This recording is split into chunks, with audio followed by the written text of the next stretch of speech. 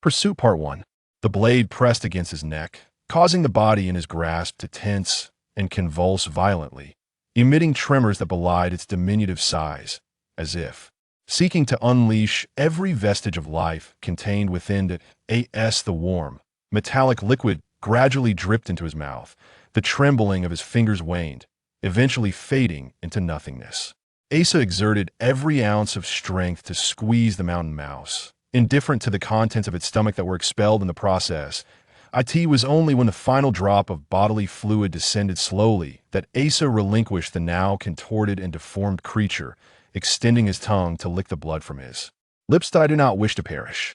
The scent of blood rose from his stomach. His throat, acting independently, emitted a low growl, deep, ambiguous, distant, and prolonged, not merely a sound from an organ, but a manifestation from a fold of his very soul. He now comprehended that the noise held no intrinsic meaning. It was merely the desperate scream of life in the face of death's threat, a release born from an overwhelming instinct for survival and the near-manic ferocity that surged within him. 3 days of raw flesh and blood, coupled with extreme tension and physical exhaustion, had transformed him into a creature wholly primal. Yet, fortunately, reason still governed his every action. Asa was acutely aware of the disparity in capabilities between himself and his pursuers. He vividly recalled how the heads of the 2 infantrymen from the 3rd Squad had been reduced to pulp upon a mere glance. The only advantage he could rely upon was his insight into their intentions. The pursuers were not exerting their full effort to chase him. This was not a lethal hunt. They did not wish to hasten their approach, risking injury in a struggle with a cornered beast. Instead, it was a methodical pursuit designed to gradually weaken the prey through fear and frantic flight, until the moment arrived when they could close in with absolute certainty, dispatching him with ease, as one would crush a mouse and sever its head. Both parties understood that, given the physical factors and the survival skills required in this swampy thicket, escape from the hunters was an impossibility. Throughout these 3 days, Asa feigned the desperate flight the hunters desired to witness. His stamina plummeted, as if he were genuinely fleeing for his life.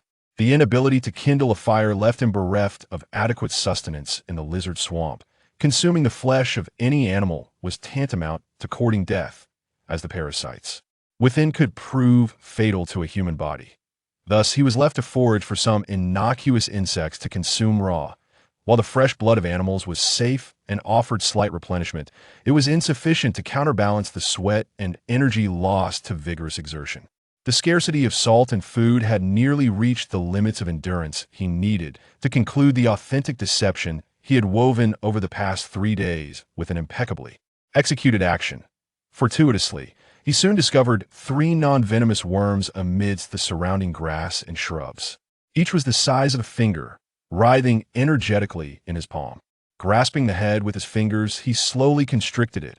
Allowing the green excrement to be expelled, he had to apply just the right amount of pressure so as not to rupture the worm's body and splatter the nutritious juices, while also ensuring the possible toxins were expelled. A task requiring considerable finesse, one in which Asa had become quite adept over these past few days. With a knife, he dug a pit approximately 1 foot deep into the ground, burying the corpse of the mountain mouse within. For the past 3 days, each time he killed a creature, he expended his precious strength to ensure its remains were concealed. With a knife strapped to his back, he meticulously inspected himself, smoothing out any protrusions in his clothing. Cautiously, like a vigilant sentinel stepping onto a narrow watchtower, he tread upon the freshly mounded earth that concealed the mountain mouse, then slowly crouched down, lying flat like a colossal, deformed worm, inching his way towards a nearby puddle of murky water. He concentrated all his attention on this grotesque movement, carefully controlling every muscle in his body to remain as flat against the ground as possible, leaving no conspicuous traces in the soft, muddy terrain. Any lapse in control or coordination could render the meticulous efforts of the past 3 days utterly futile. He closed his eyes, inhaling deeply, and gradually submerged himself in the chest-high sludge without causing a single splash. The weight of the knife ensured that he wouldn't float as he stirred the sediment at the bottom, navigating towards the direction etched in his memory.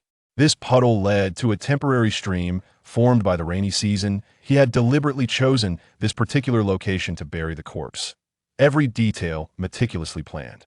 A few spots on his body throbbed, slightly leeches had attached themselves to him. Asa paid them no mind, knowing they would detach once they had their fill of blood. To forcibly remove them would only leave behind their suckers embedded in his skin, risking infection. The paramount concern was to distance himself as far as possible before he needed to surface for air.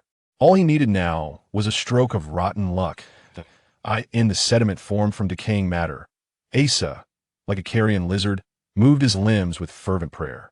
In the afternoon, the sun made a rare appearance over the lizard-infested marsh.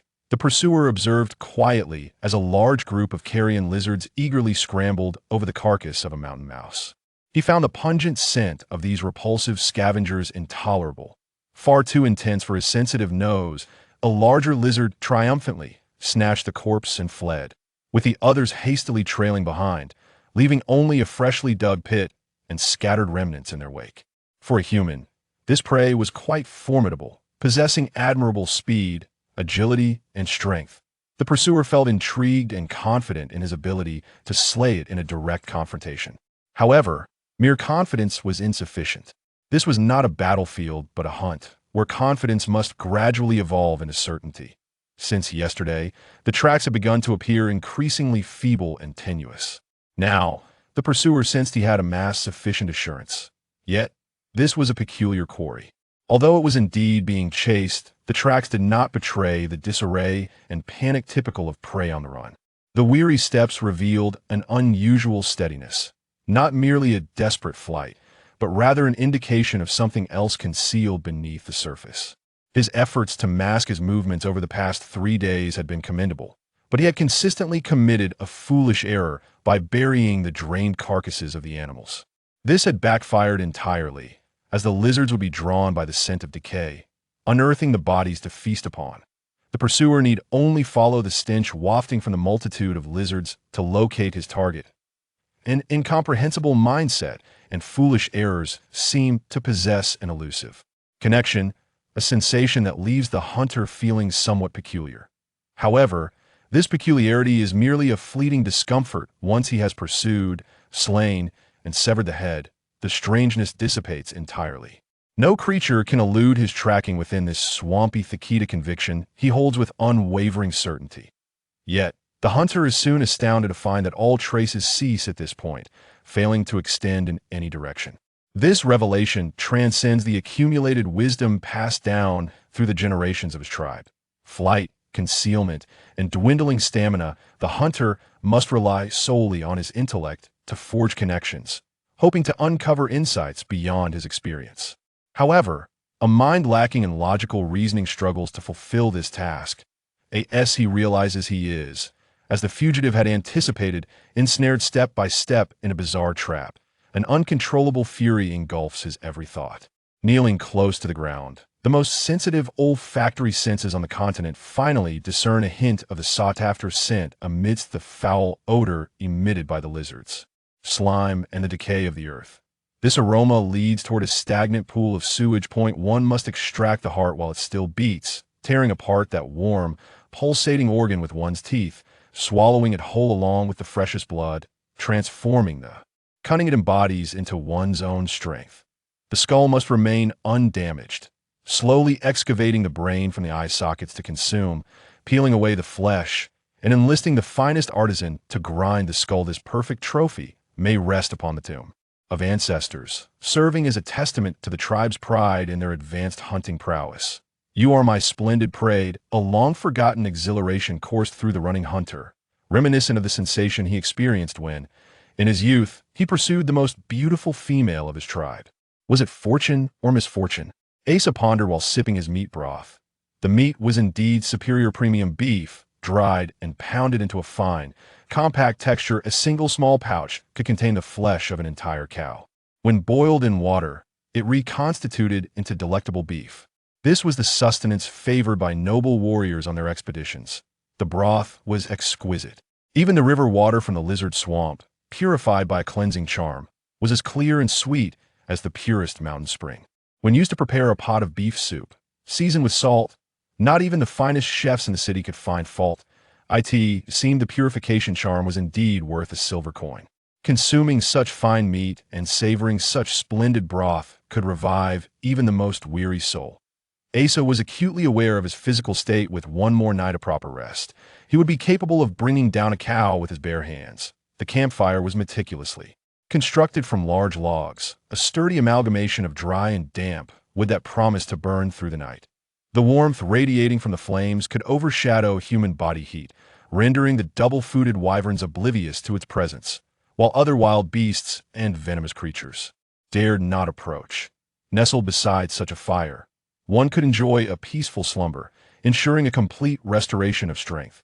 Despite possessing the strength to fell 5 bulls single-handedly, Asa felt ill-equipped to confront the hunters heathen. No matter how rejuvenated he became, he could not outrun them. The campfire, warm, secure, and bright, illuminated the swamp, making it clear enough for any creature lurking within to see. "You are truly remarkable.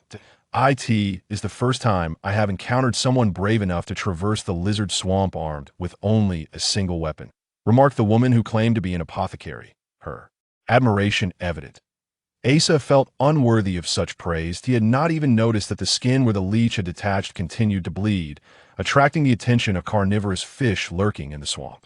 Consequently, he was compelled to push a dead tree, toppled by a wild bull, into the river and stand upon it, floating downstream to evade the countless jaws eagerly awaiting his entry into the water. However, when a few large crocodiles joined the pursuit, he had no choice but to clumsily scramble ashore. As dusk approached, just as he was preparing to seek refuge, he spotted the flickering light of the fire, leading him to this unexpected encounter with another of his kind. The woman appeared to be of similar age to Asa, though clad in the garb of an adventurer, burdened by a large pack and wrapped in a tattered blanket. Her fair and delicate skin betrayed a status beyond that of a commoner. With provisions of high efficiency in her possession, the price of a clean water talisman alone could sustain a peasant family comfortably for a month, suggesting her noble lineage. "I initially believed that my solitary foray into the swamp to gather herbs was quite an accomplishment. The terrain and climate here are unique, hosting many plants that thrive solely in this environment. Thus, despite my father's disapproval, I sneaked in." She spoke with the innocent candor of a child, unguarded in her words. Perhaps it had been a long time since she had encountered another human, especially in such perilous circumstances, which rendered her completely at ease with him. The sword at her waist was an Anka bladeslender, elongated, resilient, and agile, designed primarily for thrusting. Asa recognized it as the very sword that always occupied the most prominent place in his father's shop, eliciting gasps from customers as they gazed upon it alongside its price tag. The sword was positioned at her waist with perfect precision, allowing for the swiftest draw. Wrapped tightly in fine linen cord, the hilt bore the marks of an experienced soldier's grip, ensuring it would not slip even when drenched in blood. Although the cord retained its original color, the countless imprints left from firm grips during combat indicated that this sword was far from mere decoration. Yet, even with her presence, it would scarcely suffice to confront the relentless pursuers that in the dire struggle for survival. The essence lies not solely in skill or technique, but in the spirit and tenacity of the combatant. Regardless of rigorous training from a young age, one who has never heard the shattering sound of an axe cleaving through bone, nor the anguished cries of those severed in half yet, lingering on the precipice of death, nor felt the searing pain of an enemy's weapon carving through flesh, remains but a novice.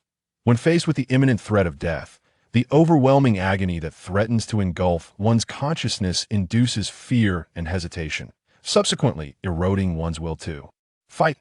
If only there were a mage or a cleric present, even the most rudimentary blessings or a few simple fireballs would be invaluable.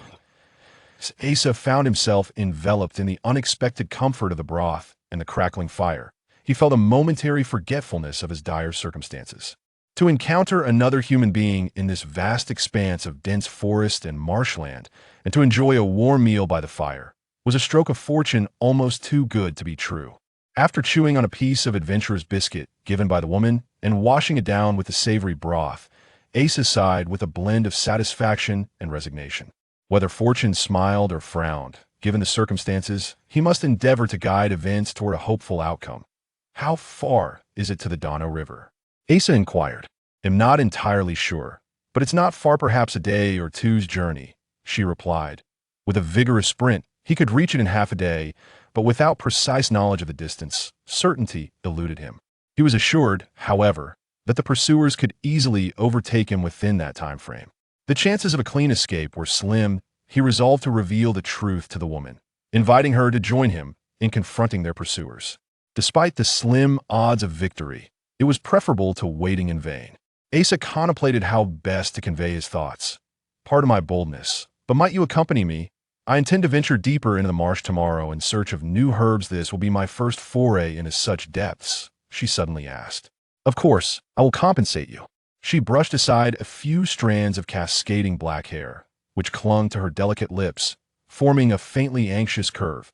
Her heels shifted slightly, and she wore boots similar to Asa's, which appeared somewhat oversized for her slender frame. In that moment, Asa suddenly conceived a means of escaping an efficient and promising strategy. There was no need for elaborate traps or deceptions, nor to expend precious energy or time. If he acted swiftly, just by the fire for this brief moment, he could compel the pursuers to squander significant time and resources. This revelation sent his heart racing. "Is that agreeable?" The woman blinked, her eyes modest in size, yet adorned with long lashes and a slight droop at the corners, suggesting that even in anger, a hint of mirth might linger within. A campfire blazed brightly, casting a warm and gentle glow, yet Asa dared not meet its light. He averted his gaze and took a deep breath, striving to maintain a natural tone. "I'm sorry, but I cannot. I have matters of utmost urgency to attend to." "Oh, really?" The woman showed no restraint in revealing her disappointment through her tone and expression. "Approximately half a day's journey westward from here, there are several unique herbs indigenous to this swamp, reputed to possess extraordinary healing properties." Asa felt his face contort, his voice faltering, and the meaning of his words becoming increasingly muddled. This was the first time he had uttered a deeply malicious lie to someone so kind, and moreover, to a woman. "What do you mean approximately?" Well, I saw a wild bull. No, wait, 2 wild bulls they were fighting, and one had injured its hind leg, and it seems to be its front foot, or maybe in any case, it was severely wounded, lying on the ground on the verge of death. Then it consumed a few types of grass to apply to its injury, and after a while, it recovered. In a moment of desperation, Asa recounted a tale he had heard from seasoned adventurers in his youth. Though his narrative was disjointed, yet he spoke with increasing fluency. "Oh, is that true? What kind of grass are you referring to?" The woman's eyes widened, her gaze making Asa feel as though he were once again confronted by the arrow that had shot towards him 5 nights ago, nearly prompting him to duck and evade. With deftness, she retrieved paper and pen from her backpack. "It's a light yellow flower." Asa jumbled the characteristics of several wild herbs, fabricating a description that the woman diligently noted. "If you venture deeper into the swamp, you must crush water mint and pyrethrum and apply them to your clothing and skin. Even if you possess insect repellent oil, you must apply these, for there are certain venomous creatures that fear only the scent of these 2 herbs. Asa spoke with earnest gravity. "Just these 2 herbs? Aren't they common?" The woman casually scanned the area around the campfire. Indeed, these 2 herbs did possess repellent properties ever since entering the swamp. Asa had applied them to himself. However, these herbs were far less effective than the specially crafted insect repellent oil from the Adventurers Guild.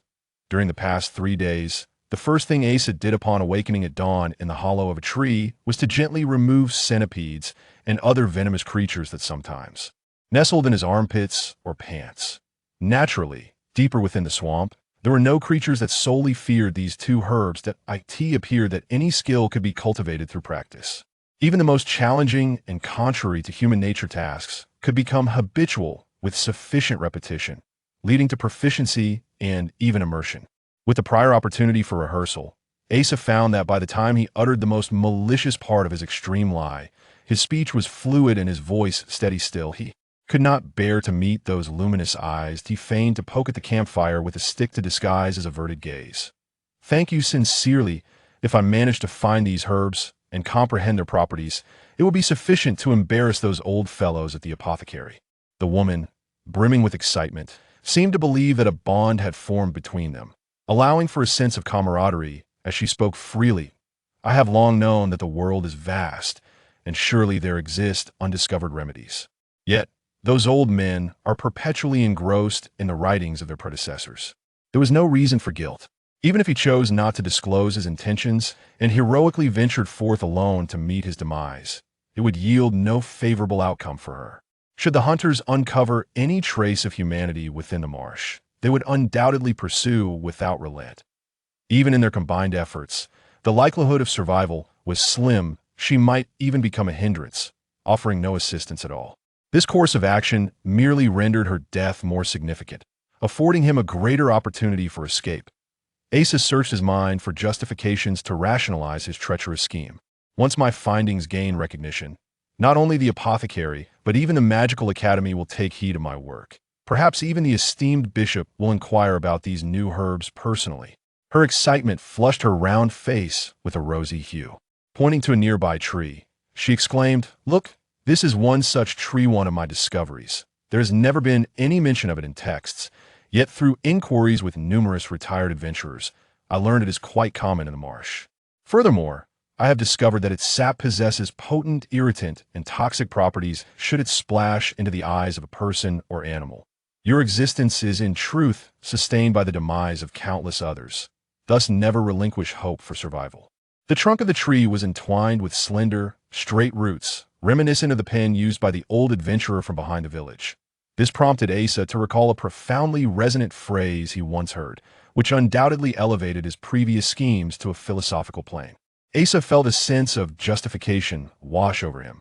Yet, suddenly, an overwhelming wave of revulsion surged within him, leaving him utterly fatigued. Chapter 2.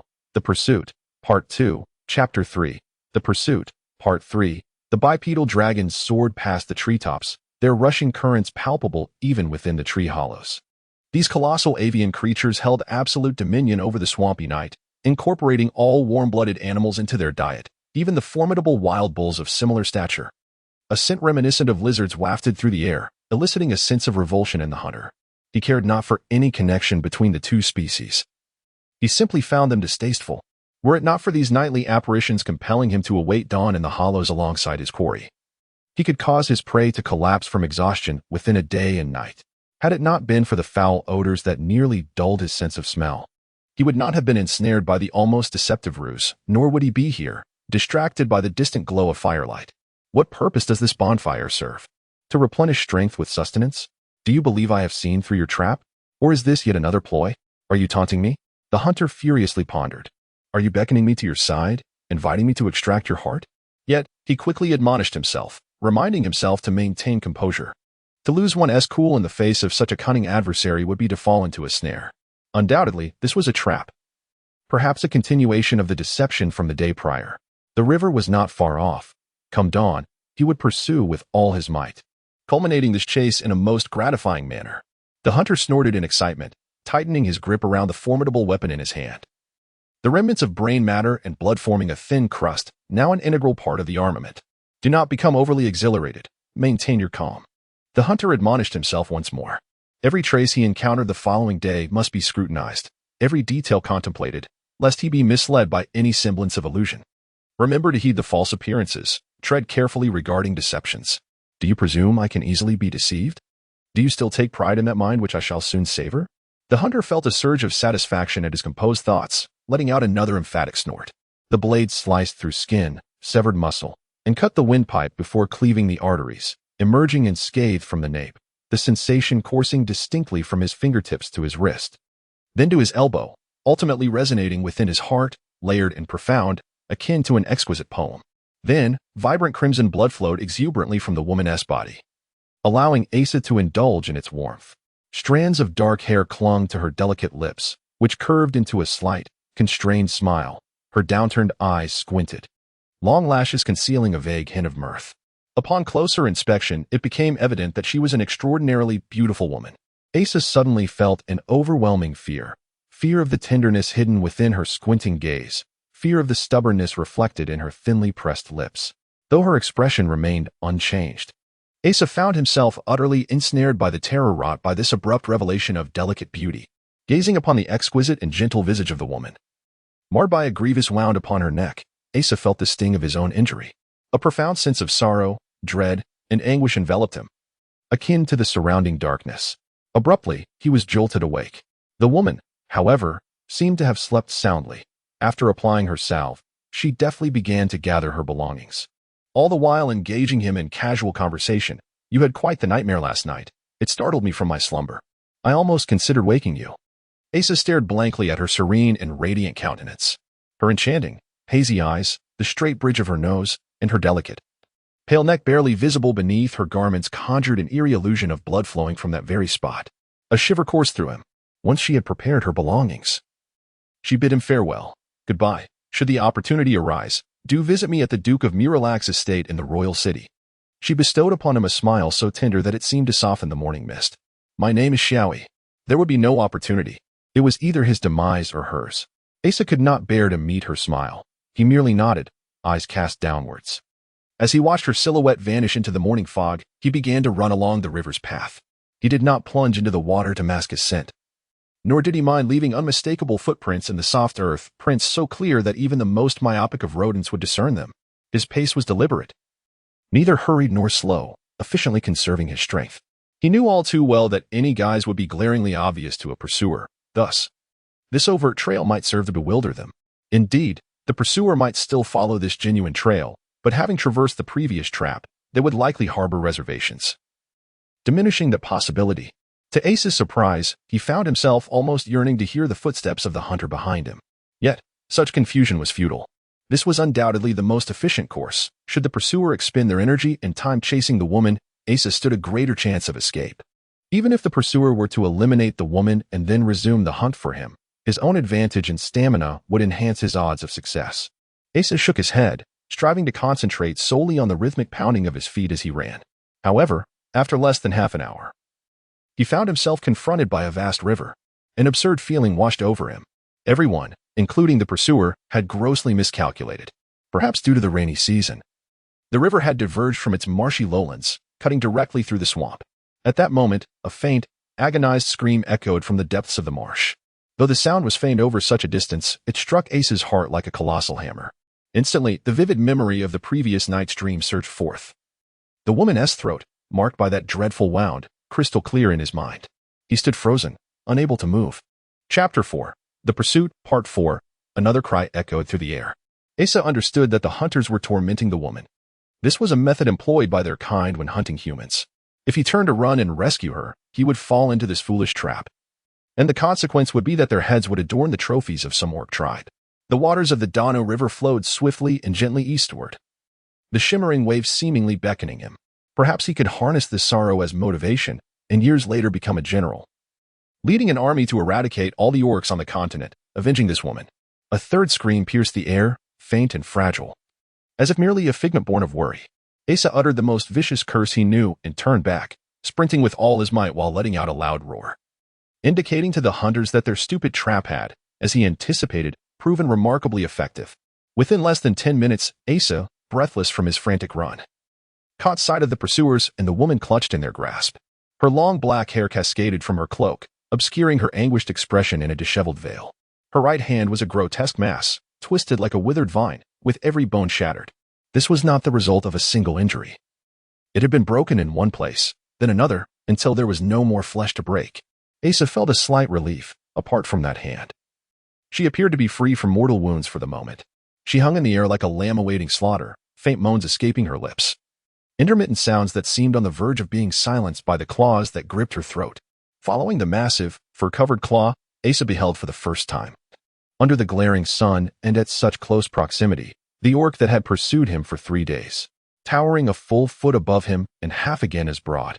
Its body was covered in brown fur, with prominent ears, yellow eyes, a long snout, and a head reminiscent of a wolf. This was a werewolf.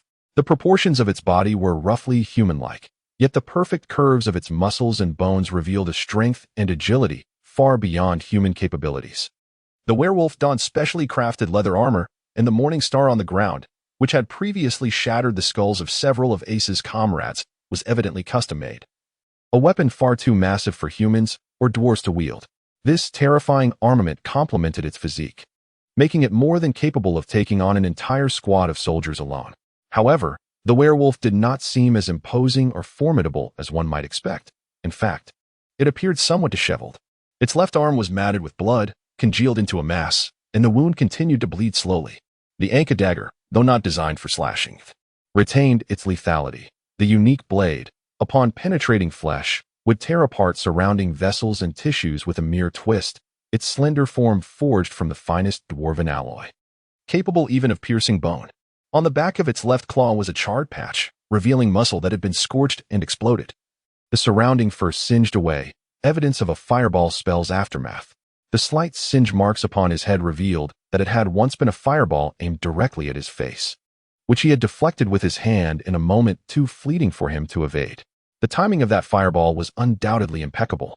Had he joined forces with the woman to confront their pursuer, their chances of survival would have been significantly heightened. A deep sense of remorse enveloped Asa as he realized the gravity of the situation. He had no choice but to make a desperate gamble. There remained a flicker of hope, especially since the pursuer's left arm was all ready.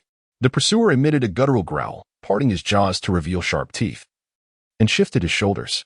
Asa could not decipher the meaning behind this expression, yet he distinctly observed the muscles in the claw that grasped the woman swelling in anticipation. The prey had arrived. The objective had been achieved, rendering the bait unnecessary. "Stop!" Asa cried out hoarsely, charging toward the pursuer.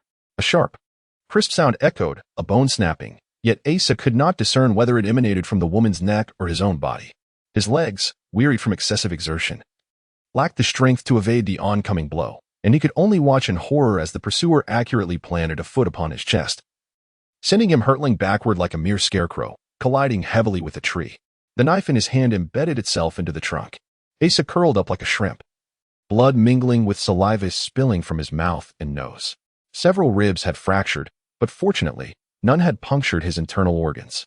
It felt as though a multitude of wild bulls were rampaging within his chest, expelling all sensations save for pain, rendering even the act of breathing an insurmountable challenge.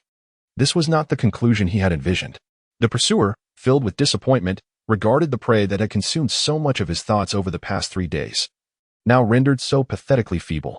He had anticipated a glorious finale, a thrilling slaughter, when he had discovered unmistakable tracks and scents by the campfire that morning. He had been certain it was a trap. How could such a cunning prey reveal its whereabouts so conspicuously? It had to be a ruse. Thus, he had pursued another trail, seemingly less promising. Upon realizing his judgment had once again been misguided, having fallen victim to the prey's cleverness, he was consumed by a mix of astonishment and indignation. Moreover, the combat prowess of this other human had exceeded his expectations. He had nearly been struck in the face by a fireball. Fortunately, this human had proven equally fragile. Losing the will to fight after his hand was shattered by the pursuer. Ultimately, victory belonged to him.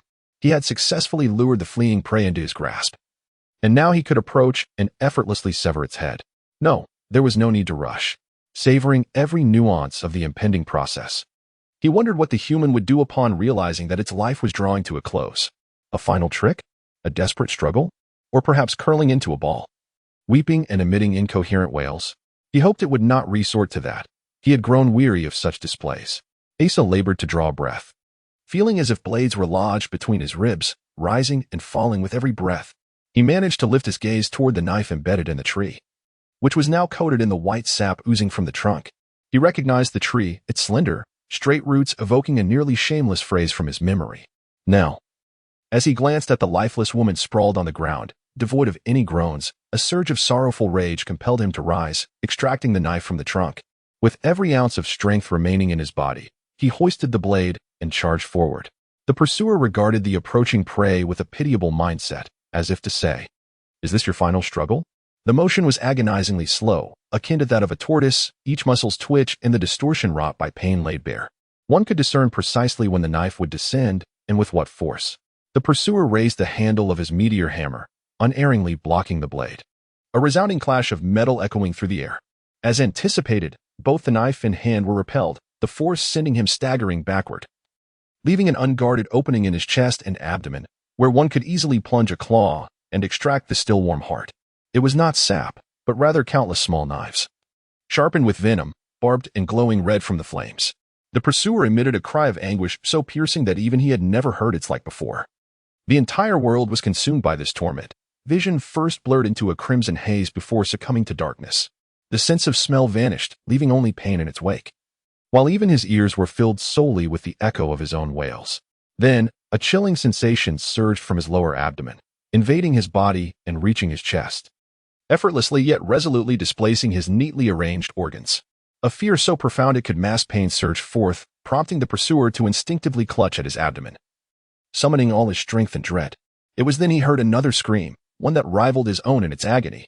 Asa, too, could not hear the sound of his wrist bones shattering. He could only feel countless fragments coursing through muscle and veins, erupting through his skin. He was not exerting force. He had long since depleted his strength. Instead, he drove his knee upward against the knife handle, the elastic rupture of heart muscle transmitting a jarring sensation from the blade. Asa knelt, clutching his left hand, moaning and gasping for what felt like an eternity before he managed to rise. It was all over. No, not yet. He could not linger here. The moment the pursuer's corpse began to emit an odor, it would attract a swarm of lizards. He had grown too weak to resist those repugnant scavengers. Perhaps within the woman's satchel lay some useful healing remedies, or something as refined as that purification talisman. Asa staggered over, gazing at the woman's pale visage, once illuminated by laughter, now destined to join the carcass of the werewolf as food for those grotesque creatures by day's end. "I'm sorry, it's all my fault," Asa lamented, kneeling before her in anguish. Suddenly, he noticed her lips flicker, wondering if it were merely a figment of his imagination, yet he was soon met with a groan, stronger than his own. After listening to Asa recount the annihilation of his battalion on the mountainside, the knight exhaled deeply, bowing his head in contemplation. Asa sat in a velvet armchair, his fingers kneading the soft, smooth fabric. He had only seen such material before, a thin layer that adorned the box in which the village's old scholar kept sacred texts. At the tender age of 3, he witnessed an older child merely touch it, only to suffer the consequences, unable to hold a spoon for 3 days thereafter. Such a noble, mysterious, and perilous presence now supported his weight, evoking a peculiar blend of strangeness and delight. Duke Murak had departed for the royal city to attend a military conference, and a young knight, claiming to be the duke's assistant, received him. It was indeed curious and exhilarating to find oneself on equal footing with such a figure, who was deeply engrossed in contemplation over the matters Asa had reported, magnifying the oddity of the situation, much like the chair beneath him. "You alone managed to break through, only to be pursued, battling your assailants in the Lizard Marsh," the knight reiterated Asa's account, articulating each word with deliberate clarity, as if fearful that others might mishear or misunderstand. Asa nodded in affirmation. The exhausting journey had left him parched. He poured himself a cup from the vessel on the table, discovering it contained milk tea. "Are you certain you were the only one to escape?" The knight furrowed his brow, gazing at him with profound elegance, asking each word slowly, as if this were a matter of great significance. The knight's brow relaxed slightly before furrowing again with renewed intensity as he inquired, "And have you spoken of this to anyone else?" "No," Asa replied with conviction. Since emerging from the marsh, he had not stopped moving. Even now, a bandage encircled his left wrist. "I am not entirely sure who is in command of my battalion. I merely saw a recruitment for temporary soldiers in Burkata and joined." Asa had intended to inquire about the wages he was owed for those 10 days, wondering to whom he should address his request for the handful of copper coins, but glancing at the silver cup in his hand rendered him hesitant to voice it. "I asked Miss Xiaoyi who I should report this to," he continued. "She mentioned that the Duke is the Imperial Minister of Military Affairs. I thought it would be quicker to report directly." "Oh, I see. Very well. Excellent." The knight's brow cleared, a wave of relief washing over him, his demeanor brightening with evident pleasure. His smile, much like his golden hair, was dazzling and infectious, embodying the ideal of many young girls' dreams. It seemed to dawn on the knight suddenly as he asked, "And Miss Xiaoyi?" "Indeed," the knight nodded. "On behalf of Duke Murak, I express gratitude for your courageous rescue of Miss Xiaoyi." Pausing, he fixed his gaze firmly on Asa, speaking in his slow, clear voice. "Moreover, your decision to report this matter directly to the Duke's residence was indeed the right choice. I believe the Duke Murak will be pleased to hear of this." His azure eyes reflected an expression of overwhelming joy. "Your luck is extraordinary, truly remarkable." He emphasized these words with particular fervor, as if genuinely celebrating Asa's fortune. For reasons unbeknownst to him, Asa felt a twinge of unease in the knight's luminous gaze. It seemed less a gesture of goodwill and more a manifestation of malicious glee lurking beneath the surface. Asa inquired, "Who exactly are you?" Asa was taken aback by the knight's final revelation. The knight rose, his brows arching sharply, a glint like a blade flashing in his eyes. Not a hint of a smile graced his face, which bore an air of formidable authority as if it had never been softened by mirth. He bellowed sternly, "Bring him in." sees him. A dozen fully armed guards materialized at the hall's entrance, rushing in to encircle Asa. Before he could fully recover from his previous astonishment, he found himself ensnared in an even greater predicament. Rising, he protested, "Surely there has been a mistake. I meant to say." The knight's hand struck with precision, severing Asa's carotid artery before he had the chance to react. Asa collapsed to the ground, as limp as an emptied sack. "Take him to the dungeon. Guard him well. He is an important spy," commanded the knight, his voice more intimidating than his piercing gaze. The guards hurriedly hoisted Asa away. "Prepare the horses and the insignia. I have urgent military matters to discuss with the Duke at the palace." For the Duke, this was both a dangerous stroke of luck and a personal matter. The knight lifted a cup from the table, intending to enjoy a sip of tea, only to discover it was the very cup recently used by Asa. He grasped the teapot, only to find it empty. The Duke's household not only possessed high efficiency in managing tasks but also ensured swift preparations. Within a mere 10 minutes, the knight navigated through layers of guards to arrive at the military conference hall, where he met with Duke Merlac. After listening to the knight's brief whispers, the Duke smiled warmly and addressed the gathered ministers with genteel tones. "I beg your pardon. May I be excused for a moment? It concerns my daughter. She has been misbehaving outside and has sustained some injuries in the garden beyond the hall." The knight recounted Asa's every word to the Duke with meticulous detail. The Duke listened intently, his eyes narrowing as if smiling when partially closed. With a well-groomed handlebar mustache complementing his slightly portly frame and round cheeks, he exuded the aura of a kindly merchant who believed in the virtues of harmony and prosperity. "Your Grace, this situation is exceedingly perilous. Fortunately, we have apprehended this soldier. Does this not suggest that they are encountering difficulties on their end?" "We should," the knight queried. The Duke's smile remained unwavering as he countered, "I recall you have encountered them. What do you think of their character?" The knight inhaled deeply, revealing a demeanor starkly incongruent with his usual self, one of defiance interlaced with an unmistakable hint of fear, akin to a stubborn youth recalling a fearsome beast that once terrified him. The knight furrowed his brow, resolutely maintaining his stance, yet there has indeed been an oversight. No one is infallible, nor can anyone grasp every detail. With sufficient rational analysis, one ought to trust their instincts and intellect, even in the face of error. There is no need for regret or hesitation. The Duke, resembling a teacher imparting wisdom to his students, meticulously elucidated to the young knight. "Since we believe they are far more adept at resolving such matters, and undoubtedly more efficient than ourselves, we must remain focused on executing our own responsibilities. Should an oversight occur, it may stem from uncontrollable factors, such as fate, which is beyond our influence. At least, from our current perspective, there appears to be no issue." "Does there?" "Indeed," the knight responded earnestly, absorbing the Duke's words. "The greatest benefit of following such a superior is the multitude of lessons to be learned." A flicker of concern appeared in the Duke's eyes as he inquired, "How is Xiao Yi's condition?" The Duke cast a reproachful glance at the knight, letting out a gentle sigh before asking, "What have you decided regarding that soldier?" "He is confined within the castle's dungeon, awaiting your directive." The Duke queried, "What do you think my directive will entail?" "Execution." The Duke continued, "What do you perceive as the soldier's most perilous trait?" "The potential to divulge his experiences to others." The Duke guided the knight step by step. "Every minute he remains alive and interacts with others increases our risk. Since you understand how he should be handled, you must minimize his opportunities for contact with others. I intended to await your decision, as this matter is indeed critical. Do not be overly bound by regulations. Rules exist to facilitate the resolution of issues. In any circumstance, prioritize your own judgment and rational analysis." The Duke regarded the knight, enunciating each word. "Most importantly, possess confidence in your own discernment." As Asa rubbed his neck and regained consciousness, he found himself lying atop a pile of moldy straw. A rat swiftly darted from beneath his feet, scurrying into a crack in the wall. Raising his gaze, he observed that the 3 surrounding walls were constructed of large, gray stones, with 2 ventilation holes, slightly larger than fists, allowing a dim light to filter in. One side was barred with wood, while beyond that, additional wooden barriers enclosed the cold, damp dungeon. Did that knight suspect there were issues between him and his fiancée? Or did he think Asa was responsible for her injuries? Asa meticulously reviewed his report in his mind, confirming that it was indeed without flaw. He had resolved the matter concerning the swamp during his journey to the capital. Was it the knight's own unwarranted assumption? If so, he would have to confront the Duke directly. Suddenly, Asa heard strange noises coming from a nearby cell, moans of both a man and a woman. After several labored groans, a rather portly jailer emerged, adjusting his trousers as he ambled out.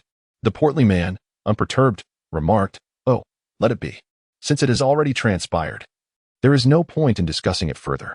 Whether you choose to act or not is entirely up to you. Perhaps you should wait until she is released before proceeding." The slender man, increasingly incensed, retorted, "To hell with that." As Asa approached the wooden fence, he called out to the two guards outside, "I demand to see Duke Murloc," pondering how to convey this matter to the Duke. Damn it. The slender man suddenly turned and delivered a swift kick that struck Asa squarely in the chest, catching him entirely off guard. The sound of bones fracturing echoed ominously in the quiet dungeon. Several still fragile ribs succumbed to the blow, and Asa gasped, stumbling backward, his head colliding with a protruding stone beneath the straw, plunging him into darkness. Upon hearing the sharp crack, the two guards turned to witness the prisoner collapse, motionless. The portly man hastily opened the gate to inspect Asa, checking for breath, and exclaimed in horror, "This is dire." He has lost consciousness. Feeling Asa's chest, he noted several ribs were broken, and it seemed that even his heartbeat had ceased. The slender man, albeit secretly astonished by the force of his kick, feigned composure and bellowed, "What's the fuss? What is so alarming about a dead prisoner? I've told you before, my skills are formidable. I was renowned for my prowess during my military service. You should inquire about it." The portly man gazed at him in terror, his voice trembling like chaff. "This prisoner was just sent over from the Duke's residence as a spy, and we were instructed to guard him closely. He was captured by Baron Clovis himself. He may come to interrogate us." The slender man, still reveling in the bravado of his lethal kick, widened his eyes defiantly. "What's there to fear? Even if the Baron himself were to arrive, I could easily dispatch him with another kick." However, as he took a moment to breathe, anxiety crept in. After all, the recent disturbances involving heretics and spies had been quite severe. Killing a spy could easily cast suspicion upon them, linking them to the act of silencing witnesses. And the Baron was notorious for his severity. The slender man's voice diminished in volume. "Let me ponder this a bit more." Soon after, as the two guards completed their preparations, Sir Clovis arrived. Escaped? The knight's countenance was paler than the stone walls. It was some time before the slender man regained his composure, expressing disdain. "What a show of arrogance! What is so remarkable about him? If I had been born into the Elney family, I would be a general at his age." Observing the portly man still trembling with fear at the knight's gaze, the slender man felt his own courage rekindle. He clapped the portly man on the shoulder and said, "What do you think? You mentioned handling the body yourself, but that would take time and risk exposure. We should simply hand it over to old Sandrew. He will resolve this matter more expediently. If you had taken action, we would have been too late." The portly man continued to tremble, his voice barely coherent, his gaze is truly terrifying. The slender man, speaking with fervor, replied, "I told you before, these aristocrats revel in their pretense, relying solely on their family's influence. It's nothing but an intimidating facade. Should a common man dare to engage, a mere kick could suffice to extinguish a life." The portly figure, lost in thought, echoed this sentiment. Whether in fervent discourse or rapt attention, the two remained motionless, standing there. Had the offender conversed with anyone here? It seemed that Claudius had come to a realization. Resolving his thoughts, and slowly nodded in agreement. "Very well, your assertions are indeed correct." Claudius placed his hands upon the shoulders of two guards, leaving them utterly astonished. The rotund man found his fear dissipating, perceiving that this handsome and amiable young noble was more venerable than the statues within the church. The slender man also begrudgingly acknowledged that this affluent scion might indeed surpass him, if only slightly. The two bodies, one stout and one slender, collapsed together, as if their camaraderie had transcended life itself, their blood and brain matter mingling indistinguishably. From a nearby enclosure, a few onlookers gasped in shock. Sir Claudius furrowed his brow with an air of authority, his voice steady and deliberate, akin to a parent chiding a child. Rebuking the rising chorus of screams, "What is all this commotion? They are merely fulfilling their responsibilities. You two bear your share of the burden." Upon returning to the Duke's residence, Duke Murloc received the news of the prisoner's escape with little more than a placid expression, calmly instructing that the prisoner's belongings be brought forth for his inspection. Sir Claudius, observing the Duke's serene demeanor, felt a profound admiration. He was a man who never revealed his thoughts, yet those squinting eyes, tinged with mirth, seemed capable of piercing through the most profound secrets of the human heart. This was a skill Claudius aspired to master. As the Duke scrutinized a knife in his hand, his eyes narrowed further. He traced the blade's edge with his finger, pondering for a moment before abruptly inquiring of Claudius, "What kind of knife do you see here?" Indeed, it is a masterfully crafted piece by a skilled blacksmith. The angles, length, and thickness are all meticulously executed.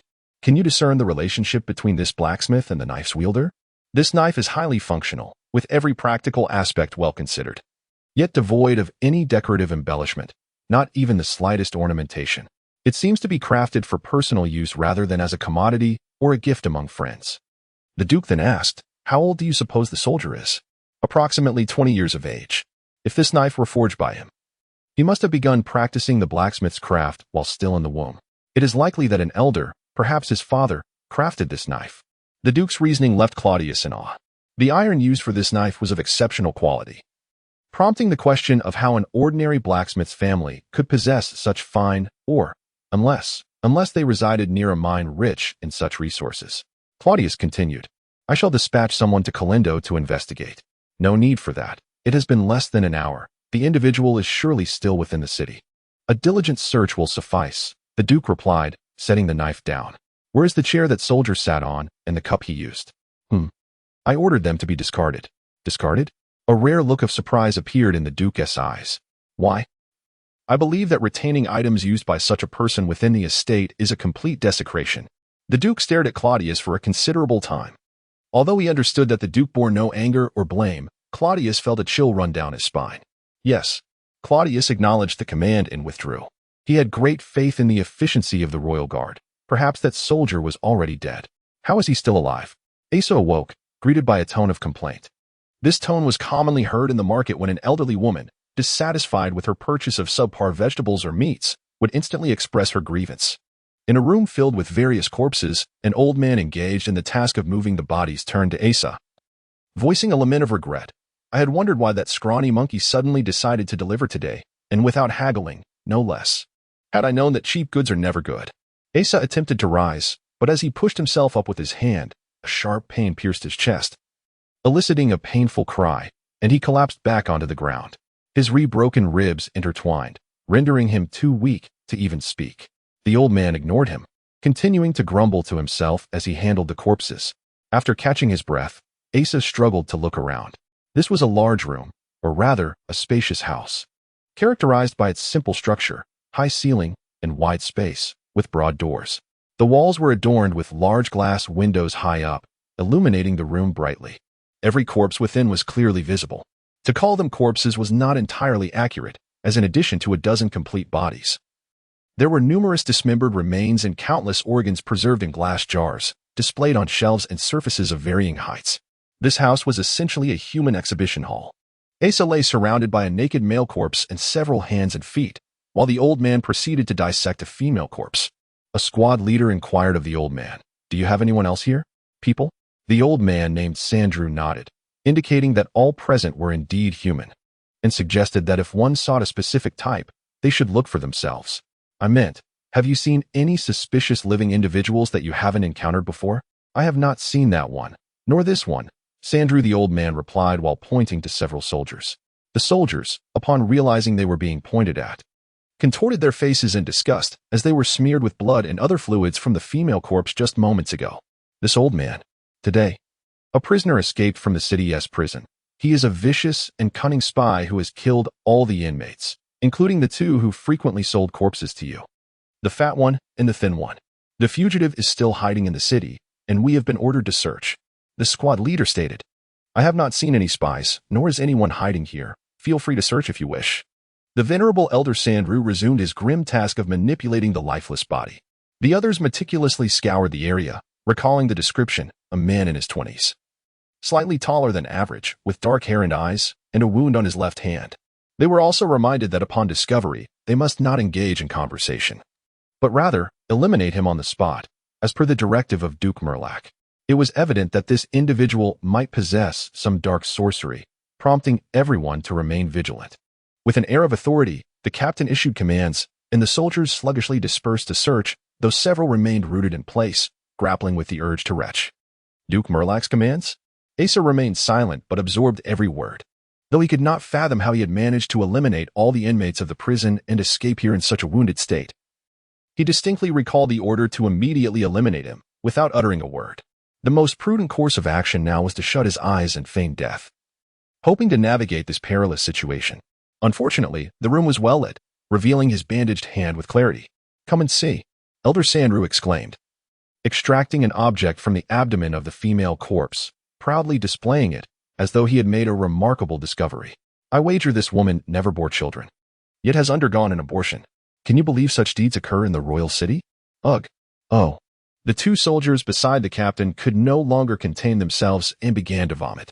Their retching seemed contagious, prompting several others to join in. "Damn it. Who brought in this rookie?" the captain shouted, his boots splattered with vomit as he jumped back. Observing his fellow soldiers succumbing one by one to nausea, he cast another glance at the object in Sandrew's grasp, still tethered by flesh to the corpse.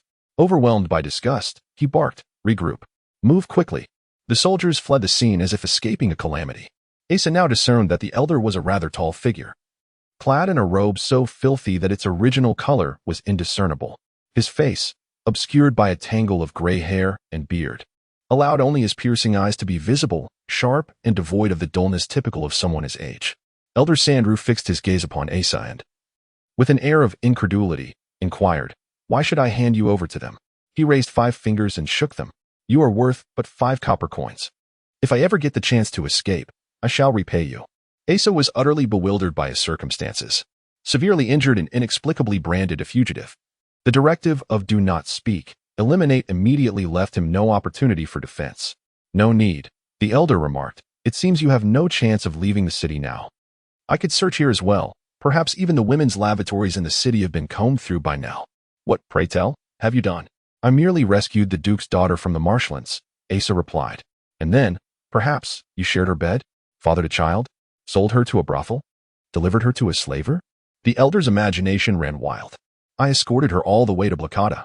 The Duke's expression of gratitude is indeed peculiar. Old Sandrew shook his head, but I had no interest in the reasons behind it. There was a pressing need for labor here. You shall work to repay your debts. After all, there is no escape for you. With such a grand spectacle, they will not lower their vigilance until you are captured. Old Sandrew glanced over, reached out to feel Asar's chest, and suddenly grasped both sides of his ribs, pulling them apart. Asar let out a piercing scream, feeling as if several knives had been thrust into his chest, nearly losing consciousness once more. When he finally managed to catch his breath and regain some clarity, he discovered that the broken bones had seamlessly rejoined, and the pain had all but vanished. The healing that took a dozen priests of Blacada an entire morning to accomplish.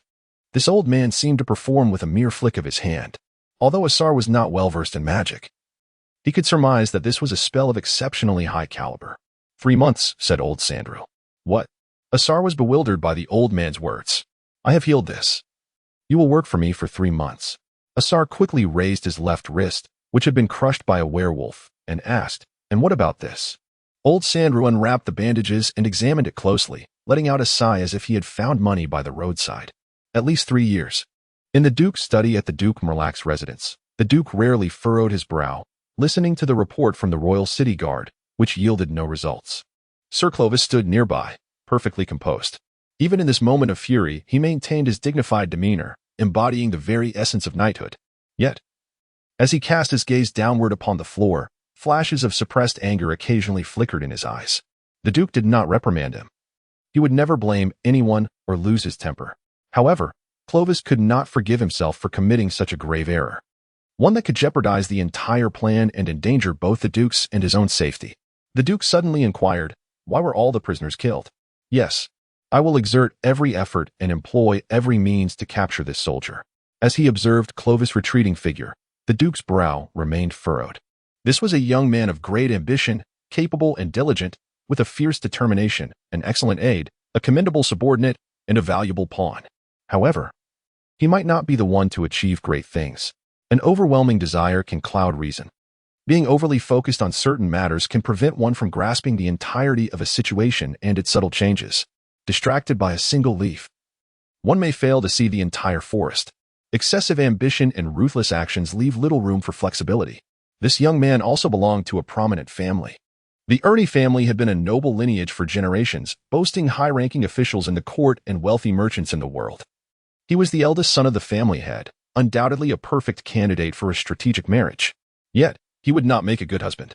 Living with someone who is overly fixated on fame and fortune is burdensome. Such individuals see only themselves.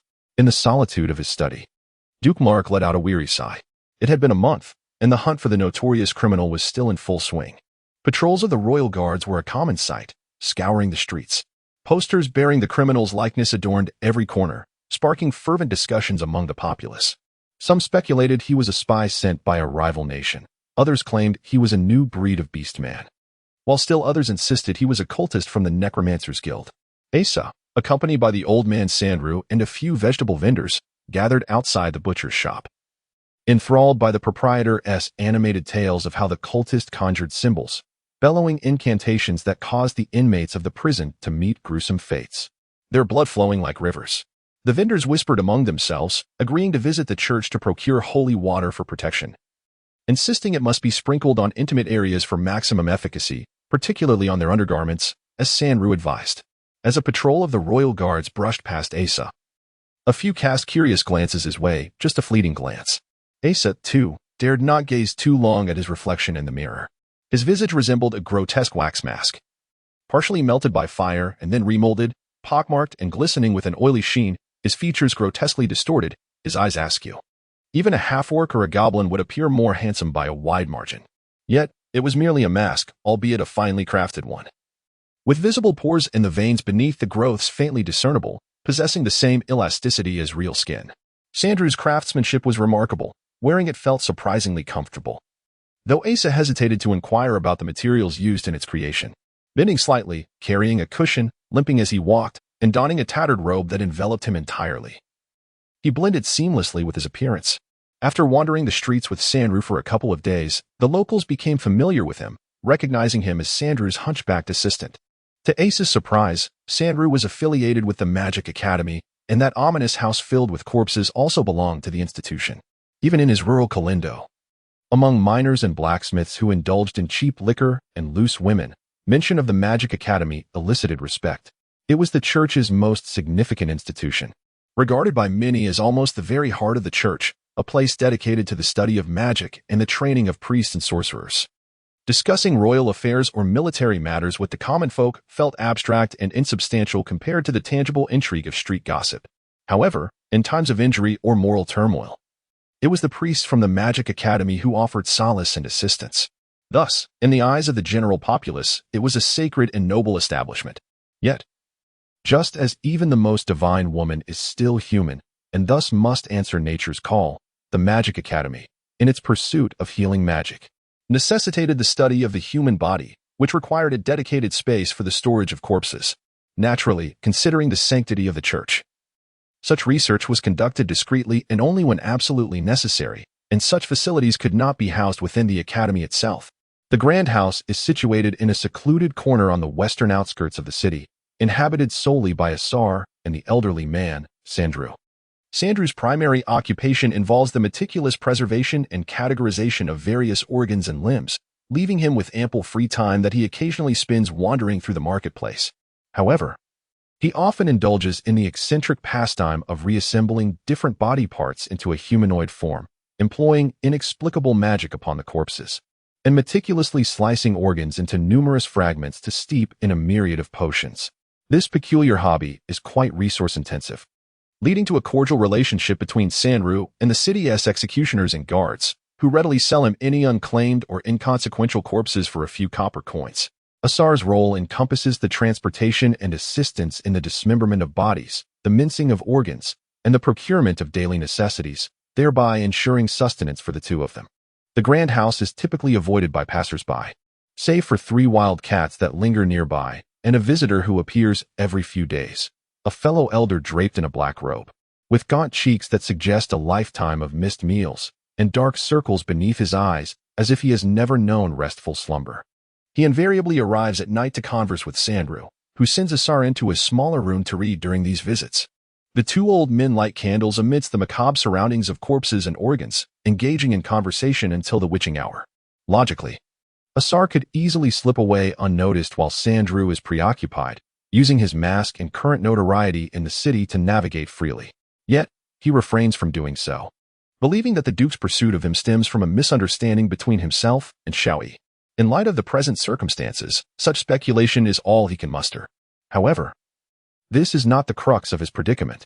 His reluctance to escape is rooted in a peculiar contentment with his bizarre existence. The gruesome experiences of that fateful night 2 months prior have rendered him desensitized. Now, surrounded by corpses and organs, he feels no aversion. Perhaps having flirted with death countless times in the Lizard Marsh has instilled a sense of calm, for he regards the search parties combing the streets with little trepidation. Occasionally, witnessing the tireless efforts of young soldiers scurrying about on his behalf evokes an inexplicable fondness within him, compelling him to approach them, urge them to sit at a nearby stall, and implore them to conserve their energy. It seems that Sandrew's habitual interaction with the deceased has led him to regard the living with the same indifference, facilitating their coexistence. He never inquires about Asar's past or even his name. With only 2 living souls in the house, any utterance is inherently directed at one another. Conversely, Sandrew has taken it upon himself to name the 3 wild cats that frequently visit in search of sustenance.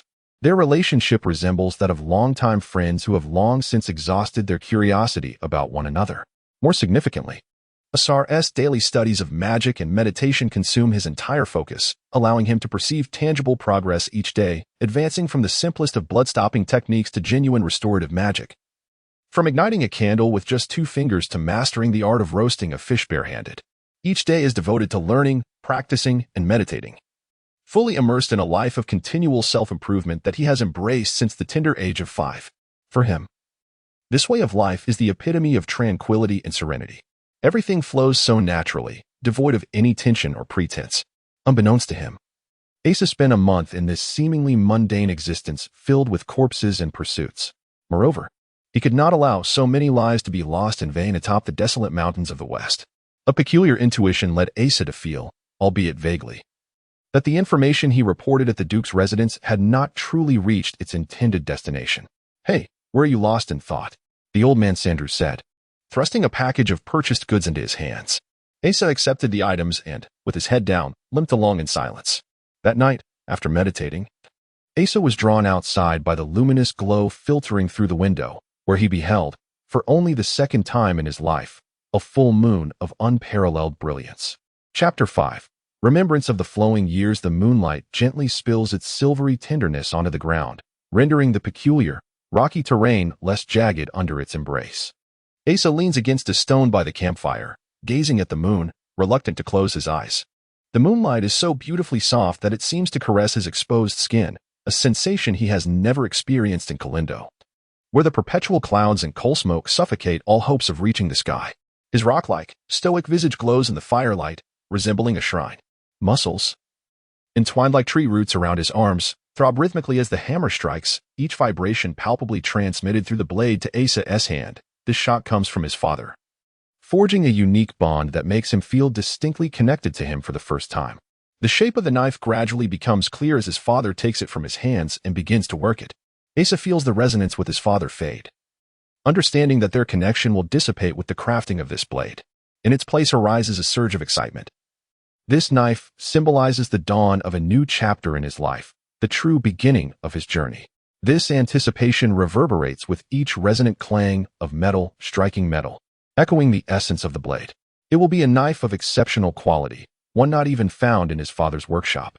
Forged from the fine iron ore Asa has secretly accumulated over the past 5 years. The Kalindo Basin boasts a rich history of metallurgy spanning centuries.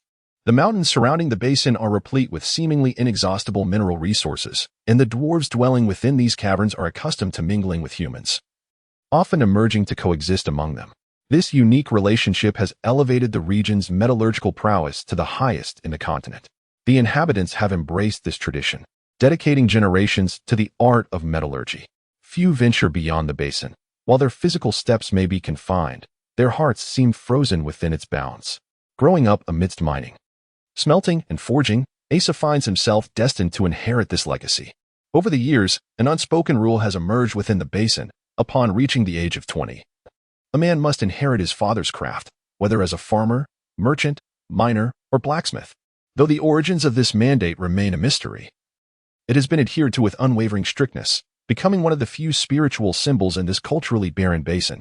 Before the age of 5, Asa was like any other child, growing up amidst the warmth of the forge and the sounds of hammering. However, at 5, he became captivated by the tales of the old adventurer from beyond the village, who spoke of a world outside the basin. The tales of colossal dragons that could seize a cow from the sky, enchanting mermaids whose songs bewitched sailors, animated corpses, clay figures, various subhuman creatures. Nations that worshipped elemental forces, bizarre customs, and the boundless azure sky adorned with wispy clouds, as well as the mysterious, infinite ocean and vast grasslands that stretched endlessly. These narratives ignited a fire within him. Unlike the other children who merely reveled in listening and fantasizing about these stories, Asa felt that this was the essence of true life, a realm that genuinely belonged to him. Thus, he began to learn everything he could from the old adventurer about the knowledge of the outside world. How to survive in swamps and deserts, how to identify various plants, the habits of different subhumans, how to engage in combat, and how to set traps.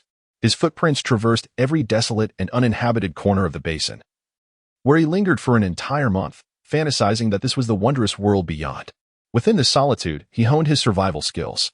To cultivate a robust physique, formidable enough to stand against orcs, he trained diligently each day, engaging in combat with those far larger than himself. By the age of 14, the ruffians and bandits throughout the basin dared not approach his village. At 15, he ventured into the iron mines, secretly devising ways to smuggle out the finest ores he could find. His father, a taciturn man and the proprietor of a modest weapons shop, remained silent, while his mother had long since passed away. To Asa, home was merely a place for rest, and his father was just an elder with whom he cohabited. He lived in constant pursuit of his dreams, exercising daily, secretly amassing ore, intoxicated by the gradual approach to his aspirations. A week before his 20th birthday, he presented all the ores he had clandestinely collected to his father, requesting the crafting of a knife and announcing his intent to leave. His father neither hindered him nor inquired about his destination. After a prolonged silence, he assisted Asa in delivering the ore to the smeltery, where it was fashioned into a blade. Thus, Asa departed Calendar with the knife, accompanying a merchant caravan from afar. His fingers glided gently along the blade's edge. This knife embodied the entirety of his 20 years of existence. A flick of his fingers produced a low hum, reminiscent of a lament in a poem, yet also akin to a celebration. A fine blade, it echoed the harsh sounds of two dull edges clashing. An old soldier by the campfire awoke, gazing at Asa with a single, unseeing eye, the flames casting light upon his visage, which bore little resemblance to a human face. One side of his cheek was sunken, a grotesque amalgamation of muscle and shattered bone, forming a pool of uneven flesh, a testament to the marks left by bludgeoning weapons. The other half of his face was marred by a deep, long scar that stretched from forehead to mouth, crisscrossed with several smaller scars, distorting his features. This peculiar visage was a canvas of scars, yet more astonishing was the fact that he had survived such injuries. Asa offered the old soldier a friendly smile. This veteran, who had weathered decades on the battlefield without succumbing, was rumored to bear hundreds of wounds across his body. Because he seemed impervious to death, many in the army referred to him as the immortal old man. Where had he served?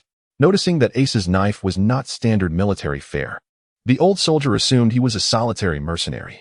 Asa shook his head, explaining that he had joined upon seeing a recruitment for mercenaries in Bracada. Upon leaving Calendar, he quickly realized that living freely in the outside world was no simple endeavor. Food and adventure required money. Just as he contemplated seeking out mountain bandits or assisting ruffians in their brawls, he spotted a reconnaissance unit recruiting temporary soldiers and promptly enlisted. Half of this modest troop of approximately 100 individuals was hastily recruited in the vicinity of Bracada. Among them were farmers, wanderers, and seemingly a few fugitives, creating a rather unruly yet lively atmosphere. Strangely enough, the most peculiar veteran among them was, in fact, a regular soldier. The veteran, perhaps unable to find solace in sleep, initiated a conversation with Asa, commenting on the young man's apparent prowess and inquiring about his decision to enlist. As I had nothing else to occupy my time, I was actually contemplating a life of banditry, Asa replied candidly. The veteran erupted into a laugh reminiscent of a pot shattering, and Asa noticed a scar on his throat, likely damaging his vocal cords. Interesting young man, the veteran mused. At times, a life of banditry may indeed surpass that of a soldier, at least it offers less peril. A bandit can steal from those he can overpower and flee from those he cannot. In contrast, a soldier might be commanded to charge into danger even when retreat is the wisest option. If one chooses not to charge, they risk severe punishment. Disobeying orders could cost you your head. The veteran chuckled heartily again. What kind of soldier willingly marches to certain death, subject to another's command? Who would do such a thing? Asa found this notion incomprehensible. Surely, one must find a way to survive. If ordered to die, why wouldn't he, the commander, lead the charge himself first? The veteran shook his head, his lone remaining eye reflecting confusion. His contorted features twisting into an expression incomprehensible to others, murmuring, such as the life of a soldier. The sound of clanking armor drew Ace's attention. He recognized it as Captain Sanders approaching, the only one who would still be patrolling in full steel armor at this hour. "Why are you still awake?" "We have a mission tomorrow," he remarked. Captain Sanders was fully equipped, clad in steel armor, a helmet upon his head, a sword at his left hip, and a shield at his right, as if these items were a part of him, never seen without them. Both his armor and shield bore the emblem of a holy cross, a symbol of the order of paladins, renowned even in Ace's dull and dreary homeland. Recognized as the most formidable unit of the Empire. "We were exchanging our experiences in military service," Asa answered truthfully. "Captain, why are you still awake?" "We shall sleep shortly." The veteran, wary of Ace's candidness, quickly redirected the conversation. Sanders nodded amiably, his demeanor pleasant, even his appearance evoking an inexplicable warmth. This young captain held considerable respect among the regular soldiers, while the others hired alongside Asa regarded him with some skepticism. The lower-class populace typically harbored little affection for nobles. The absence of disdain indicated the young man's affability. Nonetheless, Asa felt a measure of reverence for him, despite never witnessing Sanders in combat. It was evident that this captain possessed far greater skill than he himself. Sanders scrutinized Asa and queried, "Are you the one who defeated 4 infantrymen during the conscription?" During the enlistment process, recruits were required to spar with several infantrymen to assess their physical strength and combat capability. Asa had effortlessly taken down several soldiers much larger than himself. Although Asa harbored significant doubts about the profession of soldiering after conversing with the veteran, he could not help but nod vigorously in agreement. It seemed that not all nobles were as arrogant and detestable as he had assumed. Receiving a compliment always brings joy, especially since Asa had long forgotten the last time he was praised. Suddenly, the sharp sound of the sentry's call pierced the stillness of the wilderness night, shattering the tranquility into fragments. Chapter 6. Reminiscing the Time of Slaughter, Part 1. Asa swiftly followed Captain Sanders out of the camp. Despite being clad in heavy steel armor, Sanders moved with a speed that surpassed Asa, who was lightly equipped. Awakened by the sound of the alarm, the other soldiers hastily grabbed their weapons and rushed to join them. Under the bright moonlight, everything was vividly illuminated. At the entrance outside the camp stood several figures of varying heights, their ominous weapons casting a foreboding presence that even the gentle moonlight could not soften. Among them, the tallest was an ogre, a colossal being even among its kin, towering twice the height of an average man and 5 times as robust. Its body was entirely encased in specially crafted iron armor, wielding a massive spiked hammer in each hand, one larger than the other, perfectly suited to its enormous stature. The moonlight glinted off its armor and weapons, refracting a sharp, chilling light. Beside the ogre stood 2 werewolves, clad only in hardened leather armor that afforded protection to their vital areas, holding meteor hammers that, while not as enormous and terrifying as the ogre's armament, were nonetheless capable of pulverizing any armor. Additionally, there were 3 lizard men, similarly attired in protective gear, each grasping a sword as long as a person. On the far side, 2 half-orcs held oversized crossbows, ready for battle. Amidst this menacing assembly of warriors, there was a relatively frail figure, lacking armor or weaponry, merely draped in a cloak that concealed its race and visage. Sanders' complexion appeared as pale as parchment under the moonlight. He had not anticipated such a dire situation. Over a month ago, he had received orders from the commander of the Paladin Order to discreetly lead a squad of soldiers to the western wasteland to investigate the unusual activities of the orc tribes. For over a decade, the Western forces had relentlessly purged various orc tribes, nearly annihilating them all. Thus, although he was cautioned to proceed with care, he had assumed he would only encounter sporadic skirmishes. The orcs lacked the knowledge of metallurgy and forging. Their tools and weapons were primarily rudimentary stone implements. Consequently, despite their superior physical strength and combat prowess, they were easily overpowered by well-equipped armies. The different orc tribes never interacted with one another, and these primitive subhumans outright rejected contact with any other civilization, clinging fiercely to their ancestral ways and beliefs, waiting quietly for the iron hooves of human armies to raze them to the ground. Now, these established truths lay shattered before the grim reality, a reality laden with the scent of impending bloodshed. The well-armed mixed contingent of orcs before them was undoubtedly not merely there for observation. This location was a mountain summit surrounded by cliffs. Sanders had chosen it for its excellent vantage point and defensibility. Even if the orcs attempted a night raid, they could effectively repel such an assault, for there was but a single entrance to guard, and holding it would prevent any orc from ascending. Of course, securing this entrance also meant that no one could escape. The figure cloaked in a robe among the orcs suddenly stirred, seemingly nodding slightly and emitting a soft, affirmative sound. This was a distinctly human intonation, casual and relaxed, akin to a note of agreement shared over tea on a sunlit afternoon while listening to a friend's idle chatter. Beside him, a ogre appeared to be triggered by this gentle voice, like a ferocious beast whose restraints had been subtly loosened. It let out a thunderous roar and charged towards the crowd. The massive form, clad in heavy armor, caused the ground to tremble with each step, exuding an overwhelming presence that threatened to crush all life before it. The soldiers, upon witnessing the orcish figures, were instantly gripped by fear, and Asa, understanding the dire situation, contemplated escape. He recognized that these orcs, capable of stealthily ascending the mountain to guard the pass, were undoubtedly confident in their ability to slaughter the more than 100 of them. Moreover, he comprehended the implications of facing a fully armored ogre wielding such formidable weaponry. Typically, a single ordinary ogre could easily dispatch 20 well-equipped soldiers. The cliff loomed high, even though the Dono River lay below. The height was sufficient to turn a fall into a fatal plunge upon the rocks.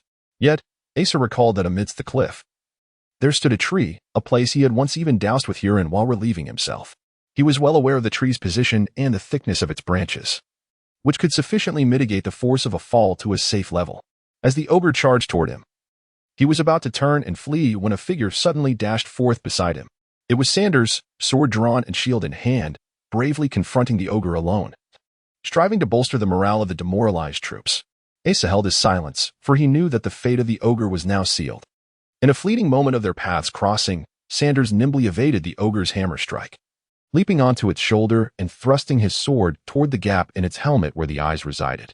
At that instant, the ogre, succumbing to the momentum, fell backward, its other hand swinging the small hammer upward. Sanders' left hand, shield raised, blocked the blow, propelling him backward, yet the blade remained perilously close to piercing the ogre's eyes. A resounding clang echoed as Sanders relinquished his small steel shield. The inch-thick shield, forged from tempered steel, had become utterly warped, rendering it ineffective against such immense force and weaponry. By the moonlight, Asa observed that several fingers on Sanders' previously steadfast left hand had been grotesquely deformed, barely resembling fingers at all. Gazing at Sanders' calm, sculpted visage, a surge of fervent resolve ignited within Asa, causing him to grip his knife with renewed determination. In that moment, he found himself unwilling to flee. Two half-orcs suddenly leaped onto the shoulders of a nearby werewolf, aiming their crossbows at two priests with unerring intent. One priest's head exploded like an egg, blood and brain matter splattering in all directions. The soldier behind him fell to the ground without uttering a sound, blood gushing from the fist-sized wound in his chest like a fountain. A seasoned warrior beside another priest promptly raised his wooden shield to protect the priest, only to have his shattered hand and fragments of the shield embedded in the priest's face by a spiked iron ball. The warrior let out a mournful cry, collapsing in an odd posture alongside the priest. Suddenly, Sanders surged toward the ogre, understanding the urgency of eliminating this formidable creature before the two half-orcs could reload their crossbows. The shadow beneath the cloak uttered a few words, prompting all but the two half-orcs to charge at the crowd. One of the werewolves advanced to confront Sanders, who was rushing toward the ogre. The distance of several dozen meters seemed to vanish in the wake of the lizardman's astonishing explosive speed. Almost as soon as the soldiers began to perceive the orc's movements, 3 lizardmen had already reached their front lines. The foremost soldier crumbled under the lizardman's long blade like straw, as 4 or 5 fell to the ground with a single strike. The lizardman, adopting a crouched attack stance, slashed at the abdomen, and with a sweeping motion of his lengthy sword, blood and entrails erupted from several bodies. Following behind, the werewolves sent at least 2 soldiers flying with each assault, their bodies obliterated by the tremendous meteor hammer. Asa single-handedly intercepted an attack from a lizardman. He charged into the blade's path. Realizing that the extensive range of such a weapon made evasion futile, it was better to attack. The lizardman's strength surpassed that of a human only slightly. All that responded to his audacity were the frantic cries of his companions. Chapter 7. Reminiscing the Time of Slaughter, Part 2. The ogre deftly evaded Sanders' interception, plunging into the throng and igniting a frenzy of bloodshed. The massive wolf-toothed hammer swung without finesse, lacking any discernible target, merely seeking to strike as many bodies as possible. Any form of armor was as fragile as paper, offering no resistance to the terrifying might of these weapons. Amidst the carnage, where flesh and entrails splattered in every direction, there was an eerie absence of screams. The moment a living being made contact with the whirling hammers, they were instantaneously transformed into a grotesque amalgamation of weaponry, armor, skeletal remains, and muscle, a lifeless heap. The ogre swung its weapons with reckless abandon, advancing and trampling through the masses, then charging towards another cluster of frightened souls. Resembling a slaughtering machine driven by a demon from the netherworld, relentlessly pulverizing every corporeal form within reach. Sandrew's orders had become irrelevant. As the ogre surged into the crowd, terror gripped the soldiers' hearts in a paroxysm of dread. They surged towards the mountain path, yet the majority were intercepted and slaughtered by the ogre. Reduced to indistinct mounds of flesh, the werewolves and lizardfolk, with their remarkable agility, picked off those who managed to escape. At the entrance, 2 orcs brandished smaller crossbows, targeting those who dared approach. Their arrows found their marks with unerring precision, piercing through foreheads with lethal accuracy. Some soldiers, paralyzed by sheer terror, leapt from the cliffs, their screams echoing only to be abruptly silenced. Those still atop the mountain could not even summon a cry. When faced with the specter of death and the knowledge that they would ultimately be reduced to mere viscera, fear and despair consumed every ounce of strength and sanity, leaving only a wailing lament. This lament was a sound that could never be comprehended by those who had not experienced it firsthand. The ocean of sorrowful cries, the bizarre sounds of shattering bones and contorted bodies, the cacophony of weapons tearing through air and flesh intertwined in a haunting symphony, one that, once heard, would be forever etched in memory. A fellow being, who moments ago shared the same existence, was now visible as their white bones protruded. Their still beating entrails yanked from their body, blood and flesh rendered cheaper than refuse. Asa suddenly grasped the true meaning of the word hell. A half-body of a soldier was hurled nearby, landing beside Asa and the lizardfolk, its lower half torn asunder by immense force, innards trailing grotesquely over 10 meters away. Asa recognized this soldier, having once grappled with him during the conscription examination. That once robust arm, which had entwined with Asa's, was now crushed to pulp, embedded with a shield into the chest. A wave of sorrowful fear enveloped him, extinguishing all remnants of his fighting spirit. Desperate strikes finally pressured the lizard folk into retreat, granting Asa a fleeting opportunity to pivot and dash towards the camp. Almost simultaneously, Sanders executed a similar maneuver, a swift assault resulting in a patch of scalp being torn away as the werewolf withdrew. He stood closer to the intersection ahead. With the ogres and lizard folk lurking behind him, he sprinted towards the junction, where only 2 orcs and a cloaked figure remained. A powerful gust of wind surged from behind as a spiked hammer soared overhead, its momentum threatening to reduce him to mere pulp as it hurtled down the mountainside. "Captain, run!" a soldier shouted with the last vestiges of his strength. His bloodied face bore a fierce expression, twisted by countless scars, one side having been caved in by a bludgeoning weapon. This was a seasoned veteran. Perhaps he had feigned death to seize the ogre by surprise. In that fleeting moment, Sanders glimpsed the werewolf picking up an axe from the ground and hurling it towards him. The axe spun through the air, tracing a straight line toward his back. He could no longer evade. His full energy was dedicated to running forward. Any lateral movement would force him to roll on the ground, allowing the pursuing werewolf to ensnare him once more. A roar erupted from the ogre, followed by a half-scream and a peculiar sound, reminiscent of dry twigs being twisted inside a damp towel, the cacophony of snapping and oozing liquid intertwining. Sanders had no time to look back. He channeled all his strength into his right leg and leaped forward, positioning his longsword against his back to shield his spine while gathering his magic to prepare a healing spell. Fortuitously, the axe struck the edge of his breastplate, fracturing 3 ribs and injuring his lung. The preemptively prepared healing spell immediately stemmed the bleeding and alleviated the pain, allowing him to continue moving without immediate hindrance. Only about 10 meters remained to the intersection, where the tusks of the 2 half-orcs and their slightly panicked expressions were clearly visible. The cloaked figure in the center remained utterly unresponsive. If he could dash down the mountain and leap into the Donna River, he might find a chance to escape.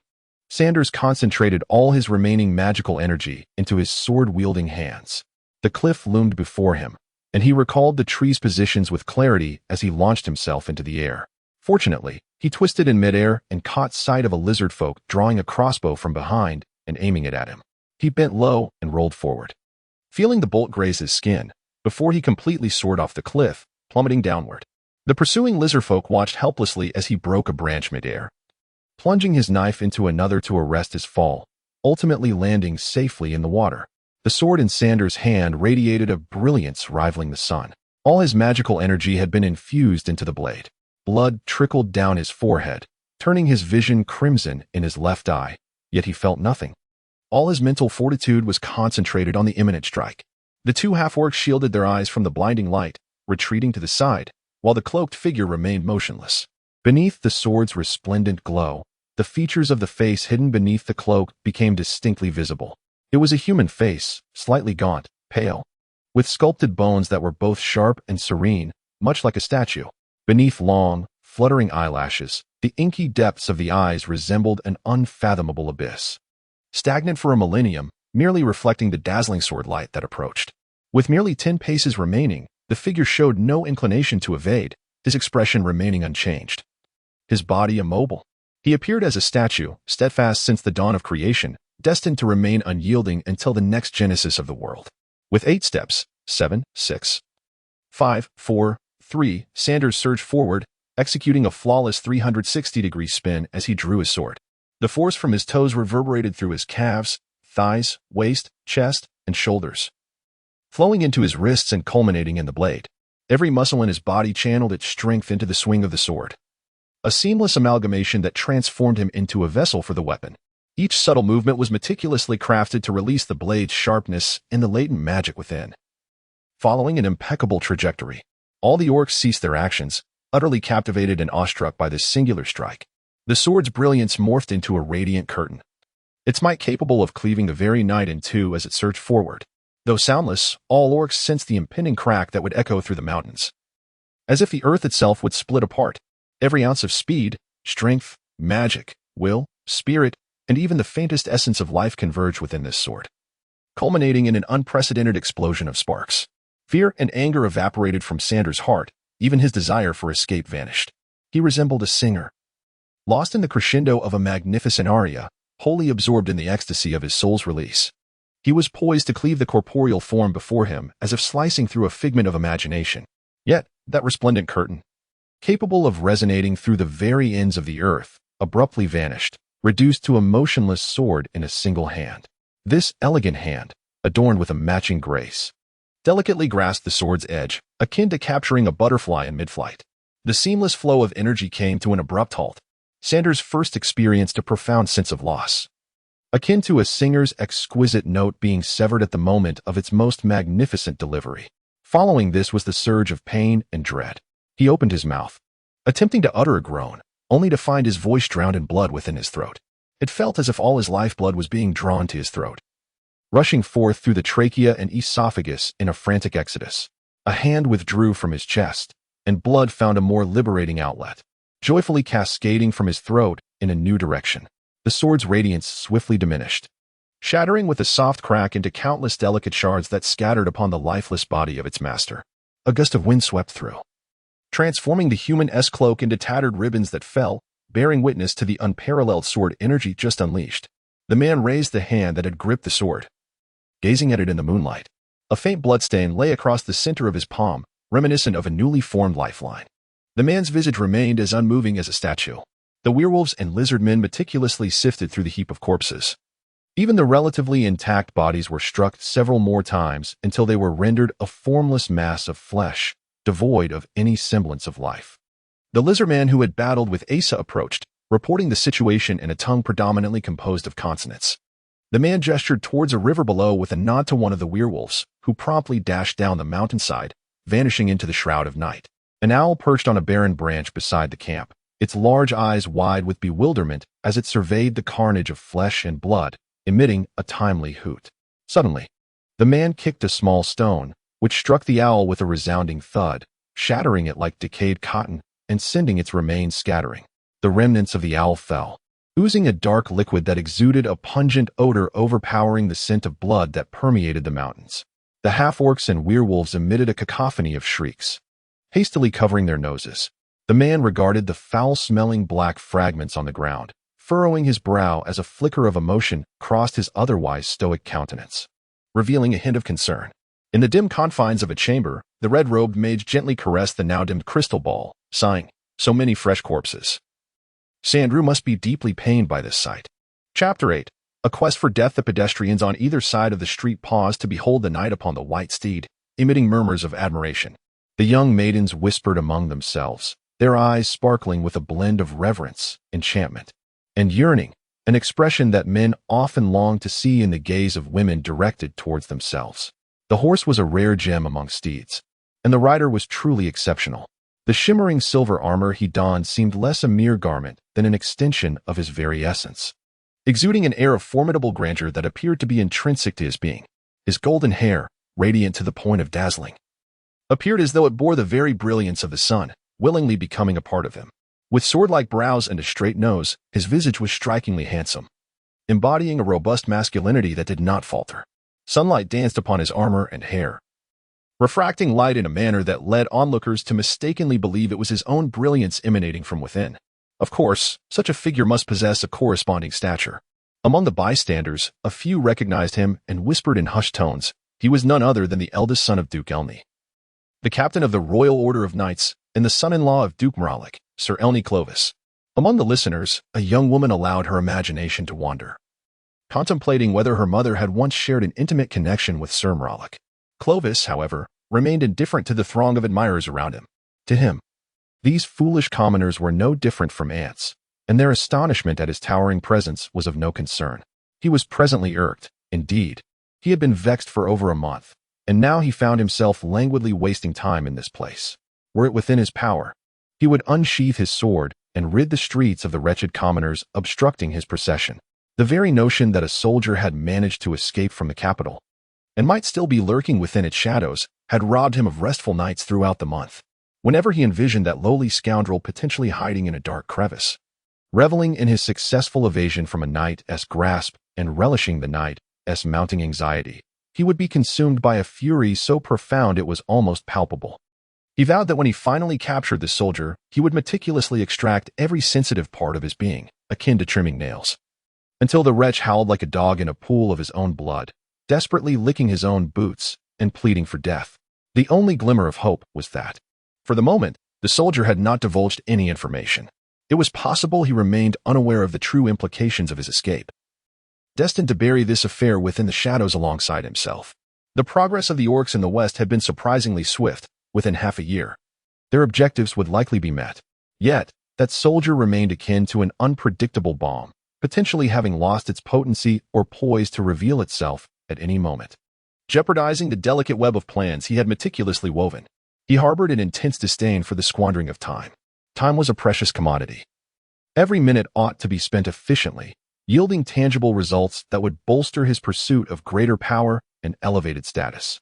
To live is to strive incessantly for advancement. This is his creed, one he takes pride in, looking down upon those wretched souls who live day by day like insects. Consequently, he harbors a profound disdain for anything that offends this proud principle. Furthermore, he is acutely aware that she shares a similar aversion to his presence. Her disdain is not overtly expressive. Rather, it manifests as a dismissive indifference.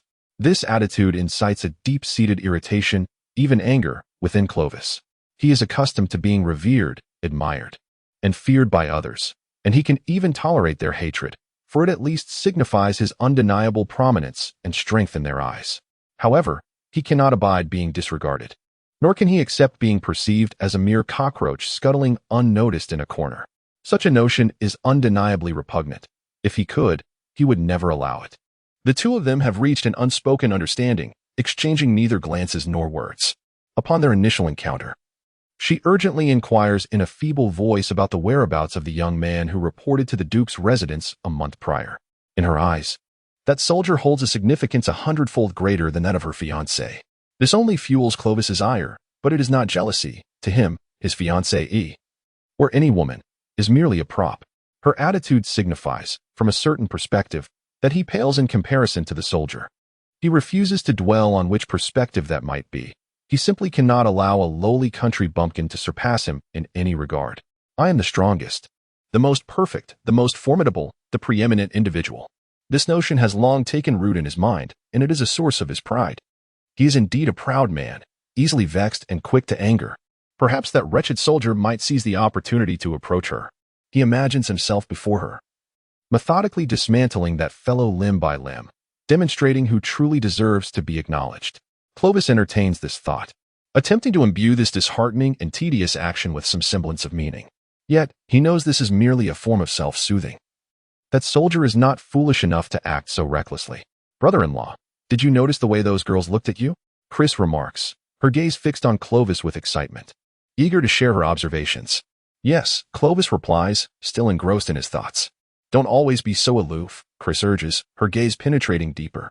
She is the sister of his fiancée, E, 17 years old, possessing a beauty that rivals her sister S and surpasses it.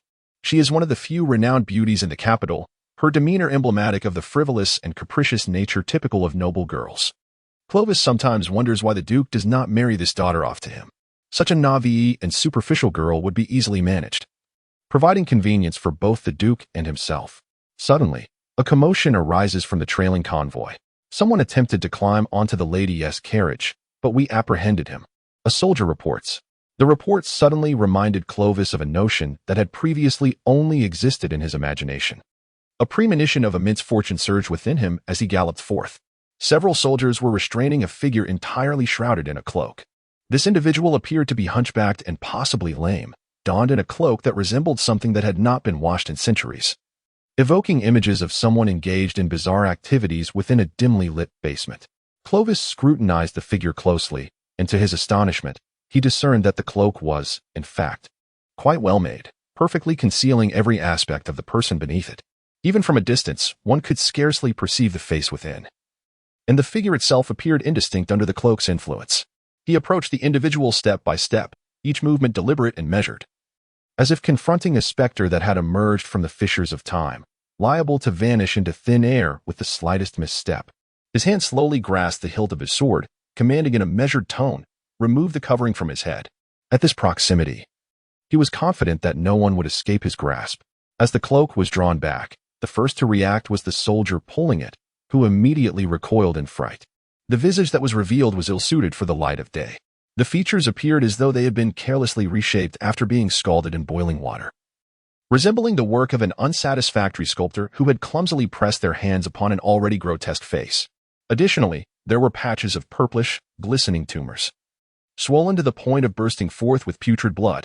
It was the hunchbacked assistant of the old man Sandrew. A guard among them recognized him instantly.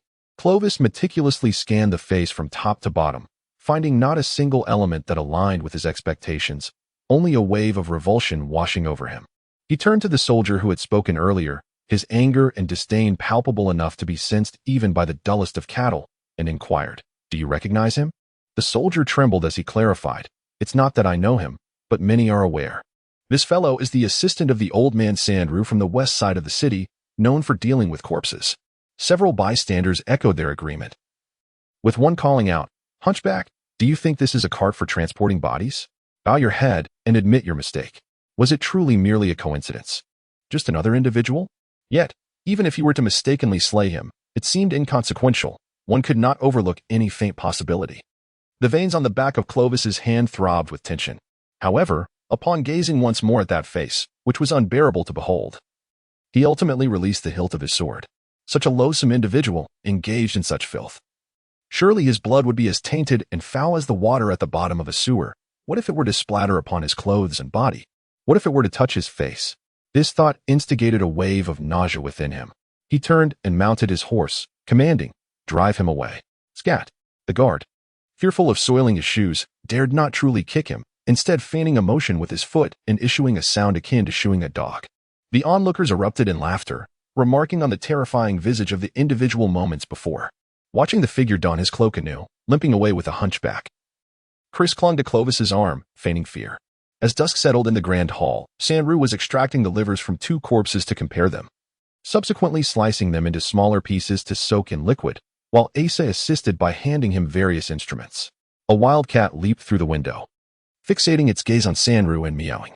Sandrew casually severed a piece from his work and tossed it to the feline. What if the vertebrae in the neck were to fracture? Asa inquired. Discard it, Sandrew replied without lifting his gaze. Asa made a concerted effort to rephrase, not the deceased. I mean, how should one treat an injured vertebra in a living person? Then consider my 3 years and 2 months of labor. Sandrew emphasized the word my with particular intensity.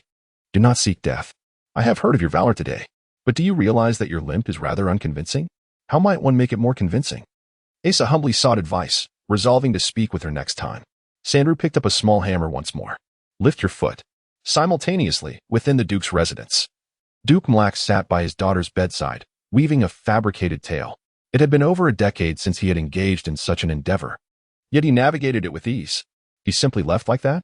Little E's eyes brimmed with disappointment. The Duke's gaze mirrored her sentiment. Indeed, such an exceptional young man. I wished to retain him, yet he was adamant about departing, and I was powerless to stop him. Nearby, Chris envisioned her sister's recent story, lost in reverie, exclaiming, a solitary figure traversing the most perilous marshes of the continent, battling an orc, rescuing a girl. It resembles the tales spun by bards. He must be striking. With long hair cascading over half of his face, perhaps he is a prince from a minor realm. She felt an inexplicable thrill at her own musings. Did he say anything? Little he asked, her eyes reflecting hope amidst disappointment. The intelligence this young man provided was exceedingly valuable. However, it is a military secret and must not be disclosed to others, lest his efforts be in vain. Thus, you must not reveal a single word he shared with you, nor speak of your encounters in the marshes. The Duke's tone grew weighty, his voice slowing, imbued with earnestness. You must remember, do not let his hard work be futile. Understand? Chapter 9. Discovery. 10 days prior, the Magic Academy commenced its research on a healing spell, necessitating the use of numerous human organs daily. This sacrilegious study, which disrespected the deceased, was not suitable for daylight, as it would easily attract the attention of the majority of students. Thus, it was conducted under the veil of night. Each evening, Asar would transport a cart laden with corpses and organs from the western part of the city to the Central Magic Academy of the royal capital. The illumination of the city at night did not derive from the moon above, but rather from countless street lamps. The flickering lights and raucous laughter of taverns continued unabated until the early hours of the following day. Dressed in resplendent attire, women stood at the roadside, eagerly beckoning to passers-by, while inebriated patrons staggered past, occasionally retreating into alleys to regurgitate. Opulent carriages sped through the streets, halting before grand mansions to collect or drop off several noblemen and women. The night seemed to energize the inhabitants, as if they possessed inexhaustible vitality and boundless wealth. Revelry, wine, sumptuous feasts, and extravagant banquets filled their hours, as they sought every conceivable means to indulge in pleasure, as if the morrow heralded the end of the world. Willing to trade every ounce of their lives for a fleeting moment of wild ecstasy, Asar found himself perplexed by such delusions. Yet he had no desire to delve into their minds. Even as he traversed these familiar streets nightly, he felt utterly out of place, as if he had stepped into a bizarre realm governed by unknown beings. The people around him made efforts to overlook his presence. Even when a drunken fool attempted to obstruct his path, the sight of Asar's face sent him scurrying away in fear. The Duke's residence was situated not far from the Magic Academy, and every night, Asar would pass by. This was a common scene in the royal capital at night, and he paid it little heed as he continued walking through the darkness. It was only as he approached, illuminated by the glow of a carriage-s lantern, that he recognized a woman. She was one he had seen accompanying Xiao Yi, standing beside Klaus, possessing similarly bright eyes, delicate lips, and a visage akin to Xiao Yi's. She was likely her sister. Now, her sister donned an outfit of extravagant opulence, her hairstyle even more ostentatious, as she engaged in a heated debate with several young men, whose noble status was evident by their attire.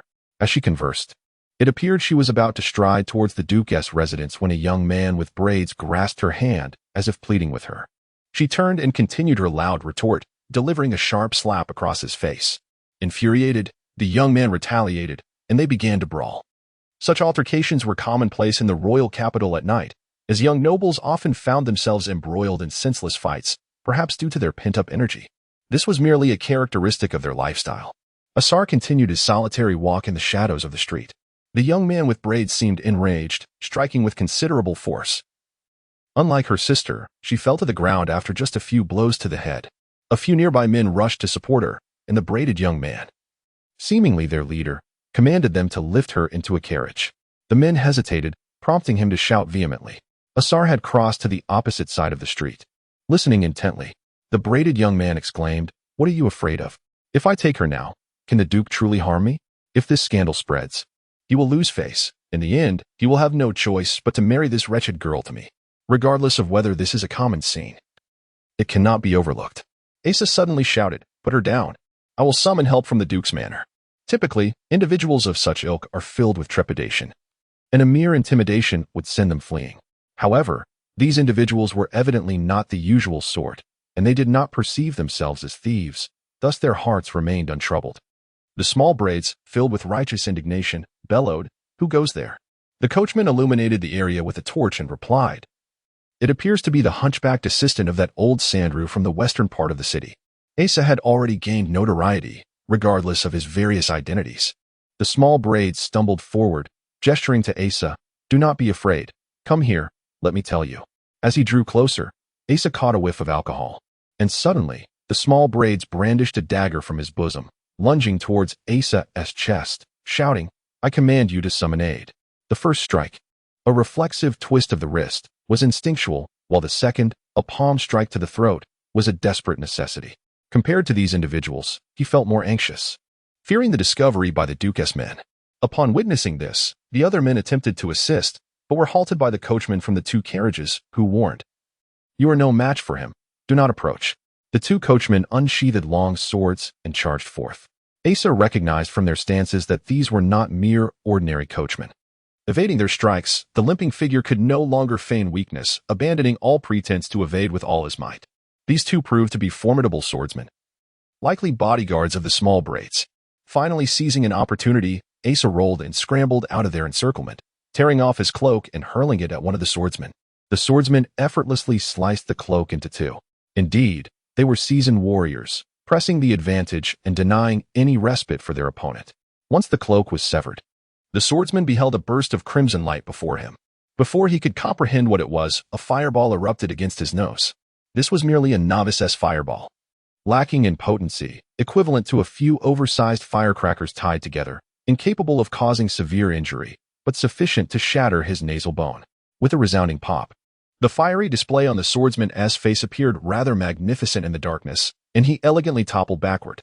Asa quickly picked up a fragment of the cloak from the ground and hurled it at the other swordsman. Simultaneously, he raised his hand and chanted an incantation in a loud voice. In truth, it was a crude insult from the dialect of the dwarves in his homeland. His capabilities did not allow for the continuous use of magic. The swordsman swiftly ducked, executing a clean roll backward. Upon rising, he discovered that the half-cloak had flown towards him, and one part suddenly protruded rapidly, striking his chin. He distinctly heard the sound of bone shattering, followed by a piercing scream as he collapsed. To his astonishment, Asa had managed to bring down 2 swordsmen with such ease, leaving even him incredulous. After such a prolonged period of inactivity, his agility remained unscathed. He approached the carriage, and as the firelight illuminated his face, a group of youths shrieked in unison, "A monster!" and scattered in all directions. A piercing scream erupted as a girl suddenly leapt from the carriage, racing towards the Duke's residence. It turned out she had not been rendered unconscious. She had been observing all along, fearing that someone might hear the commotion. Asa hurriedly picked up the cloak from the ground, seized the empty carriage, and vanished into the shadows. The following morning at the Duke's estate, Chris completely broke from her usual habit of sleeping until afternoon and surprisingly rose early to have breakfast with her father in the dining hall. Despite the bruised eye still marring her appearance, it could not dampen her exuberant spirit as she animatedly recounted the bizarre events of the previous night to her father. "Father, as you know, those 2 bodyguards are exceptionally skilled, yet they were reduced to mere children in the presence of that man. With a mere wave of his hand, he wielded magic, sending everyone flying with a blast." She straightened her posture and exaggeratedly mimicked the swordsman's fall. Duke Malak furrowed his brow. He had always disapproved of his daughter's association with that group of reckless youths, who squandered their time in frivolous pursuits. This time, they had nearly caused a significant incident. However, he found himself unable to devote the time necessary to properly educate his daughter. He could only occasionally offer earnest counsel, but at her age, particularly with her temperament, it was evident that reason alone would not suffice. Chris animatedly gestured. Then that man approached, and with just one punch, the other fellow was down. Just one punch. The last time that guy helped us deal with someone, he took several blows and was hardly affected at all. Duke Merlac swallowed a piece of bread and lifted a cup of milk. It was essential for his daughter to venture out, experience the world, and taste the bittersweet flavors of life. After all, true growth comes from lived experiences. With a sudden crash, the cup shattered in Duke Merlac's hand. Chris caught a glimpse of an unfamiliar expression in her father's eyes, and a wave of fear washed over her. She whispered, "That man attempted to climb onto my sister's carriage, and my brother-in-law nearly killed him. Why didn't he act then?" The Duke's voice seemed to drift into introspection. "I don't know. I've heard many say that the grotesque figure is an assistant to an old man named Sandrew from the western part of the city. I heard them say so last night." Duke Merlac stood up and declared, "Go and keep your sister company. I shall be gone for a while." Chris cautiously asked, "But the doctor for my sister is arriving shortly. Where are you going?" Chapter 10. Not dead. Sandrew pushed aside the lifeless female form and extracted a large cloth that served as a shroud, shaking off the dust before tossing it to Asa. "This garment should be worth at least another 6 months of your labor." Upon inspection, Asa discerned that it was an exceedingly old cloak. 6 months? Your reluctance to turn to thievery is truly a loss for the entire realm of brigands. Asa shook his head, examining the thick, odorous, and heavy fabric, encrusted with dust and stained with congealed blood and other fluids that had long since melded with the material. Sandrew's eyes widened in surprise. "This is a cherished treasure I collected in my youth, rich in sentimental value." Suddenly, a knock resounded at the door of the large room. Anyone who could reach this place must surely know its nature. With corpses strewn about, an elderly man manipulating them, and a disabled individual assisting. Who would knock so politely as if to visit a refined recluse? Curiosity piqued, Sandrew approached the door to unveil the identity of this courteous visitor, while Asa hastily donned his mask. As the door swung open, a distinguished middle-aged gentleman stood outside. He bore the slightly portly physique characteristic of a contented man of his age, adorned with a sword that appeared more ornamental than functional, complemented by an elegant suit, a top hat, and a neatly groomed beard. His eyes crinkled into a gentle, polite smile. Indeed, he was a gentleman who would knock with the utmost courtesy at any threshold. The gentleman inclined his body gracefully and addressed Sandrew with poise. "May I inquire if you are the esteemed Mr. Sandrew? I am Duke Merlac." The amiable, rotund gentleman introduced himself. "Could you kindly allow me entry? I am in search of someone." "Of course, please come in," Sandrew replied, embodying the gracious host as he gestured warmly for the Duke to enter the spacious room, then pointed to the myriad of bodies and organs scattered about. "There are many here. I wonder which individual your grace seeks?" "I am looking for him." The Duke's eyes, twinkling with mirth, had been fixated on Asa, who had just managed to cover himself with the shroud. With his hands clasped behind his back, the Duke sauntered slowly toward Asa. Asa instinctively took a step back, unsure of why he felt compelled to do so. The Duke, with his polite demeanor and captivating charm, sparked a desire within Asa to approach him for clarification. Yet, for reasons unknown, as the Duke advanced, Asa found himself retreating involuntarily. However, he halted after that single step. The Duke continued his approach until he stood directly before Asa, who realized that the Duke was a mere half-head shorter than himself. He had not feigned a hunch nor a limp. It seemed he had developed the habit of automatically bending and limping in the presence of others over the past 2 months. Yet, as their eyes met, all of Asa's focus was ensnared by the Duke, causing him to completely forget to maintain his posture. Something was amiss, as Asa immediately sensed. It was not that he had forgotten to maintain his posture, but rather that his body had subconsciously transformed into a state of heightened vigilance. He resembled a beast that had caught the scent of danger, every muscle in a state of acute sensitivity, ready to spring into action. His mind entered a vast expanse reminiscent of the meditative state he had cultivated over the past 2 months. Each subtle pulse of his muscles was under his control, and he could perceive every whisper of air around him. He could even sense the magical energy and spirit within him continuously coalescing and flowing, poised to erupt at any moment. Moments ago, he had merely taken a step back, not out of a sense of necessity, but because he found himself unable to retreat further.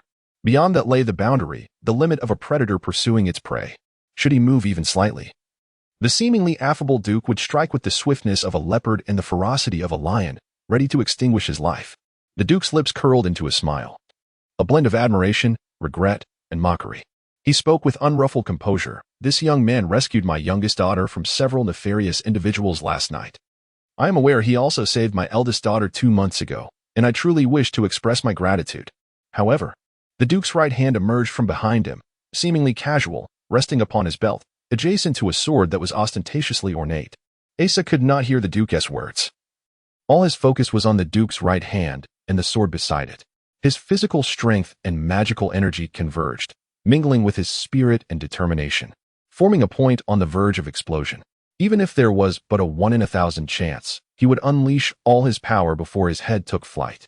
He felt as if he were still being hunted in the lizard marsh, and this chase had reached its climax, leaving him with no avenue of escape.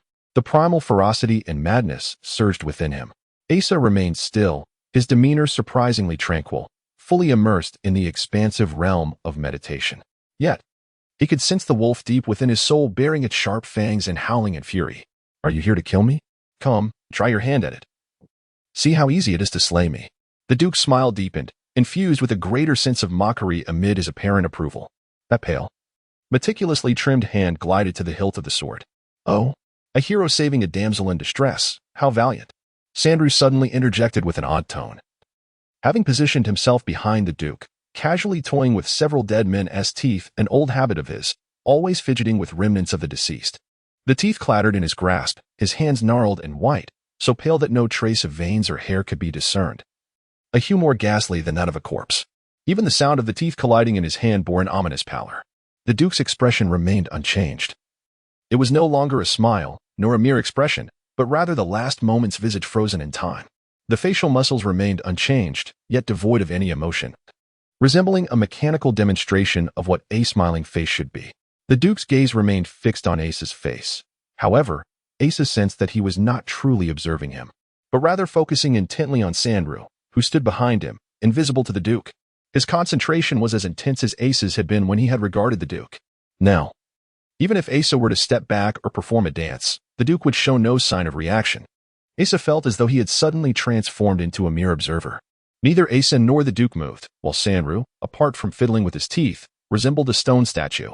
The entire hall seemed to have frozen in time, with the passage of seconds rendered impossible, save for the sound of teeth clashing together, producing an unmistakably lifeless echo. It felt as though a century had passed when the Duke finally exhaled deeply, regaining his vitality, and a gentle smile reappeared on his face. The clattering ceased, and Sandrew, after pausing his dental manipulations, staggered forward to stand before the Duke. "This is my assistant," Sandrew declared, discarding the teeth onto the stone table. "No," he firmly rejected. "If I leave, who will assist me? Those corpses are exceedingly heavy." The Duke sighed, revealing a smile tinged with regret, and said, "I apologize for the intrusion." He bowed slightly to Sandrew and turned to exit the grand hall, carefully closing the door behind him. Asa's gaze swept across the table. Noticing a peculiar transformation occurring in the few lifeless teeth Sandrew had just placed there. This was no ordinary change for teeth. They were neither ice, nor iron, nor clay, and thus could not soften or melt.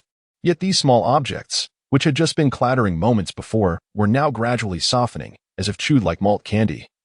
Their shapes distorting under their own weight, slowly transforming into a strange puddle of liquid. This liquid then swiftly vanished, leaving behind several fist-sized holes corroded into the granite surface of the table. Asa regarded the elderly man before him anew, as if he were an egg that had just devoured a human. He nodded and said, "Thank you for saving me. Of course I would save you." Sandrew appeared puzzled by the question, which seemed so self-evident. "You still owe me 4 years of service." Clovis, having overheard, was perplexed. The Order of Paladins represents the elite of the Empire's military forces. His small squad of over 40 had once decimated a 1,000-strong heretical organization attempting to seize a city. The Duke did not elaborate, but instead issued a further command. "Remember, keep this discreet, and be swift."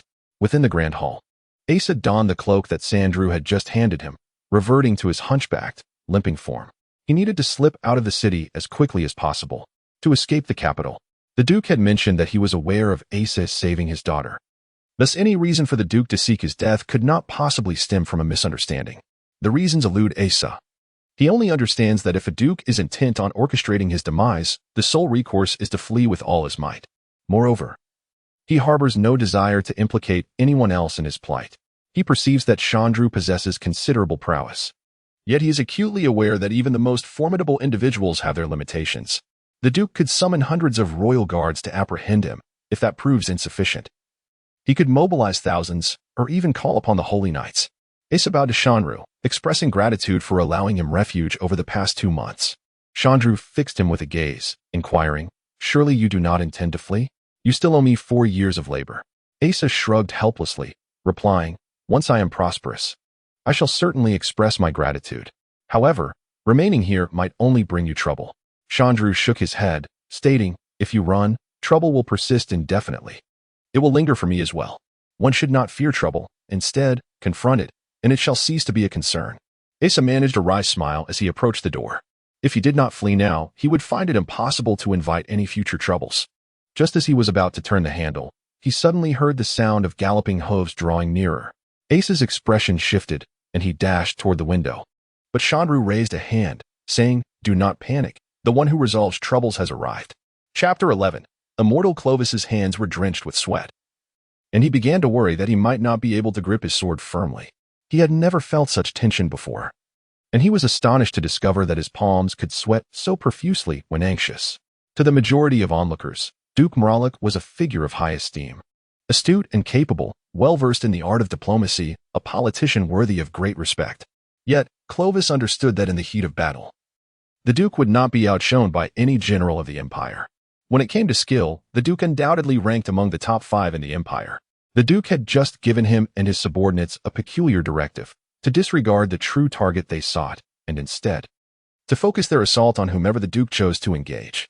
Clovis did not inquire about the identity of this formidable adversary who warranted such a grand confrontation. He had absolute faith in the Duke's judgment. This was assuredly an opponent beyond imagination. This was the first time in his life that Clovis faced a colossal, unknown danger that surpassed all his experiences, which had been smooth and illustrious since birth. Hence, his anxiety intensified. Clovis tightened his grip on the hilt of his sword, which, usually so comfortably fitting in his hand, now felt like a slippery catfish, and he feared it would slip from his grasp during the imminent attack. The Duke turned to him, casting a glance that was both calm and reassuring. "Relax," he advised. It was then that Clovis realized his forehead was already slick with cold sweat. The heavy wooden door creaked open, revealing a pallid young man in his 20s, whose complexion bore the marks of insufficient sunlight. Duke Mralik was taken aback by this visage. As the door swung fully open, revealing the scene within, the Duke's astonishment deepened, bordering on shock. Clovis's gaze ignited with fury upon recognizing the face that had plagued his thoughts for the past 2 months, a soldier who, having learned of part of their plans, had become a figure of greater importance in the eyes of his fiancée, even Clovis himself. This lowly commoner had caused Clovis a series of blunders and missteps. Now, this very commoner dared to appear before him boldly, regarding them as if they were merely uninvited guests. In a fit of rage, Clovis drew his sword, intent on exacting swift justice upon this insolent provocateur. Yet, as he unsheathed his blade, he noticed an oddity. Everyone, including the Duke, had relinquished their weapons and knelt on one knee. The spacious interior of the grand hall revealed a clearing, where a carriage stood at rest, flanked by 2 priests and an elderly man. This frail old man possessed a narrow face, with his cheeks tapering sharply to meet his chin, rendering his already modest eyes even more fitting. Beneath his eyes lay dark bags, indicating a prolonged absence of restful slumber. The elderly man donned a pure white satin ceremonial robe, adorned with a platinum thread-embroidered cross upon his chest. A crown upon his head bore a cross embellished with gemstones. The aura emanating from his attire rendered even the room filled with corpses solemn and reverent. Claudius hastily laid down his weapon and knelt on one knee, performing a precise gesture of blessing. "May God be with you, Bishop Ronith. God is with all who believe in him." The emaciated face of Bishop Ronith revealed a faint smile as he gestured for everyone to rise. "My Lord Duke, what is the meaning of this?" Bishop Ronith inquired, observing the scattered weapons. "Oh." Bishop Ronith's gaze fell upon Asa, his eyes resembling flickering candle flames in the darkness. "Young man, swear in the name of God and your own honor. Are you truly, as he claims, a fugitive?" Asa shook his head. "No." Bishop Ronith nodded thoughtfully, smiling as he turned to the Duke and said, "He asserts he is not." "Indeed," the Duke concurred. Claudius felt cold sweat beat upon his forehead. "I believe there may be some misunderstanding or an error on your part," Bishop Ronith concluded for the Duke. "Yes, we were mistaken," the Duke echoed. Claudius's cold sweat trickled down his temples. "Now that the misunderstanding has been clarified, there should be no further trouble, correct?" Bishop Ronith asked. "My Lord Duke, you are aware that I harbor no interest in military or political affairs, nor do I wish to." The bishop spoke in a tone reminiscent of conversing with an old friend, filled with sentiment. "Thus, I hope those around me remain uninvolved. You must understand. This is the domain of the Magic Academy, and those present are affiliated with it." "Yes, rest assured, my Lord Bishop. We take our leave." The Duke responded with the courtesy and demeanor of a gentleman who had merely wandered into the wrong chamber. Upon exiting the grand hall and dispersing the troops, Claudius remarked to the Duke, "The bishop orchestrated our entry. He is deliberately shielding that fellow." The Duke nodded. Bishop Ronith's carriage was not left outside but brought inside, fearing they might recognize it and hesitate to act. It is only in moments of tension that such matters can be decisively addressed. Strictly speaking, the bishop held no substantial power. He could neither adjust taxes nor command a single soldier. Yet, even the emperor would not dare to deceive him. Since he expressed a desire for that soldier to encounter no further trouble, it was indeed unlikely he would. Claudius felt the situation had reached a dead end. The Duke queried, "Do you think that soldier will inform the bishop of everything?" Claudius shook his head. "I do not know. What do you think?" The Duke also shook his head. "I do not know either. It seems we must inquire directly." "How should we ask?" Claudius inquired, puzzled. "Simply ask him." The Duke replied calmly.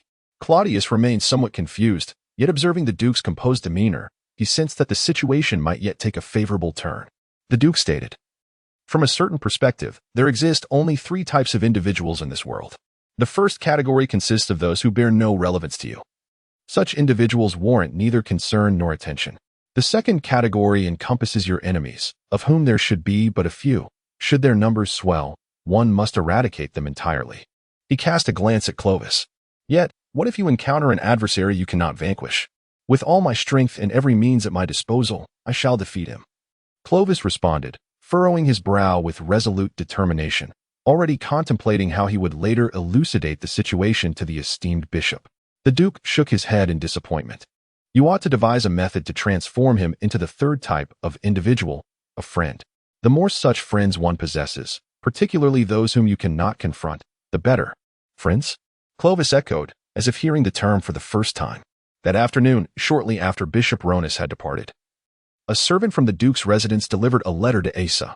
The missive, penned in the Duke's own hand, bore an earnest tone.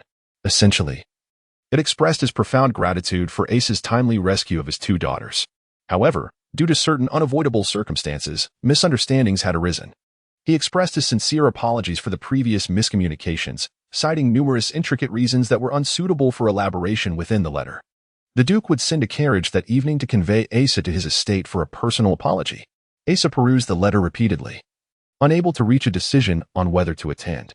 He feared that the moment he took his seat, a throng of guards would emerge, reducing him to a mere pulp, or that a morsel of food or a sip of water would result in his immediate demise. Thus, he inquired of Sandrew, "Do you believe there is danger in attending?" "Danger?" Sandrew replied, engrossed in the task of sorting through corpses.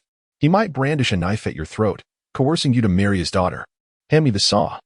"If that is the case, I shall certainly introduce you to him," Asa retorted as he handed over the saw.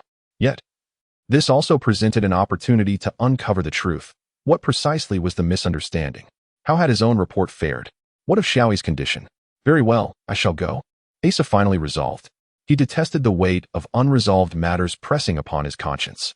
He recalled a favorite saying of a diminutive elder from his homeland, who often visited his family. "Even if it is a load of dung, one must consume it rather than allow it to fester before you." "Introduce me?" Sandrew grunted, laboring to saw through a leg of a corpse, the sound echoing with a creaking noise. "Indeed," Asa replied, lifting the letter towards the sunlight, hoping that a hint might cascade from the creases of the paper. Chapter 12. Matters of State in the Evening. A carriage arrived at the Duke's residence to fetch an unusual guest. This individual, clad in a tattered and filthy robe, appeared starkly incongruous with the opulence of the carriage. Even the driver was more elegantly attired than he. The guest seemed to shroud himself in anonymity, his face obscured by the garment. The servants of the Duke's household were of high caliber, so even upon witnessing the Duke, beaming with joy, personally greet this peculiar visitor, they displayed no astonishment, continuing with their duties as usual. They noted, however, that even Prince Ernie, the Duke's prospective relative, had never received such hospitality. I conveyed the events of the evening to the bishop. As I entered the parlor with the Duke and settled down, Asa spoke up. The Duke chuckled, gesturing for a servant to bring forth Asa's sword. He took the weapon, handed it to Asa, and then instructed all the servants to leave, leaving only the 2 of them in the room. He discerned that the young man spoke without malice or trepidation. He was not issuing a threat, but rather asserting his preparedness. The Duke had begun to understand the young man's character.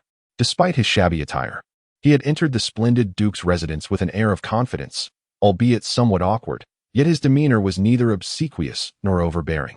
He was a person of considerable self-awareness, seemingly indifferent to power and prestige, a rare breed indeed. Such individuals appear immune to the allure of wealth, influence, and hollow fame. Typically, those who wield power have only one method for dealing with such resolute characters: elimination. However, the Duke held a fondness for this type of person. He believed that employing the simplest approach, appealing to reason and emotion, could lead them to see the validity of one's perspective, thus aligning them with one's cause more reliably than any form of bribery. Unfortunately, those accustomed to buying loyalty often possess narrow minds, assuming that others will only act in their favor when incentivized. Thus, even pleasantries could be dispensed with. The Duke spoke candidly. Rest assured, now that the bishop has spoken, who in the kingdom would dare to harm you? In fact, I shall ensure your safety. Should anything happen to you, the responsibility would fall upon me. His expression was gentle, and his tone casual, devoid of any overt flattery, as though engaged in a conversation with a friend. Then the Duke directly stated, in truth, I have long contemplated silencing you. With such forthright individuals, one must reciprocate in kind. Asa furrowed his brow and inquired, silence me about what? He was taken aback by this revelation, though it carried an air of inevitability. Your regiment was completely annihilated by the orcs in the west. This information must not reach others, the Duke replied with unwavering candor. It is a matter of utmost confidentiality concerning military affairs, strictly forbidden from dissemination. Asa nodded, realizing this was the reason behind the Duke's order for him to be executed on the spot. This is the very source of all troubles over the past 2 months. Now he finally comprehends it. Contrary to his initial expectations, the Duke candidly and straightforwardly revealed his animosity towards him and the underlying reasons. However, he sensed that the Duke was not deceiving him, which led him to believe that the Duke's invitation was genuine. This revelation held significant value. The lives of the soldiers in your regiment were not sacrificed in vain. Yet, should this information fall into the hands of certain unscrupulous individuals at court, the repercussions would be dire. The Duke expressed the gravity of the matter. Have you spoken of this to anyone else? No, he replied. Old Sandrew would have no interest in such tales, and Asa had no opportunity to discuss it with others. The Duke laughed sincerely, nodding, and said, That is good. I have never been fond of this distasteful secrecy, but it is the rule. What? Is every major secret kept through silencing? Asa was taken aback. The Duke nodded. Of course. As long as the number of those aware is not too great, this method is employed. Consider it. How do the lives of a few compare to the safety of millions and the interests of the nation? If you were the steward of the state, how would you choose? The Duke smiled. Such is the nature of state affairs. Asa furrowed his brow, contemplating this impeccable logic, and nodded, convinced that the Duke's actions were indeed justifiable. Consequently, his wariness and hostility towards the Duke dissipated entirely. The Duke seemed to casually mention, I suppose the bishop is unaware of your plight? Asa shook his head. A heavy weight lifted from the Duke's heart. This paramount issue was no longer a concern. Yet, he merely nodded lightly, saying, Bishop Ronith is a very benevolent person, but he has never shown interest in military matters. His involvement this time may be coincidental or of a personal nature. Throughout the ordeal, the bishop had not inquired why the Duke wished to eliminate him, nor had Sandrew. They assisted Asa in resolving the matter without questioning its origins, displaying a casual indifference akin to helping a child who had fallen on the street. Although confused, Asa refrained from asking.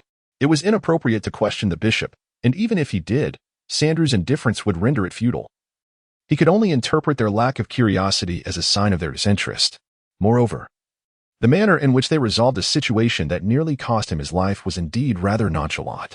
The Duke himself was also unclear about the reasons behind the bishop and Sandrew's intervention. However, this was of little consequence, for he had already discerned what he needed to understand, and the matter was about to be skillfully resolved. He stated, Fortunately, only Clovis and I have seen you. Tomorrow, we shall simply declare that the fugitive has been captured and executed, and you will be safe. He regarded Asa with a sense of importance and added, As for the future, for the stability of the empire and the safety of its people, I must ask you to keep this secret. The hat is grand and resplendent, truly appealing to the youth, and once donned, it becomes a source of immense pride, fiercely protected. This situation took the Duke somewhat by surprise. Asa shook his head. Yet his demeanor was in line with the Duke's expectations. I shall certainly keep your secret, but not for the sake of the nation's people. I have no interest in state affairs. I merely wish to avoid putting you and the bishop in a predicament, and, I must confess, I do not wish to meet my demise. Although somewhat unexpected, the conclusion was gratifying. The Duke chuckled heartily, raising his goblet and proclaiming, "Thus, this matter is resolved. I sincerely apologize for the troubles I have caused you over the past 2 months. I hope you can forgive me." His smile grew even broader. "Moreover, I am grateful to you for keeping this secret." Asa also raised his cup, a faint smile gracing his lips as he replied, "You are simply fulfilling your duty, and I am merely doing what I ought to do." The two clinked their glasses and drank deeply. Asa felt a pang of guilt and inquired, "Is Xiaoyi's injury healed now? Where is she?" These questions had lingered in his mind for nearly 2 months. The Duke's expression darkened as he shook his head slightly. "After injuring her cervical spine and enduring the tumult of travel, her life is safe, but her limbs shall forever be. May I see her?" Asa asked eagerly. In the bedroom, upon seeing Asa, Duke Mralik realized he had not witnessed his daughter's smile in quite some time. This realization brought a sense of melancholy. "Why did you take so long to visit me? Did we not agree to wait for each other here?" Xiaoyi's formerly pallid face flushed with excitement. Yet, she could express her feelings only in this manner. Even moving a finger was beyond her current capability. Asa approached the bedside, crouching down to look at Xiaoyi. "I apologize. I was suddenly called away on urgent business. But now I am here, am I not?" In the corridor, he had already communicated with the Duke, ensuring their accounts aligned. Xiaoyi smiled sadly, her self-deprecation evident. "Alas, I can hardly move now. Otherwise, I would have surely prepared my signature dessert for you to savor." She had lost considerable weight, her complexion pale. The prolonged agony had taken its toll, and more importantly, she had to confront the grim reality of lying immobile in bed for the foreseeable future. This was a burden not easily borne, especially for one so young, so beautiful, with a plethora of dreams and aspirations ahead. Her body lay still beneath the covers, devoid of vitality, akin to those corpses draped in cloth upon Sandrew's table. Only her head and neck retained the ability to move, faintly betraying the essence of life. "Had it not been for me, you would not be in this predicament. If it were not for my trap, you would not have suffered so grievously." These thoughts remained unspoken, deepening his distress. Asa had read in Sandrew's tomes that magical healing was fundamentally ineffectual for injuries to the brain. After all the time spent under Sandrew's tutelage, he understood that the spinal cord was, in essence, an extension of the brain. "Thank you for comforting me. In truth, I would be delighted if you would simply visit often and engage me in conversation." Xiaoyi managed a weak smile. "I am not here to comfort you." Asa spoke with an unusual resolve, each word heavy as if laden with the weight of the world. "I shall find a way to heal you, regardless of the means or the time required." Xiaoyi looked at him in astonishment, then slowly turned her head away to face the wall. Asa could not see her face, but he heard her voice trembling with emotion. "Please do not say such things. I have resolved not to cry anymore." Even after leaving the Duke's mansion and walking along the rain-soaked streets, he remained enveloped in an overwhelming sense of responsibility. The Duke, deeply moved, expressed his gratitude, assuring Asa that he need not trouble himself over the matter, for he was already appreciative of his intentions. After all, this situation was not his fault. Yet, deep down, Asa felt that it was indeed his fault. He dared not voice this conviction, but he was determined to rectify this mistake. The mere thought that his momentary cowardice had led to the suffering of a beautiful, gentle woman, now rendered helpless and confined to her bed like a lifeless body awaiting death, filled him with a molten anguish. He could not allow this guilt to entangle him, nor could he bear to envision her motionless limbs, resembling a corpse. The sight of Xiaoyi's tear-filled eyes struck him profoundly. When she finally steadied her voice and breath and turned back to him, Asa beheld a face marked by tear stains, a visage too gaunt, yet emanating an incongruous radiance.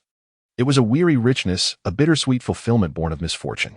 He discerned that her expression was not one of sorrow, but rather an unfamiliar emotion that stirred within him, blossoming and swiftly permeating every recess of his thoughts. It was as if an innate string within the hidden corners of his heart had been plucked, resonating in harmony with her enigmatic feelings. This sensation intertwined with his burdensome sense of duty, coalescing into a bittersweet amalgamation that filled his very being. He felt an inexhaustible courage swell within him, ready to face any peril, be it fire or sword, undeterred by the multitude. He was wholly absorbed in his reflections until a commanding voice broke through. "Halt." Only then did he realize he was surrounded by several individuals. 4 armored knights flanked him from all directions, while a circle of young nobles stood outside, one of whom, sporting a small braid, Asa recognized as the very individual he had injured the previous night. Passers-by, sensing the escalating tension, hurriedly retreated. The braided youth, emboldened by the flickering flames, glared at Asa and shouted, "That's him." Did you think you could disguise yourself and go unnoticed? I've received word about you. Playing the hero, are we? Tonight. I shall take your head and use it as a chamber pot. His bravado was striking. Indeed, the healing arts of the royal priest were impressive. Step aside, Asa retorted, ignoring him as he continued on his way. The braided youth, akin to a dog whose tail had been stepped on, leaped forward and exclaimed, "Do you dare look down on me? You actually dare to underestimate me? Do you know who I am? Do not presume that mere displays of skill or a few magical tricks will suffice." Pointing at the 4 armored swordsmen, as if to flaunt his superiority, he declared, "Look at their formidable equipment. They are the palace guards and are not intimidated by your antics. I can summon hundreds at any moment to deal with you. I demand you step aside." Yet Asa paid no heed to his words, his eyes fixed on the 2 swordsmen ahead. "Dispatch him. Do it immediately," he shrieked. The 2 armored swordsmen raised their shields and drew their swords, charging toward Asa. "Get the hell away from me!" Asa roared in fury, drawing a knife from beneath his robe and striking forcefully against the swordsmen's shields. A resounding crash echoed as the 2 armored guards were sent sprawling backward, clutching their hands and crying out in agony. The mangled shields flew back, one striking the face of the little braid while the other struck his chest. Accompanied by muffled thuds and the sound of cracking bones, the little braid fell without uttering a sound. Young master! Young master!" Those nearby rushed to his aid, while the 2 swordsmen remained paralyzed by the sheer ferocity of Asa's attack, rooted to the spot in fear. Asa stepped over the group and proceeded toward the grand hall. With a sense of tentative curiosity, he approached Sandrew to inquire if there was a way to restore mobility to someone with a spinal injury. "Is there any method to revive them?" Asa questioned, feeling somewhat foolish for even asking. "What is it? Where is it? How can it be done?" Asa pressed eagerly. "I'm going to sleep. Look it up yourself," Sandrew replied, closing his eyes and curling up on the bed. Chapter 13. Personal matters. After exhausting the efforts of the royal city guards, the fugitive criminal, who had evaded capture for 2 months, was finally apprehended and was to be executed by fire in the central square of the capital this very morning. The streets buzzed with jubilant voices, celebrating what they believed to be the restoration of peace in the city. Asa found himself amidst the throng of onlookers, observing as the condemned man was dragged out from the prison cart by several soldiers and bound to a wooden post surrounded by a pile of timber. The figure was so battered that it was difficult to discern whether he was alive or dead. His gaunt frame and unkempt hair obscured a face already marred by scars and blood. As the crowd erupted into a deafening roar, the pile of wood ignited into a fierce blaze. In mere moments, the entire silhouette was engulfed in flames, the man seemingly unable to utter even a single cry of despair.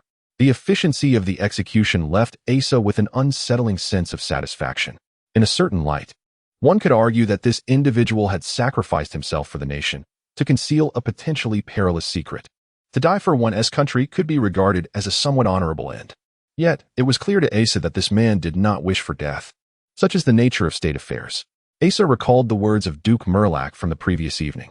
While it was unlikely that anyone harbored genuine hatred towards this man, the intricate tapestry of moral calculations necessitated that he be reduced to mere ash and char. A loud bang echoed as the heat from the flames caused the man's abdomen to burst, prompting the crowd to erupt in a frenzy of exhilaration, reveling in the brutal spectacle. In truth, it could have easily been Asa who found himself in that fiery role. The scorching heat washed over him, causing him to shudder involuntarily as he extricated himself from the crowd. Matters of state were beyond his comprehension, and he had little desire to engage with them. He was preoccupied with a more pressing personal matter.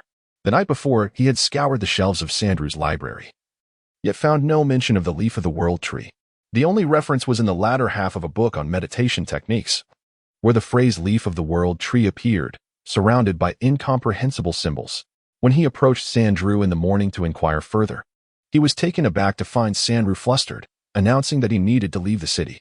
When Asa pressed him for details, Sandrew sheepishly replied that he was off to meet his girlfriend, hurriedly clutching a bundle before darting away. Asa found this peculiar. Since childhood, he had listened intently to the tales spun by seasoned adventurers, learning of the continent's most treacherous locales and enigmatic occurrences. Even the notorious Lizard Marsh was familiar to him before he had ever set foot within its bounds. Yet, he had never encountered any mention of a world tree, nor had he ever heard of the Whispering Woods. Nevertheless, with only this solitary lead to follow, he resolved to pursue it. Suddenly, an idea struck him. The Magical Academy housed a library that might contain some clues. As he entered the library of the Magical Academy, he noted the relative emptiness, likely due to the early hour. The imposing structure was partitioned into several expansive chambers, each adorned with labels such as geography, history, and military, indicating the categories of books contained within. Each room housed numerous elongated shelves, densely lined with an array of books. Asa first ventured into the chamber designated for botany to peruse the catalog, yet found himself overwhelmed and unable to locate any information regarding the world tree. After wandering aimlessly, he entered the room marked languages in hopes of discovering a dictionary for the unfamiliar script he sought. However, confronted with the vast collection of books, he quickly realized the futility of his endeavor, for he did not even recognize the language inscribed on the pages. As Asa meandered between the shelves, he sought someone to consult, but after traversing half the room, he encountered only solitude. It was not until he reached the final two shelves that he finally spotted another individual. This person, clad in the white robe typical of students from the Magic Academy, was slight of stature and crouched with their back to Asa, meticulously stacking books upright in a precarious manner. This activity reminded Asa of his childhood, where he would compete with friends to see who could construct the tallest tower of books before turning 5. "Hey," Asa called out. The individual startled, leaping from the floor, causing the carefully balanced tower of books to collapse in disarray. As the figure turned, Asa recognized a familiar face, a young woman with a bruise on her left eye, reminiscent of the girl he had rescued just 2 nights prior, the sister of Xiaoi. She stared at Asa with a hint of panic. "I wasn't playing. I noticed the books were disorganized, so I was tidying up." "It's you," Asa replied, somewhat taken aback, though pleased to see her, as she appeared to be a student here and could offer assistance. "Are you not the librarian?" she inquired, visibly relieved yet puzzled. "Who are you? Do you know me?" "Nonsense. My sister wouldn't have a friend like you." Her defensiveness was palpable. Asa felt a twinge of annoyance. If he was to engage her, he should have chosen a more suitable approach, perhaps by presenting himself more favorably. With a resigned shake of his head, he donned his mask and said, "It's me. Do you remember?" The reaction was one of shock as she gazed at him. Asa removed the mask, revealing his face. "It's you?" So that visage was merely a mask. Chris stood there, momentarily stunned, then shook her head.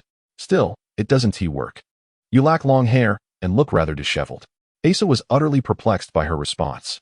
He retrieved a book, opened it to a certain page, and handed it to her. "Could you assist me by identifying the script on this page? I need to find a translation tool here." She did not glance at the book, instead fixing him with a disdainful look and shaking her head. "Do you not understand basic etiquette? When asking for help, one should at least be polite." "Miss Murlack, please assist me in deciphering this text and inform me where I might locate a translation resource." "Oh, never mind. Let us not be so formal. I owe you my gratitude for rescuing me. Just call me Chris." "What is your name?" she said as she accepted the book. "An odd name. It sounds rather foolish." Chris glanced at the book and, with a triumphant air, declared, "Consider yourself fortunate. This is an ancient script predating the dynasty. I happen to be an expert in this field." Asa expressed surprise and replied, "Well then, please lend your expertise to decipher what is inscribed here." Upon closer inspection, Chris felt a twinge of anxiety. The text was replete with obscure phrases and peculiar grammar, and her casual study had only afforded her a rudimentary understanding of about a quarter of it. However, having already boasted of her expertise, it would be unseemly to admit her limitations. Thus, she reluctantly strung together the fragments she could comprehend, managing to convey some semblance of meaning. In an affectation of seasoned authority, she stated, "This passage speaks of a leaf found within a forest that is difficult to articulate." "A strange name indeed. Stranger than yours. Could it be the Forest of Whispers?" Asa inquired. Chris, adopting the tone befitting an expert, corrected, "That translation is inaccurate. It should be the forest that is difficult to articulate. The text mentions that this forest lies to the southeast of the empire, south of the city of Aerie, and that the tree is of a species called Fama, a type of tree with immense power." "Is that all?" "The page is filled. Surely there is more?" Asa pressed. Chris's eyes widened as she retorted, "It is precisely because of the superfluous verbiage that it proves impractical, which is why it ought to be abolished." "Really?" Asa questioned skeptically. "If you possess the skill, then decipher it yourself. Do not feign understanding when you do not comprehend," Chris admonished. Yet, at least they had disowned the location and the entity involved, which brought a sigh of relief from Asa. Observing Chris's attempt at maturity, she noted that today, her hair was not styled so extravagantly, it was simply tucked into her robe, and the absence of colorful powders revealed the girl's pure beauty. though the bruises around her eyes lent her an amusing appearance. Asa reached out to touch her head and pinched her cheek, saying, "Thank you, expert. I shall treat you to some sweets in the future." "Go eat dung," Chris retorted, her language akin to that of mercenaries in a tavern. Likely learned from her friends with braids. "I am dreadfully bored. Keep me company." "However," she added, "but I won't play pretend with books." Asa found this girl intriguing, and with the newfound lead, her spirits lifted considerably, so she thought it would be harmless to engage in conversation. Thus, Asa accompanied her in the library, or rather, listened to her vent her frustrations. The Duke of Murlac had instructed her to travel with a merchant caravan across the continent starting next month to broaden her horizons. Yet, she was evidently enamored with the opulence of the capital and showed little interest in the world beyond, feeling powerless to oppose her father. "This is human skin. This is someone else's book. I must return it," Asa warned her. "Eat dung? Are you trying to scare me? I can always offer you some money," Chris scoffed. Dismissing Asa's threat, believing that someone in such tattered clothes must be destitute, and that a mere handful of coins would suffice to resolve the matter. Little did she know the true worth of the book. Had she been aware, she would not have dared to exchange it for anything, even if it meant consuming dung. With a disdainful flick, Chris tossed a handful of silver coins to Asa, confirming his status as a pauper, easily appeased by a mere pittance. Little did she realize the true value of the book. Had she known, even an entire mountain of gold would not have tempted her to accept it. Asa, momentarily taken aback, stared at the shimmering coins in his palm, astonished that Chris had so casually bestowed upon him such wealth. It was the first time in his life he had held silver coins, back in his homeland. A single coin was sufficient for a family of 3 to live comfortably for a month. The notion that such a tattered book could be collateral for such a considerable sum was indeed surprising. A sudden fear of Chris retracting her offer gripped him, prompting him to exchange a few perfunctory words before hastily departing. It was only after exiting the Magic Academy that he remembered he had forgotten to inquire about the specifics of the Whispering Woods. Fortunately, he was aware of its general location and could seek guidance upon reaching Ailey City. Surely, it would be fine, he pondered, shaking his head in self-reproach, before crumpling the note and waving it. In an instant, the paper transformed into a wisp of smoke in his hand. Chapter 14. The night Asa lay amidst the hay, intently listening to the growls emanating from his stomach while inhaling the musty scent of the straw beneath him. Nearby, a group of burly men at several tables indulged in hearty feasts of meat and copious draughts of ale, regaling one another with tales of valor on the battlefield and conquest in the boudoir, their raucous laughter ringing out with a lewd exuberance. At their feet, their weapons rested, some still stained with the remnants of congealed blood. Beside Asa, a few scrawny men lay sprawled on the hay, equally lifeless.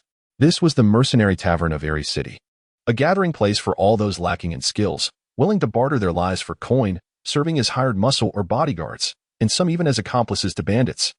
The aroma of roasted meat wafted through the air, starkly contrasting with the moldy smell surrounding him.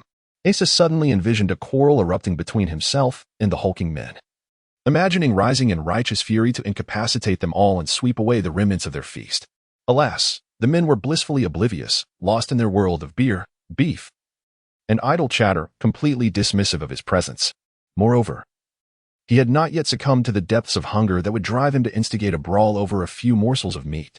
Earlier, one of the men, in a fit of drunken revelry, had generously treated the entire tavern to a round of drinks. Though it might have been a fleeting act of generosity, it extinguished Asa's nefarious thoughts with a sense of shame. The money borrowed from Chris was sufficient. He had enough left over after purchasing a fine horse and essential adventuring supplies. Just 10 days prior, upon encountering a hanged merchant in the wilderness, he had still possessed 8 silver coins and over 30 copper coins. The unfortunate merchant had fallen victim to a band of goblins, who spared his life but absconded with all the goods he had purchased with his life savings. Asa had given the merchant his horse and coins, choosing instead to walk to Ailey City. Asa found himself nostalgic for the days spent in the wild. At least there, food was not a concern. Capturing a large prey could sustain him for several days. In this crowded human city, everything bore a cost, and desires could only be fulfilled through the exchange of coin. To acquire money, one had to barter labor, time, and freedom, not to mention possessing a skill to offer in return. Otherwise, one was left with the options of thievery, deceit, or robbery. Yet, humans are ultimately social creatures. Regardless of how much one might relish the solitude of survival, there remains a deep-seated yearning for connection and communication with others of their kind. even in a state of hunger. Asa lingered in this city where food was a scarce commodity, observing the daily lives of others. Listening to the cacophony of bustling streets and the sounds of roosters crowing and dogs barking.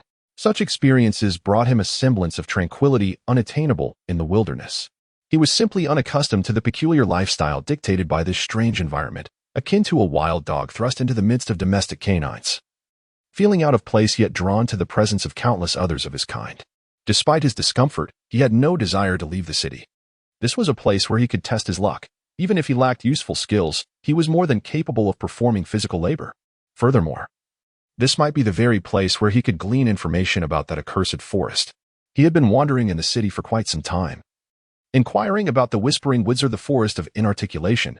Despite questioning numerous individuals, he had yielded no results and had nearly been mistaken for a heretic. It seemed that heretical activities in Ailey City were rampant, with soldiers searching everywhere, and one could frequently witness individuals being taken away amidst cries of despair. The tavern door swung open, and a young man stood at the threshold, drawing the attention of all within. He was not a fellow traveler, rather. He donned an outdated yet meticulously kept suit of armor, complemented by an ostentatious cloak that served more as decoration than utility. His handsome visage bore a hint of youthfulness, and his hair was arranged with the same care as his attire. This was likely a patron, as several individuals beside Asa leaned forward, their spirits seemingly revived. Nervously surveying the tavern's patrons, some fierce and intimidating. Others sprawled in disarray. The young man spoke in a voice that was as steady and elevated as he could muster. "I am Sir Rodhart, here to summon a brave soul to serve as my squire." The tavern erupted in laughter and jeers. The burly men continued to drink and feast, while those beside Asa sank back into their lethargy. Standing resolutely at the entrance, as if reciting a declaration, the young man continued, "What I seek is unwavering faith, a kind heart, and boundless loyalty to both master and chivalry." The mocking laughter intensified, and from a heap of hay, someone inquired, "How much do you pay per day?" "I possess no coin," he replied earnestly. "What I can offer to those who follow me is far more valuable than gold. It is a noble spirit and great honor. Their name shall be eternally inscribed alongside mine, forever celebrated by bards." He persisted, enunciating his declaration with fervor. The tavern erupted into raucous laughter, the ruffians thumping their feet and slamming their mugs against the tables, as if they had just heard the most renowned comedian of the continent. Even those lounging on the hay joined in the mirth, their spirits lifted. One burly man, laughing heartily, called out to the innkeeper, "Where did you find this joker? Give him a tip." The innkeeper, chuckling and shaking his head, approached the now crimson-faced young man and said, "This place is filled with men who sell their lives for coin. You've come to the wrong place. Best head to the countryside." Undeterred, the young man pressed on with his entreaty, "I am to embark on a perilous yet noble quest in the woods to the south of the city. Is there a brave soul who will accompany me?" A drunken giant rose, squinting as he approached the young man, pointing a finger at his face and declaring, "This nonsense-spouting lad is quite handsome. Were he a woman, I might be tempted to take him out for some fun." The young knight, already somewhat irate, clenched his fists and glared at the man, striving to maintain a calm demeanor, though his voice trembled with barely contained anger. "By the name of the divine, I swear, if this man dares to insult a knight again, he shall pay for his transgressions with his blood." The burly man widened his eyes and pushed against the young knight's chest, taunting, "What? Do you wish to fight? Let us see how well you can take a hit." As Asa observed the young knight's shoulders drop slightly, he realized the knight was about to strike. A muffled thud echoed as the knight's right fist forcefully connected with the burly man's abdomen. The man bent backward, collapsing to his knees, his forehead striking the ground. And the food and drink he had consumed moments earlier erupted from his mouth. The other 4 burly men at the table, witnessing this, immediately seized their weapons and charged forward. Asa watched as the knight advanced, stepping forward to deliver an elbow strike to the man's ribs, propelling him aside. Asa silently contemplated the knight's next move as he noticed the knight's body lean forward. Instead of retreating from the armed men, the knight boldly advanced towards the foremost one. As the opponent swung his blade downward, the knight deftly pivoted to the left, evading the strike, while simultaneously delivering an elbow to the man's soft underbelly. A dull thud resonated as the man grunted and toppled to the right, inadvertently obstructing the weapons of the 2 men on that side. The 2 men hastily retracted their blades. The knight then turned and delivered a powerful hook to the jaw. Asa anticipated this move in his mind. The man on the left, having just raised his mace above his head, was met with a punch to the jaw, the sound of cracking bones echoing throughout the tavern. Asa could discern that the man likely lost 5 or 6 teeth in the process. Rising, the knight kneed the nearest man in the chest, gripping the last man's right arm and twisting it behind him before delivering a strike to the neck, effectively finishing the encounter. The young knight displayed impressive skill, and Asa felt his perception and intellect sharpening, a stark contrast to his previous inability to anticipate others' movements. Perhaps it was the result of his extensive meditation practice. Though he had pawned the book containing the meditation techniques, he had memorized them long ago and continued to practice daily. The knight had seized the last burly man's arm, twisting it painfully, eliciting cries akin to that of a slaughtered pig. Observing the groaning men on the ground, the knight, feeling a mix of frustration and anger, reluctantly released his grip. Despite his earlier declaration of wanting bloodshed, he seemed unable to carry through with it. He turned and walked toward the door, and the recently released burly man swiftly picked up a sword from the ground and lunged at the knight's back. Midway through his thrust, a hand grasped the burly man's wrist from behind, squeezing until the sword clattered to the ground. The knight then executed the same maneuver as before, twisting the man's arm, prompting him to resume his earlier cries. However, his vocalization was abruptly silenced by a strike to the nape of his neck. "Are you headed to the forest south of the city?" Asa inquired, lacking any leads and recalling that Chris had mentioned something about the south. He thought it wise to accompany the young knight, hoping for a stroke of luck. The knight, a mix of surprise and eagerness, asked, "Are you willing to follow me?" Asa shook his head, replying, "I'm merely going to observe." The knight earnestly implored him, "Would you assist me in completing a task? If successful, I shall reward you." His capacity for learning was commendable. He knew to mention the prospect of payment while also alluding to the honorable nature of the task. Asa furrowed his brow, contemplating the notion of earning a meal, and eventually nodded in agreement. "My dear Asa, your behavior is rather unbecoming for a knight squire.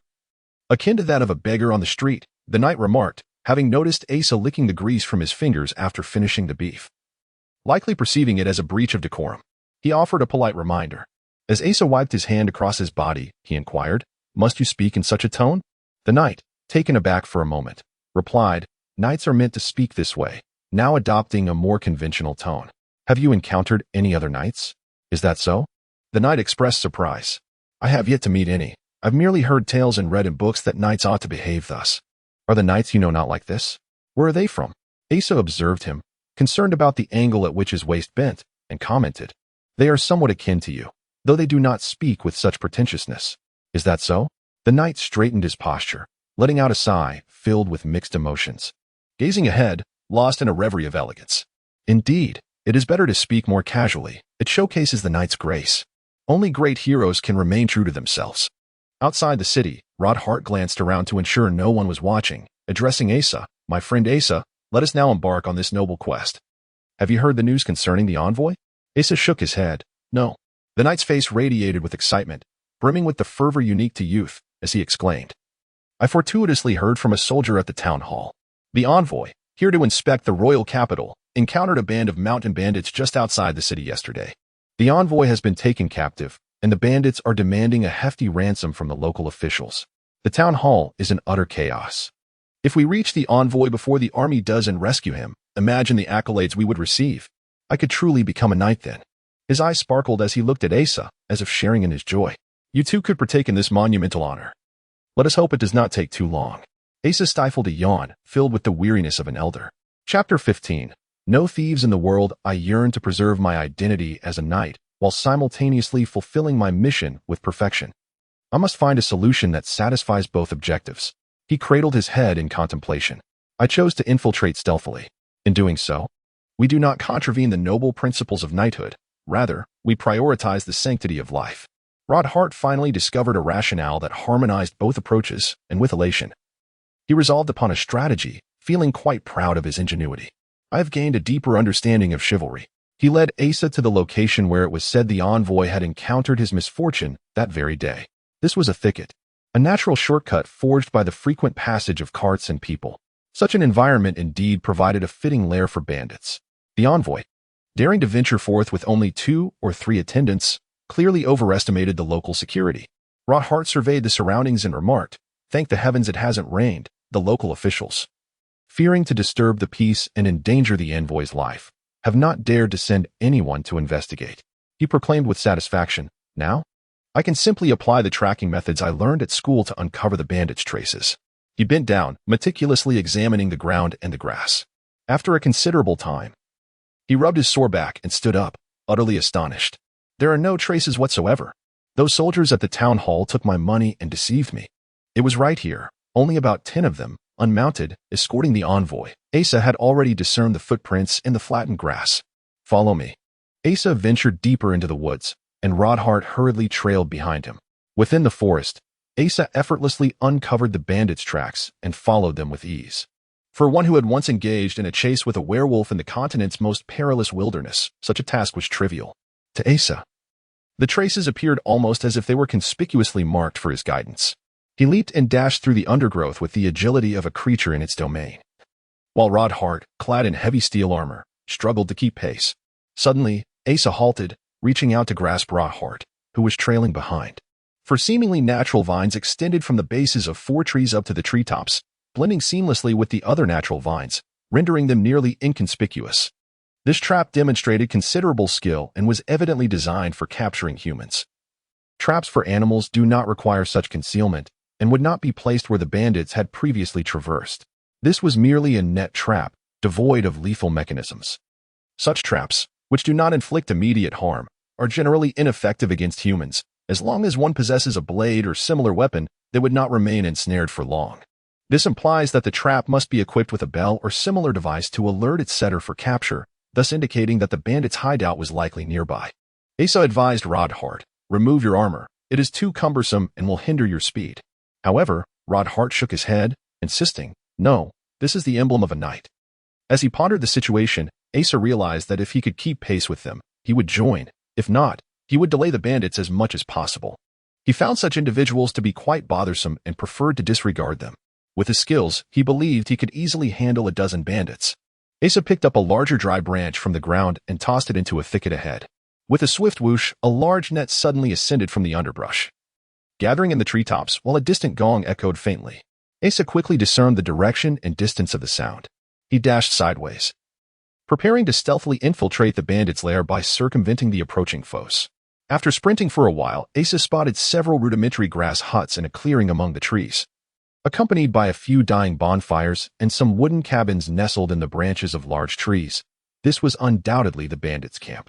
Such a simplistic hideout suggested a lack of professionalism among the bandits, resembling more a haphazard assembly of misfits than an organized group. He formulated a plan. There was no need for stealthy infiltration. He would charge in and take them down one by one. Through the foliage, he could already glimpse a few figures. Asa burst forth from the underbrush, only to find himself at a loss regarding whom to strike first. Several elderly men, clutching pieces of timber, stared at him blankly. Their tattered garments barely concealed their frail bodies, their faces etched with the lines of hardship, backs hunched, and waists unable to stand straight. They seemed on the verge of collapse without any further provocation. A few snot-nosed children perched atop the treehouses, calling out to him, some clad in bark, while others were entirely unclothed. One child, still urinating, saw Asa emerge from the thicket and enthusiastically aimed his stream at him, accompanied by delighted cries, though the range fell far short of expectations. Hearing the children's shouts, a dozen women emerged from the grass huts and treehouses, holding animal skins. They regarded Asa not with fear but with expressions of surprise, one of them approaching him. This middle-aged woman appeared relatively well-dressed. Her hair tied back with a bundle of grass, her simple yet shrewd visage suggesting she was a leader among the women. She approached Asa and inquired, "Young man, did you trigger the alarm?" After assessing him, she continued, "Are you lost? You don't seem to be from around here. Are you a wanderer from afar?" Asa nodded in response. His knife was concealed beneath his robe, which was the old garment given to him by Sandrew. He was acutely aware that his unkempt hair, beard, and face likely did not present the image of someone of status. If not for being deep in these woods, this place could easily be mistaken for a simple rural village. Asa recalled that Rodhart was still lingering there. He knew that if he encountered the woman's husband and his group, a confrontation would ensue, as their knightly armor and swords clearly indicated their intent to rescue the envoy. He turned to retrace his steps. Just a few paces into his retreat, he saw over 20 men approaching, clad in tattered garments, wielding implements of agriculture such as pitchforks and hoes. Only 2 among them brandished short swords and bows. Rodhart was surrounded by the crowd, conversing amicably with the men beside him. From a distance, he spotted Asa, who waved his hand energetically to signal, "We must release them." It is utterly unacceptable to abduct court officials, Ronith urged the assembly. That is out of the question, came the immediate dissent. Asa recalled that this was the man known as Brother Bombo, introduced by Ronith earlier, a rotund bald figure whose plump visage bore no trace of impoverishment. It was rumored that he had once been a butcher, and the fat he had accumulated over the years was deeply ingrained, inseparable from his being. Even starvation would not alter his form. He was the first to voice his opinion. Simply releasing them is insufficient. Such a grave affair. Do you think the local authorities would let us off the hook? They have already exploited us mercilessly. Should they lose face before the Imperial envoy, they would not hesitate to annihilate us. We intend to seize this opportunity to extort a handsome sum from those scoundrels and then flee to distant lands. His sentiment resonated with many, drawing a chorus of agreement. But this is illegal, Ronith countered. As subjects of the Empire, we must adhere to the law. Moreover, I have heard that the envoy is a learned theological scholar. As believers in God, how can we commit such acts? Sensing that a knight's involvement in this discourse was rather unbecoming, Ronith sought to clarify his stance. If the local authorities can legally starve us all, then we must not remain silent.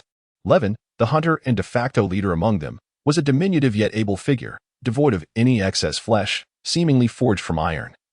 With dark skin, hair bizarrely bound with cloth, and a face adorned with multicolored paint, sporting a small goatee.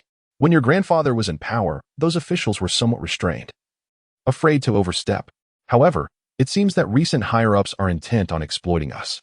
First, they raised the land tax. Then, they doubled the trade tax. Now, they claim the woods belong to the state and demand taxes for hunting within them. We can no longer sustain ourselves. Yet they still expect us to pay a head tax. Refusal renders us lawbreakers, even branded as heretics. Their laws have driven us to this brink. And you still expect us to comply? Ronith shook his head. This is merely the folly of these local bureaucrats. The distance from the capital has emboldened their tyranny. The reason the envoy has been dispatched is to oversee their conduct.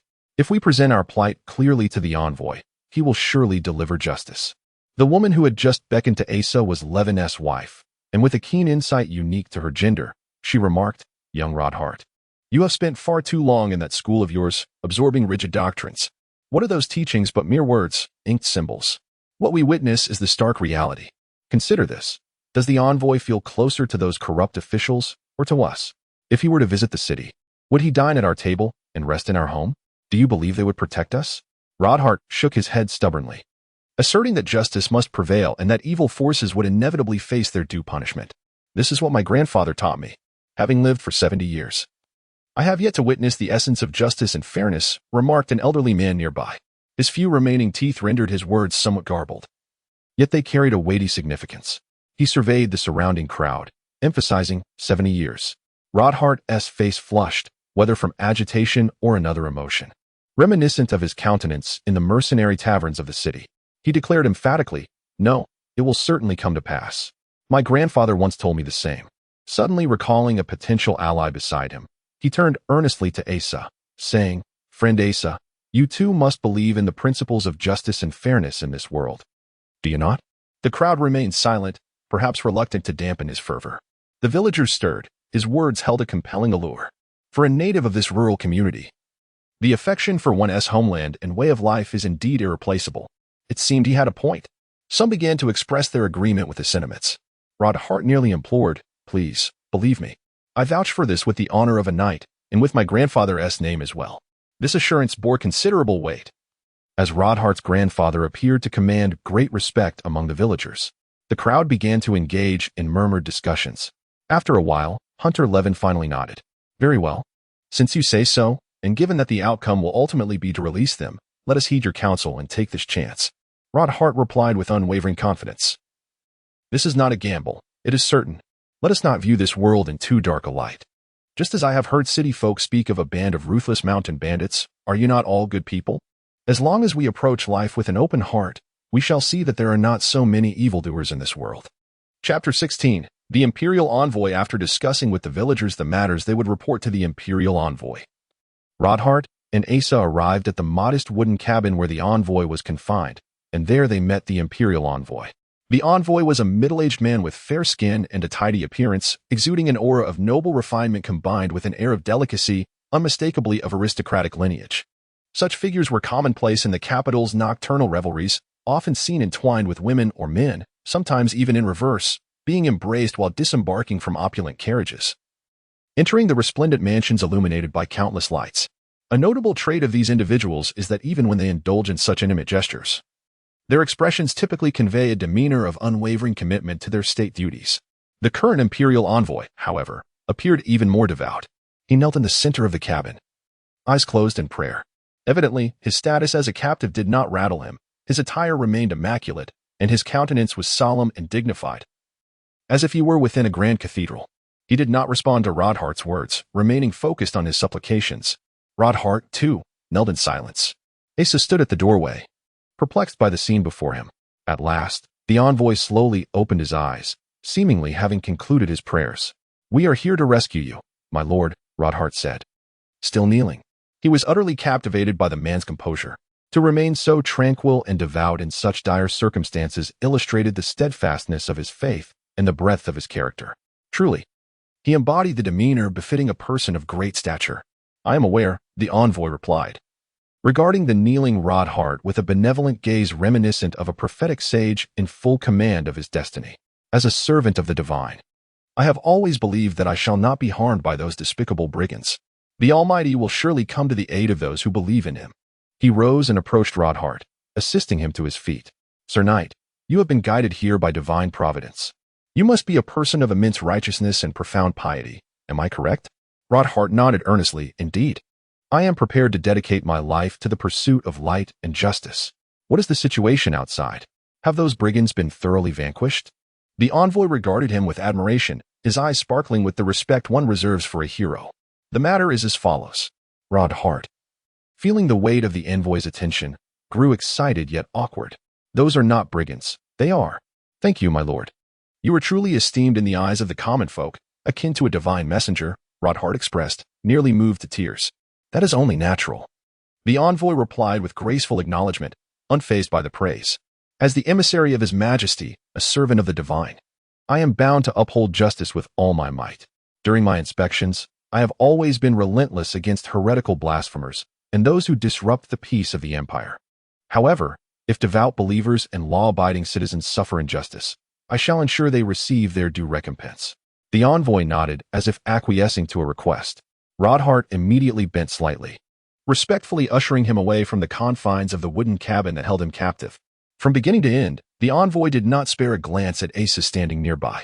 With a demeanor befitting his status, the envoy nodded and offered a smile that seemed almost gracious. The villagers, collectively watching Rodhart and the envoy depart, recalled that benevolent smile, and a flicker of hope ignited within their hearts. They could not help but feel a surge of excitement. They began to believe that this envoy might indeed be a good man, one whose extensive knowledge might be complemented by a compassionate heart. For Asa, the entire situation was utterly perplexing. Nevertheless, it appeared that matters had resolved themselves, and there were plenty of locals familiar with the forest. He first sought out the hunter, Levin, who was likely the most knowledgeable about the area. However, after hearing Asa's inquiries, Hunter Levin shook his head in confusion. Asa felt a wave of despair wash over him, igniting a futile rage within. If only Chris were to appear before him now. He would undoubtedly deliver a couple of punches to blacken her eyes, cursing her for her ignorance, compounded by her pretentiousness that had muddled everything. The crux of the matter was that she had taken that book and vanished with the merchant caravan his father had designated, leaving him unable to seek out another translator. Reflecting on his earlier fright at the sight of a mere handful of silver coins, he was overwhelmed with regret. Had he not been so hasty and taken the time to delve deeper in the library, perhaps he would have unearthed some clues. Greed for money was the root of all evil, a sentiment echoed by an old pastor from his hometown, and he now found himself oddly resonating with that notion. Hunter Levin shook his head, stating that the forest evoked an uncomfortable feeling, one that locals preferred to avoid. Moreover, the forest, it felt like. He furrowed his brow, earnestly searching his mind for an apt metaphor, but eventually shook his head in frustration, unable to find a suitable description. It was akin to something. In any case, it was peculiar, so much so that one would rather not contemplate it. Suddenly invigorated, he exclaimed that it resembled a most unpleasant person, one whom you could do nothing about, hence you would rather not think of them at all. Asa frowned and repeated his words, like an unpleasant person? Not to think of? This analogy concerning the forest was difficult to grasp. The feeling is just. Hunter Levin furrowed his brow again, sifting through his meager vocabulary in search of another metaphor. Fearing that the more he attempted to articulate, the more obscure it would become, Asa interjected, "It matters not what it's likened to. Just take me there tomorrow." A cheer erupted from the crowd. "I told you that there is justice in this world, didn't I? Now, do you all believe?" Ronith exclaimed, his eyes darting around, exuberantly proclaiming the triumph of his conviction. The crowd, enraptured in their own joy, paid little heed to his words. However, the old man conversing with Asa did not appear particularly pleased. He had listened intently to Ronith's declarations.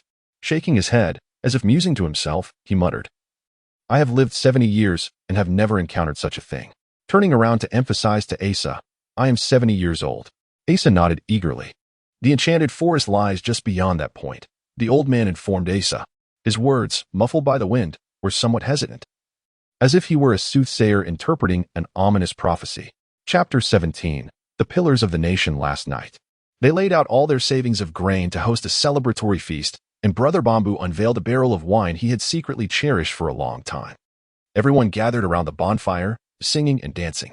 Although Asa did not join their revelry, he could still feel that simple, unadulterated joy and a profound attachment to his homeland. At dawn, the villagers, young and old, gathered their belongings and made their way toward the eastern meadow, ready to receive the blessings of amnesty and tax exemption. The imperial envoy had declared that personal presence was required for the pardon, hence everyone needed to attend. Ronith incessantly extolled the virtues of the envoy, praising his nobility and erudition. He was reputed to be a distinguished noble scholar in the royal capital, engaged in academic research at the seminary, and had authored several works on faith and theology. Such accomplishments left Ronith in utter awe, and the thought that his mediation had helped such a remarkable figure escape from peril, while simultaneously alleviating the plight of his fellow villagers, filled him with exhilaration that lingered from the previous day into the present. After navigating through the woods for quite some time, Asa and the villagers emerged from their wooded abode and arrived at the designated meadow where they were instructed to wait for the envoy. Upon entering the meadow, Asa immediately spotted the fabled lost forest described by the elder. Just at first glance, he was certain this was the place he had been seeking. The forest appeared distinct, with towering trees that exuded an air of ancient grandeur. It seemed as if the surrounding trees had instinctively receded, allowing a patch of grassland to flourish in the center. The entire forest radiated a peculiar, profound aura that was both awe-inspiring and enigmatic. As they approached, the sentiment intensified, growing increasingly peculiar. Asa could even sense a subtle rejection emanating from the forest, not malevolent, but imbued with a heavy, dignified presence. As he drew nearer, he realized that this was indeed an immense and magnificent forest. Each tree required several people to encircle its trunk. The gnarled, colossal trunks and sprawling branches exhibited an endless, archaic splendor, while a delicate mist wafted through the air, with beams of sunlight filtering through the leaves, creating shafts of light that pierced the gossamer fog. Silence reigned in the forest, devoid of any avian or animal sounds. "Is this the place?" The whispering woods, Asa murmured to himself. A figure clad in a crimson robe stood not far from him, facing the enigmatic forest, much like Asa. The red robe resembled the garb he wore while masquerading as a hunchback beggar in the royal capital, attempting to conceal every inch of himself. However, unlike Asa, the stranger's face was exposed. It appeared to be an ordinary visage, common on the streets. Yet the expression and the glistening eyes seemed incongruous with the unsettling aura that surrounded him. The face bore an air of danger, as if it were suffused with the stench of decaying serpents. "Do you wish to enter?" the man in the crimson robe inquired with his peculiar voice, seemingly indifferent to him as he gazed deeper into the forest. "Do not worry, in a short while, I shall lead you inside," he said. His voice, though not particularly loud, seemed to emerge from his throat with great effort, raspy as if a multitude were lamenting simultaneously. Asa suddenly felt a chill enveloping him. Presently, they were all engrossed in their own affairs. A distant rumbling of hooves grew louder, and dozens of cavalrymen emerged from the forest. The envoy had arrived. Ronith recognized one among them as the envoy himself. "Why are there so many?" Hunter Levin observed the armored cavalrymen, fully equipped with swords, and felt a surge of fear. Surely this could not be. It couldn't be.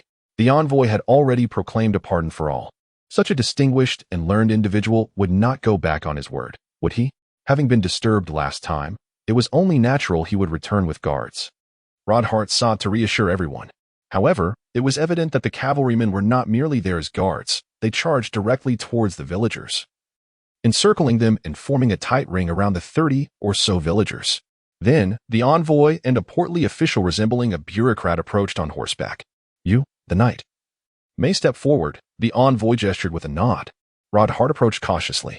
"In light of your noble character and esteemed education, I shall not hold your acquaintance with these brigands against you." Ronith inquired tentatively, "Then they?" The envoy replied matter-of-factly, "Naturally, they are to be executed." Upon hearing this, the villagers gasped in horror. "But you promised to pardon them," Ronith exclaimed urgently. The envoy, with a cultured demeanor, raised a finger to his temple and spoke in a tone imbued with superiority. "That is the essence of wisdom. If I had not said so, would they have allowed me to depart? My earlier assurances were not genuine. I was merely employing a clever strategy." The rotund official beside him marveled. "Your grace, such a strategy is remarkable. If you were to lead in battle, you would undoubtedly be an invincible general, a true pillar of the nation. You embody both martial and scholarly prowess." The envoy smiled and nodded modestly. "I am but a scholar, not suited for the arts of war." "Speaking of pillars, Lord Dote, you too deserve mention. In my inspections of various locales, this place stands out as one of the finest, and the construction of a chapel attests to your piety. Yesterday, you witnessed their apologies. They acknowledged their wrongdoing. Does this not indicate they remain good, honest folk?" Ronith pleaded on their behalf. The stark contrast between hope and reality struck him with overwhelming force, rendering him unable to accept the swift turn of events. "I certainly recall," the envoy replied. "As a reward for their apologies, I shall ensure their simultaneous execution, sparing them the anguish of losing their loved ones. It is known that when meting out punishment to heretical villages, the customary approach is to first execute the children, allowing those who have shown disrespect towards the divine to experience profound anguish within their souls, thereby purifying their wretched spirits. I have heard that this method was conceived by you, esteemed sir. Is that true?" The chancellor's face radiated with pride. "This notion struck me during my studies at the seminary. Let the souls of those heretics endure the torment of this baptism while they still breathe, so that they may swiftly atone for their sins in the afterlife." The rotund man contorted his jowls into an obsequious smile, exclaiming, "You are truly benevolent and exceedingly wise." Ronith's voice trembled with emotion. "But they are not heretics, are they? Did I not elucidate the truth to you yesterday?" The chancellor exhibited signs of impatience. "They are not heretics now, but what of the future? They have shown a complete disregard for law and order by abducting a minister for mere wealth and sustenance. Furthermore, I have thoroughly investigated," he asserted, gesturing towards the corpulent man beside him. "They have slandered this honorable local official, Doubter. Doubter has only levied a modest tax on the populace to construct a chapel for the city. This is a deed performed in service to the divine. Not only do they refuse to pay this honorable tax, but they also defame such a devout official, indicating there is no reverence or gratitude for divine teachings in their hearts. As a theological expert, I discern that such souls are most susceptible to demonic temptation. Executing them before they become servants of the devil is the most merciful course of action." He then turned to the man named Doubter and inquired, "But why do you insist on executing them here? Wouldn't it serve as a greater deterrent to burn them alive within the city?" Doubter replied, "Some 10 days ago, a benevolent gentleman visited me. He expressed concern that our burial grounds were insufficient, and that it would be inappropriate to inter heretics alongside the faithful. He suggested we bury them here, offering a silver coin for each body. Thus, I propose to execute this band of brigands here. Transporting so many corpses would require considerable effort." The chancellor's visage clouded with concern. "Such a peculiar matter. Are you certain he is not a heretic?" The local official Doubter quickly shook his head, the flesh on his face jiggling in response. "Impossible. The funds he provided have been utilized to construct our chapel. A person who invests in such a meaningful endeavor must possess a noble spirit. Would you not agree?" Dozens of cavalrymen drew their weapons and charged towards the defenseless villagers, most of whom were elderly women and children, slaughtering them as one would livestock. Cries of anguish and blood erupted from these unarmed bodies. "Stop!" Ronith leapt to his feet. Instantly, 3 cavalrymen positioned their swords against his throat, while another struck him down with the hilt of a sword. The imperial envoy gazed upon the scene with a profound sense of regret, remarking, "It appears that your loyalty to the law and your faith in the divine pale in comparison to your affection for these brigands. Despite your previous merits, I am compelled to have you executed alongside them, lest you tarnish the noble title of knight." Though kidnapped just yesterday, a mere stroke of ingenuity allowed him to effortlessly apprehend the entire band of ruffians. As the anguished cries of the heretics echoed in his ears, the envoy considered the wisdom in the words of Dote. Perhaps he truly was destined to become a general. Suddenly, he spotted an individual sprinting towards him from the distant edge of the forest. With the poise befitting a commander, he boldly gestured to the nearby cavalry, declaring, "There lies another enemy. Who will claim his head?" Chapter 18. Could you please help me? Asa dashed forward. 3 cavalrymen brandished their swords and charged towards him, shouting as if they were pursuing their prey. The earlier exuberance of the Imperial envoy had instilled in them an eagerness to achieve glory. As they closed in, Asa raised his hand and unleashed a fireball that struck one cavalryman squarely in the face, causing him to tumble from his horse. The other 2 cavalrymen were taken aback. Asa seized this opportunity to leap onto one cavalryman's horse, vaulting over them and continuing onward. Ahead lay a circle of cavalrymen mercilessly slaughtering villagers. The grass stained crimson with blood, and the villagers' anguished cries were dwindling. Asa plunged into the melee, leaping onto a horse and swiftly dispatching 2 more cavalrymen with his blades. The remaining cavalrymen were thrown into disarray, their formation collapsing as they attempted to confront him. Asa seized the moment and surged through the gap. Before him sat the Imperial envoy and the local magistrate, both observing the carnage with an air of detachment. It was impossible to confront so many cavalrymen alone, thus, seeking the leaders became paramount. Before the 2 could fully react, Asa charged forward, yanking them both from their mounts. He swiftly pressed his blade against the envoy's throat and commanded, "Do not move." The cavalrymen immediately halted. In the bloodied aftermath, only a few children remained standing, blood-soaked and crying, seemingly uninjured, as the villagers shielded them within a protective wall of bodies. Only the hunter, Lavin, wrestled desperately with a cavalryman's weapon, already bearing several wounds and kneeling in a pool of blood, gasping for breath. A low moan echoed through the carnage. Surprisingly, the envoy displayed little panic, maintaining his scholarly composure and authoritative demeanor. With a tone of disdain, he remarked, "You wouldn't dare harm a single hair on my head. The soldiers here have witnessed your actions. Should you harm the Emperor's appointed envoy, you will become a wanted criminal throughout the Empire. Moreover, even your family." His speech was abruptly interrupted by a shrill scream as Asa snapped one of his fingers, coldly retorting, "I have no interest in harming a single hair on anyone's head. Command them to dismount and lay down their weapons." Quickly, Asa then seized 3 fingers of the envoy's other hand. "Lay down your weapons. I demand you lay down your weapons." The envoy's cries were mingled with tears and snot, his face a mess of despair. Suddenly, the sound of soft footsteps approached from behind. Asa spun around, striking the would-be assailant with a swift blow to the face. The cavalryman screamed, staggering several paces before collapsing to the ground, bloodied and rolling in agony. A few bloodied teeth flew toward the magistrate, who immediately ceased his fumbling and knelt in submission. Drenched in sweat, Asa had used the back of his blade, likely fracturing the soldier's facial bones. He had no desire to kill indiscriminately. The 2 cavalrymen he had felled earlier were not mortally wounded. "All of you dismount and lay down your weapons. I shall not repeat myself." As Asa tightened his grip on the finger of the Imperial envoy, the envoy immediately cried out for help, urging him to repeat his command. The previously composed scholar, with the demeanor of a great general, had vanished without a trace. "Dismount, lay down your weapons," he complied with every word. "Are you fools going to watch him kill me?"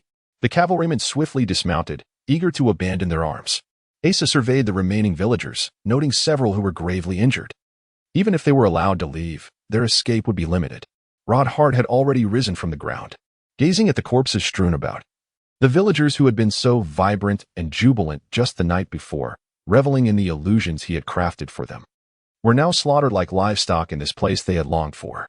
He covered his face in anguish, shaking his head slowly.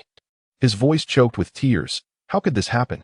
Ronith was kicked to the ground, rolling several times before lying still on the grass. After a moment, he suddenly managed to stand up. Asa observed the remaining horses of the cavalry, and a thought struck him.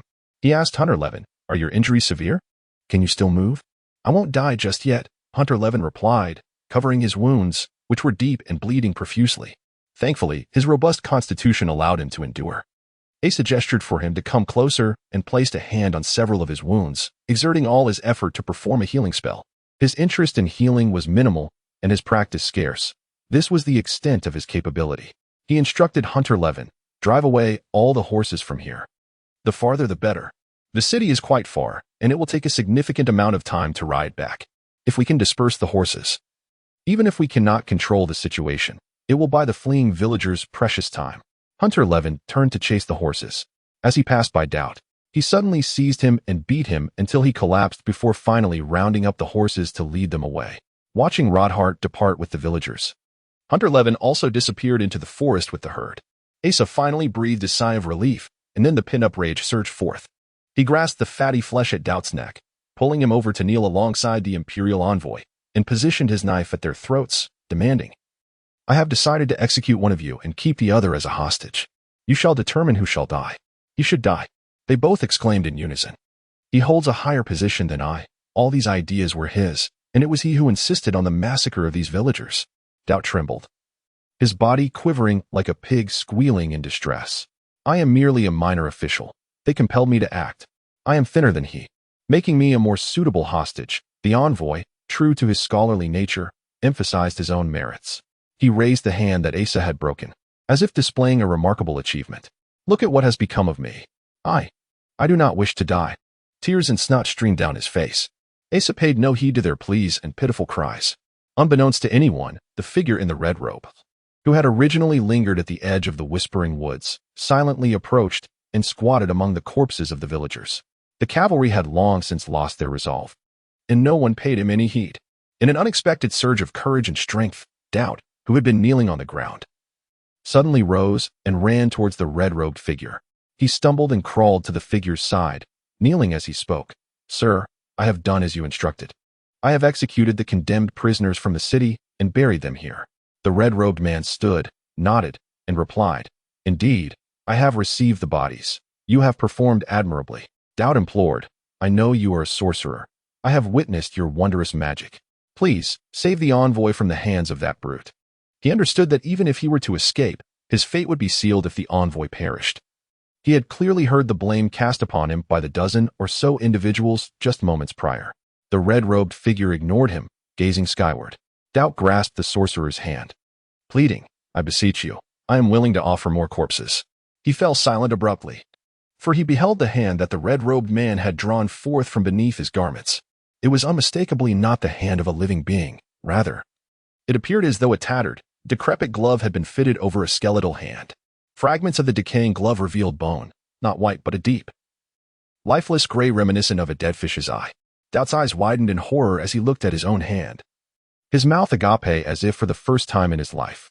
It was evident to all that he was not in pain, but rather consumed by terror. His once plump and fair hand withered before their eyes, shriveling like a leaf over a flame, changing color. He must have uttered some cries, perhaps screams. But only strange gasping sounds emerged from his throat, not his voice, but the air being expelled from his lungs as they shrank. He began to deflate, like a punctured balloon. Everyone could clearly see how the flesh on his face gradually contorted and collapsed, ultimately adhering to his bones. Yet, his eyes continued to move, darting about, while the muscles of his face had entirely withered away, leaving only the solitary motion of his eyes, a testament to his existence as he felt himself slowly perishing. Eventually, his eyes too came to a halt. In mere moments, the once robust and fair Doubt had transformed into a desiccated corpse. The red-robed man released his grip and sighed, as if he had just sipped from a rather unsatisfactory cup of tea. He continued to gaze upward. In the sky, the sun radiated its familiar light, casting brightness and warmth upon the ground, treating even the suddenly eerie grass with impartiality. Suddenly, a shadow emerged at the edge of the sun. The red-robed figure lowered his head and, with a voice that remained raspy yet undeniably infused with excitement, proclaimed, "It has come. The gate that opens but once a century has finally swung wide." He nonchalantly lifted his hand, which resembled anything but a hand, as if beckoning to his beloved pet. "Let us all rise and get to work." Suddenly, the villagers, who lay in pools of blood around him, began to writhe, and one by one, they slowly rose to their feet. Some bore gaping wounds in their chests, while others had merely a thin layer of skin hanging from their necks and heads, preserving the posture in which they had fallen. Witnessing this grotesque spectacle, the cavalry emitted sounds typically heard only from the throats of women. Several collapsed to the ground, while the majority turned and fled.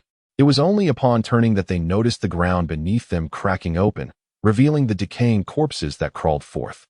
These were the heretics that the esteemed doubter had painstakingly buried here over the past fortnight, for the love of silver coins. He had worked diligently to slay over 200 bodies, all interred within this modest patch of grass. Now that you are here, why not stay? The man in the red robe gazed at Asa with a smile. "Young man, Might I ask for your assistance as well? Chapter 19. A date with the zombie. The leg and waist of the Imperial envoy had completely succumbed to weakness, every bone rendered into a mere noodle by sheer terror. Lacking any strength whatsoever, the foul odor emanating from his trousers was so pungent that even he could detect it. Yet it regrettably failed to repel the aged figure before him. A portion of the elder's head was missing. A diagonal slice from the crown to the brow exposing the grayish-white brain matter that swayed slightly with each lethargic step he took. His eyes, now a muddled amalgamation of black and white, stared intently as he approached the envoy with slow but determined strides. The envoy trembled, desperately using his hands to support himself against the ground as he retreated, emitting sounds from his mouth that he could scarcely comprehend himself. Not far off, several cavalrymen were pinned down by a horde of corpses. They appeared as delectable morsels, and though the corpses moved sluggishly, they tugged and gnawed with a frantic urgency. The cavalrymen screamed with a horror that surpassed the limits of human vocal cords, their limbs thrashing about. Yet flesh and entrails were already being passed between the hands and mouths of the undead. The elder drew nearer to the envoy, extending his stiffened hands in a gesture reminiscent of a heartfelt expression of friendship and trust. He placed his hands upon the envoy's shoulders and opened his mouth to reveal a scant few teeth, summoning every ounce of courage and composure he possessed. The envoy retrieved a resplendent cross from his bosom, closing his eyes as he trembled and recited fervently, "In the name of the heavenly deity, you unclean entity, begone from the followers of God, or face the wrath of justice." What followed was nothing but a piercing scream of hysteria. As he acutely felt the elder's teeth sink into his scalp, penetrating to the skull with an agonizing crunch akin to the crisp bite of an apple. This was the final sound he would ever hear. Asa felt a shiver cascade down his spine and scalp. The wife of the hunter, Levin, a woman who had once welcomed him with warmth, now bore a visage marred by a gruesome gash, her once intelligent face nearly cleaved in two. From the gaping flesh, stark white bone was visible, and a single eyeball had been crushed, its remnants dangling grotesquely from her cheek. She was feasting upon a cavalryman alongside several other villagers' corpses, her remaining eye, resembling that of a dead fish, fixated on the soldier's abdomen. Reaching in, she extracted a still-beating organ and brought it to her lips, producing a sickening crunch as she bit down, dark red juices dripping from her mouth. Nearby, a rotund man named Brother Bangbu tore off the cavalryman's arm and bit into it ravenously.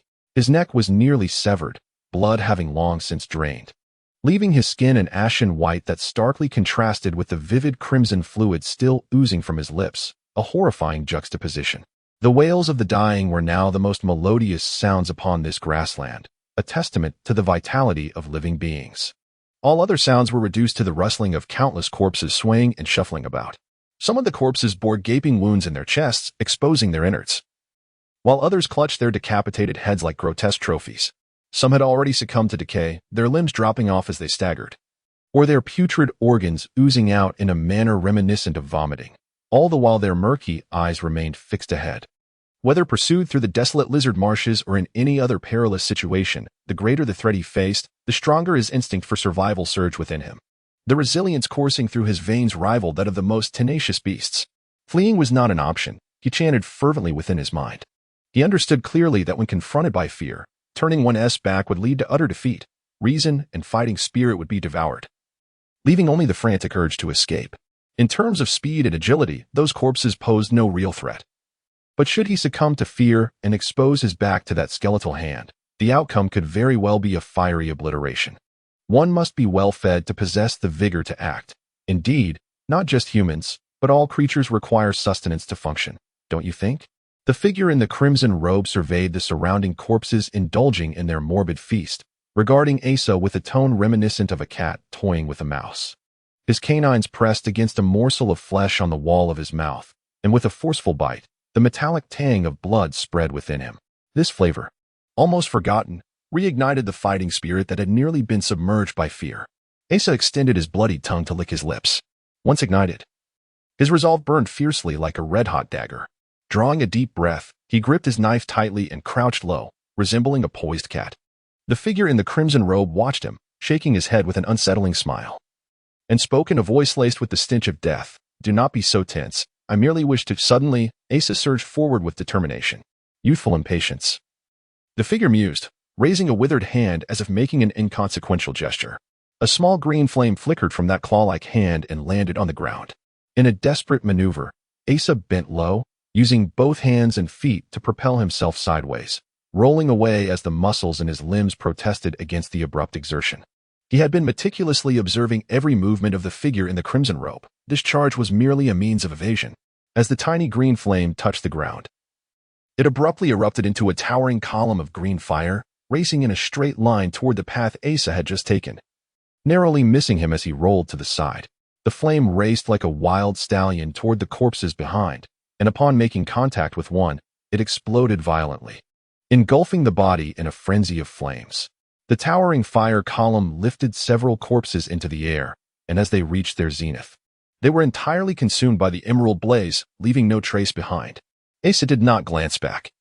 He had already launched himself with all his might towards the figure in the crimson robe. He, too, wielded magic, aware that the casting of spells required time for accumulation and preparation. The intervals between spells represented the sole opportunity for an attack. Regrettably, he misjudged the situation gravely this time. The other hand of the crimson-robed figure was raised, resembling a skeletal appendage encased in tattered leather. Yet this hand, devoid of any semblance of flesh, was ablaze, burning more fiercely than any torch, as if forged from the very oil of hell and the sulfur of a volcanic vent. Asa recognized his error. He should not have leapt. Suspended in midair, he found himself bereft of any leverage to maneuver, left only to witness as the flames transformed in the crimson-robed figure's grasp into a colossal phoenix, its wings unfurling as it lunged toward him. Asa concentrated all his magical energy into a fireball and hurled it at the phoenix. The fireball was almost silently engulfed in the brilliant radiance of the phoenix, and in an instant, his vision was filled with a golden hue reminiscent of the sun. The fiery creature approached in an embrace, intent on melting him in its searing warmth. Helpless, he could only resort to instinct, curling into a ball, protecting his head and limbs as best as he could. The phoenix successfully ensnared its prey, twisting and turning in the air, fervently displaying its immense magical power, determined to reduce its captive to dust. A knife fell from the tumultuous fireball, landing on the grass with a hiss, instantly scorching all the blades it touched. Were it not for your provocation, I would have preferred to leave you a corpse. The crimson-robed figure sighed, slightly strained. The rapid succession of spells had taken its toll. He gazed upwards, where an arc of shadow devoured the sun's light at an imperceptible pace, darkening the sky. With a wave of his hand, the swirling phoenix soared towards the whispering woods, transforming into a fiery arc that crashed into the thicket with a resounding explosion, emanating a burst of crimson light. The crimson-robed figure nodded, gesturing to the bodies behind him. The gateway is open. Let us proceed. Asa had encountered many strange occurrences, yet none had left him as incredulous as this. He had not perished. Not only had he survived, but not a single hair on his head had been singed, while the palm that had grasped the knife bore burns. Then he felt himself soaring alongside the phoenix until a thunderous roar filled his ears. The swirling magic and flames dissipated, and his back collided with a solid object. Upon releasing his hands and lifting his head, he discovered himself within a charred hollow of a tree, or rather, a carbonized cavity. This was a massive ancient tree, so thick that it would take more than a dozen people to encircle its trunk, from which the phoenix had carved a large opening. The surrounding would completely carbonized. Asa leapt to the ground, surrounded by similar ancient trees, a thin mist swirling among them, enveloped in an eerie silence devoid of birdsong or insect chirps. Indeed, this was the whispering woods he had glimpsed from the outside. The ancient trees, majestic and timeless, alongside the ethereal mist, remained unchanged. However, the awe-inspiring sense of intimidation that once captivated him had utterly vanished, leaving behind only a profound stillness steeped in mystery. In this forest, even the winds lay still, as if ensconced in a void devoid of all existence, with the only sounds resonating being the soft crunch of his footsteps upon the grass and fallen leaves. Devoid of any trace of life, the silence was so profound that it evoked a peculiar sense of fear. Asa ventured deeper into the woods, following the tracks upon the ground, marks left by the cavalrymen who had recently fled from the zombies. By tracing their steps, he hoped to discern any impending danger ahead. Yet, after only a short distance, he indeed sensed that something was amiss. Chapter 20. Fishing in Troubled Waters, Part 1. Before him lay a vast pool of blood, as if several barrels had been overturned upon the ground. Scattered amidst the crimson were several bodies, grotesquely mangled beyond recognition, intermingled with fragments of weapons and armor, remnants of the cavalry that had trailed behind. These corpses were either flattened, resembling the lifeless forms of rodents trampled in a bustling marketplace, were torn apart into a pulpy mess akin to shredded rags. The blood had been squeezed from the contorted torsos, splattered across the ground in a vivid scarlet display. The bizarre nature of these deaths surpassed Asa's comprehension. He could not fathom how these soldiers had met such a fate. Cautiously surveying his surroundings, he noted the absence of any signs of other creatures or humans, save for a few bloodstains clinging to the gnarled branches of some desolate trees. Upon closer inspection, Asa discerned that these trees bore a haunting resemblance to human forms. Despite their varying heights, each possessed 4 primary limbs resembling arms and legs, their surfaces smeared with blood, standing eerily still, exuding a bizarre, sanguine aroma. Yet, they were merely trees, and Asa felt no trace of life within the surrounding stillness. Surely, trees could not move. Nor could they kill, he mused, shaking his head in disbelief. He crouched down, intent on examining the twisted corpses further for any clues. Silence enveloped him when, suddenly, he sensed a disturbance in the air behind him. Before he could turn to investigate, he felt a tightness in his side and found himself hoisted into the air. Glancing down, he saw thick, withered branches coiling around his waist, stained with still wet blood. The tree behind him had ensnared him with its limb-like branches. Lifting him as another branch, resembling a hand, clapped together in an ominous manner. In a panic, Asa gripped the 2 branches at his waist and yanked with all his might, snapping them apart. With a forceful push, he freed himself from the tree's grasp and leaped to the ground just in time. The clap of the branch missed, echoing with a dull thud as wood splintered into the air. Had he hesitated a moment longer, he too would have joined the ranks of the inexplicable dead. With a mixture of fear and astonishment, Asa beheld this colossal entity that transcended the bounds of human understanding. It was, without a doubt, merely a tree. Yet it was undeniably animated. Rather than a human-like withered tree, it resembled a giant cloaked in bark. The scattered remains of the soldiers had evidently been crushed by these enormous wooden appendages, as if they were mere paper wads. Blood stained the roots of the tree creature, illuminating the grim fate of the mangled bodies. A thunderous roar resounded in the distance, shattering the forest silence, causing the tree creature to freeze in its movements. Green flames flickered in the dim recesses of the woods. Despite it being midday, the sky had unwittingly darkened to a twilight hue, casting an eerie gloom. Amidst the shadowy light stood several blood-streaked trees. The surrounding stillness shattered and then congealed once more into an unsettling quiet. Asa glanced upward. The once resplendent sun now appeared as a golden ring, shrouded by a dark shadow that obscured most of its light, a rare solar eclipse. Once again, a more intense explosion echoed through the air, accompanied by a low, mournful cry emanating from the tree beings, who, with their root-like feet, began to stride purposefully towards the source of the commotion, entirely disregarding the presence of Asa. Asa watched the retreating figures of the tree beings in a daze, and suddenly, a thought struck him. This might be a fortuitous opportunity. The sounds and the green flames ahead were likely the handiwork of the Red Robe, who was probably confronting these strange creatures as well. Although the purpose of the Red Robe's intrusion into this forest remained a mystery, it must bear some relation to Asa's own objectives, perhaps even concerning the leaf of the world tree. Resolved, Asa pursued the direction taken by the tree beings. After a few paces, he realized that these wooden entities seemed utterly indifferent to his presence. Gathering his courage, he drew closer, yet still received no acknowledgement. Though the movements of the tree beings were slow, their strides were immense, making it laborious for them to run. Asa, emboldened, grasped one of the tree being's legs. The creature showed no reaction. Seizing the opportunity, he leapt onto the top of its head, allowing himself to be carried towards the unfolding chaos. As more and more tree beings congregated around him, it seemed as if the entire forest was teeming with life. Not far off, he could see wood shavings being scattered in the tumult of explosions, and suddenly, a brilliant green flame erupted, reminiscent of a grand fireworks display. The forest's former tranquility was long forgotten, replaced by a cacophony of sound. After a few more colossal strides, Asa beheld a throng of zombies encircling the Red Robe. Undoubtedly the central figure of this spectacular scene. The entire conflict revolved around him. Hundreds of zombies formed a protective barrier around the Red Robe, who occasionally unleashed a flicker of green fire upon the tree beings, reducing them to charred remnants in the ferocious flames. At other times, he hurled luminous orbs that exploded with deafening force, shattering the tree beings into fragments. Beneath the towering forms of the tree beings, white steeds and some long-eared, fair-haired individuals advanced against the zombies and the Red Robe. The white steeds bore sharp, singular horns protruding from their foreheads. Asa had heard tales from seasoned adventurers that these were unicorns, creatures that could only be found in the most pristine and untouched forests. The long-eared, fair-haired beings were likely elves, a race often mentioned by dwarves in his homeland, who inhabited forests much like humans but were not considered subhuman. The elves, agile regardless of gender, leaped gracefully among the tree beings, wielding longbows to rain arrows upon the red robe, some even casting spells. Yet, the zombies surrounding the red robe eagerly shielded him with their bodies, absorbing the arrows and magic, leaving him unharmed. Although the red robe seemed intent on retaliating against the elves, they deftly maneuvered from one tree being to another. The unicorns used their luminous horns to impale the zombies. Once struck by the glowing tip, the zombies were flung aside and shattered upon impact, crumbling like tattered puppets.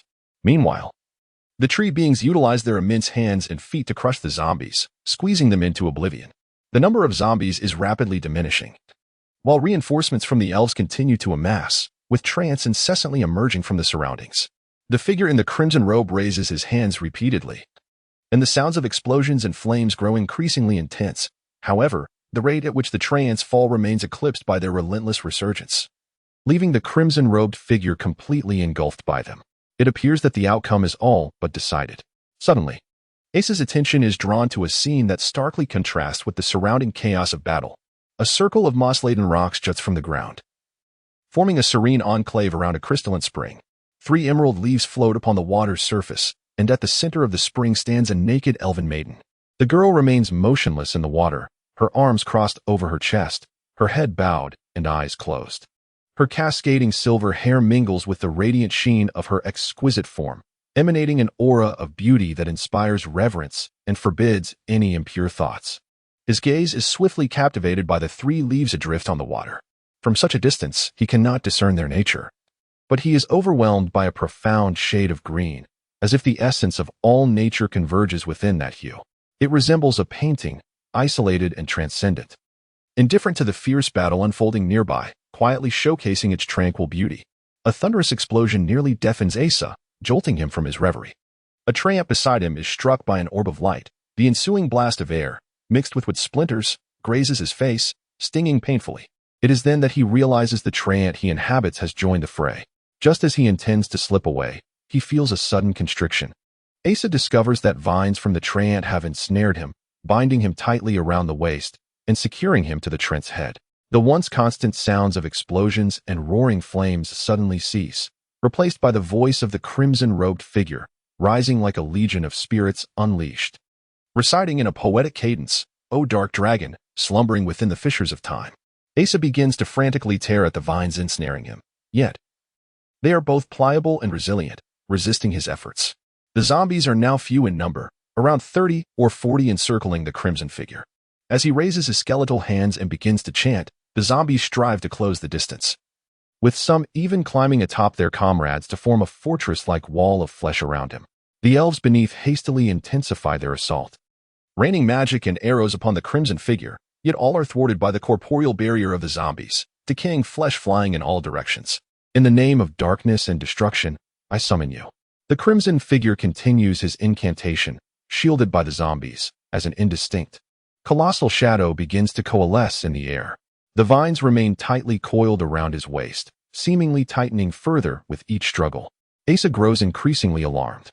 He is unaware of the spell the crimson figure is casting, but he comprehends that the speed of incantation is inversely proportional to the caster's level and magical potency. Given that even the crimson figure must chant slowly to invoke this spell, it is certain that it is no mere flame capable of incinerating the treants in an instant. Yet, the treant beneath him continued to strive towards that destination. "Unleash your power upon this world." The chanting of the red-robed figure ceased.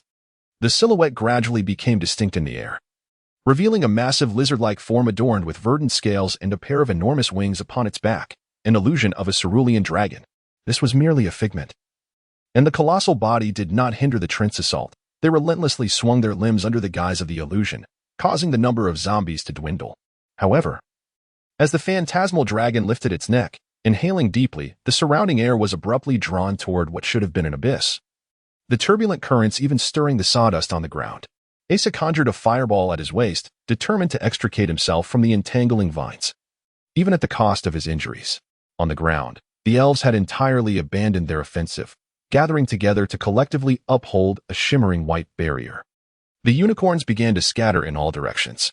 With a resounding explosion, the fireball detonated upon Asa, severing the vines at last.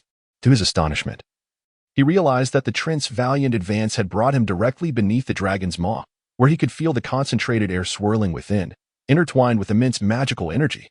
There was no time to flee. He resolved to take a chance. The dragons had ascended to its zenith, the inhalation ceased, and the airflow gradually calmed. The once tumultuous battlefield fell eerily silent, returning to the forest's natural tranquility, with nearly all sounds ceasing, save for the trance continuing to strike at the zombies, who still formed a barricade for the red-robed figure, producing solitary pinging sounds that accentuated the ominous atmosphere. Suddenly, the dragon tossed its head with a certain grace, unleashing a torrent of deathly green flames as if released from a flood amassed over centuries. In an instant, all was engulfed in this surging sea of emerald fire. The towering trance, upon contact with the magical flames, vanished as if wax subjected to molten iron, leaving no trace in their wake. The dragon reveled in its twisting motions, the dark green waves spreading unchecked, consuming everything they touched, including sound itself. The world was reduced to the thunderous roar of flames expelled from the dragon's mouth. It felt as though a century had passed before the emerald flames ceased their onslaught. The illusion of the dragon emitted a weary, low groan, gradually fading from view, dissipating as slowly as it had materialized. The green flames receded with the dragon's disappearance. All things had vanished: zombies, treants, elves, unicorns, the towering ancient trees, rocks, and the grass beneath, leaving not a single trace of their existence. The area, spanning hundreds of meters, transformed into a desolate expanse of charred earth. In the center of this scorched land, the red-robed figure gasped for breath, a ghostly wheeze escaping him, for the magic had nearly drained him of all his power. However, all obstacles have been removed. He gazed ahead. Yet, not far in the distance, a shimmering spring still remained, its waters as clear and luminous as ever, while the leaves retained their vibrant green, brimming with life. The maiden continued to stand there, quietly bowing her head with closed eyes. This scene appeared utterly indifferent to the surrounding turmoil, standing alone amidst the desolate wasteland. The destructive flames of magic that had obliterated everything else had not even grazed this place. The figure in the red robe, however, was not surprised. As if this outcome was anticipated, even awaited, he let out a triumphant laugh, reminiscent of the collective groans of hundreds of dying wolves. Suddenly, the spring began to emanate a golden radiance. The red-robed man looked up at the sky. The solar eclipse was nearing its end, and the sun was gradually reclaiming its brilliant luminosity. He strode towards the spring, for he had already triumphed. His objective lay before him. He intended to extract the beautiful form within, draining its essence as effortlessly as he had dealt with a mere human.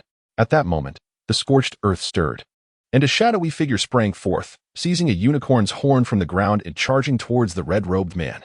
Chapter 21. Fishing in Troubled Waters, Part 2. The long robe was a gift from Sandrew, tattered and reeking, originally discarded as a shroud for the dead. Yet he was expected to barter it with half a year's toil.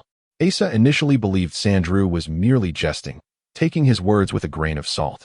However, he had never been concerned about his attire. As long as he remained warm, it sufficed.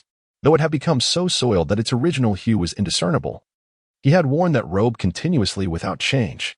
Fortuitously, he had not discarded it, for now he realized it had shielded him from 6 months of arduous labor. Indeed, he had struck a bargain. When he unleashed a fireball from the vines at his waist, he had braced himself for injury, but upon detonation, the robe remained unscathed. It dawned on him why he had emerged unscathed from the magical assault outside the forest. As the dragon exhaled its emerald flames, he had curled tightly within the robe, limbs drawn in. Much like before, he felt the devastating magical forces ravaging around him, yet he remained unharmed, merely falling from the lofty shoulder of the treant, subsequently buried beneath the rising ashes. Hearing the unpleasant laughter of the red robe, he lifted his head slightly from the ashes and beheld the figure approaching the spring. He recognized that the 3 leaves floating in the water were precisely what he had been seeking. To leap forth and seize the leaves in flight was out of the question. The moment he attempted to escape the barren scorched earth, a luminous sphere would detonate upon his back. His only recourse lay in striking first. The red robe had dispatched all obstructive treants and elves, and now, if he could dart forward and eliminate the red robe, the fish in this murky water would ultimately belong to him. He discerned that the recent spell had drained the red robe significantly. This was the opportune moment to confront him. The knife lay abandoned on the grass outside the forest, and Asa spotted a unicorn horn upon the ground. The recent green flames had incinerated even the unicorn's bones to ash, yet this horn remained untouched. Seizing it from the ashes, he charged towards the red robe. Thus, he called out, "Wait!" Asa dared not linger. The robe could withstand magical flames, perhaps even other spells. Yet it remained a soft garment, far from impervious to blades. He had witnessed how the red robe's fireballs obliterated towering treants. Such forces required no direct hit to devastate him. Merely an explosion nearby would suffice to rend him asunder. He could not afford to allow the red robe time to amass magic for another strike. The red robe's movements were not swift. Yet he narrowly evaded Asa's initial assault. The sharp horn grazed his jaw, peeling away the skin, revealing darkened teeth and bones beneath, encrusted with desiccated sinew. Asa felt a surge of panic. He had failed to pierce the red robe's head, and as long as the red robe retained any magical power, the moment was ample for him to gather his strength. As Asa charged forward with unwavering determination towards the figure in the crimson robe, it was evident that either he or his opponent would meet their demise. "Listen to me." The man in the red robe retreated. Even as he spoke, the teeth beneath his visage remained still, the words emerging from his throat with palpable strain. He was visibly agitated. The golden radiance emanating from the spring was intensifying, and the elven maiden standing within it resembled a masterfully crafted piece of golden art. Time was of the essence, and with great effort, the man in red forced out his voice, "I am." But before he could finish, a unicorn's horn pierced through his chest and emerged from his back, freezing his actions and words in that moment. Yet, an expression of incredulity adorned Asa's face. The unicorn's horn had indeed penetrated the body of the man clad in crimson. It appeared to have pierced through his pectoral muscles, entering between the fourth and fifth ribs, diagonally traversing the left lung, brushing against the heart, and then barely grazing the right lung before exiting through the back muscles. This was undeniably a fatal blow. However, Asa felt no sensation of the expected impact. It was as though he had merely thrust into an empty cage, devoid of substance, feeling only the faintest brush against branches, grass, or even the smooth surface of a glass vessel. Then, Asa immediately sensed the withered hand of the man in red gently resting upon his abdomen, its glow visible even without him bending down to see. With a deafening explosion, Asa and countless remnants of scorched earth were propelled into the sky, while the man in red was thrust backward. Their original standing place was transformed into a deep crater by the force of the blast. Blood erupted from his mouth and nose, as if it were eager to escape a weary body, leaving a trail upon the ground in the wake of his flight. Asa could sense that the rushing blood was mingled with various internal organs, likely his liver, spleen, and intestines, even after enduring such an immense explosion. The long robe gifted to him by Sandrew remained unscathed. Yet, he could feel that the contents of his abdomen were akin to a pot of boiled entrails. With his abdominal muscles shattered and mixed among the scattered innards, Asa felt neither pain nor fear. He only felt the cold embrace of death. He traced a feeble arc through the air, blood cascading from him as he fell, landing directly in the spring where the maiden stood, creating a magnificent splash. One of the 3 leaves that had been floating on the surface was propelled out of the water by the spray. The solar eclipse had fully concluded, and the sun once again radiated its light unabashedly. The golden glow in the spring had become blinding, as if a sun resided within the water itself. The elven maiden, who had remained motionless like a statue, suddenly opened her eyes, panic evident as she beheld Asa's fallen form at her feet. The man in red rose from the ground, his gaze falling upon the leaf. On the charred earth, it stood vibrant enough to command reverence from all living beings, with fingers that were withered and devoid of vitality. The man in red picked up the leaf, his hand trembling. He raised his gaze, and the golden radiance of the spring remained as brilliant as ever. Yet the once harmonious scene lay utterly shattered. Asa's upper body was fully submerged in the spring, his feet propped up in a rather comical manner on the rocks at the water's edge, resembling someone indulging in a leisurely bath. Beside him, a young girl was frantically struggling to push Asa away from the water's edge. A group of fairies and treants emerged at the edge of the scorched earth, hastening towards them. The man in the red robe quickly turned to flee down the path from whence he came. Clutching a leaf in his hand, he stumbled awkwardly, his demeanor utterly disheveled, yet the laughter that escaped him was brimming with a triumphant arrogance, akin to a wolf reveling in the spoils of 100 sheep finally liberated from the watchful gaze of a shepherd. Even the water could not muffle the unpleasant sound of the man's voice, submerged in the water. Asa felt a profound sense of failure unlike any he had ever known, though it appeared this would be his final experience. He had not grasped the fish, yet he was rendered lifeless by another's hand. "I do not wish to die. I do not wish to die. I do not wish to die. I do not wish to die." This once empowering awareness that had fueled his spirit in times of adversity now echoed with the feeble murmurs of a dying patient. Regardless of his fervent yearning, he felt life slipping away from him, inch by inch. It was as though someone were forcefully pushing him. Yet he had no strength left to respond. His vision was awash in a golden glow, the spring water flooding his mouth and nose. As if the light from the water sought to engulf him entirely. In this embrace of golden luminescence, his consciousness began to blur. Feeling as though he were melting into the dazzling radiance. To perish beneath the sun. This was his final thought. Chapter 22. What does it matter to me? Asa harbored no belief in the existence of paradises or hells. From the tender age of 7 or 8. When he became captivated by the wondrous realms spoken of by seasoned adventurers. He assumed that the paradises and hells frequently mentioned by others were of a similar nature, new worlds to be explored and experienced. Thus, during the old priest's sermons in the village, he approached the subject with a simple curiosity. He pressed his hand against his abdomen. It remained intact. His muscles were still taut against his skin, and his internal organs were precisely where they should be, functioning perfectly. He even felt more invigorated than he had ever felt before. Was he dreaming? Yet, the sensation of being struck by that man in the red robe, blood gushing as he fell into the spring, bore no semblance of a mere illusion. All of his previous memories flowed seamlessly, devoid of the haze characteristic of dreams. Asa rose from the ground. It was an odd place, resembling a hollow in a tree yet also akin to a room. Twisted branches and vines intertwined to form the walls, while in suitable spots, the branches gracefully arched away to create windows and doors. Vines extended from the walls, entwining in the air, resembling a bed, with several strangely shaped trees serving as makeshift tables and benches. This was surely the abode of the elves. Asa recognized this peculiar dwelling. He had often heard tales of elves from dwarves back in his homeland. Elves inhabited remote forests, and though they bore a resemblance to humans, they could not be classified as subhuman like the orcs. They were a race with their own unique culture and way of life, akin to the dwarves. It seemed as though dwarves and elves shared some sort of kinship, yet the dwarves held a disdain for their kindred, often using elves as a metaphor for mockery and derision. According to their accounts, elves appeared to be rigid, self-important fools, devoid of emotion and the vigor of life.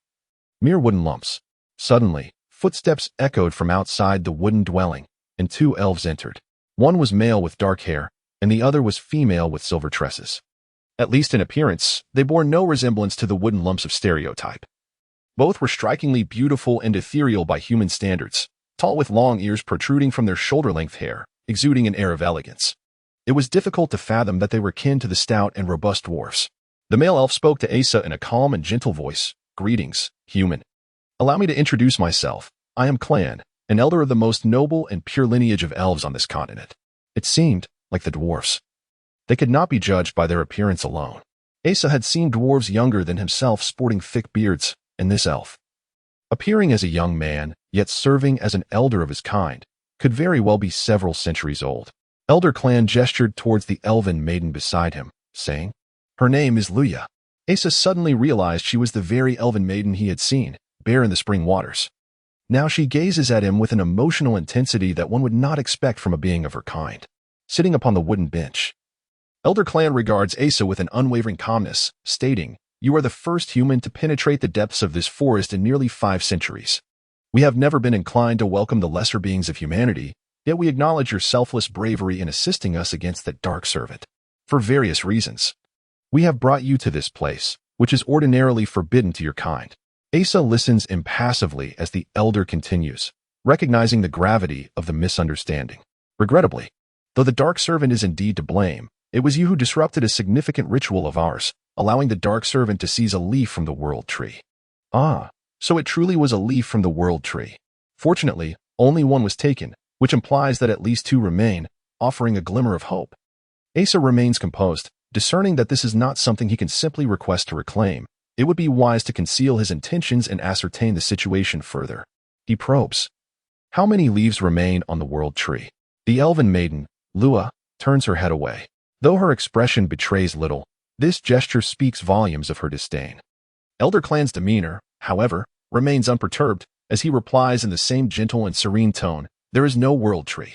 The leaves of the world tree are not true leaves. They are divine artifacts left by the god of all things, Marfa. Could you enlighten me about the background of this matter?" At this juncture, Asa yearns to grasp the entirety of the situation. Elder Clan falls silent. His tranquil visage still warm, gazing at Asa with an unmasked intensity. This was not born of concern for their respective standings, but rather hesitation, akin to a noble pondering whether to reveal his lineage to a mere monkey. Fortunately, he eventually speaks. Our kin of elves have resided in this forest since the dawn of time, the very origin of all elven kind on the continent, serving as guardians of the light. For millennia, we have safeguarded 2 sacred artifacts bestowed by the god of all things, Marfa, 3 leaves of the world tree, and the sunwell. According to our ancient prophecies, there exists an evil entity at the southwestern edge of the continent, a remnant from the time of the god's creation. When chaos engulfs the world, it shall be unleashed, heralding destruction. Only the divine power of the sunwell, combined with the life force of the world tree leaves, can vanquish this malevolence.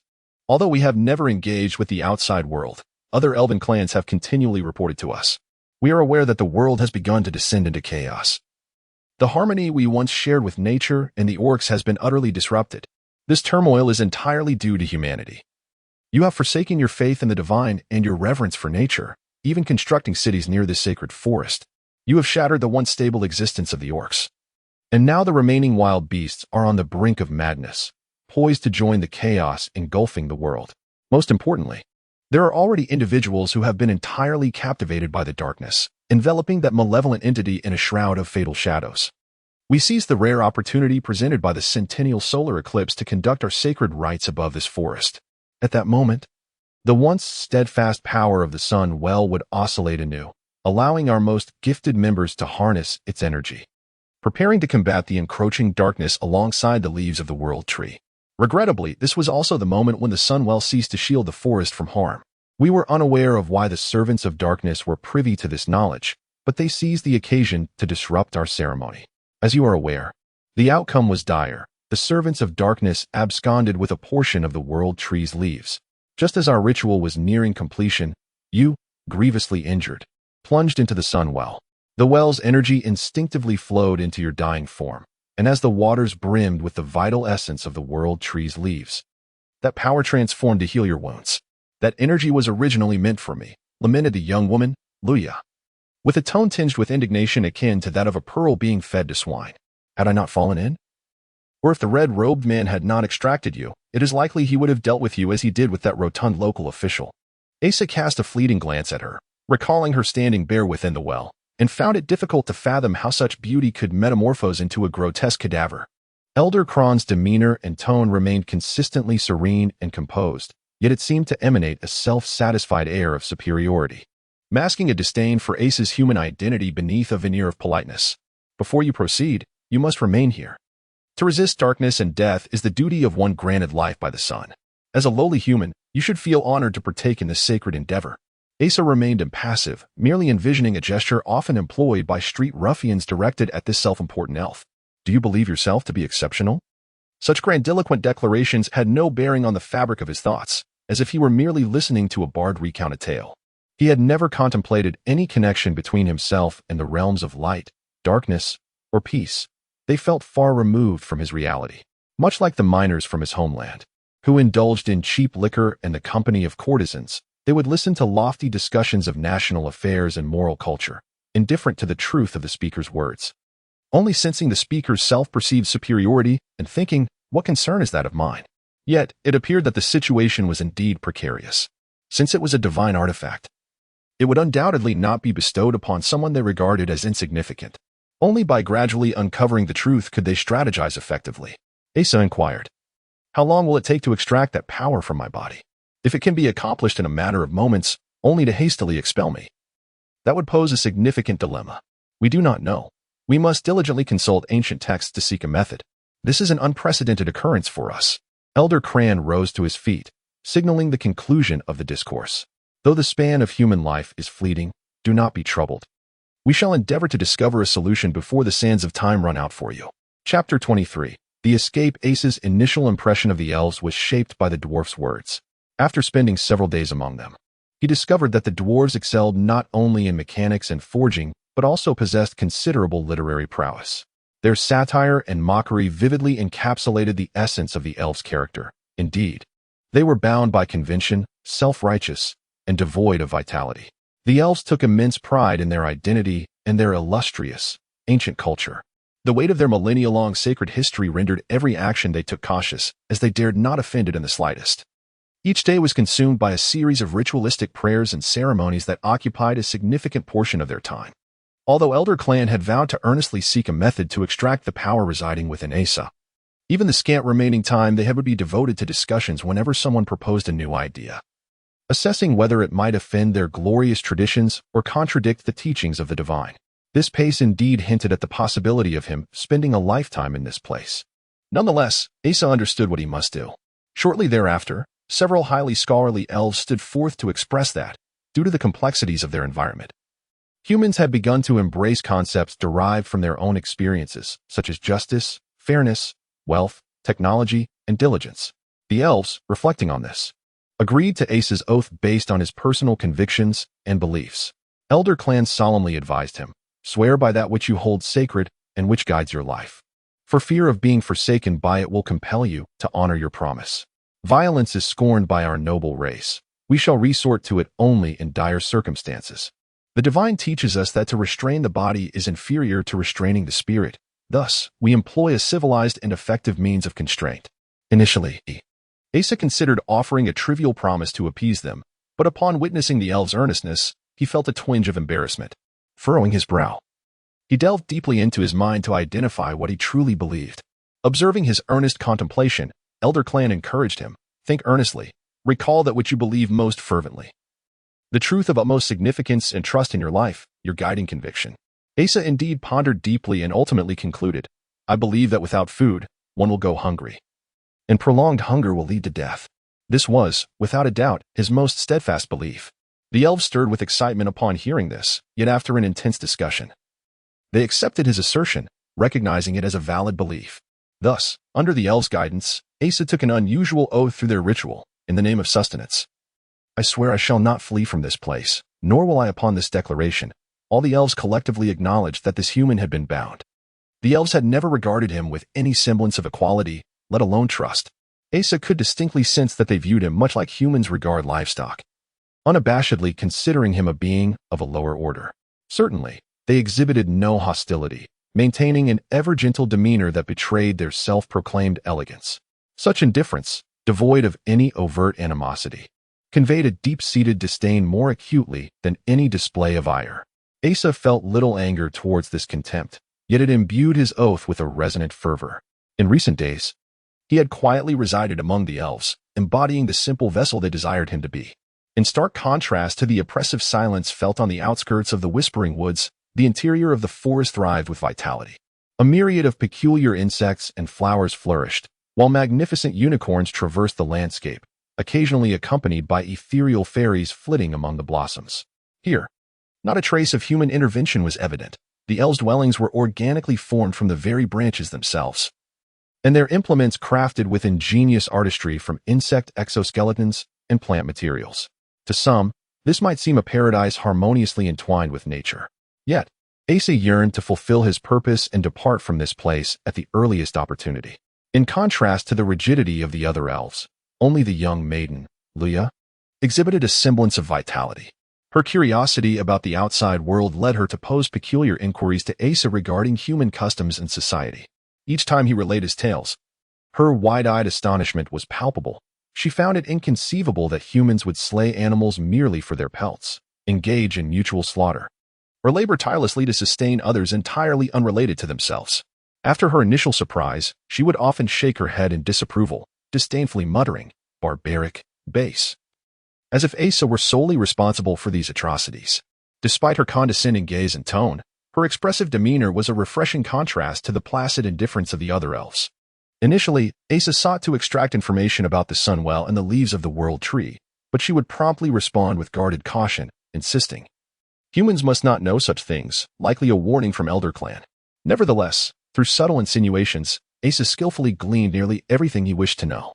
The relationships among the elves appeared remarkably simple, devoid of any duplicity, leaving Luya, despite nearly a century of existence, utterly naive. Thanks to her, Asa was able to acquire the necessary knowledge without the need for covert investigations. With the information now thoroughly gathered, it was time for action. The weather was splendid, the sky unmarred by a single cloud. This night marked the full moon, and even amidst the dense boughs of ancient trees, the forest would surely bask in its luminous glow, a splendid opportunity. The unicorns of the woods were returning to their nests. These sentient creatures were not domesticated by the elves, but, like them, had long served as guardians of the forest. Much like the elves, they too had no inclination to roam during the night. Asa entered the treehouse, seated himself cross-legged, and began to meditate. Closing his eyes, Asa swiftly entered a state of transcendental meditation, oblivious to the external world. His mind became devoid of all thoughts, and every ounce of his being concentrated inward, sharpening his senses to an extraordinary degree. Each organ pulsated in harmonious concert, as blood was expelled from the heart, infused with energy, permeating even the most minute recesses of his body. Suddenly, he experienced an unprecedented sensation, a fervent, yet non-burning force emanating naturally from every bone, muscle, and drop of blood. As the blood circulated ceaselessly within him, it infused every part of his being with warmth. The once crystal-clear awareness of his inner self was submerged by this chaotic yet potent energy, causing all bodily segments to meld into a singular entity. Though his eyes were shut, he beheld within himself a brilliant golden radiance, as if the sun dwelled within his very core.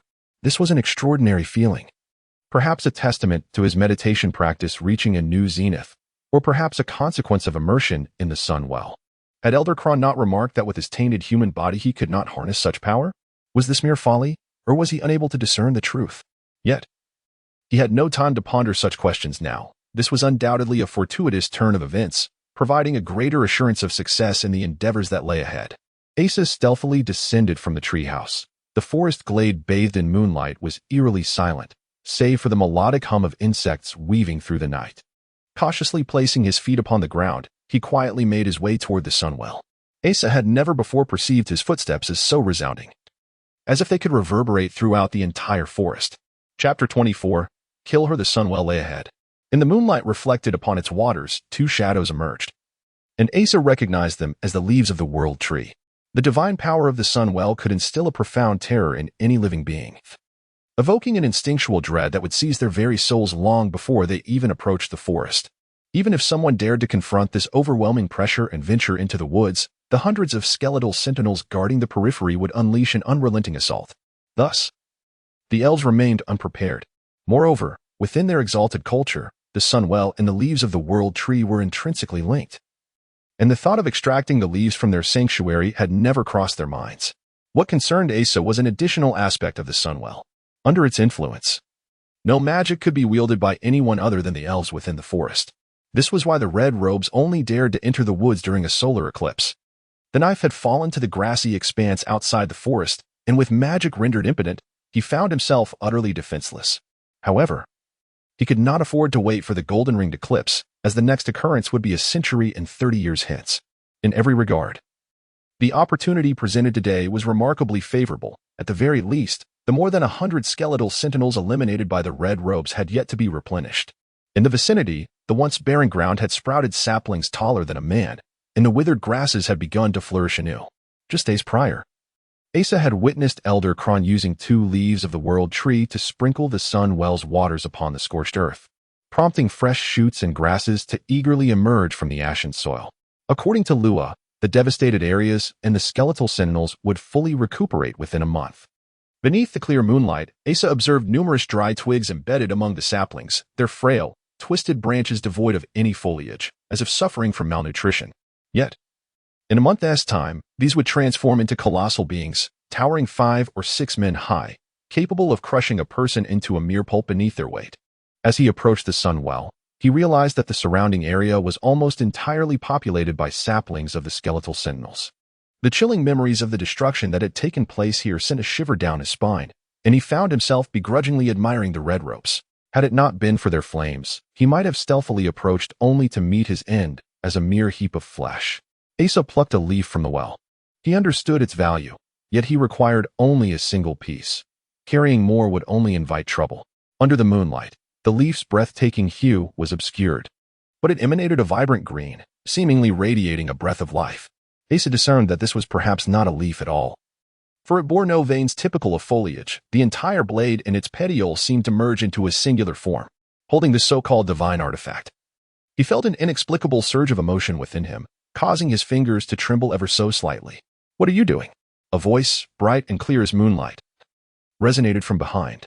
As Asa pivoted abruptly, akin to a leopard pierced by a sudden icicle, he lunged forward, pinning his adversary to the ground before she could even register the impending danger. Her silver hair cascaded across the earth, reflecting the moonlight above, accentuating the ethereal beauty of the elven maiden, Rhea. The thought that invaded Asa's mind at that moment was unequivocal. She must be eliminated. The tension in the air was so palpable that it seemed to saturate his very thoughts with the scent of blood. Her treehouse lay just beyond the spot where Asa had recently passed. She must have sensed his presence and approached out of curiosity. Her naivety rendered her unsuspecting, and she had not even considered alerting the other elves. Meanwhile, Asa's attention had been wholly captivated by the leaves of the world tree, completely oblivious to her approach. Under no circumstances must the other elves be made aware of this. Elder Clan had once stated that their noble kind regarded violence with disdain, resorting to it only when absolutely necessary. Yet this situation transcended mere necessity. It was an absolute imperative. Those 2 leaves of the world tree were the last remnants of their sacred artifacts, and within his own body resided the power of their sunwell. Asa had witnessed the elves practice archery. Any one of them could effortlessly pierce 2 apples with a single arrow from 100 meters away. Should the other elves be alerted, even he, the swiftest of leopards, would become akin to a hedgehog before escaping the forest. Indeed, she must be silenced. With one hand, Asa seized her slender wrists and pressed them firmly into the earth, pinning her feet down with his own body weight. She struggled vehemently, her delicate limbs at odds with her strength, yet she was utterly immobilized. Under the moonlight, a look of pallid agony began to manifest on her face, a blend of pain and fury transforming her ethereal features into a vibrant tableau of emotion. Their bodies were pressed closely together, the warmth of their skin palpable. He could feel her desperate gasps beneath his hand, yet no matter how fiercely she fought, she could not break free from the constriction at her throat. Even through the barrier of her chest, he sensed her heartbeat quickening. He knew that if it accelerated further, it would soon falter and cease altogether. Her exquisite visage began to contort, her heart's rhythm nearing its breaking point. Suddenly, a powerful impulse surged within Asa, compelling him to release her grip. He resisted. The sound of her exhalation could very well summon the entirety of her kin. Her slender form convulsed violently, nearly freeing herself from his hold, before succumbing to a sudden limpness, like a finely tuned mechanism that had snapped its most vital string. Asa recoiled as if electrocuted, for she lay utterly still. The fierce struggle that had animated her features moments ago now vanished, the moonlight casting a ghostly pallor upon her already fair skin. Asa felt a wave of nausea wash over him. No, she could not be dead. Perhaps she had merely fainted. He exhaled deeply, steadying himself. For the sake of caution, he ought to approach and ensure she was. Asa shook his head vigorously. There seemed to be no necessity for it. Such shock could take time to recover from. Observing her slender physique, it was evident that her constitution was not robust, especially considering she might have truly. As Asa seized the leaf of the world tree from the ground, he sprinted toward the edge of the forest. However, just as he exited the clearing, he heard Lua's voice echoing from a distance. "Everyone, come out. That human has stolen the leaf of the world tree." Her vitality was evidently far superior to what Asa had presumed. With a tumultuous mix of emotions, Asa cursed fiercely and quickened his pace. In the depths of the forest, the cries of unicorns began to resonate, and the elven dwellings became increasingly boisterous. In this tranquil woodland, every sound traveled far, including the thud of his running footsteps. The muscles in his legs were pushed to their limits, and he felt as though he could lose his balance at any moment. Asa desperately dashed through the trees. He had nearly reached the forest periphery, just a little over 2 miles away from escaping. Ahead, he spotted a withered wood guardian, raising its massive foot to stamp down upon him. Asa did not veer away, nor did he halt. He maintained his forward momentum, head lowered, charging toward the colossal branch that threatened to reduce him to mere pulp. He dared not stop, for he could already hear the pounding of hooves behind him. A resounding thud echoed as the wind pressure from the guardian's foot struck his back, with several clumps of mud splattering against him. His speed barely surpassed the reaction of those wooden behemoths, just enough to slip past before the foot descended upon him. Yet, Asa felt no joy. The moonlight illuminated the scene clearly. A row of withered wood guardians stood ahead. The sound of hooves grew increasingly distinct, and no matter how swiftly he moved, his legs could never outpace 4 hoofs. One of the guardians slowly raised its branch-like arm, bending down to strike him. Seizing the opportunity, Asa dropped to his knees. bracing himself with his hands, and executed a roll just as the enormous palm came crashing down. The impact landed before him, with several small branches grazing his face painfully. Using all 4 limbs, Asa swiftly climbed onto the shoulder of the wood guardian. A series of dull thuds followed as this guardian's hand was battered to pieces by its companions, shattered branches flying in every direction. Before he could catch his breath, more massive branches came crashing down from all sides. Asa had no time to ponder. He leaped behind the wood guardian. A cacophony of sounds erupted as its head was splintered by its allies. Having traversed past these guardians, Asa landed on the ground. But this delay allowed several unicorns to circle around him. These creatures, possessing remarkable intuition, recognized his intention to flee and positioned themselves ahead to intercept him. Another moment of delay would render the situation dire, as the elves would soon converge. Asa charged forward toward the unicorns, who lowered their heads, their sharp horns aimed directly at him. Unable to retreat or evade, Asa concentrated all his mental faculties, experiencing that clarity reminiscent of meditation. He could sense the state of each muscle, even perceiving the approach of the foremost unicorn with astonishing clarity. He surged forward, extending his hand to press against the unicorn's forehead at the very moment of contact, simultaneously leaping upward with all his might, tucking his waist, and executing a grand front flip propelled by the unicorn's momentum, just as his body soared into the air, with his face a mere half-meter from the unicorn. A blinding white light erupted from the unicorn's horn. Asa let out a cry of agony, yet he managed to clear several unicorns in midair, only to crash heavily upon landing. After the searing white light, darkness enveloped him completely. Though he could see nothing, he scrambled to his feet and charged forward once more. Unfortunately, after only a few steps, he found himself tumbling into a cage made of timber, subsequently lifted into the air. Elder Kron, leading the elves, had caught up. From a distance, he witnessed Asa darting like a headless fly into the open palm of a deadwood guardian, only to be hoisted upward. The other hand of the deadwood guardian swiftly closed in, threatening to crush him into a pulp. Elder Kron ran with all his might. This human still harbored the unextracted power of the sun well within him, and he could not allow him to perish here. The deadwood guardians lacked any semblance of rationality, merely attacking the intruders within the forest. He had to rescue Asa swiftly. Asa exerted every ounce of strength to resist the tremendous force pressing in from both sides. The muscles in his shoulders and chest felt as though they might explode, while the skin on his thighs was stretched to its limits by the surging power beneath. Thankfully, the hands of the deadwood guardian were gradually being pried apart. Elder Kron observed several deadwood guardians gathering, like children eager to touch a fascinating new toy, each pressing their hands upon the object in the center, zealously squeezing and kneading. Chapter 25. Escape. Every gap between the parts of his body had vanished, while the pressure surrounding him continued to escalate. The blood within him, unable to endure such torment, found an escape route through the fragile vessels in his nasal cavity. Bursting forth in a jubilant rush, his eyes, as if inspired, strained against the confines of their sockets. His lungs expelled the last vestiges of air, striving to liberate themselves as well. He could perceive that his body was contorting beyond the limits of flesh. In this dire state, there was no room for valor or perseverance. Regardless of his thoughts or impulses, his limbs remained utterly immobilized. The pressure intensified, not only compressing inward, but also kneading him from side to side and above and below. His muscles and bones began to register a heart-wrenching pain, and visions of the mangled corpses of soldiers he had glimpsed days prior surged into his mind. He knew he was on the verge of meeting a similar fate. A hysterical terror spread through his consciousness like wildfire, intertwining with his agony, sending every ounce of his remaining energy into a frantic struggle, culminating in a primal instinct that ignited a fireball within him. But it was too late. Elder Kron observed as the hands of the withered guardians coalesced into a colossal mass. The branches ground against each other, emitting a discordant creaking that shattered the forest's tranquility. Disheartened, he came to a halt. Even the most robust of beasts would emerge from this branch grinder as mere shards of bone and fragments of flesh.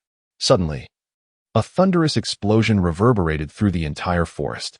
The hands of the withered guardians erupted, sending burning branches scattering in all directions, igniting the bodies of 2 guardians in the process as a fierce blaze illuminated the woodland.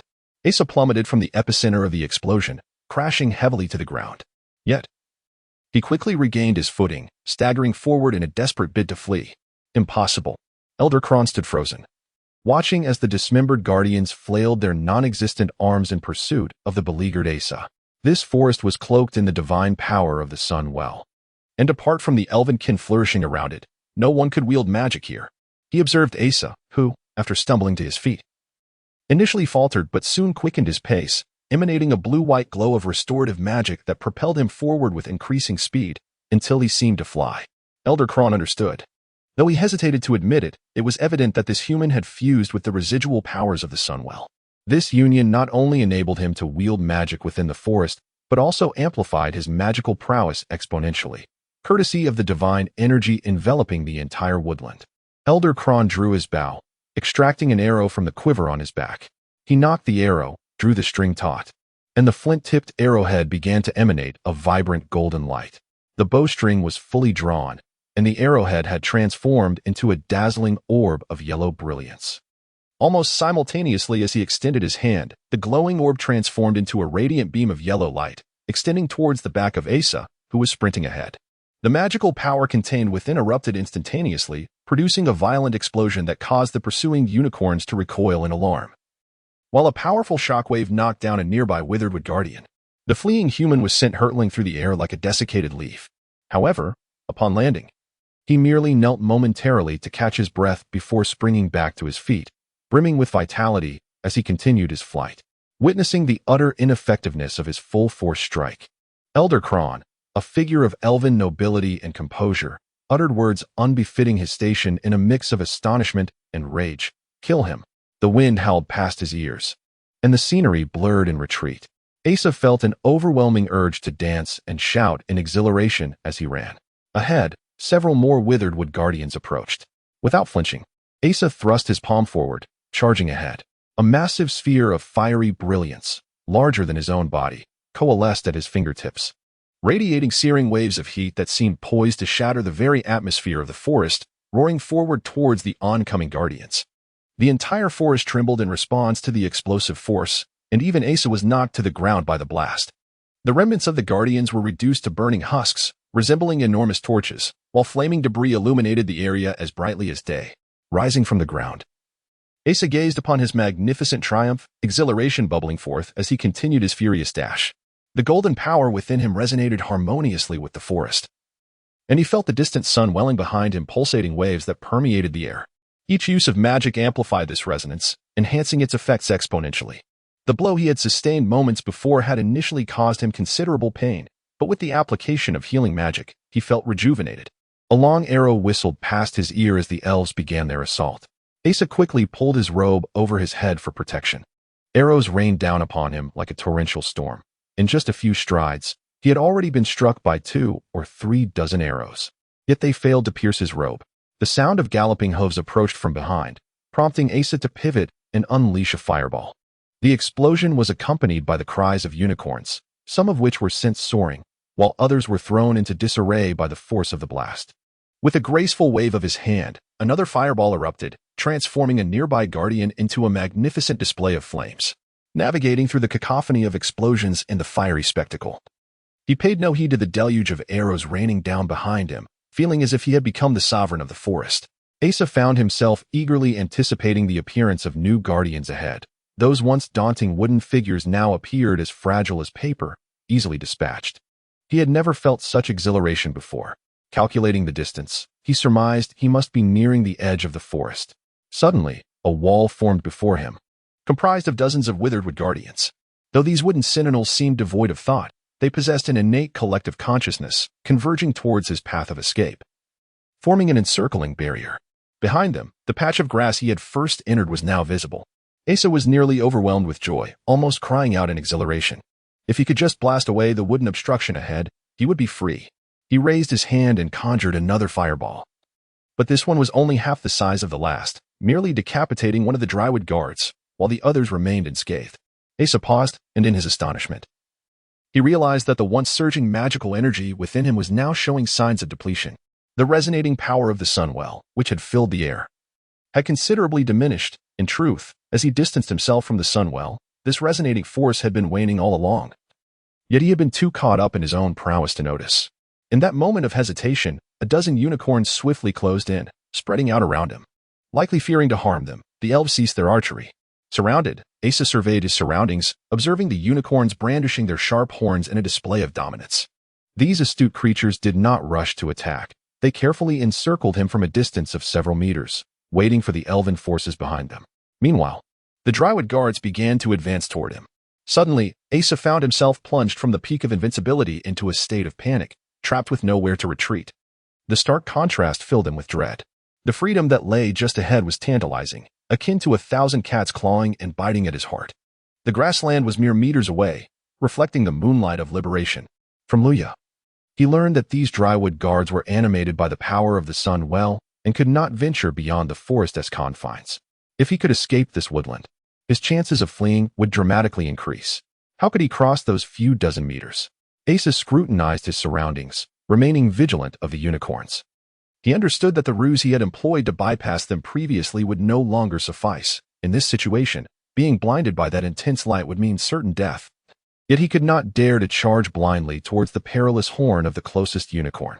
Furthermore, dozens of the once formidable Drywood guards loomed ahead, now appearing even more imposing. Like a starving wretch scouring his pockets before a bakery, Asa meticulously summoned every ounce of magic from within him. Yet, despite his efforts, he found himself with only 2 or 3 fireballs worth of magical energy left. It was impossible to obliterate the multitude of Drywood guards, and he doubted he could even contend with the unicorns before him. How to explode? Where to strike? Asa's mind raced, attempting to devise an escape from this encirclement. But no matter how he contemplated it, the outcome seemed dire, either blinding himself by the unicorn's display or being trampled into a pulp by the Drywood guards.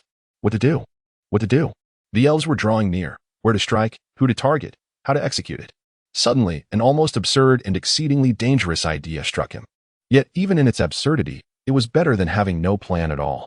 The chance of success might be a mere 1%, but failing to act would render that possibility non-existent. He bent down, crouched, and then unleashed a fireball toward the ground, simultaneously leaping upward with great force. A thunderous sound erupted as the fireball exploded, its shockwave combining with his leap, propelling him over the encircling unicorns into the air. The muscles in his buttocks and thighs were numbed by the impact, and Asa found himself hurtling towards the face of a withered wood guardian. He knew that a collision would spell his doom. Even if he survived the impact, he would surely be trampled to death upon falling. In midair, he calculated his angle and extended his hand toward his rear, concentrating all his remaining magical energy to cast another fireball. Like a projectile, it spun and tumbled through the air, trailing sparks as it soared over the heads of the withered guardians. At long last, Asa achieved his goal, breaking free from the forest and landing in a patch of open grassland. The force of his landing shattered his skeletal structure, and he rolled a considerable distance on the grass before coming to a halt, lying there like a lifeless body, barely retaining the strength to exhale. Nearby lay a half-eaten corpse, remnants from the zombies that had feasted that day. It seemed as though no one had ventured here for ages. The stench of the zombies' leftovers permeated the air. Asa realized he had both succeeded and failed. Suddenly, he noticed his knife a short distance ahead and summoned every ounce of strength he could muster to drag himself toward it. Although he understood that retrieving it would be of little use now, he still yearned to hold it in his hand. He no longer hoped for escape. It was merely a statement of defiance against his despair. I refuse to be a victim. Asa burst into laughter, which quickly turned into coughing, each fit punctuated by more laughter. He recalled hearing from Lua that their elven kin had not stepped beyond the confines of this forest for millennia. It was an unyielding clan tradition. Yet, he never imagined they would be so rigid and stagnant. The unicorns, after all, were mere beasts. Once they were removed from the warmth of the sun they had known their entire lives, they became unfamiliar and fearful. While they had been so valiant against the zombies in the forest, now they hesitated in the face of the Elven Alliance, retreating merely from the sin of decay. A figure resembling Lua attempted to rush forward, but elder clans seized her, reprimanding her sharply. The elves watched in astonishment as Asa, still laughing, crawled and rolled his way toward the opposite forest. They began fervently debating whether to breach the clan's long-standing, pristine traditions. After a considerable time, a decision was finally reached, and Lua led a few elves in pursuit across to the other side of the forest, but by then, Asa had long since vanished. Second part, the mortal realm. Though Sandrew spoke in such a manner, Asa could discern a glimmer of mirth in his eyes. If there was any semblance of home here, this old man embodied a blend of family, friendship, and elder wisdom. Your unprovoked absence from duty has left me unexpectedly fatigued. Compensation is in order. Asa inquired. How does one utilize the leaves of the world tree for healing purposes? Sandrew regarded him with a skeptical gaze. as if weighing his worth, and nonchalantly replied, "Have you obtained them? Did you purchase this from a street vendor?" Asa, with a hint of pride, revealed the leaf from the world tree, placing it upon the table before Sandrew. Sandrew was momentarily rendered speechless. His face, largely obscured by a tangle of beard and hair, concealed his expression, leaving only his strikingly contrasting black and white eyes to gaze intently at the leaf, seemingly enchanted by the verdant aura it emanated, revealing a peculiar yet unmistakable look of disbelief. Tentatively, Sandrew extended his hand, as if wary of offending the precious artifact, and with delicate gestures, he slowly lifted the world tree leaf. His previously pallid hand appeared to draw vitality from the leaf's lush green hue. Sandrew remained transfixed, his pale, withered fingers gently caressing the surface of the leaf, reminiscent of a youth in love tenderly touching their beloved's skin. "How did you acquire this?" His voice trembled slightly. Still entranced, Sandrew abruptly turned to Asa, inquiring, "Are you intending to use this to save someone?" Asa nodded. "Who is it? A woman?" Sandrew, with keen perception, discerned the implication. Asa affirmed with a nod. Sandrew sighed, shaking his head. "To use such a thing to rescue a woman? Why not simply chop yourself up and feed the pigs?" He furrowed his brow, fixing his gaze upon Asa. "Do you even comprehend what this is? The leaf of the world tree, is it not? Did you not tell me it was some divine artifact?" "Indeed, it is what I obtained," Asa wished to remind him. Yet seeing Sandrew so engrossed, he hesitated to interrupt. He tossed the leaf back to Asa, disheartened, and said, "Take it to save your woman." Asa picked up the leaf, shrugged, and muttered, "She is not my woman. If she is not yours, why pursue her rescue? Is your mind muddled?" "For reasons unknown." Sandrew seemed to be incited by the earlier reminiscence, his temper flaring. Asa hurriedly tucked the leaf into his bosom, finding Sandrew's reaction rather peculiar. After a moment's thought, he added, "If one leaf proves insufficient, I can slice off a small portion for you." Asa halted, turning around awkwardly. "I have already lent it to someone else." "Lent it to someone else?" The shock Sandrew experienced appeared to eclipse even his initial astonishment at the sight of the world tree leaf. Where he had previously been merely stunned, he now seemed as though he had been struck, springing to his feet and swiftly advancing to grasp Asa by the collar. Asa was struck by the old man's surprising agility. Sandrew's eyes bulged as if they might pop from his head. Gritting his teeth, he demanded, "Do you have any idea what that is?" "Who did you lend it to?" "To the Duke's daughter. She took it while traveling, claiming she found it amusing along the way. I thought your book, left behind in the cabinet, was of little importance." Asa, witnessing Sandrew's unprecedented fervor, felt somewhat flustered. Lacking comprehension of Sandrew's distress, he bolted towards the Duke's estate, declaring, "I shall inquire about her whereabouts." The servants at the Duke's manor, exhibiting a high standard of decorum, did not trouble him despite his unremarkable appearance, promptly notifying the appropriate parties. Upon emerging, he beheld the Duke, who immediately beamed a gentle smile as if encountering a long-lost friend. Beside him, Clovis, though his expression remained unchanged, exhibited a slight pallor. At Asa's insistence, the Duke led him to the bedside of Xiaoyi. Had it not been for the Duke's personal escort, Asa could hardly have believed that the frail figure before him was indeed Xiaoyi. She had become emaciated to the point of being unrecognizable, her complexion now resembling that of the deceased. Her once plump, rosy cheeks had sunken completely, and her tightly closed eyes stood out starkly against the skeletal visage barely concealed by skin. Since the previous week, she had remained in a near-constant state of unconsciousness. The physicians and clergy had warned that she could cease to breathe at any moment. The Duke's tone was grave, reflecting the weight of his heart. This was his daughter, whom he had watched blossom from an infant in swaddling clothes into a graceful young woman, and now he was witnessing her slow demise. Moreover, she represented a crucial asset in forging alliances with a powerful family, a factor integral to his grand designs. With her in such a state, could she still consume the leaf of the world tree? A sense of unease gripped Asa.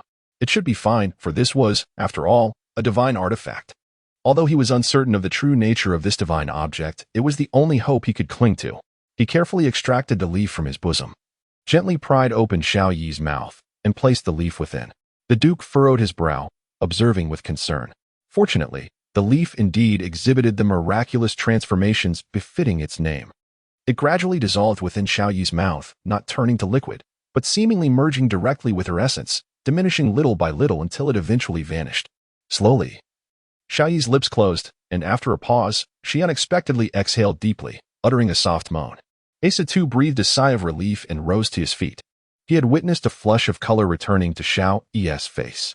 The Duke, with his mouth slightly agape, watched in disbelief as his daughter's pallor transformed into a healthy hue, her previously faint breaths gradually stabilizing. He turned to Asa, reaching out to grasp his hand, his lips parting as if to express gratitude, yet the overwhelming joy had rendered him momentarily speechless, eclipsing his usual composure and eloquence. Asa regarded the Duke before him. He was now merely an elated father, the purity of his joy unmistakable, devoid of any ulterior motives. Asa himself felt an immense surge of happiness, his face illuminating with a broad smile. Clovis stood impassively at the doorway, a detached observer, coldly surveying the scene within. His expression remained unchanged, still exuding a handsome, commanding presence, though a hint of pallor tinged his complexion. This contrasted sharply with the vibrant health reflected in his fiancée's countenance and the Duke's burgeoning excitement. He had never before witnessed the Duke lose such control. The Duke's depth, wisdom, cunning, and inscrutability both impressed and intimidated him. In his mind, the Duke was first and foremost an idol, a shrine guiding him on the path to success and power, and only thereafter were the relationships and reality considered. Moreover, he was plagued by a sense of failure. No matter how hard he toiled or what endeavors he undertook, the Duke never expressed significant appreciation or recognition for his efforts. Now, facing this lowly trash, the Duke's countenance was distinctly marked with gratitude. This undoubtedly indicated that, in the Duke's eyes, he was inferior to that base individual. This stark and undeniable failure ignited a profound anger within him. Suddenly, a servant hastily entered to report to the Duke. 2 clergymen from the church were inquiring if Mr. Asa was present. The Duke glanced at Asa, who was momentarily taken aback. Was he looking for me? He could not recall any connection with the church. At the entrance of the Duke's residence, 2 clergymen stood outside, their garments signifying their elevated status, comparable to that of royal members. Beside them was a carriage, its luxurious white body drawn by 4 immaculate white horses. Is the bishop seeking me for something? Asa inquired, gazing at the carriage. He remembered that it seemed to belong to Bishop Ronith. Bishop Ronith has an urgent matter to discuss with you. Please, step inside, one of the clergymen said, opening the carriage door for Asa. Uneasily, he surveyed the pristine interior and the clergyman holding the door, feeling somewhat overwhelmed by such honor. With a sense of trepidation, he ascended into the carriage. The clergyman closed the door, leaped onto the seat, and with a sharp tug on the reins, the 4 white horses whinnied, raising their hooves as they galloped away, leaving a cloud of dust in their wake. Throughout the entire journey, neither clergyman cast even a glance at anyone else, including the Duke. The Duke watched as the carriage disappeared from view, a slight crease forming between his slender brows as he gestured, "Prepare the horses." This was the grand cathedral of the Magic Academy. Asa had never entered before. He seldom approached this place. The imposing structure radiated a solemn and dignified aura that made him feel uneasy. Now, standing within this towering edifice, he fully grasped the extraordinary power of religion. Even though he had never believed in any deity, he sensed the reverent gravity permeating the surroundings. The soaring ceiling and vast interior imparted a feeling of boundless profundity and solemnity, with sunlight filtering through the stained glass and casting ethereal shadows that danced in the air. The magnificent murals on the walls vividly depicted the majesty and ambiguity of the divine. The sound of the organ filled the air, its hoarse and heavy tones indistinguishable in origin, as if this resonant atmosphere naturally birthed such a sound, an illusion born from the compelling ambience. The 2 clergymen guided him through the worship hall and into a long corridor. Upon reaching the corridor's end, one of the clergymen opened the door and respectfully announced, "Your Grace, the individual has arrived." "Very well," the 2 clergymen replied, stepping back and shutting the door. Suddenly, all sounds and atmosphere from outside ceased. Asa stood at the threshold, feeling a surge of nervousness. He knew he was in the presence of someone revered throughout the entire empire. "Do not be anxious, please. Take a seat." Bishop Ronith smiled kindly at him and gestured towards a chair. Clad in a flowing white silk robe, his slender visage resembled that of an indifferent hermit, harmonizing beautifully with the simplicity of the surroundings, instilling no sense of pressure whatsoever. Asa felt a measure of comfort and took a seat. Unbeknownst to him, according to etiquette, only His Majesty the Emperor was permitted to sit while the bishop stood and conversed. "This room was specially constructed for me." Bishop Ronith indicated the walls surrounding them. "It is completely soundproof and those outside cannot see in. Thus, when it is just the 2 of us, we can comfortably dispense with the usual formalities. I prefer to converse without the encumbrance of protocol. When rules abound, individuals often focus solely on the rules, neglecting the essence of what truly needs to be accomplished." His demeanor was unpretentious, and his tone exuded neither arrogance nor the pretense of condescension.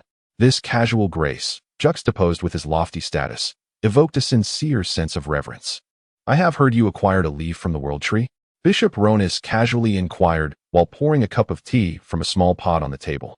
His tone reminiscent of one merely asking if someone had purchased a vegetable. "And then you saved a person?" It seemed that Sandrew's gossip traveled swiftly. Asa nodded, his heart fluttering. Though he was certain the bishop would not ridicule him as Sandrew might, he was nonetheless reluctant to face disapproval from such a venerable elder. Fortunately, Bishop Ronith merely smiled wryly and shook his head, as if regarding him with a hint of approval. "I can see you are a kind-hearted individual," he remarked, offering Asa the cup he held. "Do give this tea a try. I brewed it myself." Asa accepted the cup, took a sip, and shook his head. "I cannot say, for I do not drink such tea. It only tastes bitter to me." Bishop Ronith chuckled lightly.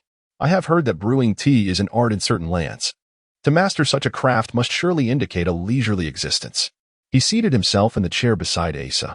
"Now, tell me how you came to possess that leaf from the world tree. Be specific.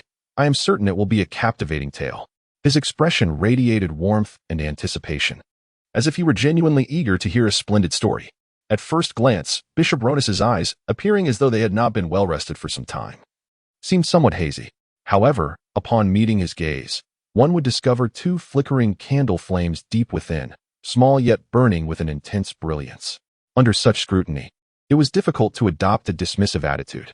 Asa recounted the events he had faced since encountering the man in the red robe, naturally omitting the details of how he had taken the envoy and local officials hostage.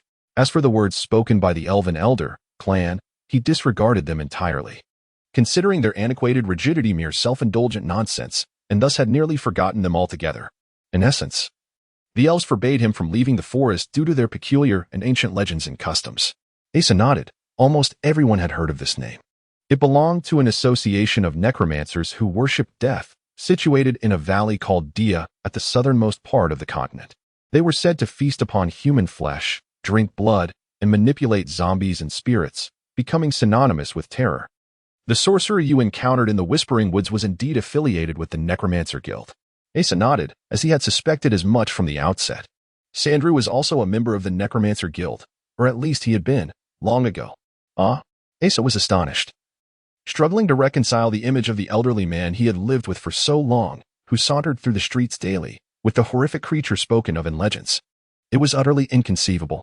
For a long time, their organization had lacked a true leader, gradually evolving into a relatively loose assemblage of sorcerers, with some completely severing their ties, such as Sandrew. However, a small faction of extremists remained resolute in their ambition to envelop the world in darkness and death. Over the years, they had operated in secrecy, subtly sowing discord within the empire, establishing cults, and undermining the faith of the populace. This insidious destruction posed the greatest danger. Once faith crumbled, an entire nation could spiral into chaos.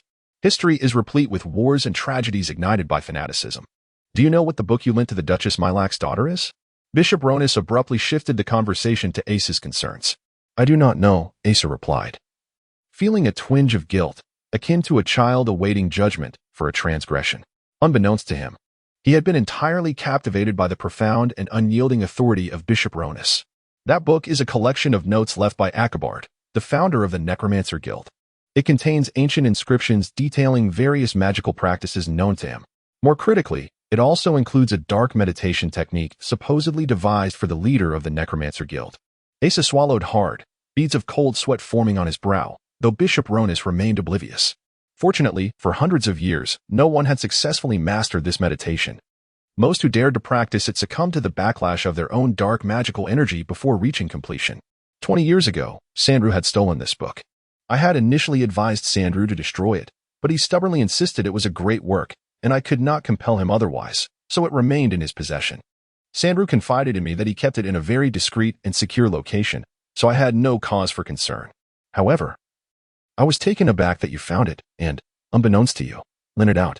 I am deeply troubled by the notion of the dark sorcerer you mentioned seeking the leaves of the world tree. If he intends to harness the life force within them to counteract the backlash of dark magic during meditation, and this object has fallen back into their possession, the consequence could indeed give rise to a necromancer king. At that juncture, not only the empire but the entire world could face the peril of being engulfed by darkness. This time, Asa did not mutter, "Why should I care? This matter is personal and pertains to both the esteemed bishop and Sandrew. He holds the bishop in high regard and wishes to avoid Sandrew's scorn, particularly since this predicament was indeed of his own making. I recognize your capabilities as a remarkably adept young man, Asa." Bishop Ronith patted him on the shoulder, expressing his unwavering belief in Asa's potential. Ronith gazed at Asa, smiling and nodding approvingly, when he suddenly paused, as if he had discerned something peculiar upon Asa's countenance. This moment of surprise was fleeting, and he quickly regained his composed demeanor and inquired, "Young man, where were you born?" "The Kalendo Basin, in the southwestern mining district of the Empire," Asa replied, oblivious to the subtle shift in the bishop's expression. "Ah," Bishop Ronith acknowledged with a smile, maintaining his calm composure. Duke Mralik observed this astonishing scene, inhaling deeply before setting down the elongated iron tube he had been holding. This peculiar cylindrical object, one end thicker than the other, was fitted with glass at both ends. It was an extraordinary invention, likely crafted by some dwarven artisan. Like all their creations, it bore no magic. However, peering into the smaller end allowed one to see distant scenes with remarkable clarity. He now stood beside a window in the attic of a tall building far from the Magic Academy. This peculiar device provided a clear view into the bishop's study through the window. The Duke was well acquainted with the preferences, personalities, and habits of all the influential figures in the capital, yet he knew nothing of the bishop. Rumor had it that the bishop possessed a special private chamber, prompting the Duke to spend an amount equivalent to purchasing a small town to acquire this marvelous tube from a dwarven treasure dealer. He then dedicated several days to searching for a suitable location to utilize it. Now, the Duke would willingly part with half his fortune for a device that could eavesdrop on distant conversations. Alas, such an item did not exist. In its absence, he was left only to imagine. What sort of status could allow one to stand before the bishop without kneeling? What relationship could exist that would permit the bishop to serve him tea and pat his shoulder with such familiarity? It was utterly incomprehensible. The Duke gasped in astonishment. Meanwhile, Asa, clutching the appointment document recently bestowed upon him by Bishop Ronith, made his way to the Duke's residence. Though still clad in the soiled robe bestowed upon him by Sandrew, he has now ascended to the role of a commissioner, personally sanctioned by the bishop. However, this does not constitute an official position in the true sense, for the imperial bureaucracy does not recognize such a rank. To put it plainly, he is merely a cleric dispatched by the bishop to oversee various matters within the church. Yet, if one were to describe it more vividly, he serves as the bishop's esteemed envoy, endowed with the authority to direct all ecclesiastical affairs in the locales he visits. It is evident that Bishop Ronith never intended for him to genuinely manage any church matters. His lack of interest in such duties suggests that he merely hoped the title would facilitate his actions in the field. What advantages might such a position confer? Asa pondered. He had never aspired to command anyone nor envisioned himself traversing the corridors of power. This was not born of a lack of ambition, but rather an indifference akin to cattle observing a dog gnawing on a bone. To him, the prospect seemed utterly trivial. When Bishop Ronith proposed the title, Asa was tempted to express his disbelief in divine matters and his disinterest in clerical duties, yet ultimately refrained from voicing such sentiments. However, having acquired this authority, he must now contemplate its potential merits and drawbacks. Even as a mere cleric, the practical implications of this role would likely wield considerable influence. It seems he need not worry about sustenance. In the towns he visits, he could seek meals at the church, alleviating the hunger he had endured while lying in taverns back in Eyrie.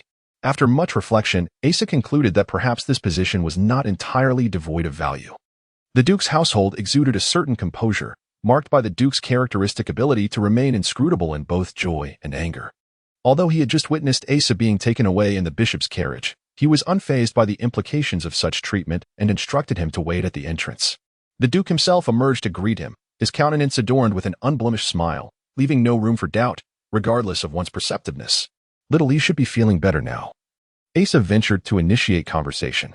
Although still not fully awake, her complexion had improved significantly. It appeared she had merely fallen into a deep slumber.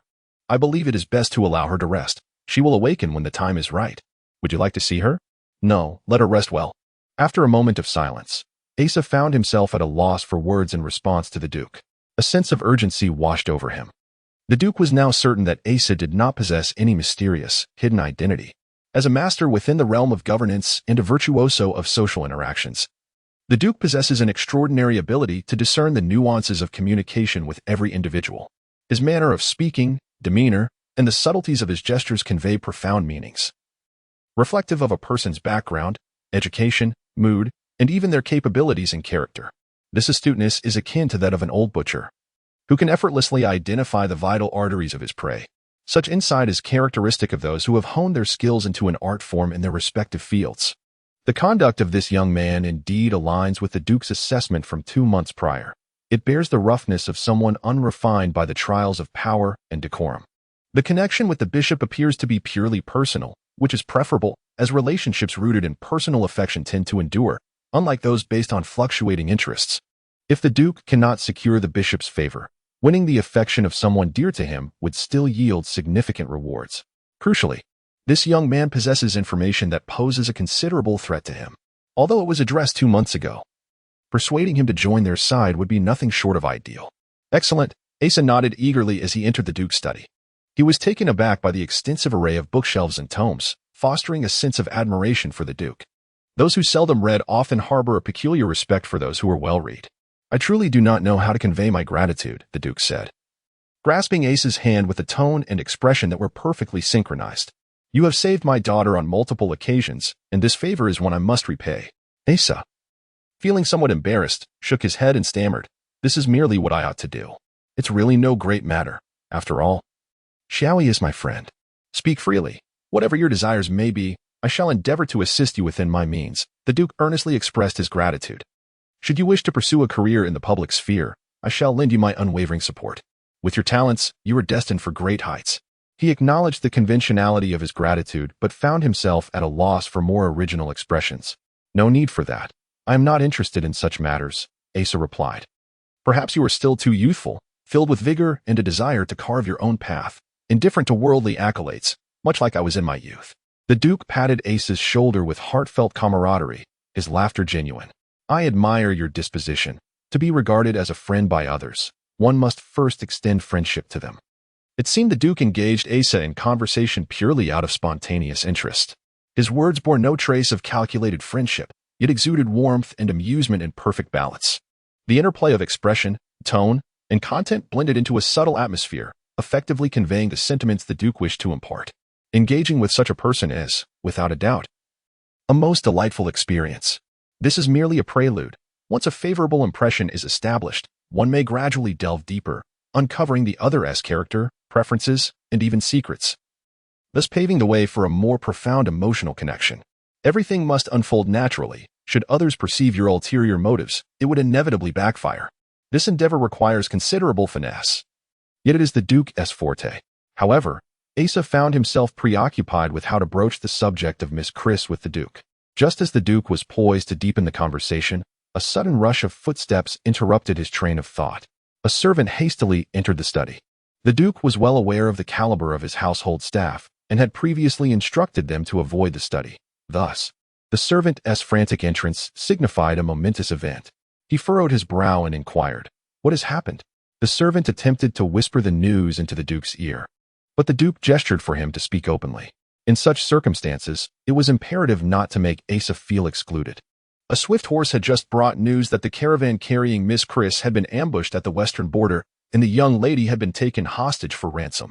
The Duke's expression shifted, a mix of shock and joy. Hearing of his daughter's abduction would astonish anyone. Yet, he immediately noticed Asa's face had paled even more. Nearly stricken with horror, this brought an unexpected thrill to the Duke's heart. Those who perpetrated such acts were merely cowardly opportunists. They would hardly dare to harm a Duke's daughter. Asa's evident panic, however, was a far more valuable revelation. His surprise indicated care and concern, which suggested a potential avenue to explore. This was indeed a timely piece of news. At that moment, Clovis was at his uncle, the Chancellor's, residence. He generally despised visiting this place, although the head of the Elni family had traditionally been his father. Rumors had circulated since the new emperor appointed his uncle as chancellor 2 years ago, suggesting a re-election of the family head. He entered a room and immediately noted the grand bed at its center, prominently placed as if to ensure all knew this was a sleeping chamber. The bed was large enough to accommodate 10 people, and the luxurious fabric used for the bedding would require 100 ordinary individuals to work for a year to afford. It was filled with cotton and goose down, surely promising a comfortable slumber. Clovis would never deign to rest upon such a bed. He believed that excessive comfort would sap one's resolve and dull the spirit.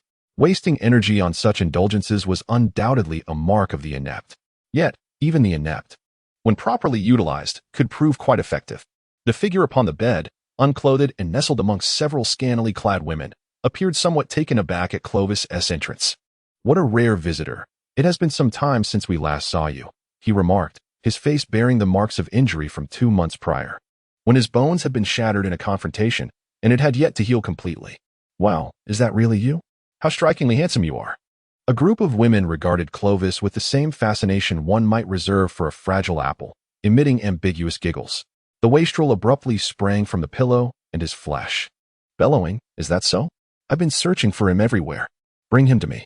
He paused momentarily, only to seemingly regain his composure, casting a puzzled glance at Clovis. "Why are you telling me this? You were the one who informed me last time. Don't tell me you're planning to confront him yourself." It appeared that at least his mind had not entirely succumbed to decay. He was still capable of thought. Clovis, however, remained impassive, not a single hair on his face quivering as he coldly replied, "I have come to advise you that it would be prudent not to seek trouble should you encounter him. You likely lack the means to challenge him. He has connections with the bishop. I would prefer not to see our household embroiled in discord with the bishop, hence my visit to caution you." Suddenly, the face beneath the iron framework contorted, morphing into a predatory visage, as he glared at Clovis with the ferocity of an agitated dog, growling, "I don't require your instruction on what I should do. And let me warn you, do not meddle in my affairs." He descended from the bed, prompting several women to rush forward to assist him in donning his garments and arranging his braids, his favored and most distinctive hairstyle, one for which he had once flayed the scalp of an individual daring enough to adopt a similar look. Clovis continued to observe impassively. Turning his head, he shot Clovis a fierce glance and defiantly remarked, "If you find this unacceptable, perhaps you should have your father attempt to become the chancellor," ensuring no one was watching. A trace of smug satisfaction curled at the corner of his mouth. It had been quite some time since he had smiled. Asa now found himself in possession of the Duke's appointment document. He was perplexed as to why the Duke entrusted him with the task of rescuing his daughter as if he were the sole savior. Given the Duke's influence and wealth, a band of ruffians would scarcely pose a challenge. Had those green-skinned brigands known they were attempting to abduct the Duke's daughter, they would never have dared. Such a prize could summon an army capable of razing their entire village to the ground. Typically, they targeted passing travelers or small merchant caravans and were generally hesitant to inflict harm. Moreover, anyone could resolve such matters simply by presenting a ransom. Of course, the Duke lacked the authority to directly appoint officials. The document merely certified that he was the Duke's appointed envoy, signifying his affiliation with the Duke and granting him the ability to change horses at various relay stations along the way. Furthermore, the Duke's reputation and power had been steadily rising in recent years, and even in remote areas, this document would wield considerable influence. Initially inclined to decline this responsibility, he found himself compelled to accept it when 10 gleaming gold coins accompanied the document, an offer he could not refuse. Asa had been contemplating the matter of the meditation technique and, upon entering the room, he reproachfully demanded of Sandrew, "Why did you not inform me sooner about the meditation technique mentioned in that book? Had I known, I would never have practiced it." "Why not practice?" Sandrew retorted, staring at him incredulously. "Isn't that sorcery? The bishop declared that those who practiced it have perished. Do you wish to bring about my demise?" Sandrew spat on the ground and remarked, "The deceased are merely those foolish individuals who, despite lacking the requisite talent, stubbornly persisted in their practice. The essence of things is neither inherently malevolent nor benevolent. It simply exists in balance. Even an excess of water can lead to one's demise. I, too, have practiced in the past, but upon reaching the limits of my physical capabilities, I ceased. Over the years, I have encountered no issues." Upon hearing that the bishop had instructed him to destroy that book, Sandrew paused in astonishment and inquired, "Did he truly say that?" He then furrowed his brow, dashed into the inner room, and emerged, handing over an object to Asa, saying, "You must consume this." Asa examined it closely. It was 2 black pills. "Hurry and take it, quickly." Sandrew coaxed Asa with the tenderness one would show a child, patting his back. "How can I dare to consume something I know nothing about? It isn't poison, is it?" "This is an excellent remedy," Sandrew insisted, feigning an innocent indignation. "I crafted this from numerous rare herbs, infused with magical energy. It will fortify your body and invigorate your spirit. I noticed you have a formidable task ahead of you tomorrow, and I wish to replenish your strength. Is that so?" Asa sniffed the pills carefully, detecting no scent, and then swallowed them. Another cup of water to aid digestion, please. Sandrew promptly provided him with a glass of water. Asa gulped it down, noticing Sandrew observing him intently, which made him feel uneasy. What are you up to? Sandrew peered into Asa's mouth, ensuring the pills had been swallowed and could not be expelled. Suddenly, he exclaimed in a state of panic. Oh no, I completely forgot. The potency of this medicine is too intense. It must be neutralized with another potion. Otherwise, it will lead to excruciating pain and possibly death. You. Asa glared at him. What do you mean? Then, as if recalling something, Sandrew adopted a tone of affectionate concern typical of an elder, advising Asa. Oh. And just so you know, my memory isn't the best. If you mention this to Bishop Ronith, I might forget everything in a state of shock. Asa sighed deeply and nodded, patting Sandrew on the shoulder. Rest assured, I shall deliver the book to you and inform the bishop that it has been destroyed. He could hardly believe that someone who indulged in such petty tricks could be connected to the legendary Necromancer Guild. Ah, so you are quite clever. I had never noticed before, Sandrew acknowledged with a hint of embarrassment. Then, with a serious expression, he added, but that truly is a potent poison. You must feel the pressure, only then can you concentrate. Otherwise, at the mere sight of a woman, you may become dazed. If that woman were to roll into your arms, pleading for you to destroy that book, wouldn't you be risking your own life? Impatiently, Asa nodded. All right, I understand. I will get the book to you.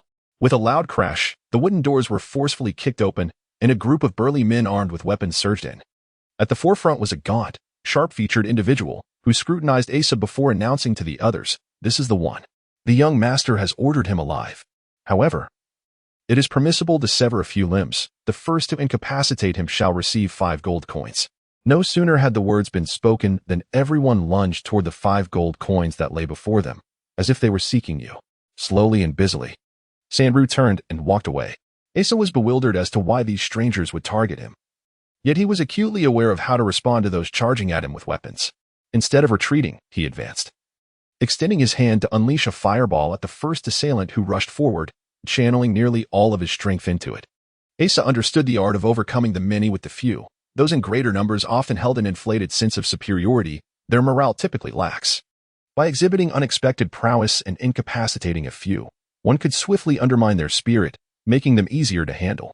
Though this fireball lacked the exaggerated might he had wielded in the Whispering Woods, it was nonetheless a marked improvement from his previous abilities. It struck the man's chest squarely, propelling him backward. The shockwave from the explosion also knocked several others off their feet.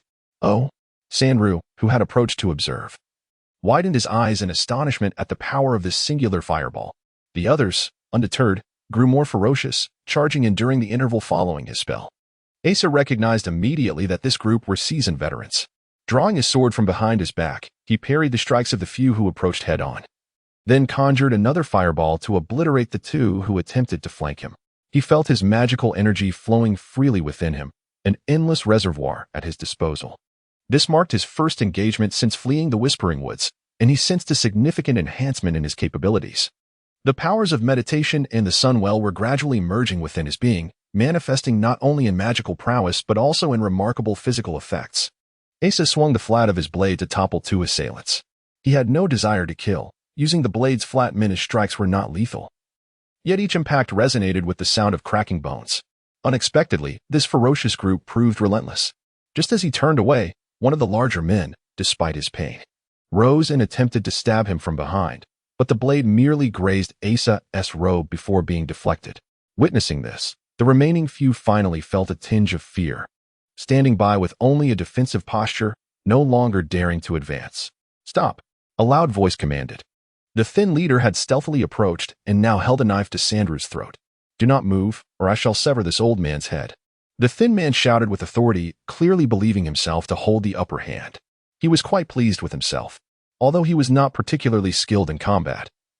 Typically playing the role of strategist, he rarely had the opportunity to shine under a master who preferred to witness violence. This time, having been summoned by the Lord just as his master departed, and being the only one who had previously witnessed the man who had harmed his master, he felt compelled to seize this opportunity, eager to make a noteworthy impression. "Do not move," he reiterated. "If you do, a hole will open in this old man's neck, and blood will spurt forth. Just imagine the scene.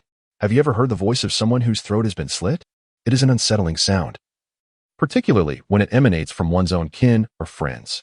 Observe this elderly gentleman. At his advanced age, he is likely to have lost a considerable amount of blood. The lean man exerts himself vigorously to describe the scene, amplifying the intimidation factor. He notices that his opponent remains motionless, as if truly ensnared at his vulnerable point, which only serves to bolster his own sense of triumph. He possesses a firm confidence in the effectiveness of his habitual tactics. He has long held disdain for those who engage in brute force against their adversaries, priding himself on his superior intellect. Every individual has loved ones, friends, and those they cherish. Rather than exhausting oneself in violent combat, it is far easier to seize upon these weaknesses and compel compliance without shedding blood. Two burly men advance, brandishing their weapons, aiming to strike at Ace's feet. Experienced fighters, they target the back of his heels directly. A chilling scream pierces the air. Yet it is the two large men who collapse instead. Asa not only moves, but does so with remarkable agility. He suddenly leaps aside and pulls the two men towards him. Their weapons clash against each other, and their heads collide with a resounding thud, rendering them motionless on the ground. The lean man, astonished and enraged, resolves to assert his authority, intending to demonstrate to the one who disregards his threats that he is not merely a blusterer, but indeed ruthless. He raises his blade to slash at the elder man's face. Having encountered similar situations in the past, he knows that merely severing a hostage's ear or inflicting a few superficial cuts will render the opposition too intimidated to resist upon witnessing the gruesome fate of their friends or family. Just as he raises his hand, he suddenly finds himself paralyzed. The elder man's gnarled, white hand merely reaches out and touches his other hand, and his body seems to succumb to an unyielding stiffness akin to that of wood. The knife slices through the lean man's ear, nearly cleaving half his face away. His trousers are thoroughly soaked, yet he remains frozen in the posture of raising his weapon, his remaining half of the face contorted into a ferocious grimace. Sandrew, as if instructing a child, remarks, "Look at the fine lines of the cut. The blade must be wielded in this manner. Oh, I forgot you cannot see. Next time you attempt to wield a knife for murder, ensure you hold it like this. Oh, forgive me, I seem to have forgotten. You likely won't have a next time." Meanwhile, several of the large men begin to retreat towards the exit. Sandrew, with a hint of melancholy, addresses the lean man, saying, "Why do your companions ignore you and choose to flee? This simply will not do. You must intercept them." That pale, withered hand effortlessly penetrates the lean man's body, as if what lay beneath was not skin and muscle, but merely a mound of decayed earth. With a casual toss, Sandrew sends the lean man's hefty frame hurtling towards those attempting to escape, resulting in an explosion that resembles the sound of a flatulent release. Such a minor detonation poses no threat. It merely splatters the contents of the lean man's body. What spills forth is not the crimson blood and entrails one might expect, but rather a foul, viscous substance reminiscent of the stagnant sludge that has accumulated in a sewer for a lifetime. In mere moments, the once vibrant man before him seemed to have decayed as though decades had passed. The black goo that erupted from the corpse splattered onto the few burly men who had considered fleeing. They instantly erupted with cries akin to those scalded by molten iron, collapsing to the ground and writhing in agony. Yet, their screams quickly faded into silence, leaving them motionless, their skin taking on a pallid hue reminiscent of pork left to spoil for days. Asa stood, wide-eyed, witnessing the harrowing scene unfold. He had anticipated that Sandrew would not require his assistance, but he could scarcely have imagined such a spectacle. With an air of nonchalance, Sandrew casually clapped his hands. His pallid complexion bore no trace of the deaths that had just transpired, suggesting he had merely stepped away for a brief respite. Turning to Asa, he remarked, "Do you realize you should have perished several times over just now?" Sandrew's tone took on an unusually grave note. "I understand that taking a life is no trivial matter. It is far more challenging than the boastful bravado of the untested toughs in taverns would lead one to believe. After my first kill, I spent an entire day retching, followed by 3 days without sustenance." He spoke with the earnestness of a responsible mentor imparting wisdom to his pupil. "However, if you wish to avoid being killed, you must acclimatize to the sensation of taking lives when others seek your demise. Do you really believe showing mercy with the blunt edge of your blade is a sign of longevity?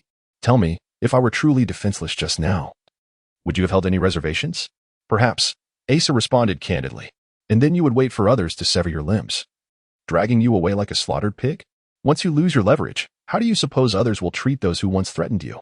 It was only in this serious moment that Asa recognized Sandrew's formidable presence. He exuded an air of authority and even a menacing aura. Asa fell silent, The implications were all too clear. Sandrew shook his head, as though he wished to articulate something further but refrained, leaving behind a cryptic. You will come to understand in your own time. He approached a massive man sprawled on the ground, whose collarbone Asa had shattered with the blunt side of his blade. The man lay curled up, groaning. Sandrew bent down, gently caressing the man's face. Upon releasing a sigh that seemed to convey relief, the man ceased his moaning. His previously contorted limbs now slack and unresisting. It was evident to all that he had found his peace. Sandrew then moved towards another man on the ground, prompting Asa to rush forward to intercept him. Enough, they are beyond resistance now. Sandrew inquired, do you recall the boastful butcher from the meat shop? Asa froze, uncertain of the significance of Sandrew's query at this moment. One of his daughters was raped last month. He sought justice, only to be struck in the face with a blade. He now lies in a state of half-life at home. Sandrew gestured to his own face, indicating the exact spot where he had previously sliced the lean man, before pointing at the large pool of black ichor that had spilled forth. Within it, fragments of bone could still be discerned, dissolving into the viscous mass, rendering it unrecognizable as having once belonged to a living being. He was responsible for that. These individuals appear to be mere household servants nurtured within the confines of some high-ranking official's estate. I assure you, each one of them frequently engages in such conduct, and it is rare to find anyone on the streets who does not recognize or fear them. Do you feel pity for them or for those they torment? Asa silently observed Sandrew as he approached the moaning giants sprawled on the ground, methodically inspecting each one. These robust men seemed to be lesser than ants beneath the authority of this feeble old man, having succumbed to death almost without a sound. Asa nodded in agreement, acknowledging the difficulty of the situation. What shall we do now? He inquired. What do you mean by now? What is the current state of affairs? I know nothing. As I have been in discussion with the bishop all evening, he can attest to my whereabouts. I am unaware of how these individuals met their demise here, and I have yet to ascertain who will compensate for the damage to my property. Asa, taken aback, nodded slowly, rendered speechless. He sighed, torn between a nod of agreement and a shake of his head. The imperial territory is centrally located, with the capital situated at its heart, to the east and north. A swift 2-month ride would bring one to the coastline, while the south and southwest are comprised of several smaller states forming a federation. Westward lies the untamed highlands, infested with orcs. Technically, this region does not fall within the empire's borders, as the wild highlands belong to no single nation. No human has ever dared to settle there. Historically, it has been a haven for various perilous subhuman creatures, including werewolves in the jungles, lizardmen by the swamp's edge, and tribes of ogres scattered across the wilderness. It is said that in the northern highlands, one can find massive, ferocious beasts and colossal eagles. Continuing west beyond the wild highlands leads to additional nations, with trade routes historically established between imperial caravans and these lands. Although merchants are compelled to hire numerous mercenaries, a portion of the caravans invariably falls prey to the orcs. Over the past decade, the imperial army has launched extensive campaigns against the Orcish populace, effectively eradicating them from the wild highlands, thereby revitalizing trade between the empire and the western regions. Small towns have even been established along the fringes of these highlands. Burkata is one such town. Initially, it consisted merely of a few relay stations and inns. However, with the growth of trade, the population swelled, transforming it into a bustling settlement. The caravan that Krista belonged to was ambushed nearby, and the location where the ogres demanded ransom lies in proximity. Asa traversed the distance from the capital to Burkata in a mere 20 days, undertaking the journey without rest. Half a year prior, after escaping the lizardman swamps with Shawi, he had landed here. This town, youthful yet somewhat reckless and rudimentary, features buildings hastily constructed in recent years. Most establishments began as temporary inns, rapidly expanding due to their thriving business. Even those initially intended for more substantial construction spared no effort in ornamentation, catering primarily to pragmatic traveling merchants and rugged adventurers. Thus, the entire city exudes a rather crude and chaotic atmosphere, devoid of any semblance of cultural refinement or subtlety. Yet, it seems that no one is particularly concerned about such matters. The incessant flow of bustling crowds and the cacophony of the streets reveal a unique vitality inherent to this place. The city revolves around 3 primary industries.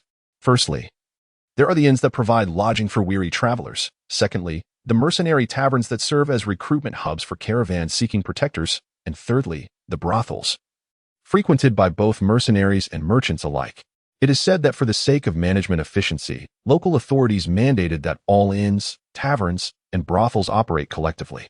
Consequently, these three-pillar industries amalgamated, resulting in a plethora of establishments, each bearing the same rough exterior, and the interiors bustling with a hodgepodge of merchants, courtesans, and mercenaries, a distinctive folk culture unique to this burgeoning locale. Asa made his way directly to the town hall, where he presented the appointment document bestowed upon him by the Duke. Throughout his journey of over 10 days, he discovered that this was the most effective means of communication.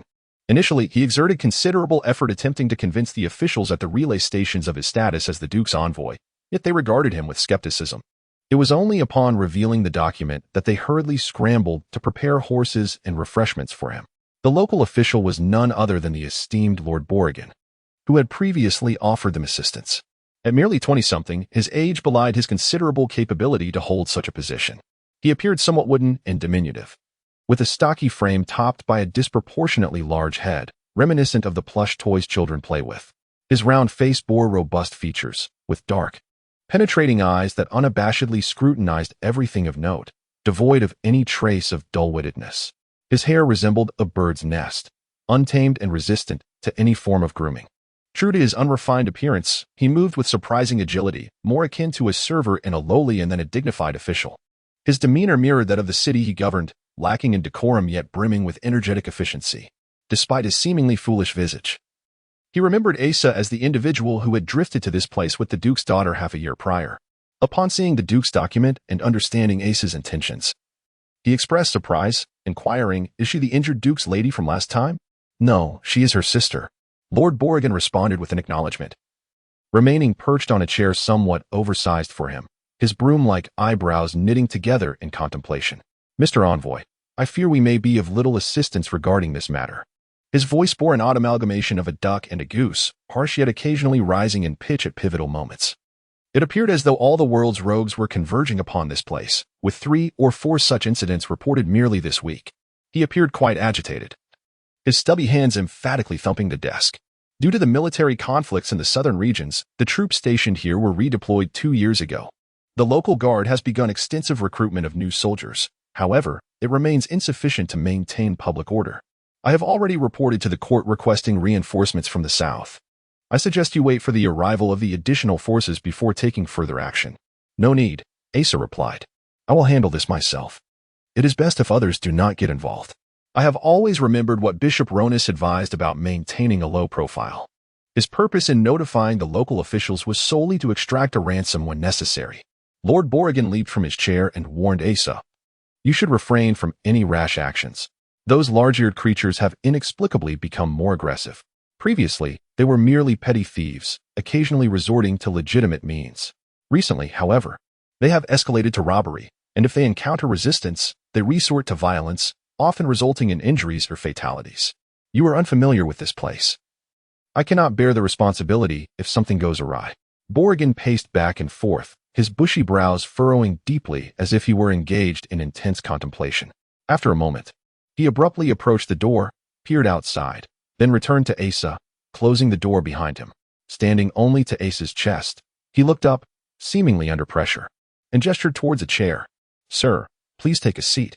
Asa sat down, while Borrigan jumped onto the table, elevating himself slightly above Asa.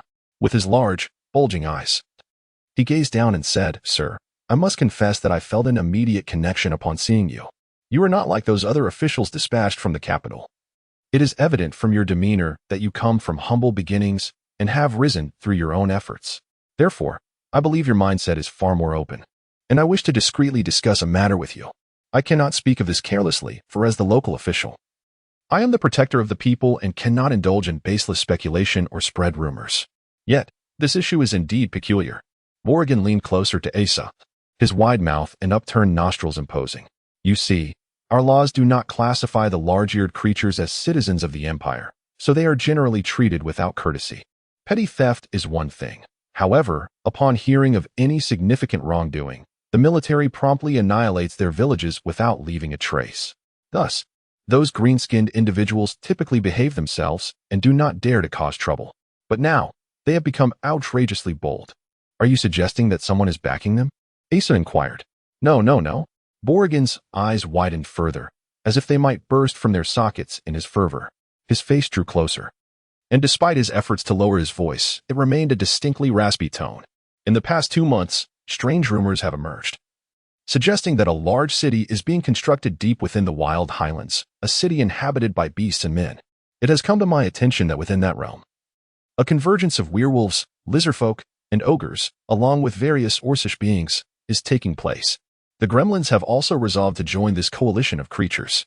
They have made a firm decision to abandon their existence in the shadows of human society, casting aside all reservations, and are now audaciously intent on seizing a substantial bounty before their departure. Moreover, I have heard whispers that they have transported the plundered goods and treasures deep into the wastelands. As Asa cleared his throat and readjusted his facial expression, he nonchalantly remarked, "Surely, such things cannot be true suddenly." A rapid series of knocks echoed at the door, accompanied by a voice exclaiming, "Lord Borrigan, trouble brews. Another merchant caravan has been raided." Asa sat in a daze, recollecting the formidable presence of the orcs he had witnessed 6 months prior. A reality that seemed all too plausible.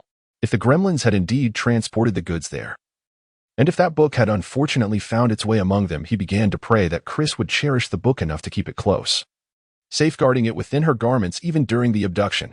No, it was merely an unremarkable book. Who would ever consider it of any value? The gremlins would surely not take the time to seize such an inconspicuous item amidst their looting. Perhaps the book still lay with the members of that caravan. If only he could secure Chris's release, he might retrieve it without much difficulty. With this thought, Asa felt a weight lifted from his shoulders. Yet, mere thoughts would not resolve the predicament. Asa resolved to follow the map left by the gremlins to the ransom delivery point and engage in negotiations to ascertain the situation. Gremlins are the most common of the subhuman races. Their presence felt throughout the continent. They stand about the same height as humans, with green skin and rather unattractive features, characterized by large ears protruding from the back of their heads. Strictly speaking, they could be classified as a type of orc. Although their intelligence is slightly inferior to that of humans, they communicate using human language. It is said that they possessed their own tongue and long ago had a nation of their own, which later disbanded for reasons unknown, as they are the only race somewhat connected to human society. They are not regarded as mere beasts like other orcs, but rather as a lesser species. They typically inhabit the interstices of human society, excelling in petty thievery and engaging in various menial tasks. Instances of hostage-taking were previously unheard of. Following the map left by the gremlins, Asa anticipated discovering a concealed and heavily fortified lair. To his surprise, he found it merely situated on a hillside a few leagues outside of Burkata City. The blatant construction of a stronghold at the cave's entrance was conspicuous, visible from a considerable distance. Where is she? Asa's primary concern remained that book. He needed to see Chris first and inquire about it. A few gremlins chattered among themselves before leading him to a cave. The entrance was enclosed by wooden barriers, effectively transforming it into a makeshift prison. Judging by the remnants of food within, it appeared that the gremlins had not mistreated their valuable captive. Krista was thoroughly frightened and appeared quite haggard. Upon hearing that her father had sent someone to rescue her, she joyfully collapsed beside the wooden fence, weeping uncontrollably. When she recognized Asa, her surprise was palpable. "Is it you? What about the book?" Asa inquired. "The very book I lent you. The one you intended to read on your journey from the library of the Magic Academy. I have been imprisoned here for so long, terrified out of my wits. And upon our meeting, you show no concern for my well-being, instead asking about a mere book." Krista burst into tears. Asa, striving to remain composed, spoke in the gentlest tone he could muster, as if soothing a child. "Do not worry. Now that I am here, you shall be safe. Seeing you in good spirits brings me joy. However, that book is indeed crucial. Do you recall its whereabouts?" "I placed it in my satchel, but those ruffians took it from me." This revelation nearly caused Asa to leap from his feet. Yet, reflecting on the matter, he considered that perhaps the large-eared creatures would not transport goods without inspecting them first. If they stumbled upon the book, it might be carelessly discarded. "Stay here and wait. I shall negotiate with them and rescue you at once." Asa gently patted Krista's head in a comforting gesture. Turning to the large-eared creatures behind him, he declared, "I wish to speak with your leader." The creature grumbled and led him outside. In the center of a makeshift wooden hut stood an ostentatious table, clearly pilfered. An imposing large-eared creature, presumably the leader, sat before it with an air of authority, his back straight. Several others flanked him. Asa intended to inquire about the book, but remembering his primary purpose of securing Krista's release, he opted to address the matter at hand. What is your ransom? He asked. The leader grumbled, seemingly clearing his throat, and spoke in a voice thick with nasal tones. You humans have always looked down upon us and oppressed us, belittling us as a barbaric race. In truth, we possess a rich cultural heritage. Observe, we do not mistreat hostages and strive to minimize harm during our raids. His grotesque visage bore an expression of feigned diplomatic gravity. Asa, growing impatient, interjected, Speak plainly. What do you desire? How much ransom? The leader appeared affronted, striking the table with a thud. Your demeanor is a blatant disrespect towards us. Do you consider us inferior? I assure you, the time for our resurgence has arrived. We shall no longer be subjugated by your kind. His ugly face bore down heavily on the table. Asa nodded and waved his hand. How much do you seek? The leader turned to his companions, exchanging glances, before returning to Asa. Do not underestimate us. We know she is the daughter of a duke named Merlak, and we have conducted our investigations. The influence and wealth of this duke are considerable.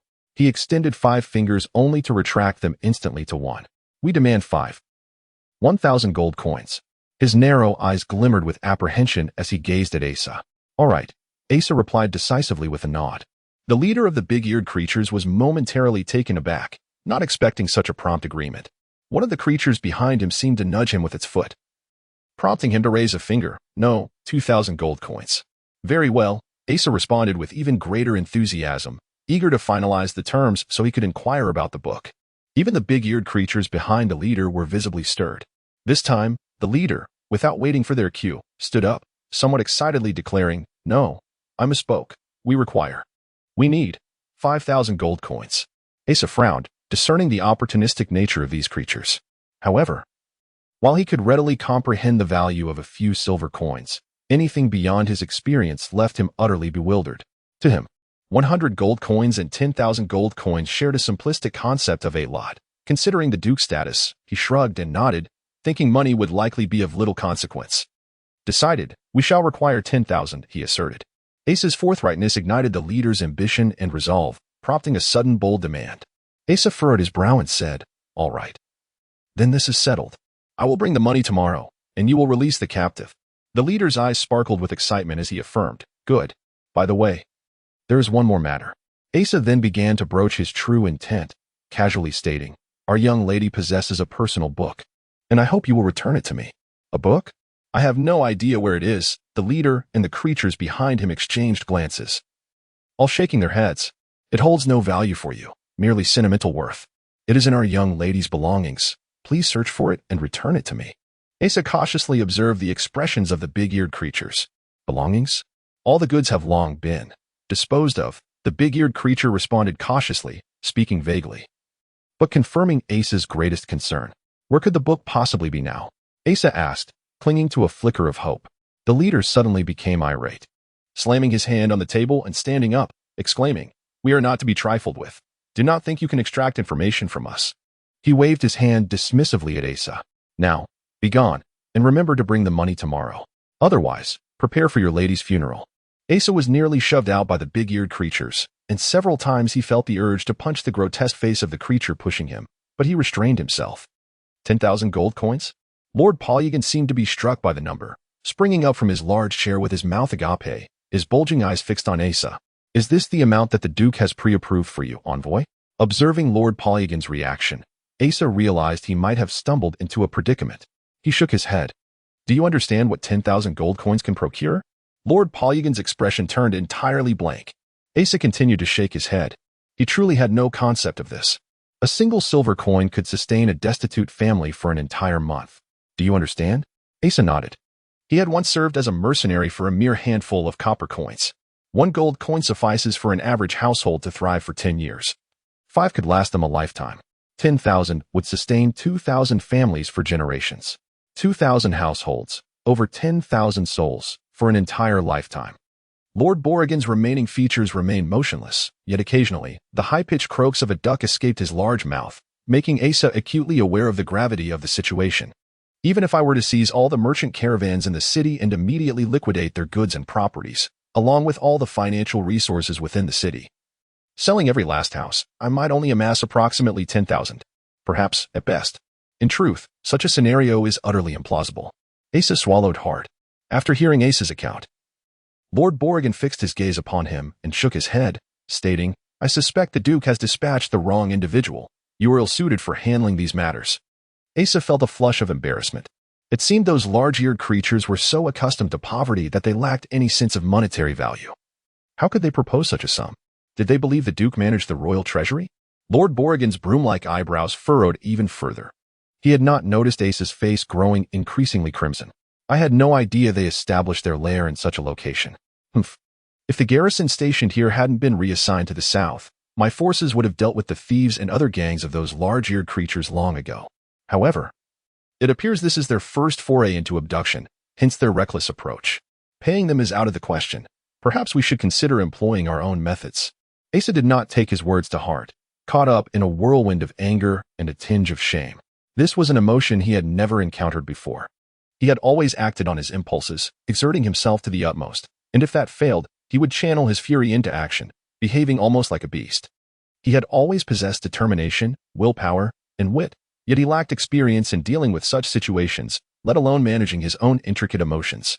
Nonetheless, amidst his bewilderment, a single remark from Lord Borrigan suddenly captivated his thoughts. Reflecting on it further illuminated his perspective. This was it. It should have been this way all along. With newfound clarity, the anger that had been swirling in his mind transformed into resolve and strength. He looked up at Lord Borrigan and declared, "Do not worry. I know what to do now." Rising, he turned and strode out. "Hey, wait." Lord Borrigan called after him. But as soon as he exited the town hall, Asa had vanished. This was a typical establishment in Blokata, a hybrid of inn, tavern, and brothel. Its distinctive hall bustling with mercenaries, merchants, and courtesans. The half-drunken cacophony of flirtatious banter, haggling, and laughter melded seamlessly, creating a unique atmosphere within the town. With a resounding crash, the tavern doors swung open with a kick.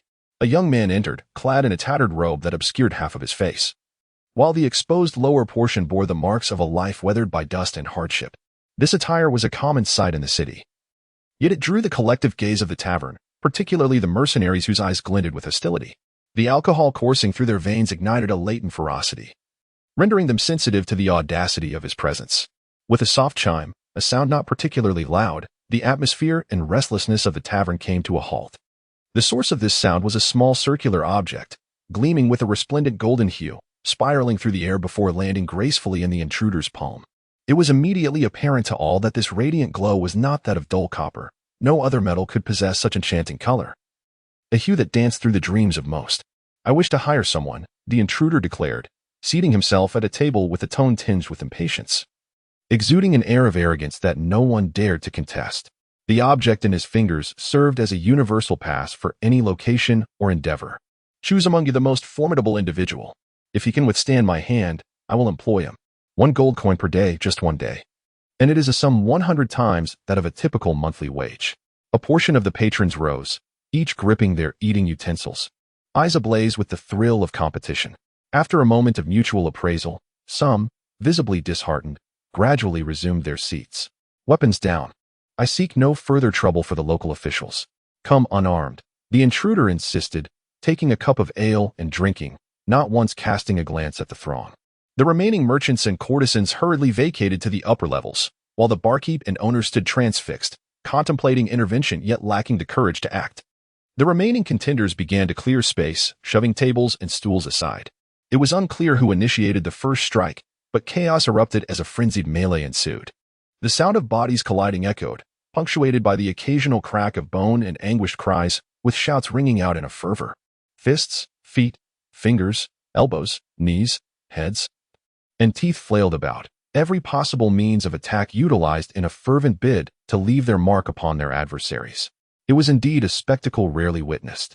Yet, the architect of this tumult seemed disinterested, remaining seated at a table near the door, sipping his drink in measured sips, occasionally glancing up only to furrow his brow in dissatisfaction. This was the 13th establishment he had visited, each one echoing the same refrain. Since the 4th tavern, he had ordered a beer, and he found himself slightly inebriated. Doubts began to creep in. Was he inadvertently on the brink of dismantling the mercenary trade in Blokata? As he pondered, an intriguing development caught his attention. The cacophony of bodies began to wane, and, as in the 12 previous encounters, a bruised champion stood unsteadily amidst the fallen forms of his competitors. "I'm the strongest," he proclaimed, The champion wiped the incessant flow of blood from his nose. Filled with a sense of accomplishment, he bellowed triumphantly. Why are you the strongest? The coins danced between his fingers, and the one twirling them appeared somewhat inebriated. Because I am the last one standing. All my opponents have fallen, thus it is evident that I am the strongest. The champion, brimming with pride, regarded the blood flowing from his nose as a testament to his glory. Is that so? The questioning tone lingered. Indeed, the champion affirmed. But before he could fully articulate his last word, he heard a dreadful crack from his jaw, followed by the loss of 5 teeth, 3 of which found their way into his stomach. Ultimately, pain surged forth, rendering him unconscious. It appears you are indeed the strongest, inquired the tipsy presenter. He had observed this final victor from the very beginning, witnessing him being knocked to the ground with a single punch. The position he fell in was quite fortuitous, landing in a spot less likely to be trampled, and the way he fell allowed for a swift recovery, enabling him to deliver a powerful counterattack. Now, if I knock you down again, will I secure this position? The final victor charged toward his goal. The victor remained silent, advancing step by step, each movement accumulating strength and determination. As he drew near, he realized that if he wished to truly claim victory, all hope rested upon this singular strike. He had no energy or chances left. The inebriated individual before him continued to grin foolishly. With a shift of his left shoulder and a step forward with his left foot, he unleashed a punch from his right hand, which had been coiled with energy for quite some time. The sound of splintering would echoed as the fine table shattered under the force of his blow, shards scattering in every direction. Yet, that formidable fist was captured just as its power waned. It was a perfectly timed maneuver, with a simple twist and pull. He would ensure that such a strike would never be delivered again. He understood that he had lost. Even in his prime, he likely would not have been a match for this opponent. He had wandered through this unfamiliar city for days, starving and exhausted, pouring all his remaining hope into this singular opportunity. A wave of futile despair washed over him, causing his limbs to weaken, threatening to topple him. But suddenly, he felt a small, golden object pressed into his fist. You've passed. Now, I want you to eat well, take a bath, and rest comfortably tonight to replenish your strength. These words, akin to celestial music, filled him with surprise and joy. Turning to gaze at the speaker, they found themselves in such proximity that they could finally discern each other's features, both astonished. It's you? The landscape, the number of the large-eared creatures, his wariness and demeanor, as well as the cave where Chris was imprisoned, indeed corroborated Lord Borrigan's assertions. It seemed they too were novices in such dealings, lacking experience and caution. The opportunity appeared promising. In the midst of his earlier turmoil, he was suddenly reminded by Lord Polygon's words about one's own methods. Indeed, it was high time for this realization. Asa resolved to tackle the troublesome matter with his customary and adept approach, aiming to resolve it swiftly and directly. Of course, such a task was not to be taken lightly, and assistance was essential, though not in excess. Thus, he set out to the taverns in the city in search of a suitable companion. To his surprise, after scouring nearly every tavern, he found an old acquaintance. Rodhart entered, looking considerably thinner than he had a month prior. Yet the exposed muscles and flawless contours of his bare torso still showcased his commendable physique. Having just enjoyed a sumptuous meal at the finest establishment in Bracata, he rejuvenated himself with a bath in the tavern's special large bathhouse, which had invigorated him greatly. With his hair and face clean, he appeared as handsome and upright as ever. Get a good night's sleep. I will call for you when it's time to depart tomorrow, Asa said, springing from the bed and gesturing towards the clothes and sword he had just procured. Those are for you. Rodhart remained silent, not having spoken a word since their mutual recognition. Yet, his eyes flickered with uncertainty, as if he were at a loss for words. Thank you. Rodhart suddenly bowed to Asa. For today, and for what happened before. I am truly grateful. Startled by this unexpected gesture, Asa waved his hand dismissively. No need for that. Are the villagers all right? Asa noticed a cut at the corner of Rodhart's mouth, likely a result of the kick he had delivered earlier. The innocence and vitality that once adorned Rodhart's face had been washed away by pain and cruelty, leaving behind a visage marked by strength and resolve. This new aura, combined with his inherent handsomeness, created a uniquely appealing masculinity. Rodhart shook his head forlornly. They may be fine, but I am not. I can no longer face them. They do not wish to see me either. That is why I came here, seeking merely to earn a meal, yet it seems. He offered a self-deprecating smile, realizing that even finding sustenance was a challenge. It is indeed not easy, Asa reflected, recalling his own experience over a month ago, waiting in Ailey's tavern, hungry and forlorn. now finding their roles reversed. It was Nana who killed them, yet they are all gone, Asa admitted, the events surrounding their demise too bizarre to articulate. However, he felt a sense of trepidation towards Rodhart's gratitude, waving his hands impatiently. No need for thanks. I will need your help again tomorrow. At noon, the sun shone brightly, mirroring the eager anticipation of the large-eared creatures. The leader stood proudly, legs apart and hands on hips, despite having not slept a wink the entire night. His spirits were high, radiating a vibrant energy that glimmered in his eyes. He remained exhilarated by his past achievements. The cumulative wealth amassed by him and his companions over the past decade amounted to a mere 10 gold coins. Yet, just yesterday, through his astute diplomatic maneuvers, he acquired wealth that multiplied by the thousandfold. His accomplishments would make any historical figure blush with shame. Last night, he pondered the fortune that was soon to be his. What is the worth of 10,000 gold coins? It is a concept beyond his grasp. 1 gold coin equals 100 silver coins, and 100 silver coins equal 100 copper coins. Hence, 1 gold coin equates to 10,000 copper coins. But what does 10,000 represent? A handful of copper coins comprises approximately 30, thus 10,000 amounts to over 300 handfuls. Over 300 handfuls could easily cover this entire encampment. Yet one must add an additional 9,999 handfuls. That would indeed be an ocean of wealth. Even rolling around in it with closed eyes would not incite fear of falling.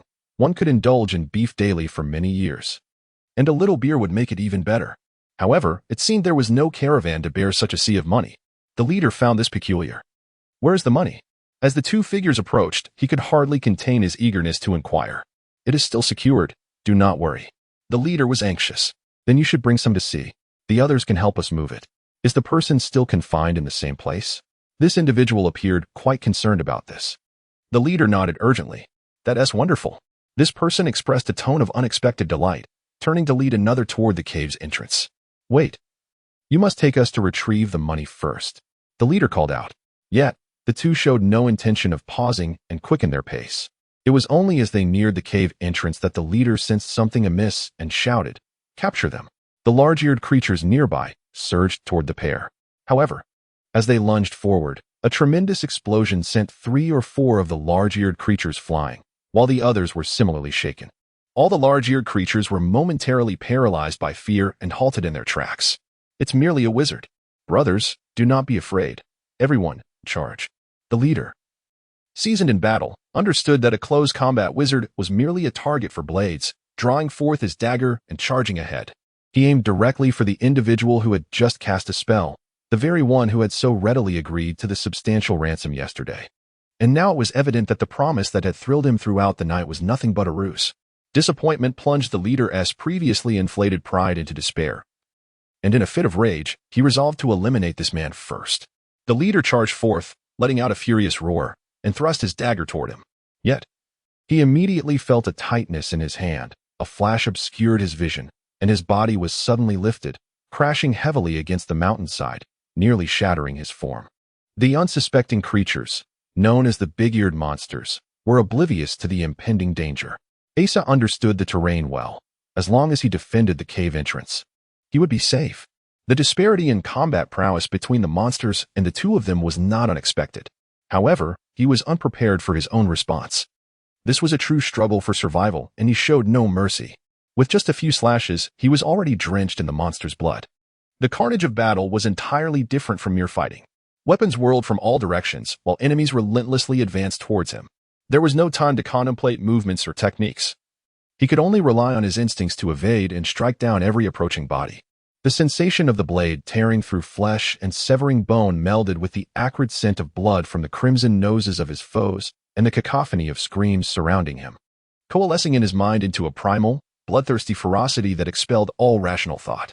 Strangely, a surge of exhilaration rose within him. He became wholly immersed in the madness of slaughter, abandoning the plan to retreat to the cave and instead charging into the fray against the big-eared monsters. He had suffered several blows from behind. Had it not been for his long robe, he would have sustained significant injuries. Yet, Asa remained indifferent.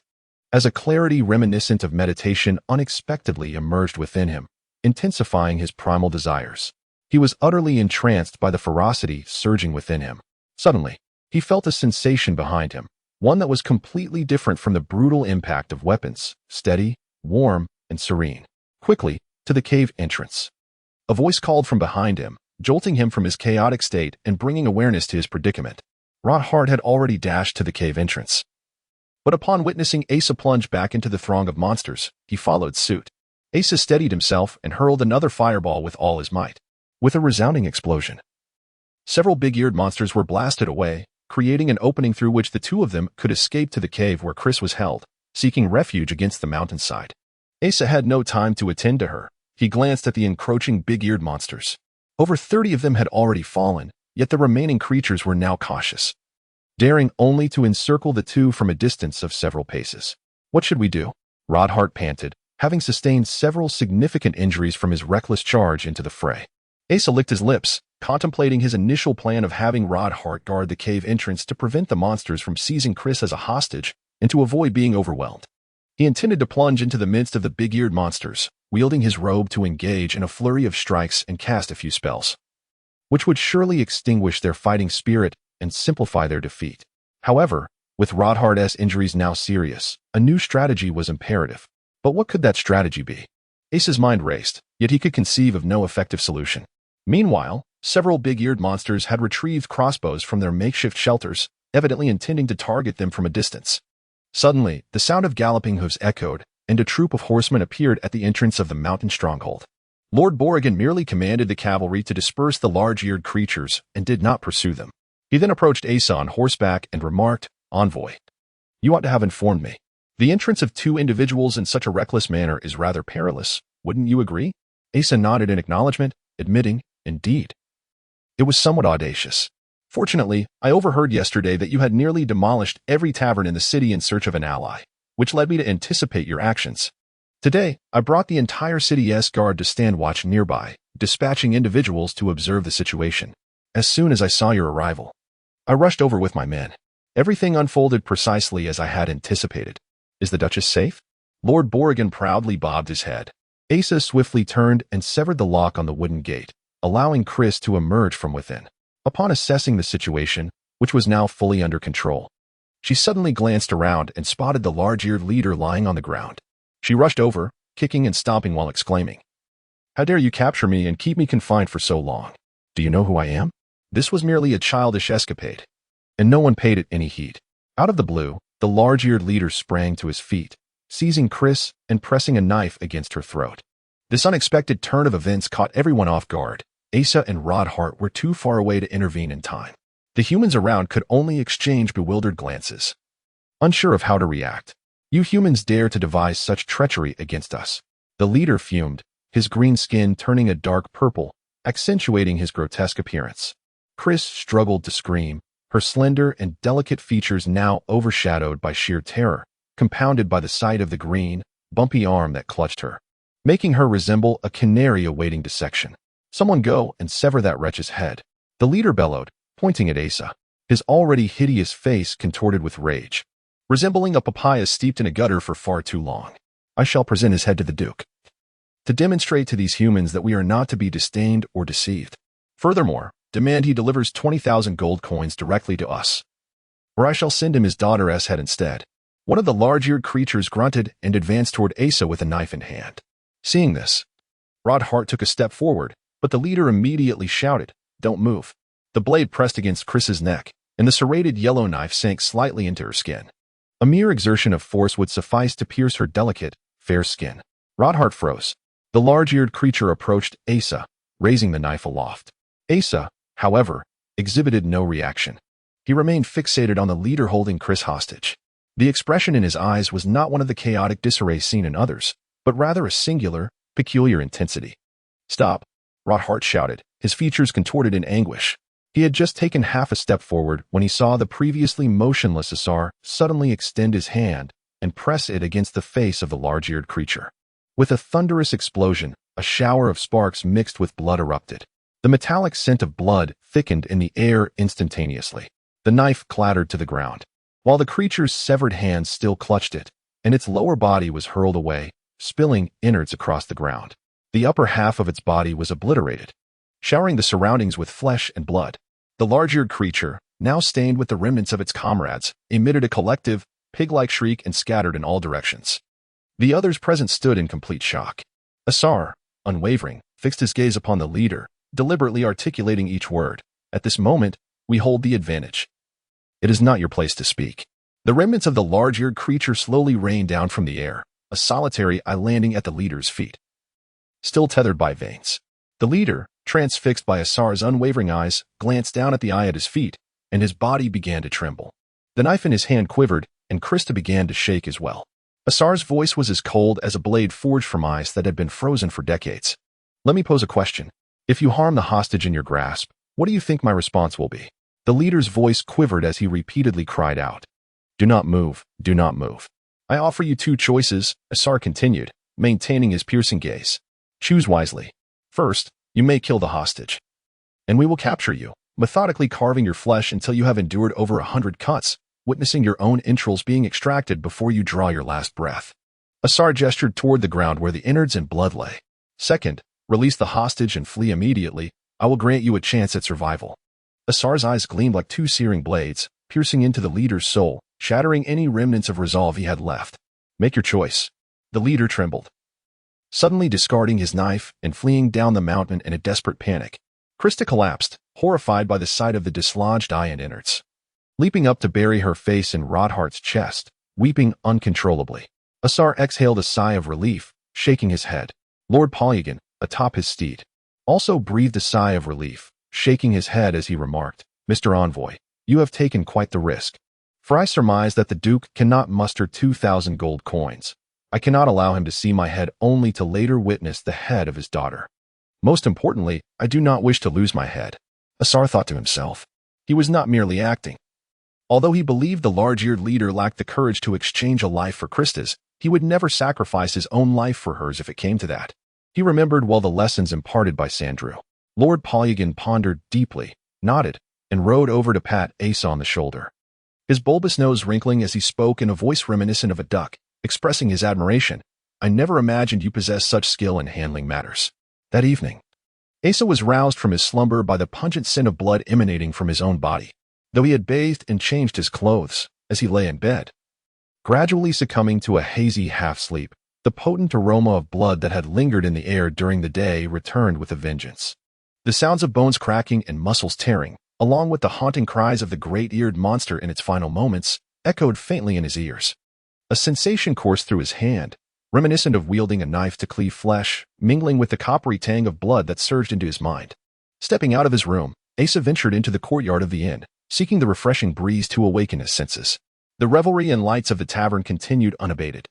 In the courtyard, the dry air swept in from the west, and Asa inhaled the essence of this arid plateau, feeling as though his mind had cleared somewhat.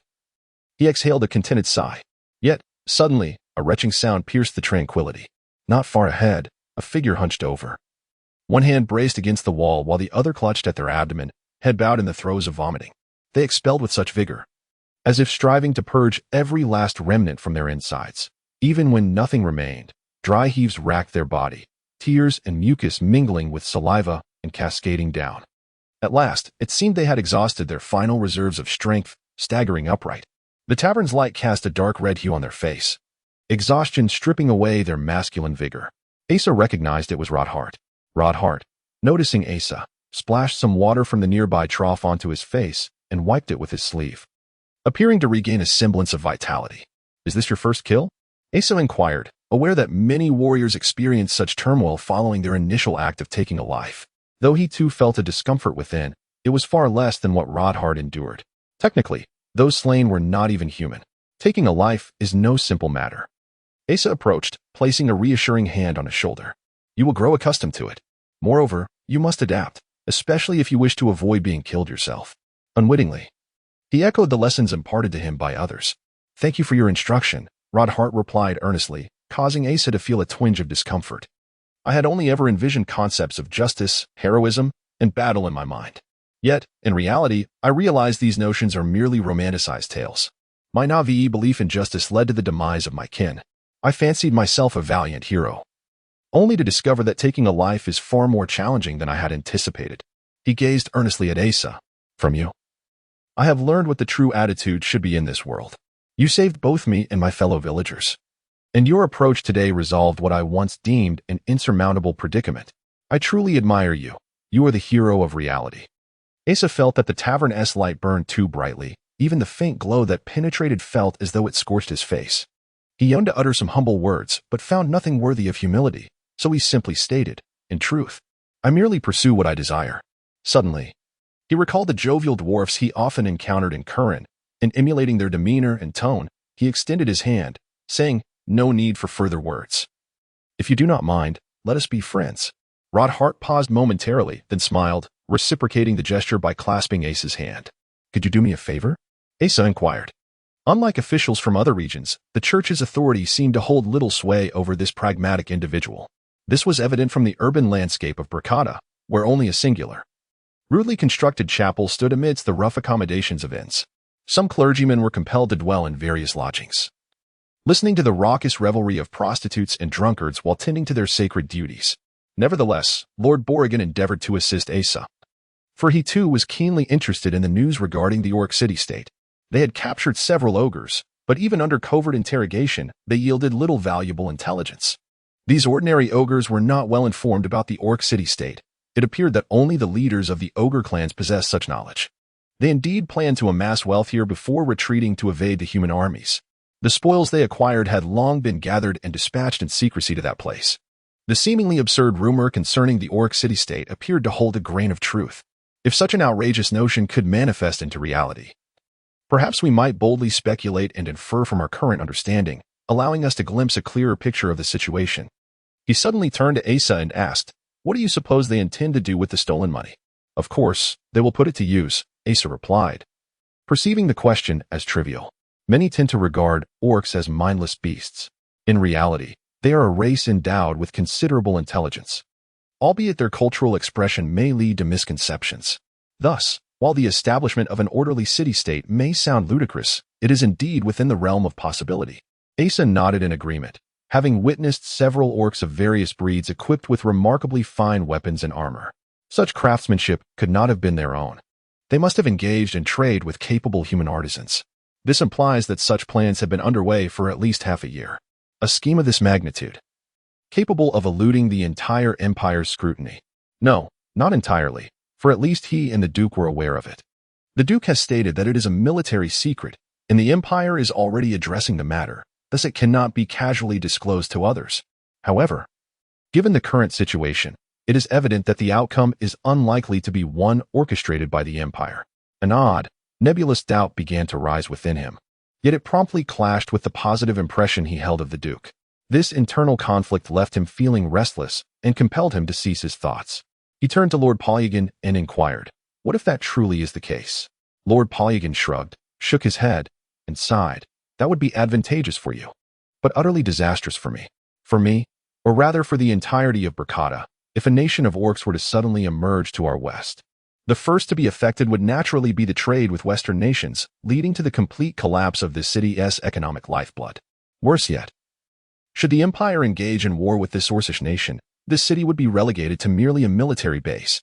Lord Polygon wore a grim expression, reflecting his deep concerns. Asa nodded, recognizing that the thoughts swirling in the large, inflated head of this man were indeed quite substantial. He sighed deeply, hoping that the matter could be resolved with just a handful of gold coins. He asked, where might we find that channel? Days passed, regardless of the rumors. The reality of the situation gradually improved. Incidents of the large-eared creature's robberies had ceased. This was partly due to Bracada's successful eradication of a large-eared creature encampment, which served as a significant deterrent, and also because it was rumored that southern troops were soon to arrive. Yet, a band of thieves remained entrenched here, poised to seize a lucrative opportunity. This group was composed of wanted criminals and desperate fugitives, the elite among rogues, the vilest of the vile. Now, this faction convened within the largest inn in the city. The agenda of their meeting revolved around purchasing stolen goods from the Orcish city-state and accepting a new member into their ranks. Leading the assembly was an elder thief named Fodering, the head of this band. Approaching 60, his face bore every line of age, yet rather than signifying decline, they exuded a shrewd vitality, with age spots testifying to his experiences. To excel in any profession, one must possess intellect. Upon learning of the Orcish city-state and witnessing the large-eared creatures rampaging, the old thief promptly devised a plan to profit from the sale of these stolen goods. Thus, He made contact with the large-eared creatures and rallied a group of similarly desperate individuals to partake in this grand venture. Now, let us hear everyone else's opinions. The old thief declared, surveying his companions after outlining his scheme. Setting aside his profession, he was a man well-versed in the ways of the world. Even as the most knowledgeable and meticulously planned among them, he did not forget to formally solicit the opinions of his comrades. No objections. We shall proceed as you suggest. The money brought from the past can indeed be utilized. Although a few remain skeptical, the majority concur with the old thief's plan. Finally, the old thief decrees. Let it be decided thus. We shall depart at dawn in 3 days. He emphasizes, remember, should this news reach the ears of those in power, it would be deemed treason, and we would surely be pursued by the army. Therefore, I urge you once more, do not disclose any information. He surveyed the individuals around him, particularly eyeing Asa, for he harbored distrust towards this newcomer. Were it not for the 2 members who had directly brought him in, he would never have permitted his inclusion. This plan was fraught with peril, and he could not afford any mistakes. Having recently eliminated a comrade who merely had a casual acquaintance with the captain of the city guard. Who is it? The old thief's voice elongated, frail and weak, as if he were lying in bed awaiting his last breath. Simultaneously, with a swift motion, he drew a slender dagger from his waist. It was a long, thin blade, which he skillfully flipped in his hand before grasping it in reverse, suggesting that when it came time to slit a throat, it would be as smooth and swift as slicing through lard. Who was seeking entry? Open the door, came a voice as delicate as a pear. The old thief glanced at Asa, recognizing that this was the room Asa had reserved at the inn. The voice seemed familiar, yet he could not place it. Asa shook his head in response. The old thief gestured to the thief by the door to pull the person inside and close the door. The thief abruptly swung the door open and reached out. However, instead of pulling someone in, he was yanked outside, not merely pulled out but seemingly thrown down the stairs, followed by a scream as he struck the ground. Almost everyone rushed toward the door. Yet, a slender sword thrust through the entrance, and several feints quickly halted the foremost individuals. What is happening? I am here to find someone, the newcomer reiterated, audaciously stepping inside. It was but a single figure, a rather diminutive person wielding a similarly slender sword, long and delicate. However, no one dared to underestimate this perilous weapon, for its peculiar edge indicated that the wounds it inflicted could not be sutured. Asa had seen such a sword before and immediately turned to the face of the sword-bearer, exclaiming in astonishment, "What brings you here?" "Of course, I have come to find you," the visitor replied, narrowing her eyes into a slight, hazy slit that revealed a smile. This smile had nearly cost him his life in the Lizard Marsh, and the current situation was hardly more favorable. The effects of the world tree's leaves appeared remarkably potent. She had transformed completely from the bedridden figure of over a month ago. Now, she radiated the same vibrant spirit she had exhibited in the Lizard Marsh. Her attire reminiscent of that time, an adventurer's garb, draped with a blanket and carrying a large backpack. "Oh, so you are a friend of Asa's acquaintance. Please, come in," the old thief said, glancing at Asa before stepping aside and making a courteous gesture for her to enter, displaying an unexpectedly noble demeanor. However, as Xiaoyi approached Asa, he seemingly turned casually, positioning himself beside the door, his hand retreating behind him, concealing the knife he undoubtedly still grasped. Asa felt overwhelmed, glancing at Xiaoyi, who surprisingly smiled and remarked, "The air in this room is quite stifling. Why don't you all open a window? It could be opened, lest the stench of blood suffocate us," chuckled the old thief guarding the entrance, his age spots quivering with amusement. The bandits instinctively adjusted their seating, encircling Asa, many still clutching their weapons. The 2 members who had initially vouched for Asa fell silent. "Young man, I have no objections to you. I trust you completely," the old thief stated earnestly. "Yet, we tread on the edge of a razor here. You must clarify your identity. What manner of person are you to befriend such a cultured noblewoman?" The dim lighting in the room cast a somber hue over the faces, the atmosphere thick with hostility and vigilance. The eyes of those present were sharp. It was evident from Xiaoyi's demeanor that he was no mere traveler, his noble upbringing unmistakably apparent. How could such a noble lady seek out a thief from afar? They needed to delve deeper into this mystery, for even the slightest discordant hint of danger would trigger their heightened senses. "You claim to have killed someone outside and then fled here. We have refrained from probing further. Now, please recount your exploits. Where are you from, and what deeds have you committed?" The old thief aimed to coax Asa into revealing his true nature, suspecting him to be an infiltrator, possibly a subordinate of a noble. Asa shook his head. "I fear you might present my head for a bounty." "Do not worry. It's merely a matter of having killed a few people. Each of us here has blood on our hands, the old thief grinned, revealing his sharp canine teeth. Asa replied coolly, over 2 months ago, I killed the Imperial envoy and the local officials in Ailey. The secret to lying is to weave 9 parts truth into 1 part falsehood, delivering it with such audacity that it overwhelms the listener, making it easier for them to believe. This was a lesson imparted to him by Lord Borrigan as he prepared to infiltrate this group. A stir rippled through the bandits. This incident had long sent shockwaves across the nation. The investigative forces dispatched by the capital had thoroughly scoured Ailey, merely hearing whispers of a young man being sought. This was one of the rare major cases in recent years, with the bounty on the perpetrator exceeding 100 gold coins. This legendary fugitive had undoubtedly become the stuff of tales among thieves. They could hardly fathom that the figure before them was such a notable individual. Is it true? Yet, I heard that over a dozen cavalrymen also went missing at that time. Surely, you cannot be responsible for all of that? The old thief appeared skeptical, his eyes blinking in disbelief. 2 thieves suddenly reached out to encircle Asa and Xiaoyi, brandishing daggers in their other hands. The malice of all the bandits was palpable, and the atmosphere had reached a critical juncture, ready to erupt into chaos. Asa retrieved an object from his bosom and tossed it to the elder thief. This was a token returned to him by Rodhart. The elder thief coughed, and the wrinkles on his face contorted in surprise, observing his expression. The other thieves began to grasp the gravity of the situation, their wary glances transforming into respect and astonishment. It was not merely a dozen horsemen, rather. I dispatched over 50, Asa stated nonchalantly, his demeanor befitting that of a notorious brigand, exuding an extraordinary presence. If circumstances allowed, we could perform a little demonstration here together. However, I find it unnecessary. I merely seek companions to acquire some wealth.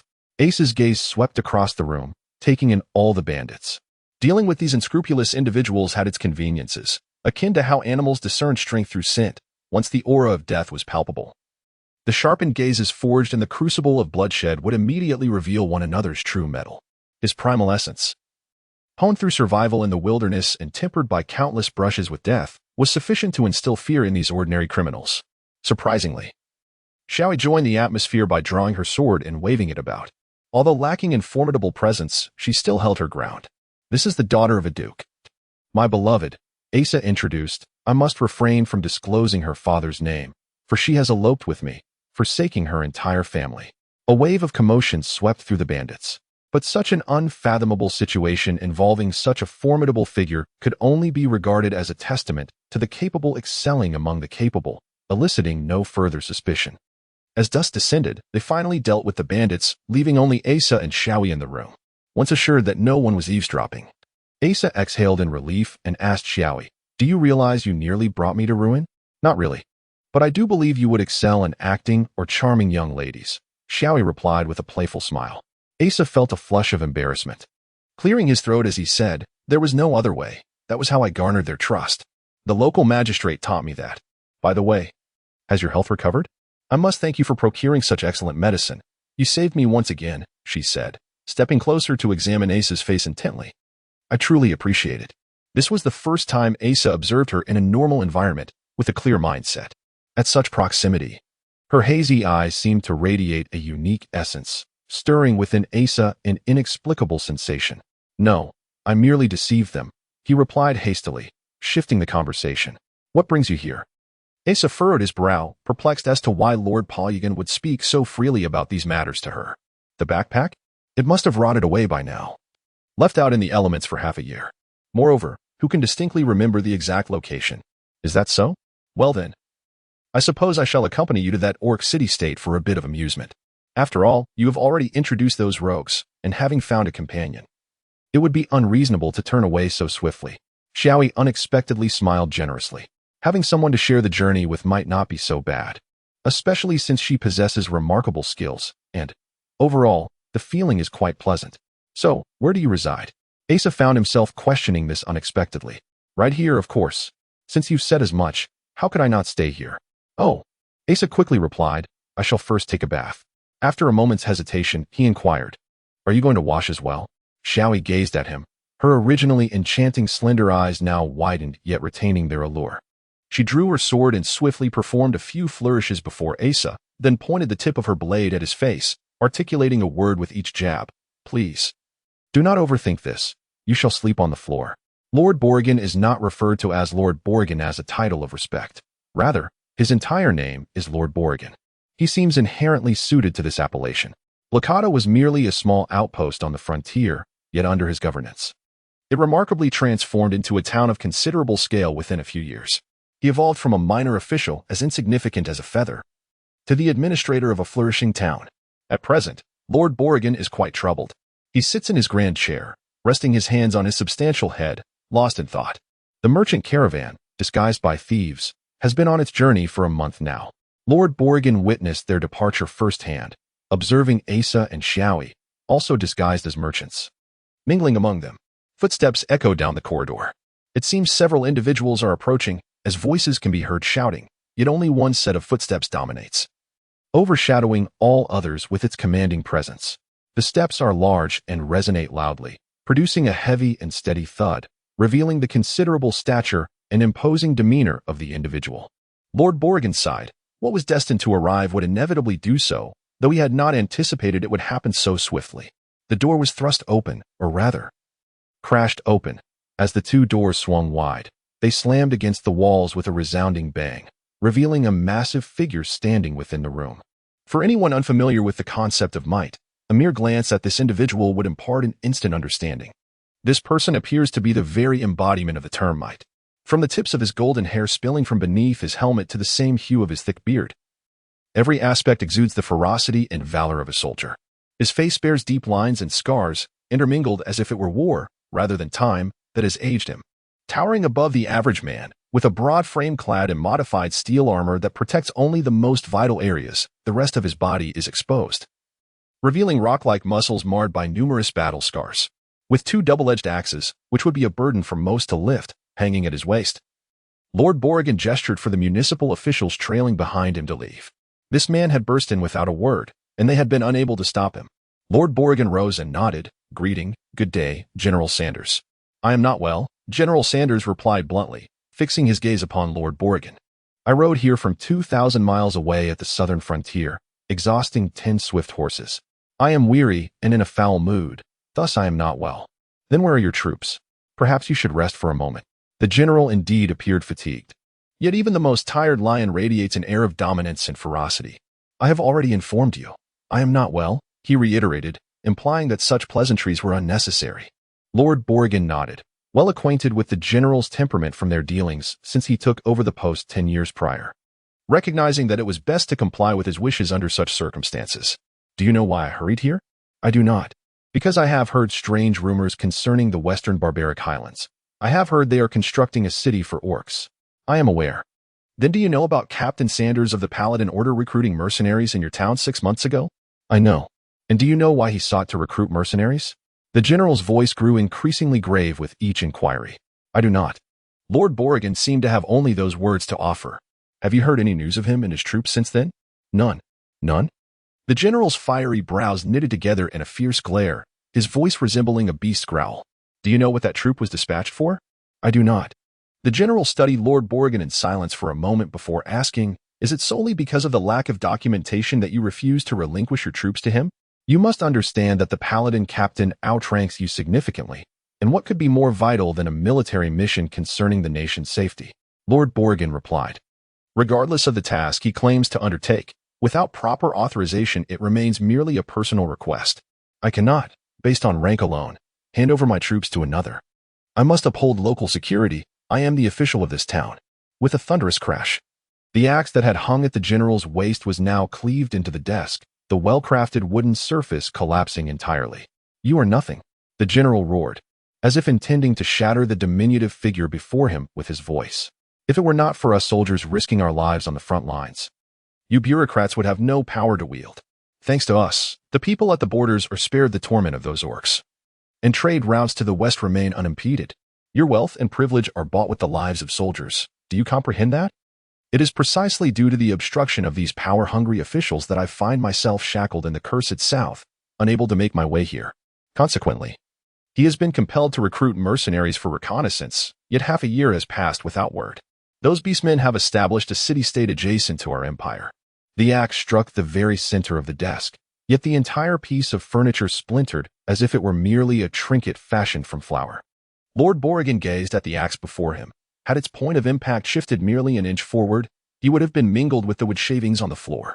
Sweat trickled down his chin. I never repeat my orders. The corners of the general's eyes twitched, revealing the limits of his patience. I shall tell you one last time. I am in a foul mood. Depart at once. Lord Borrigan remained silent, quietly collecting the scattered documents from the floor. He paused by the door, lowering his voice to say, I express my deepest apologies and regrets concerning your son, but I must act as I have. It is my duty. The general stood steadfast in the center of the room, resembling a stone statue, utterly unmoving. The sound of Lord Borrigan's footsteps faded down the corridor, followed by his summons to the other staff of the town hall. The general slowly made his way to a chair, burying his face in his hands. The long journey and the tumult of emotions made him feel as though he had aged a decade in an instant. Everything began 2 years ago when the current emperor ascended the throne and replaced the chancellor. Following the Ascension, an imperial edict arrived, declaring that the West was pacified and no longer required a large military presence. Meanwhile, several southern nations were stirring, prompting orders to reallocate all troops to the south. Since this region did not border any other nations, there was no need to retain forces here, just the local guard would suffice. Upon receiving this command, he understood it to be the influence of the new chancellor. Many in their family had long coveted the trade routes leading to the western nations, and he had always looked down upon them, frequently scrutinizing their caravans. Naturally, they would not permit him to maintain his post there. However, it mattered little. He had never been particularly interested in politics. Since the edict stated the troops were to be moved south, he complied without question. Half a year ago, the son of the captain of the Order of the Holy Knights delivered a secret missive from Captain Roland, indicating that beastmen seemed to be active once more in the wild highlands of the western frontier, urging him to investigate. The Order of the Holy Knights is the Empire's most elite force, mobilizable only with the simultaneous consent of both the Emperor and the Church. Thus, Captain Roland could only discreetly send someone to scout, yet the scouts either vanished without a trace or yielded no results. After all, the wild highlands were vast and perilous, necessitating a considerable number of troops for comprehensive reconnaissance. The faction of politicians led by the Ernie family had consistently sought to meddle with the military, employing various political maneuvers to undermine military leaders like himself and Roland. The news regarding the orc was merely gleaned by Roland from a back alley, lacking any substantial foundation. Should they recklessly mobilize their forces and publicize the matter, it would be all too easy for those in power to seize upon it as a pretext. Although he had scant faith in the notion that the orcs he had nearly eradicated would mount any further actions, he recognized that Roland was not a man prone to exaggeration.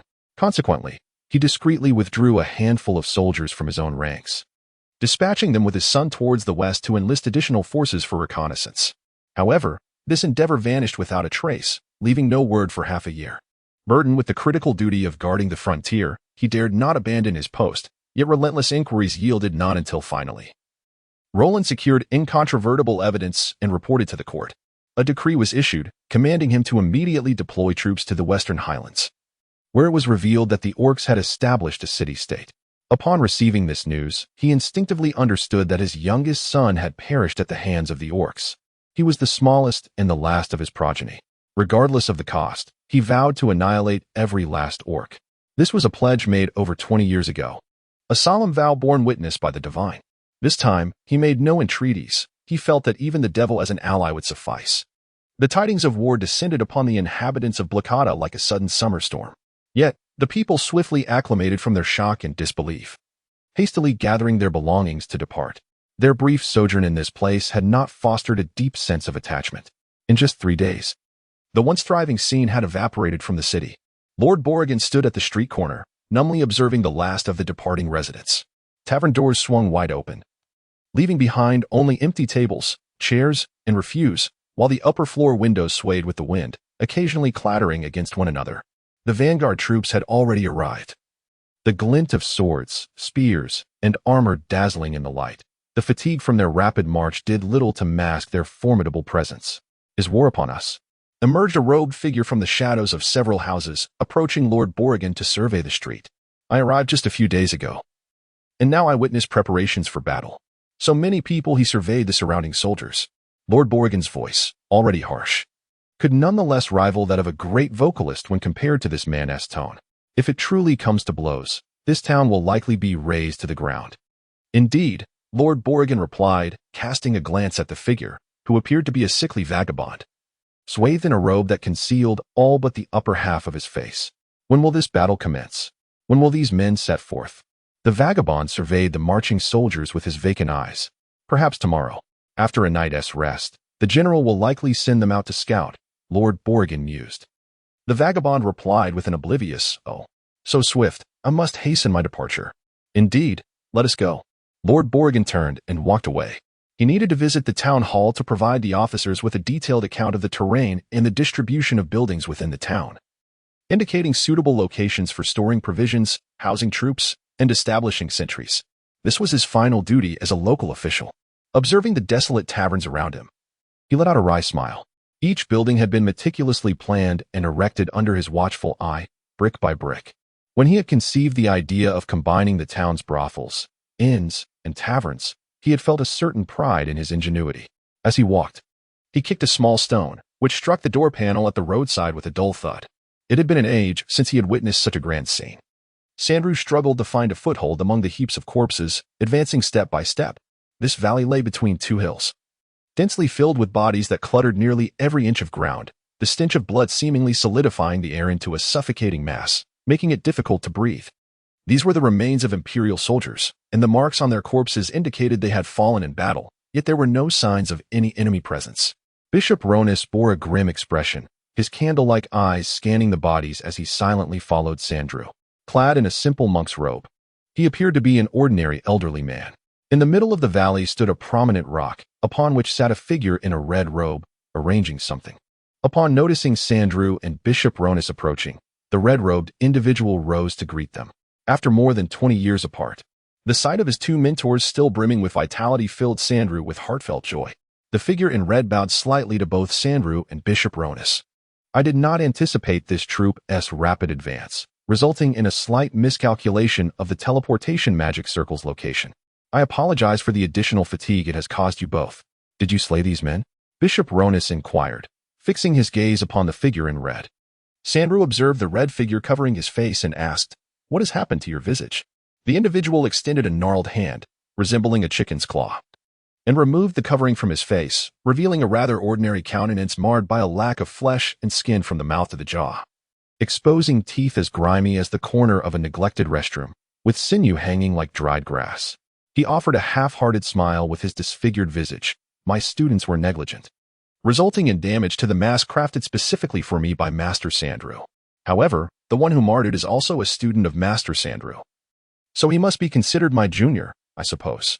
This scar was earned in the battles against Asa in the Whispering Woods." Sandrew pondered for a moment before shaking his head. "Not my student. At least Asa has never referred to him as such," the red-robed man said. "But I witnessed him clad in the very robe of the Demon King that you took away. Moreover, the parts of his body exposed and scorched by my magic remain unscathed. This protective power of the Demon King's robe can only be fully realized by one who has practiced the true meditation. You took the true meditation over 20 years ago. How could it be possible for someone who is not your student to attain such mastery?" Bishop Ronith cast a glance at Sandrew, who feigned ignorance. "He is not your student. Could he be your son?" inquired the red-robed man moments ago. "A student had been compelled to strike him in self-defense, and I hope the teacher does not hold this against him." Sandrew shook his head. "No, he is my student, though he cannot clearly articulate it. I shall concede for now. He is indeed a vibrant young man. It is no wonder you hold him in such high regard. Although I injured him, he fell into the sun well, so he should be unharmed." Bishop Ronith furrowed his brow. "Did you go to such lengths to send us those 2 teleportation scrolls merely to engage in this idle chatter? Certainly not. Teachers, please direct your attention over there." He gestured towards the rock where he had previously crouched, revealing a magical array painted upon its surface, at the center of which lay a verdant leaf, emanating vitality amidst the stench of death pervading the valley. "I wish to harness the power of both esteemed teachers to conduct an unprecedented magical ritual." The voice of the red-robed man shifted, still raspy, yet now imbued with fervor. "Utilizing the life force of the world tree's leaf as the core, we shall shape a magical entity from the corpses here. This will be the most powerful creation known throughout history. The distinct magical energies of the 3 of us can intertwine with the vitality of the world tree's leaf, creating a cycle of perpetual life. Especially with the power of the World Tree's leaf, we could even wield the legendary ultimate white magic, resurrection. Oh? Sandrew's eyes widened in surprise. This magical ritual could even surpass the powers of the ancient gods. It shall represent the pinnacle of magic, a testament to humanity's defiance against the Creator. And the greatest work of art. The red-robed man's voice grew more gravelly with excitement. Sandrew appeared to be influenced by his fervor, a peculiar fire igniting in his gaze. Do you believe I would acquiesce? Bishop Ronith's tone was as frigid as ice water. I would ask the teacher to honor the promise made 23 years ago. Please, assist me in this endeavor. Would you truly have the heart to witness countless innocent civilians perish, entire towns and villages laid waste? The red-robed man shouted hoarsely from behind. What do you mean? Bishop Ronith halted and turned around, his gaunt face illuminated by the glimmer of his eyes, as if two flames burned within. The red-robed man replied. The student would never dare to threaten the teacher, merely wishing to remind him. If this magical ritual is performed in this desolate land, I can ensure that no innocent civilians will be harmed. Should the teacher remain resolute in his refusal, I would naturally not dare to insist. The only course of action is to deliver this leaf from the World Tree to the other members of the guild. How they shall utilize it. I trust the teacher can surmise the consequences. The gratitude of a student shall forever be etched in memory. The figure in the crimson robe bowed deeply. Bishop Ronith offered no response. The crimson-clad individual spoke. This ritual is founded upon the magic of Master Sandrew.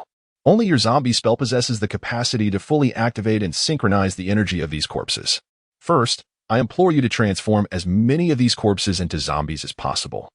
Then concentrate them upon the magic circle. Following that, I shall employ my magic to harmonize with your power and maintain it. Ultimately, the most crucial aspect, dear Master Ronith, is that you must wield the vitality of the World Tree's leaf to perform the resurrection spell, uniting all magical energies into a singular essence of life. Although resurrection is merely a theoretical incantation, with the life force of the World Tree's leaf and your own mastery of white magic, I have every confidence that it shall succeed. Is such a ritual truly feasible? Sandrew furrowed his brow. It seems there has never been a similar magical rite before. Can the hastily drawn magic circle truly be effective? The figure in crimson replied, I cherish a saying you once imparted to me. To learn from the ancients is to surpass, not to replicate. I began researching this magic more than a decade ago, initially out of mere curiosity. I pondered what would transpire if the three of us, the most formidable magic users, could merge our distinctly different powers. It was not until 2 years ago that I completed my study of this magic circle. After acquiring this leaf from the World Tree, I further investigated its intrinsic strength. I can assure you, this magic is unequivocally viable. Very well, let us commence, Sandrew said, his eagerness palpable. He raised his hands and began to chant the incantation slowly. A swirl of blue and white light began to dance between his palms, illuminating the surrounding corpses. The bodies in the valley gradually began to stir. Initially, just 1 or 2 rose slowly, but soon, more followed suit. Ultimately, hundreds of corpses stood upright from the pools of blood. At first, their movements were sluggish and stiff, but as Sandrew continued to recite the incantation, their motions became increasingly agile and supple, resembling the actions of the living. The corpses began to surge toward the leaf from the World Tree on the rock, each one overlapping the other, forming a towering mound of bodies. The movements of the rear corpses grew more nimble and dexterous, akin to monkeys as they leaped and climbed atop one another, continuing to ascend. As the accumulation of corpses increased, Sandrew's expression revealed his mounting exertion. His raised hands began to tremble slightly. After all, he was controlling hundreds of corpses. The figure in crimson began to chant their own spell, O dark dragon, slumbering within the rifts of time, I beseech you to awaken the souls from ancient memories. In the name of darkness and destruction, I summon you. Manifest your power in this realm. As in the Whispering Woods, an illusion of a cerulean dragon began to coalesce in the air. This time, however, the illusion was more vivid, resembling a tangible entity. The dragon was not positioned near the man in the red robe, but rather perfectly aligned with the mountain of corpses that had accumulated, the body shifting in accordance with the dragon's spectral presence. The dragon did not roar forth flames. It merely stood there in silent majesty. Master Ronith, it is your turn, the man in the red robe called out loudly, yet Bishop Ronith remained unmoving. Please, Master, employ the resurrection spell. The urgency in the red-robed man's voice began to tremble, and Sandrew's hands shook even more violently.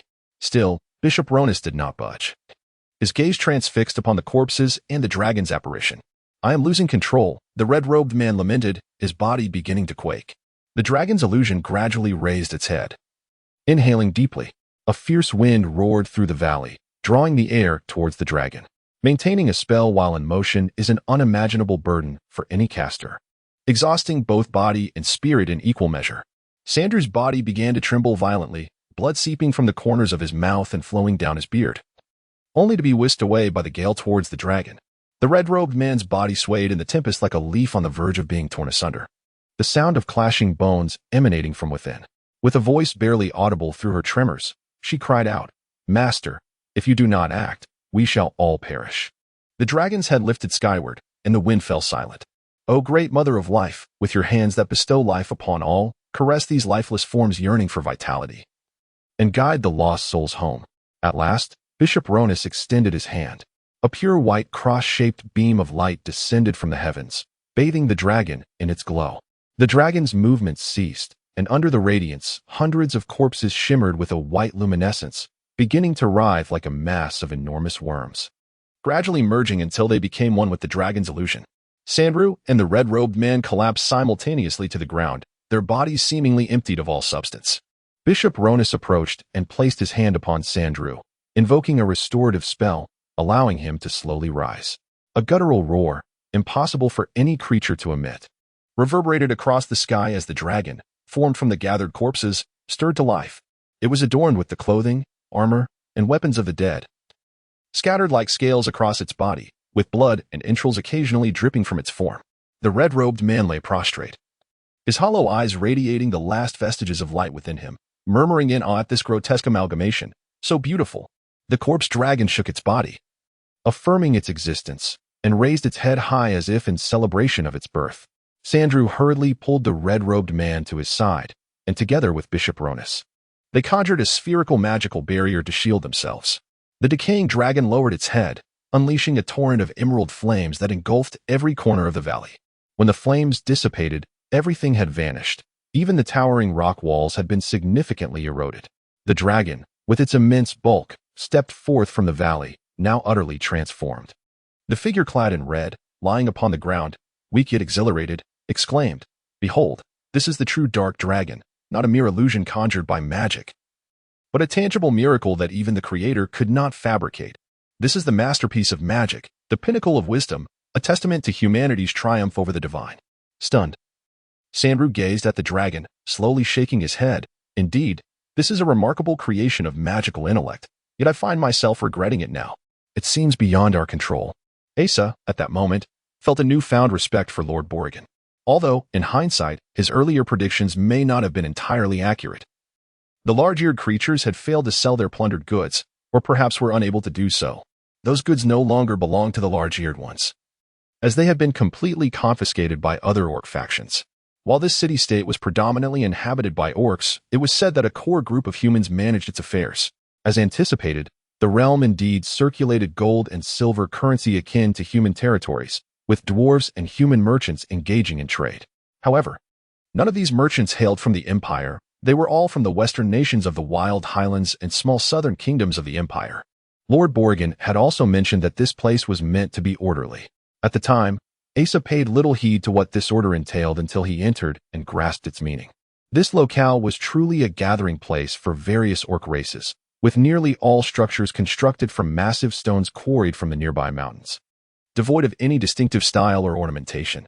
Yet, despite its architecture being vastly more rugged than that of Blakada and its primary inhabitants being orcs, the place exhibited no semblance of savagery. Rather, it seemed to uphold discipline and regulation more rigorously than human societies.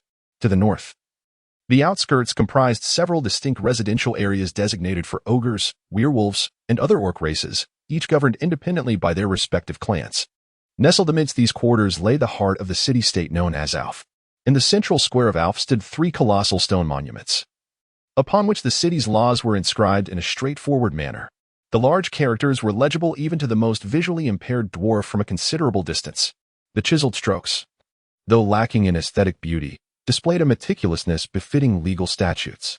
The scope of these laws was limited, applying solely to the central town of Alf, and bore a striking resemblance to human regulations, albeit with a somewhat more lenient tone, serving primarily to maintain order.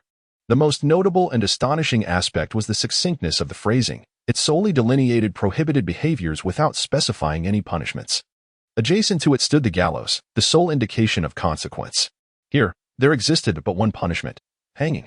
The profound impact of this remarkable legal framework renders everything in the city of Orpher meticulously organized. Despite the presence of numerous orcs, there is an utter absence of violence or savagery. These subhuman beings are predominantly engaged in their respective tasks. This truly embodies the essence of a city.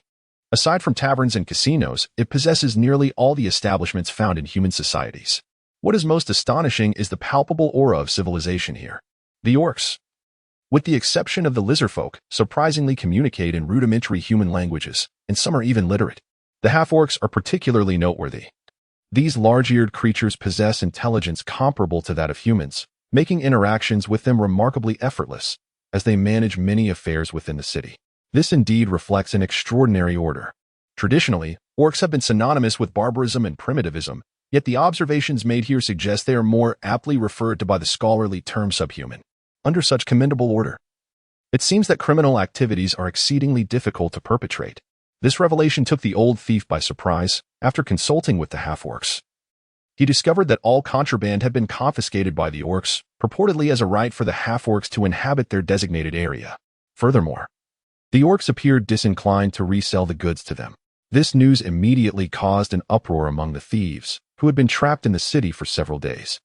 Unwilling to leave empty-handed yet uncertain of their next steps, Asa, however, felt little concern.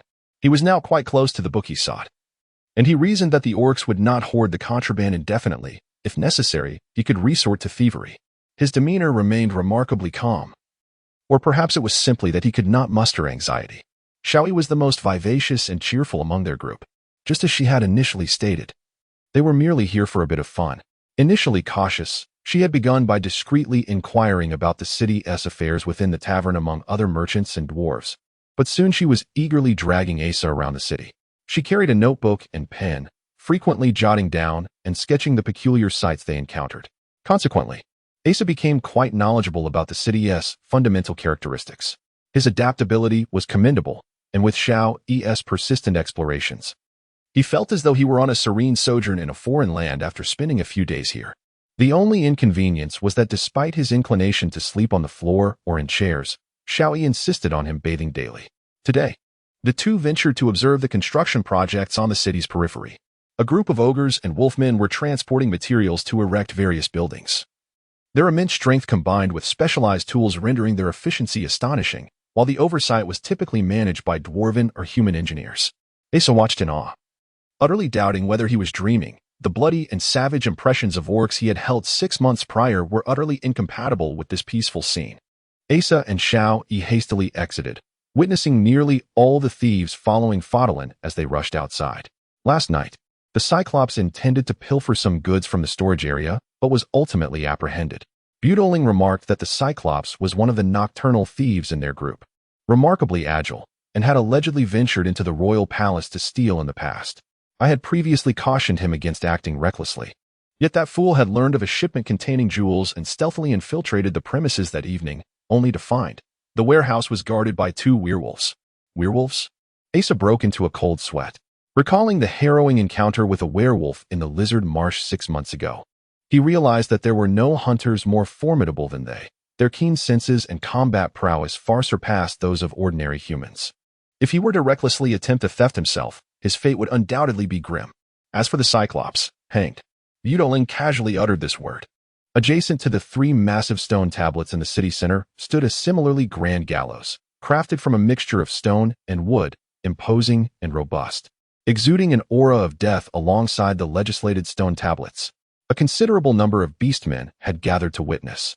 2 werewolves held the bound Cyclops, with a human leading them. The Cyclope's eyes were covered with a black cloth, and his mouth was gagged. Yet one could hear his muffled cries as his restrained limbs struggled futilely in the grasp of the werewolves. The leading human was a middle-aged man dressed in plain attire. He stood before the gallows and loudly proclaimed the Cyclope's attempt to commit theft and harm the guards, asserting that this fact had been corroborated by the Notarization Council. He then turned to read the legal statutes inscribed on the stone tablets regarding the prohibition of theft. Upon concluding his recitation, He signaled the two werewolves to hoist the Cyclops onto the gallows, where a rope as thick as an arm was placed around his neck. Throughout this ordeal, the Cyclops continued to struggle desperately, emitting muffled sounds. The leader approached the gallows and activated a mechanism, causing the wooden platform beneath the Cyclops to split open. And he immediately plummeted. As the rope tightened, a faint crack echoed from below. When the two werewolves descended to unbind him and lift him back up, he was nothing more than a silent corpse. The abrupt fall had cleanly severed his cervical spine, and in contrast to his futile writhing, he had died swiftly and efficiently. The surrounding beastmen exhibited no extraordinary reactions, lacking the excitement typically observed in human societies when witnessing an execution. They merely discussed amongst themselves and departed in a bustling manner. Asa felt a tightening in his arm and turned to see Xiao-Yi gripping his hand tightly. Her face pale as she gazed upon the corpse of the Cyclops being moved. "Was this your first time witnessing a death?" Asa asked softly. "No." Xiao-Yi shook her head, and Asa could sense the stiffness in her movements. It was her first time witnessing the death of someone she knew. The one-eyed dragon shares the closest bond with this band of thieves, frequently engaging in conversation with them and occasionally sharing peculiar jokes with Asa. Whenever Xiao-Yi, unable to comprehend the humor, questions them, he bursts into a loud, triumphant laughter. Asa feels a tinge of melancholy, instinctively tilting his head and resting it against hers. Xiao-Yi shifts slightly but maintains her original posture. Unbeknownst to her, a curious aroma begins to permeate Asa's senses. It resembles a fragrance, yet upon closer inspection, it is not particularly sweet. Rather, it possesses a tangible quality that transcends mere olfactory perception, as if it fills every crevice of his being with a profound essence. The skin on his cheekbones distinctly feels the fine, silky texture of her hair, which seems to exude an inexplicable, mysterious scent. Gradually, he becomes entranced by this subtle sensory indulgence, allowing thoughts to fade away. Just days prior, he held great admiration for the laws in this place, so conspicuous and formidable, meticulously crafted. In times of chaos, stringent regulations are paramount for maintaining order, hence the singular imposition of the death penalty. Yet today, he witnessed the demise of an acquaintance.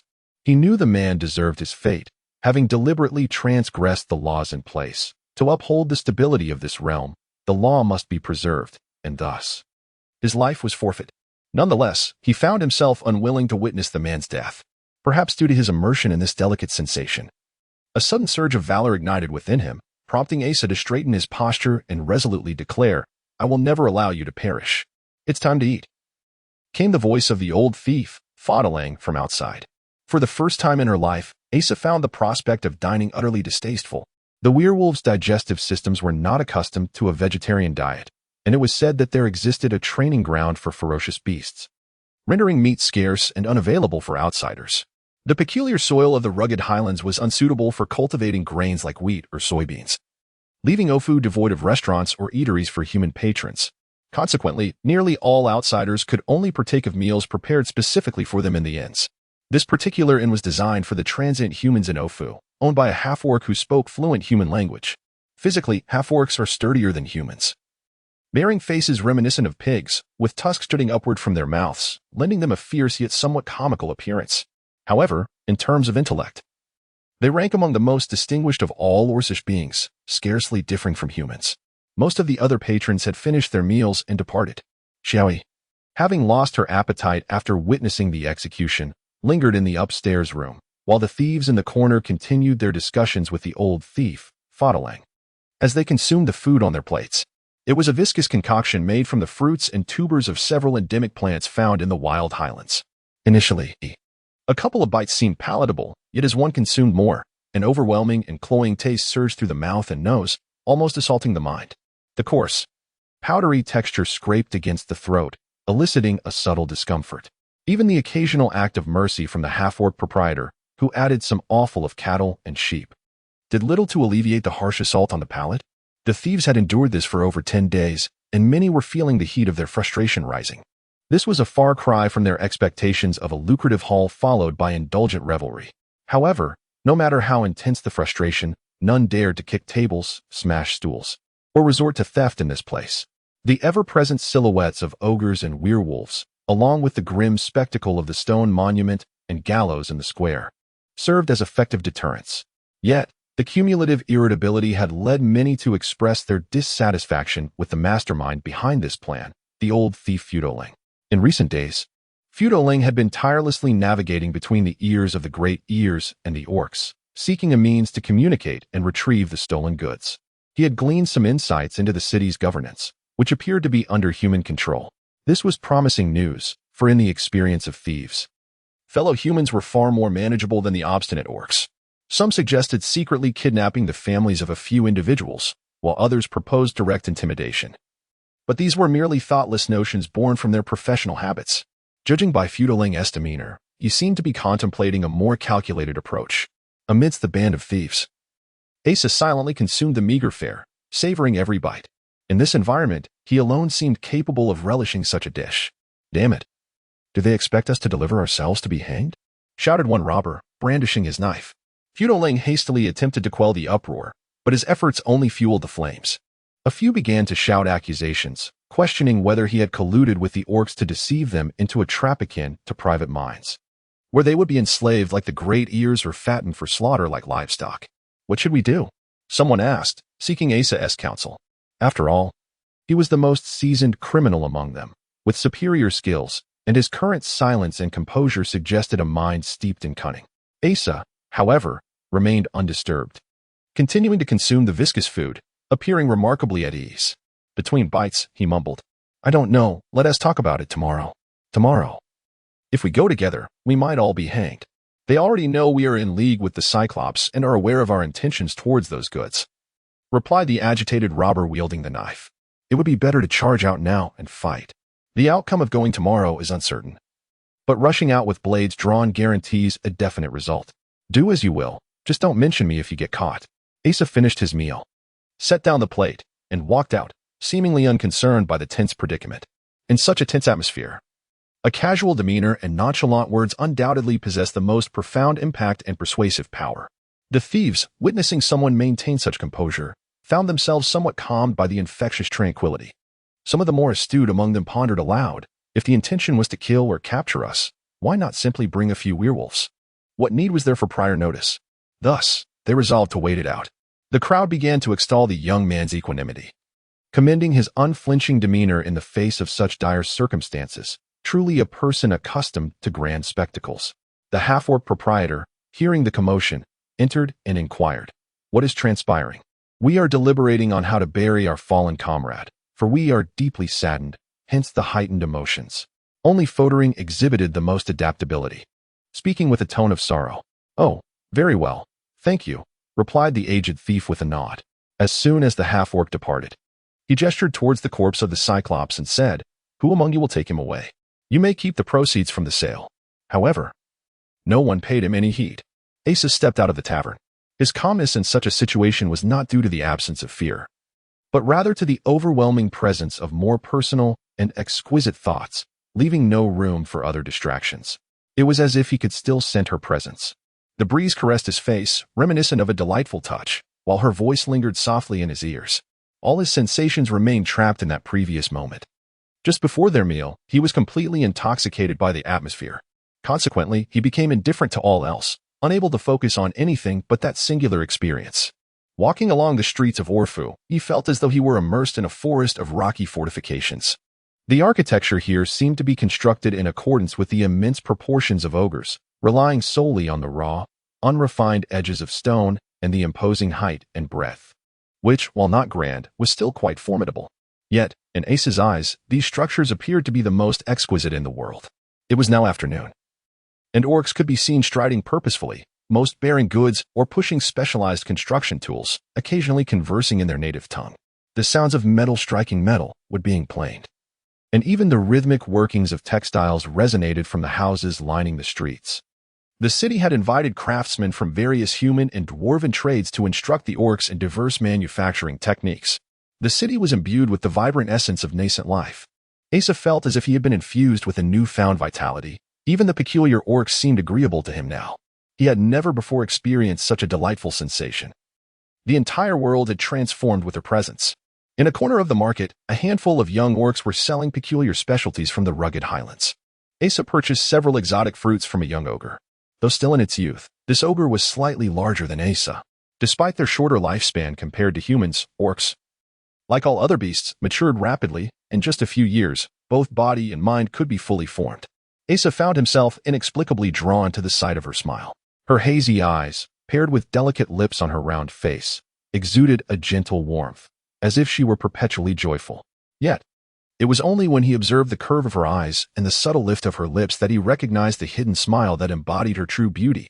Particularly now, as a rosy blush adorned her cheeks, she appeared even more enchanting, captivating not only Asa but undoubtedly others as well. He sensed that this expression was meant for him, and he felt he could easily succumb to the allure of her gaze and the flush upon her face. Xiaoyi, munching on fruit while perusing her notes, inquired, "Hey, do you find anything peculiar about being here for a few days?" "What peculiarities?" Asa replied, entirely unconvinced. "Don't you think the orderly state of affairs here starkly contrasts with the usual impression of the beastmen?" She continued, "In the past, countless humans were slain and devoured by the beastmen in this desolate region on the western frontier of the empire. Yet now, they are constructing cities, learning to create, engaging in trade with humans, and establishing their own laws and systems. Today, you witnessed that the officials here are human. Who could have brought these formerly savage beastmen together and governed them so meticulously? And why would they do such a thing? Aren't you curious about this? Don't you want to know why?" "Not particularly," Asa retorted, having never taken an interest in such matters. Xiaoyi made a face at him. "I knew you would find this utterly foolish. Allow me to enlighten you. You should know that the savage highlands are located at the heart of the continent. Due to the formidable natural barriers posed by the Sandrew mountains to the north, the lizard marshes, and the deserts to the south, the savage highlands have become a crucial trade route for surrounding nations. After the imperial army eradicated the beastmen tribes here, there were proposals to build a city in that strategic location.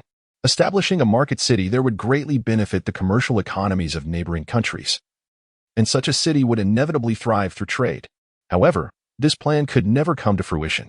The savage highlands lack resources, and constructing a city in such a remote area devoid of any human civilization proved exceedingly challenging. More importantly, this barren land is surrounded by several nations, each reluctant to allow the construction of a city in what is essentially a common territory, as it could serve as a launching pad for military incursions. Thus, despite the empire being the most powerful among them, it could not risk inciting the wrath of others. Only the beastmen, familiar with the environment here, could erect a city in such a short time. Yet, they have never been united nor possessed any technical skills, indicating that someone must be leading them. In recent days, we have observed that the merchants and craftsmen in the city are all from surrounding nations. This place has not been established for long. Why then are there so many merchants from other countries engaging in trade here? Even though the location is quite advantageous and trade is remarkably convenient, one must be aware that this territory is rife with perilous orcs. The explanation is quite straightforward.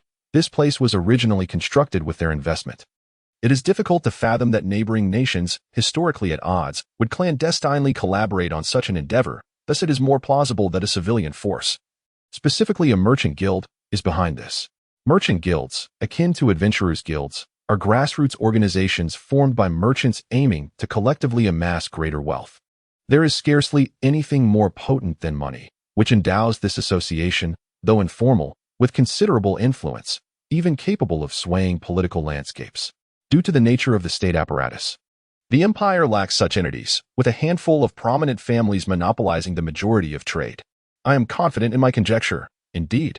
Her delicate eyebrows furrowed together, her hazel eyes shimmering with a flickering light, her refined nose wrinkling, and her cheeks slightly flushed. She bore the unmistakable expression of a navigator who has just discovered a new continent. It is no wonder they sought to conceal the construction of this city from the empire. For the military, which has long aimed to eradicate the orc threat, the establishment of an orc city would be intolerable.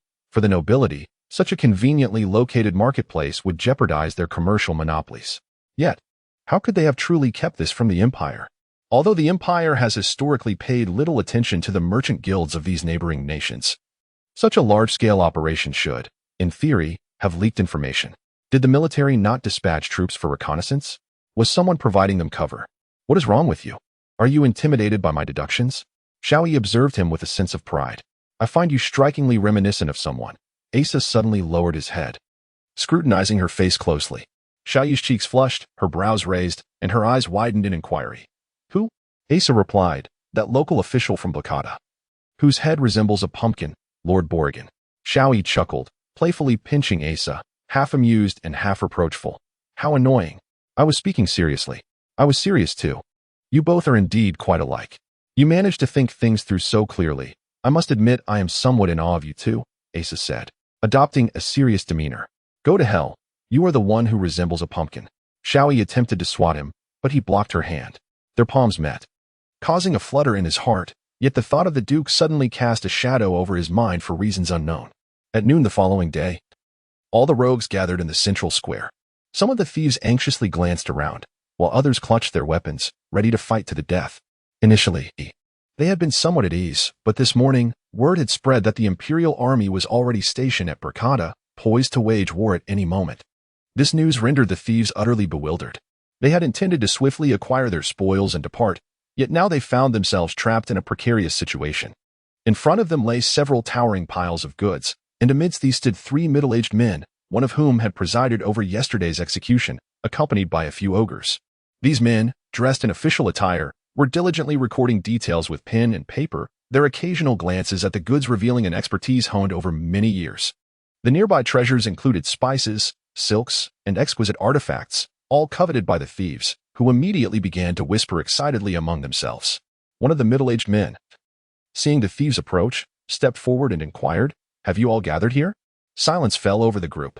Although this was a courteous expression, it felt excessively polite to the jittery thieves, evoking a sense of danger akin to a cat playing with a mouse. The cunning and seasoned Fodolin remained silent, aware that yesterday's tensions had eroded the thieves' trust in him. Thus, he saw no need to step forward. The middle-aged man nodded and continued, "I presume you all hail from the Empire of Ifaster?" This time, no one dared to respond. For more than a decade, the Empire had pursued a genocidal campaign against the orcs, and Fodolin had cautioned the thieves repeatedly not to disclose their imperial affiliation, lest they provoke the orcs' wrath and face a gruesome fate. With the Imperial army now casting a watchful eye over the area, the risk of being identified as spies was even greater. Fortunately, the ogres nearby did not seem inclined to unleash a massacre upon hearing their identities. Unfazed, the middle-aged man continued, "We have a general understanding of your purpose here. Reports have reached us that you seek to acquire the spoils taken by the ogres, which implies that you are black market merchants intent on trafficking in stolen goods, and that the man executed yesterday was one of your own. Am I correct?" "Indeed," replied Asa, who had become the spokesperson for the group of thieves. The others were trembling with anxiety, and the ogres standing nearby bore massive axes, their sheer size suggesting a weight that could crush rather than kill. Many were already imagining their grim fate should they act recklessly beneath such terrifying weapons. "Regrettably, I must inform you that your desires cannot be fulfilled," the middle-aged man stated. "We were unaware of the ogres' theft of these goods, but since they wish to join our city, they must adhere to our laws. We harbor no animosity towards any nation and extend a warm welcome to all legitimate merchants. Hence, we shall return all goods to the robbed caravans, and naturally, cannot process them for your benefit. As for your reckless companion, we express our regrets. Regardless of his identity, should he violate the laws of our city-state, we must act in accordance with our legal statutes. It is imperative for all to remember that the penalties for transgressing the law in our city are quite severe, thus one must exercise caution. The term law, once scorned by thieves, now bears an unexpected weight. Many thieves silently vow that if they can weather this ordeal, they shall become the most law-abiding citizens in the city, memorizing the inscriptions on the stone tablets to avoid any inadvertent offenses. However, the middle-aged man's discourse suddenly veered into an unforeseen direction. "Regardless of your intentions, since you have not breached our laws, you are considered our guests. To prevent disappointment for you, the inaugural group of esteemed visitors from Mindfast, we have decided to allocate a small portion of these goods as a gift."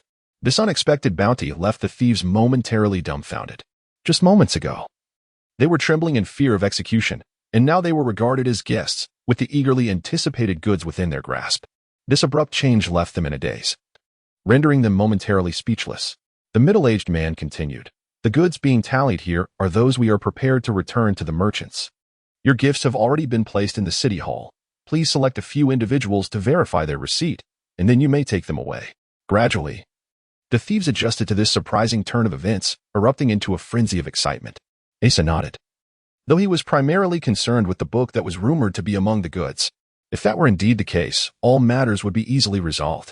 After deliberation, Asa, the spokesperson who had remained unflinching in the face of danger, was unanimously chosen to represent them, leading a few individuals to the city hall to inspect the goods.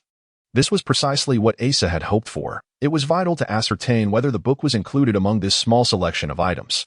They followed the middle-aged man to the city hall, undoubtedly the most magnificent edifice in the city. Constructed from massive stones, it dwarfed the already substantial ordinary buildings, resembling a lower, floorless castle. The central hall was spacious enough for a horse to gallop within, with colossal stone pillars requiring several individuals to encircle them. Numerous rooms were partitioned off by stone slabs, revealing a bustling scene of half-orcs and humans busily entering and exiting, engrossed in conversation, and seemingly oblivious to the presence of these foreign visitors, reminiscent of a lively marketplace. The goods were located in one corner of the hall. An elderly man and a youth stood beside the pile of goods. The middle-aged man introduced the elder as Lord Cedros of Ofu City, the one who decided to bestow these goods upon the thieves. The young man beside him was General Gru, the commander of all Ofu forces. The elder lord of the city stood with a remarkably straight back. His thick mane of silver-white hair and beard, if allowed to grow freely, would undoubtedly be quite striking. However, it seemed he had chosen to keep it trimmed short, perhaps to avoid any inconvenience. In the sunlight streaming through the window, his casually groomed silver locks shimmered, and even the deep lines etched on his face appeared vibrant, as though they were mere embellishments indicating his age and the wisdom acquired through experience. The eyes nestled within those wrinkles possessed a distinct youthful spark, their black and white contrast radiating vitality. This was an elderly man devoid of any semblance of agedness.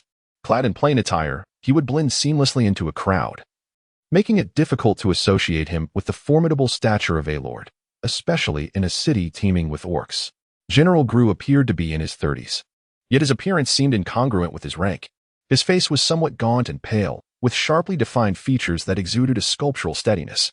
Beneath long eyelashes, a pair of inky black eyes shone with an intensity that seemingly absorbed light, lending him an air of elven elegance. Upon first laying eyes on him, Asa experienced an inexplicable sense of familiarity, though upon reflection, he could not place it. Asa found himself inadvertently stealing glances at him. The more he observed, the more he was captivated. The sinewy muscles visible beneath his clothing, along with the sheen of his skin, were nothing short of perfection. A combination of form and texture that even the most skilled sculptor could scarcely replicate. It was hard to believe that such a physique was composed of flesh and blood, as if it were forged from some ethereal essence. If this body were a vessel of combat prowess, then this man was undoubtedly one who lived for battle. This realization struck Asa suddenly. General Gru abruptly turned his head, and his dark eyes met Asa's gaze, seeming to flicker momentarily. Asa instinctively averted his gaze. The goods allocated to them, though not numerous, were certainly not insignificant, comprising about 1/10 of the total cargo, gathered from various shipments. While this was paltry compared to the overall quantity, it nonetheless amounted to a sum of over 100 gold coins. A few thieves approached to sort and inventory the items. If sold, each could expect to receive 10 or so gold coins. And the anticipated wealth sent the thieves into a frenzy of excitement. Flattery and praise flowed from their clumsy tongues, extolling the stringent governance of Ofu City and its high standards of living, declaring that the notorious one-eyed dragon deserved his fate, for his execution was a service to the people. The food specially prepared for them at the inn was described as a rare culinary delight, all owed to the sagacious management of the Lord. Indeed, you are the most talented leader I have ever encountered. Should the opportunity arise, I shall certainly come to reside in your city. The thieves expressed their gratitude with palpable enthusiasm. How could such things exist? A thief unexpectedly unearthed a parcel from the cargo, and upon opening it, discovered it filled with cosmetics, trinkets, and other personal items belonging to a young woman, alongside a book. The book, despite its age, appeared to be in remarkably good condition, its soft cover crafted from leather, adorned with several peculiar, angular characters that were not of any common script. Asa turned slightly, concealing the flicker of excitement that danced across his features. Despite his efforts to remain composed, the ultimate goal of this entire journey lay tantalizingly within reach, causing his breath to quicken. He had always detested the notion of being compelled to act. A life of unbridled freedom was his preferred existence. When Bishop Ronith entrusted him with this task, he felt an undeniable sense of obligation. Yet it also left him feeling rather uneasy. Strangely, this convoluted and tumultuous mission seemed to have been accomplished almost effortlessly. as though the burdens that had weighed him down were suddenly lifted, granting him an exhilarating sense of relief. Wait a moment. Lord Sandrew beckoned to the middle-aged man, abruptly interrupting Ace's jubilant reverie. Let me see that book. As Lord Sandrew held the book, his expression shifted dramatically after merely glancing at the cover and the initial pages, revealing his immediate understanding of its significance. Of course, it was Asa beside him whose countenance changed even more profoundly, though no one seemed to take notice. How could this be? The Lord shook his head in astonishment, passing the book to General Grew. Such items are perilously widespread. It's best kept in your possession. Oh, splendid. The Lord nodded, evidently reassured by the security of the location. General Grew reached out to accept the book, his hands neat and his long fingers elegant, crafting a refined image that complemented his sharply defined features. Asa noticed a faint scar running from the webbing between his thumb and index finger down to the edge of his palm, resembling a straight line etched across his hand. Suddenly, an inkling of foreboding washed over Asa. It seemed that in order to navigate this situation, he would need to revert to the methods in which he excelled. In the city of Ofu, there was no alcohol. The food supply was far too meager to indulge in such luxuries, and the intoxicating effects of such beverages were deemed excessively potent for the impulsive orcs, leading to a prohibition against merchants bringing alcohol into the city. This posed a considerable disappointment for the thieves, as their heightened spirits typically demanded the accompaniment of drink, leaving them to indulge instead in their usual paste-like sustenance. Asa spent the afternoon inquiring among the middle-aged men, navigating through a labyrinth of questions until he finally gleaned that Lord Sandrew and General Grew resided together within the city. From the Lord's tone, it was clear he recognized the book's nature. Naturally, one could not simply reach out to claim it, as that would be tantamount to revealing oneself as a member of the Necromancer's Guild, a revelation that would earn one no mercy, regardless of their stature. Now, Asa finds himself in the role of a professional thief. When he suddenly presented the appointment documents of the esteemed bishop and the duke, it naturally aroused suspicion of forgery. Should several thieves be captured and interrogated, it would soon be revealed that he possessed a token belonging to a high-ranking envoy, serving as irrefutable evidence. After considerable contemplation, Asa concluded that resolving matters in his most adept manner, by thievery, would be the most convenient course of action. He could steal tonight and depart by dawn. In that moment, he felt a sense of affirmation, as if he were indeed cut out for the life of a thief. Regardless of the circumstances, he always approached problems with violence, whether through theft or force. Asa settled down in a corner, where a pile of hay served as his resting place. It was imperative to restore his energy, for after nightfall he intended to steal books. He had developed a unique method of sleeping in the wild. If he set his mind on waking at a specific time, he could rouse himself at that moment with a mere jolt. Moreover, he could fall asleep almost any time he desired. Can you really sleep there? Shawi suddenly inquired, observing Asa as he sat among the hay. The fire, fueled by animal fat, cast a vibrant glow that illuminated her face with a rosy hue. Indeed, Asa replied, leaning back against the hay, ready to close his eyes. The night vision of werewolves far surpassed that of humans. Although the security in this area was quite good, there were still werewolves patrolling the streets each night, posing the greatest obstacle to his plans. He needed to be fully alert to confront them. Asa shut his eyes and asked, why? Timing was crucial. He needed to strike when the workshops in the city had not yet closed, allowing the sounds from the workshops to mask his movements. It was impossible to advance stealthily in complete silence, as some werewolves could even hear a person's breath from 100 meters away. Suddenly, Asa's eyes flew open, and he stared blankly at Xiaoyi. It dawned on him that she indeed had a fiancé in the capital. A wave of melancholy washed over him, sweeping away all his contemplations. Yet, upon reflection, this was information he had long known. It seemed utterly irrelevant to him. This was a matter concerning the noble lady, and he found no justification to involve himself. The debt he once owed her, which had weighed heavily on his conscience, had already been settled. Once this matter concluded, he would wander freely, traveling wherever he pleased. Meanwhile, she would remain the noble lady, dutifully attending to her responsibilities. This reasoning was impeccably sound. Not even the wisest philosopher could provide a more profound elucidation. Nonetheless, Asa still felt a lingering sense of wistfulness. Now was not the time for such musings. Beyond the workshop street lay the city hall, where Lord Sandrew and General Grew resided nearby. Information he had thoroughly gathered that afternoon. Asa steeled himself, forcefully reminding himself that this was not the moment for idle thoughts. Suddenly, a peculiar odor enveloped him, reminiscent of a mix of urine and the scent of armpits, yet far more pungent, a stench characteristic of carnivorous beasts. The pungent odor instantly awakened the deepest memories of bloodshed and fear within Asa. In the moments closest to death in the lizard swamp, this scent filled his nostrils. Asa lifted his gaze, and just within arm's reach, he spotted two glimmering green orbs. The breath expelled from the werewolf's mouth wafted towards him, nearly causing him to collide headlong into its embrace. His legs, completely beyond his control, propelled him backward with sudden force. Yet before he could land, he crashed into a furry body, his hands ensnared by a pair of enormous claws. The foul stench intensified, the werewolf behind him, akin to a human supporting a toddler learning to walk, restrained his arms, allowing his feet to barely touch the ground. He could feel the warmth of the werewolf's breath cascading from his ears down to his neck, seeping into his clothing. The once fiery spirit within him had vanished, and he felt as though he could hear the bone in his hands shattering into fragments. Tension and fear rendered every muscle in his body rigid, leaving him utterly motionless.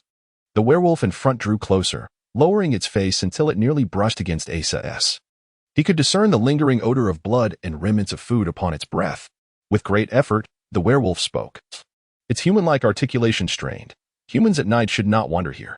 This place is off-limits after dark. The glint of sharp fangs flickered as it spoke. Asa strained his stiff neck and nodded in response. The two werewolves then lifted him as one would a child, placing him down at the edge of the workshop street, gesturing towards the direction of the inn before vanishing into the darkness. Asa slowly made his way towards the inn, beads of cold sweat cascading down his cheeks, soaking his shirt. Should he return? Suddenly, he veered towards a nearby building, scaling its uneven exterior with both hands and feet until he reached the rooftop. The roofs here were constructed from thick timber, layered with wooden planks and topped with a thick blanket of hay, offering a comfortable footing. Upon raising his gaze, he felt enveloped by the vast starry sky, the sensation of his own being seemingly consumed by the cosmos. In the thin air of the plateau, the largest stars appeared as large as fingertips, while countless smaller ones densely populated the heavens, stretching to the horizon. Beyond that lay an expanse of immeasurable beauty. Amidst the boundless grandeur of the universe, Asa's heart found complete tranquility, and he seated himself cross-legged.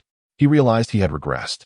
Once, he had possessed the vigilance of a wildcat, ready to react to the slightest hint of danger, coupled with the ferocity and fighting spirit of a wolf, ever prepared to unleash his fangs and murderous intent upon those who dared threaten him. However, throughout his journey from Blocket to this place, the peculiar and wonderful sensation of being with Shaui began to envelop and dull his sharp sensitivity, causing his fighting spirit to gradually wane. Even upon his arrival in this city, amidst the throngs of orcs and the disheartening news of unattainable goods, he experienced a fleeting sense of astonishment and caution. Yet, these sentiments were insufficient to pierce the gentle atmosphere enveloping him, failing to evoke any genuine tension. It was akin to casting stones into a barrel of thick honey. No ripples would manifest. Only when one confronts the specter of death does one truly comprehend the emptiness of existence. In the face of this concept, all things dissolve into nothingness. Humanity's language and wisdom, when juxtaposed with the grotesque reality of death, are rendered mere puppetry. Even the most exquisite of emotions crumble beneath its formidable power. However, when one dares to face death directly, it sweeps away the myriad trivialities of thought and feeling, leaving only the purest essence behind. Thus, one can become strong, a strength akin to that of death itself. Asa closed his eyes, straightened his posture, and placed his hands upon his knees, commencing a meditative state. He soon plunged into the ocean of self-awareness, perceiving a radiant sun rising from his core, its immense warmth melting his entire being. He felt as though he was merging with the boundless cosmos above him. The city of Orf had succumbed entirely to silence. Asa was aware that within the dwelling he occupied, 3 half-orcs lay asleep, 2 adults and 1 juvenile, distinguishable by the rhythm and depth of their breaths. Faint, peculiar sounds emanated from a distance. Soft frictional contacts grew heavier, then lighter, alternating in rhythm. This was the sound of a werewolf's thick pads pressing against the ground. 3, 2, 1, he saw it. Just as the auditory cue suggested, a werewolf emerged from a nearby street corner. This was one of those that had previously apprehended him, likely tasked with nocturnal surveillance. They required no torches or other illumination. Their exceptional night vision and hearing were realms beyond human capability. An hour prior, Asa had shared this belief with everyone else. Yet now, he understood that this was not entirely accurate. He had transcended that absolute. By concentrating his mind, Both his hearing and vision could operate with 100-fold greater acuity. The cacophony of senses, the blinding array of colors, the tumult of desires, casting aside all other thoughts, naturally rendered him stronger. The werewolf turned onto another street, its faint footsteps gradually receding. Asa, clutching the wall, slid down gracefully to the ground, raising not even a speck of dust. His movements were more supple than those of a tree snake. Not only were his senses sharpened, but every part of his body tingled with peculiar sensations. He could now control the minutest muscle fibers, executing the subtlest movements. And he could distinctly perceive how his muscles and bones collaborated seamlessly under the impetus of flowing blood. He felt as though he had become an observer, dispassionately examining his own body as one might scrutinize a dissected insect. On the other hand, all sensations coalesce into a singular entity. The spirit and body are inextricably intertwined, with every minuscule movement under the dominion of one's consciousness. More attuned than a beast, imbued with a greater vitality, one can summon the fervor and ferocity at will. This is a state of sublime mental clarity. He perceives the vital force coursing through his body with unrestrained vigor. The city hall is not far off. Another werewolf's footsteps echo from ahead. He can now detect the presence of his foe even before the werewolf itself does. Asa swiftly darts into the crevice between two buildings, making not a sound, resembling a shadow both tangible and intangible. The werewolf's footsteps draw nearer, identifiable as the one that had previously pursued him, limping slightly on one foot. Asa refrains from holding his breath. Such a tactic would not endure long, as the rapid thrum of his heart would betray him. Instead, he opens his mouth, widening the passage for air, allowing his breath to flow at the slowest possible pace. The werewolf's steps do not linger, gradually fading into the distance. Asa emerges again like a wraith from the narrow gap of the building, his garments untouched by the rough surface of the architecture. Behind the grand city hall stands a stone house, modest like all others in this town. It serves as the abode of Lord Cedros and General Gru. Asa, akin to a gecko, moves stealthily along the uneven exterior of the city hall towards it. Whether it is the extraordinary sensitivity of his body creating an illusion, the robe seems to have melded with his form.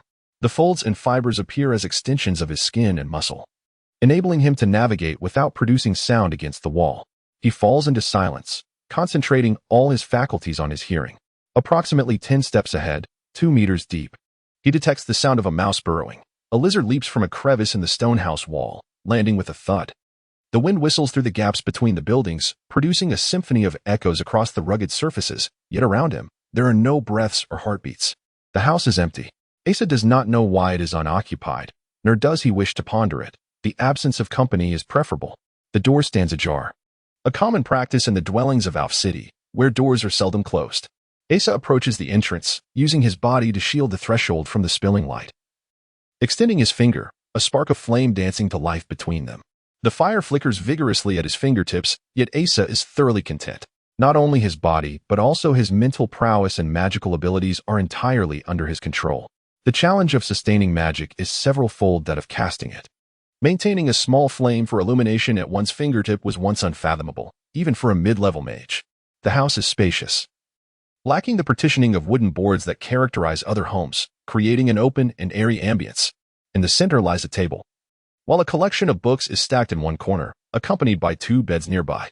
There is no need to exert great effort in searching. The book lies prominently on the central table of that room, as conspicuous as bait hanging in a rat trap, ensuring that no one entering could possibly overlook it. Asa remains still, brimming with confidence in his instincts, certain that within 100 meters, no person or beast lay in wait. He scrutinized the ground beneath him before casting his gaze toward the table, finding no hidden traps set against him. His understanding of trap setting surpassed even that of the most skilled hunters, as it was an essential skill for survival in the wild. He approached cautiously, finally discerning the nature of the mechanism at play. Lines sketched beneath the book intertwined seamlessly with the patterns on the tabletop. However, Asa was able to identify that the tome was resting atop a magical array. This array was modest in size, yet the intricate lines in the phosphorescent materials emanated an impressive effect. With a crackle, a white flash illuminated the room brilliantly. Bolts of electricity surged from the surrounding air, striking toward Asa. This was a thunderbolt trap. Even the mightiest ogre would find itself incapacitated, awaiting a fate akin to that of a pig dragged away for slaughter. Yet, the lightning ceased its advance, vanishing just half a meter from Asa, like an ice arrow piercing boiling water, disappearing without a sound. The robe he wore resonated with his aura, amplifying the effect that was originally confined to the surface of his body, extending it to envelop him in a protective sphere. Clap, clap, clap. Asa stood frozen as if turned to stone. A diminutive firebird emerged from the corner, no larger than half a palm, flapping its wings gracefully within the space of the room. It alighted upon a torch embedded in the wall, igniting the flame before soaring toward another. Instantly, the interior was aglow, revealing everything in vivid clarity. Lord Cedros and General Gru stepped forth from a magical array, positioning themselves at the entrance. This array was inscribed in the corner by the door, hidden from view unless one turned around within the room. The array appeared quite simple, seemingly devoid of any extraordinary effects or magic, likely serving merely to isolate the vibrations of the air within its confines, which is why Asa had detected no sound. Clap. Clap, clap. Lord Cedros continued to applaud, his resonant claps expressing genuine admiration. It was indeed a remarkable display of stealth. Even the most fortified royal palace would seem like an open road under such skill, were it not for witnessing the downfall of the Assassin's Guild 2 decades prior. I would have believed I was in the presence of a top-tier assassin. He sighed, a hint of reproach in his tone, saying, I expected you to arrive sooner. We have been waiting for quite some time. I know you are not an assassin, nor a thief. No member of the Necromancer's Guild would engage in such activities. Just as a cobra would not learn to burrow like a rat to steal food, Lord Cedros remarked, fixing his gaze on Asa. Do you understand? A snake is indeed a snake. Regardless of how it mingles with rats, it remains unmistakably identifiable. You should not associate with that band of thieves. It will only serve to draw more attention to you. You ought to exhibit a more convincing demeanor when they pounce upon the goods like famished hounds. You should not merely stand by and observe. Furthermore, when this book is discovered, you must not surreptitiously turn your head towards the wall, your breath becoming noticeably labored. Patience is essential. There is no need to hastily depart with those thieves tomorrow. Instead, take the time to approach this book gradually over the course of months or even years. Avoid directly inquiring with officials about our whereabouts. Is it not peculiar for a stranger to suddenly ask such questions? This indicates your intention to visit us tonight, thus we must remain on guard. The Lord pondered for a moment before shaking his head. In this regard, you hardly resemble a member of the Necromancer's Guild. Such clumsiness and recklessness are utterly unbecoming of their typically composed and cunning nature. Yet perhaps times have changed. Those individuals may seek a refreshing approach to their endeavors. And recruiting a young person like you is indeed a creative transformation. Asa remained silent, unable to voice a word, his spirit devoid of the energy to contemplate. An animalistic intuition alerted him to the immense aura emanating from General Gru. The effects of meditation had rendered his consciousness sharply focused and singular, allowing him to unleash his body's fullest potential. This heightened awareness left no room for thoughts of escape, surrender, or explanation, like a startled beast. He instantly immersed himself in a state of vigilant tension. Cedros' strikingly contrasting eyes fixated on Asa's garments, as if the judge's gavel had solidified his identity. The critical element was the robe he wore and the power it exuded. It was essentially his identity card. The Lord turned to General Gru, asking, what should one do if a cobra slithers into the house? Strike first, Gru replied. Asa leaped backward, executing a kick that sent the table hurtling towards the Lord and Gru, creating a barrier that severed their line of sight. Asa followed the table as it surged forward. Yet it halted abruptly mid-flight and descended like a balloon. In that split second of transformation, a primal instinct of danger surged through him. Akin to a blind individual sensing an impending collision with a wall that threatened to crush him. Asa exerted all his strength to halt his forward momentum. Once the table vanished from view, General Gru, who had been casually standing by the door, suddenly appeared before him, extending his hand towards Asa's chest. The hand was not clenched into a fist nor intended to grasp. It was a casual gesture, seemingly meant to display something to him. Asa observed clearly that the hand was enveloped in a mist-like, luminous aura. With no time to evade, his instincts dictated his response. He propelled himself backward with all his might. His agility and explosive power had surged several-fold, and the transition between advancing and retreating seemed devoid of any interval. Even a wild beast would be hard-pressed to exhibit such swift reflexes. Yet, even so, Gru's hand still made contact with his chest. In the midst of his retreat, the hand exerted little force, seemingly just a casual push. However, Asa did not come to a halt until he collided forcefully with the wall. As soon as he hit the ground, he instinctively arched his back like a cat. This evasion was perfectly timed, and his subsequent movements were flawless. Since his meditation had concluded, Asa felt that the robe, which was once impervious to harm, had gained even greater protective qualities. The fibers absorbed a certain essence emanating from his body, effectively mitigating external damage. Yet now, he felt 3 sharp pains on his chest, with one area already using blood. As Gru's fingers, index, middle, and ring, had still managed to penetrate through the robe's cushioning. Despite the robe remaining unscathed, Asa knew that had that hand struck him directly. Though his body might not have sustained additional punctures, his sternum would surely shatter like porcelain under a hammer's blow. With a gesture from Lord Cedros, the table appeared to be gently lifted by an invisible hand, gliding through the air before settling down nearby. This was a basic air magic, almost devoid of practical use. Typically, mages merely conjured a gust to disperse poison smoke, yet in the hands of this elderly man, it transformed into something extraordinary. Cedros resembled a distinguished playwright observing a theatrical performance, offering commentary and elucidation.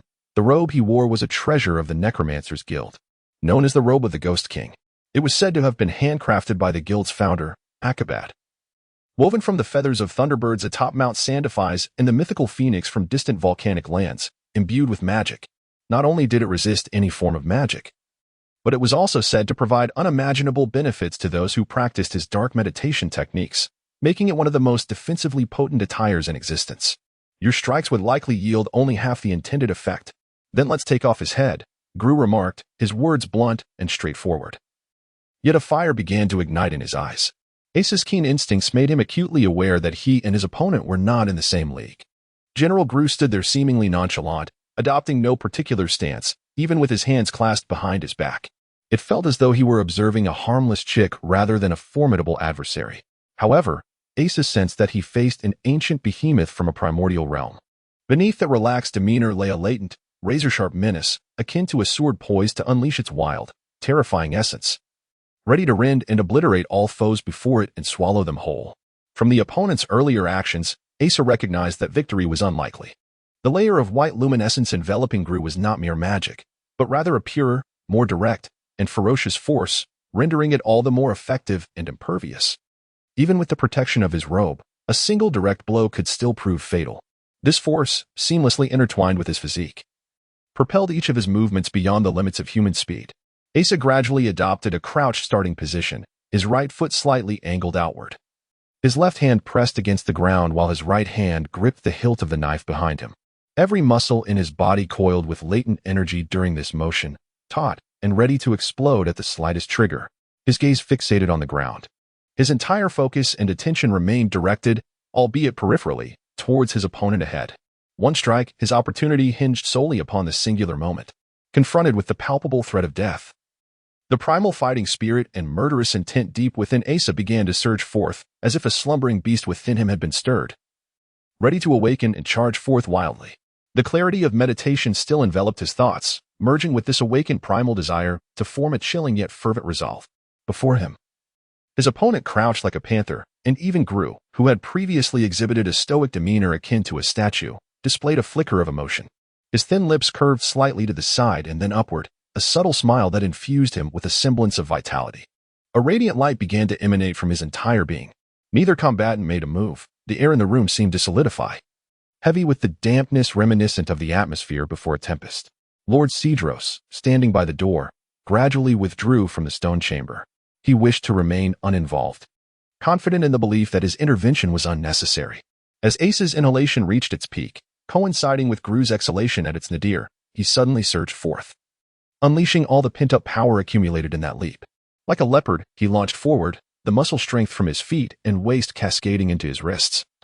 As the knife on his back transformed into a streak of dark lightning, cleaving towards Gru, who stood ready, Gru's eyes dimmed, the flames within them flickering weakly, as though they had lost their vital fuel. He recognized the commendable power and speed of the strike, yet it felt devoid of excitement. The attacker's force and motion were impeccable, yet utterly lacking in spirit and fervor. It was merely a demonstration of brute strength, devoid of the essence of life and soul that characterizes a true fight to the death. It resembled nothing more than a simple act of chopping wood. Gru felt a wave of disappointment wash over him. Initially excited by his opponent's beast-like reflexes and movements, he had anticipated an exhilarating battle. He extended his right hand to grasp the blade, as effortlessly as one might catch a falling leaf, while his left fist, imbued with disdain and disappointed anger, struck out. However, he quickly realized that his right hand felt light while his left felt heavy. The sensation of the blade was insubstantial. It lacked not only spirit and zeal but seemingly all power and speed. The lightness of the blade stemmed from the fact that the wielder had released it before it could be seized. All the strength was reserved to counter the punch aimed squarely at his chest. A hand pressed firmly against a fist, yet even with all the anticipated strength, the force of the fist remained undiminished, causing the hand to be propelled forcefully into the chest. The shape of the hand and the chest caved inward simultaneously. However, thanks to the cushioning effect of the left hand and the miraculous protection offered by the robe, the sternum did not shatter into fragments that would pierce the heart and lungs. Rather, it fractured into several pieces, merely pushing the person back a step. There was no sound of bones cracking. The entire room resonated with a cacophony of turbulent air and mingled magical energy. A colossal, bizarre, and wild fireball rapidly formed between the two, propelled by a massive current of air, hurtling directly towards Gru's face. This was the true lethal strike. A culmination of all power and spirit, the fireball's shape transformed into that of a raging beast due to the intense focus and aberration of mental energy. The light it emitted turned Gru's pupils into a vibrant golden hue. He could even perceive the wild flow of magical energy within this rudimentary spell, potent enough to shatter a statue into a rain of crimson fragments. Fireball is a simple flame attack spell, one every novice magician can wield. Yet, its simplicity allows the caster to concentrate all magical energy in an instant, making it viable for use in close combat. There was no escaping it. Asa had expended at least half of his magical energy to accelerate the fireball's speed. It was a moment well-timed, or rather, a moment forged through the sacrifice of one hand and a serious injury. He had witnessed his opponent's speed, no matter the distance or the velocity of the spell. Certainty of a hit was elusive. If there were no opportunities, one must create them. Only by waiting for the opponent to attack, when evasion was impossible, could a fleeting moment of opportunity arise. However, this opponent, once he struck, seemed almost guaranteed to deliver a fatal blow. The robe alone offered insufficient defense. A greater buffer was essential. Thus, he utilized all his strength in one hand for defense, while channeling magical energy for the attack. The fireball was nearly the size of a human torso. Once formed, it was almost upon Gru, its speed surpassing that of a crossbow bolt. The distance between them was merely 2 steps. No one could evade at such proximity, and Asa felt confident in this. Whether it was truly impossible to evade remained uncertain. But Gru showed no inclination to dodge. He released the knife, and the white light emanating from his hand appeared almost tangible, moving with an imperceptible speed to intercept the fireball. The fireball was not a true sphere. It was merely a shape produced by the rapid circulation of magical energy. The moment it came into contact with anything that disrupted the equilibrium of its magical flow, it would explode with immense force. Yet, at this moment, the fireball was halted as if it were a genuine sphere, blocked by Gru's hand radiating white light. The flames along the edges of the fireball flickered chaotically, striving to break free from this constraint and surge forward, yet they could not surpass that layer of white radiance. It was as if the most ferocious beast of the underworld was rendered powerless by the god of war, Ares, pressing against its forehead. This momentary pause was fleeting. Gru raised his hand, and the fireball veered dramatically, soaring towards the ceiling with its previous wild vigor.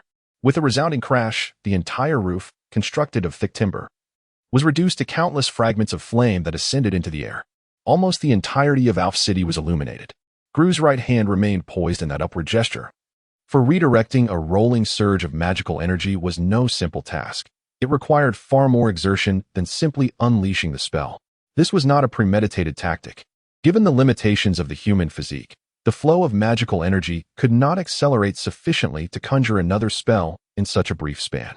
Thus, the formation of the fireball was markedly smaller and slower than before. This was an immediate counterattack launched by the opponent after their initial strike had missed. To use one's own hand, risking imminent peril, to seize a moment of optimal offensive opportunity was a testament to cunning and guile. Remarkably, after a full-force strike had failed, there was no hint of despair. Instead, a renewed assault was initiated, showcasing a fighting spirit that rivaled even the fiercest of warriors. There was no sound of bones fracturing. Rather, the shape of that hand grotesquely contorted. The bones crumbled under pressure like fragile biscuits. Not silent from lack of sound, but crushed into fine powder before a sound could escape. With a clang, the blade finally fell to the ground. The outcome was clear. This was a splendid battle, and the opponent had displayed their wit, strength, spirit, and determination in full measure. Gru felt a sense of satisfaction. Asa, however, was engulfed in despair, not only from the realization that all his efforts had been in vain, but also from a cocktail of anger, pain, and the fear of death. These tumultuous emotions coalesced, obliterating all reason and humanity, leaving only a primal ferocity behind. He violently jerked the hand that had been crushed, nearly tearing it from his wrist, and propelled himself towards his adversary. Thought had abandoned him. He had no capacity for rational thought left. With pure instinct, he targeted the softest part connecting the opponent's head and body, where a faint pulse hinted at the torrent of crimson and foul liquid flowing beneath. This instinct was further ignited, and he opened his mouth, lunging to bite down fiercely. Gru twisted his neck, colliding his forehead with the oncoming opponent's head, producing a resounding thud. Yet, for Asa, the sound was entirely different. He perceived an odd noise one might hear only once in a lifetime. It was the dull groan of his skull fracturing. A direct assault on his senses. It felt as though a spike had pierced the deepest recesses of his mind and then exploded, scattering sharp shards into every corner, obliterating everything within. Asa was oblivious to being hurled backward, crashing against the wall, collapsing to the ground like a rag doll. Unaware that his blood flowed like a joyful river from his hands and head, incessantly expanding its territory upon the floor, he felt nothing at all. It was an extraordinarily captivating battle, a display of magical prowess that I had never witnessed before, imbued with artistry. I never imagined that the Necromancer Guild could harbor such vibrant and creative talent. What a pity.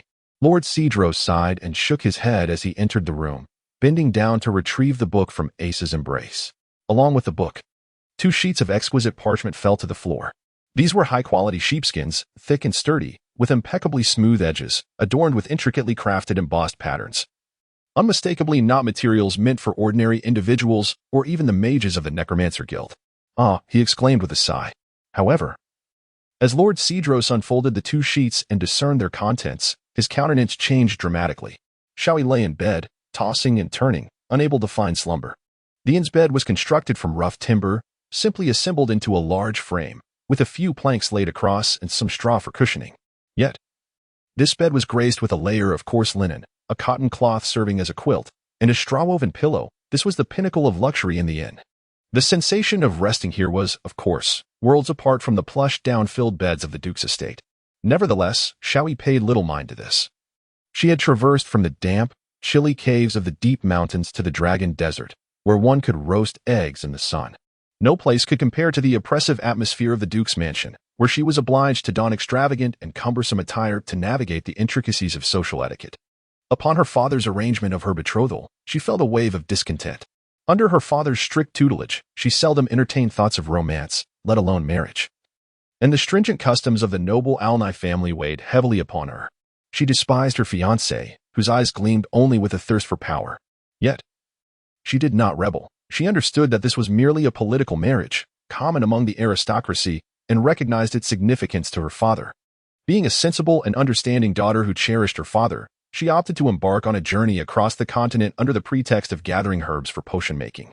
She yearned to experience a life of true freedom in this final stretch of her autonomy, even contemplating adventures in the most perilous regions of the continent. If I die? So be it, she occasionally thought in a moment of self-despondency. Ultimately, in the lizard swamp, she narrowly escaped death. When she realized her injuries were so severe that she could only lie in bed awaiting her fate, she looked at her father, who appeared bewildered, and her fiancé, who remained indifferent, yet felt no sorrow. However, when she witnessed that same man resolutely vowing to find a way to save her, she suddenly succumbed to vulnerability, believing that even if she were to perish, it would be worthwhile. These days, she basked in happiness unlike any she had ever known. Everything around her brimmed with novelty. Each day unfolded with an endless array of peculiar sights, all teeming with life and order, as if she had stepped into a liberated new world. More importantly, he was by her side. He possesses an uncanny ability to discern the presence of wild beasts from the subtle traces left upon the ground mere hours prior. And he can predict the weather by interpreting the scents carried by the wind and the patterns of the clouds above. He is well versed in the preparation of red smoke tree bark, knowing it to be both a delightful seasoning and a potent purgative. He understands which earth mushrooms induce uncontrollable laughter and how to prepare the flesh of a dog-ass rear for a delectable feast. He has discovered that the one-eyed lizard, contrary to its appearance, offers a surprisingly exquisite flavor.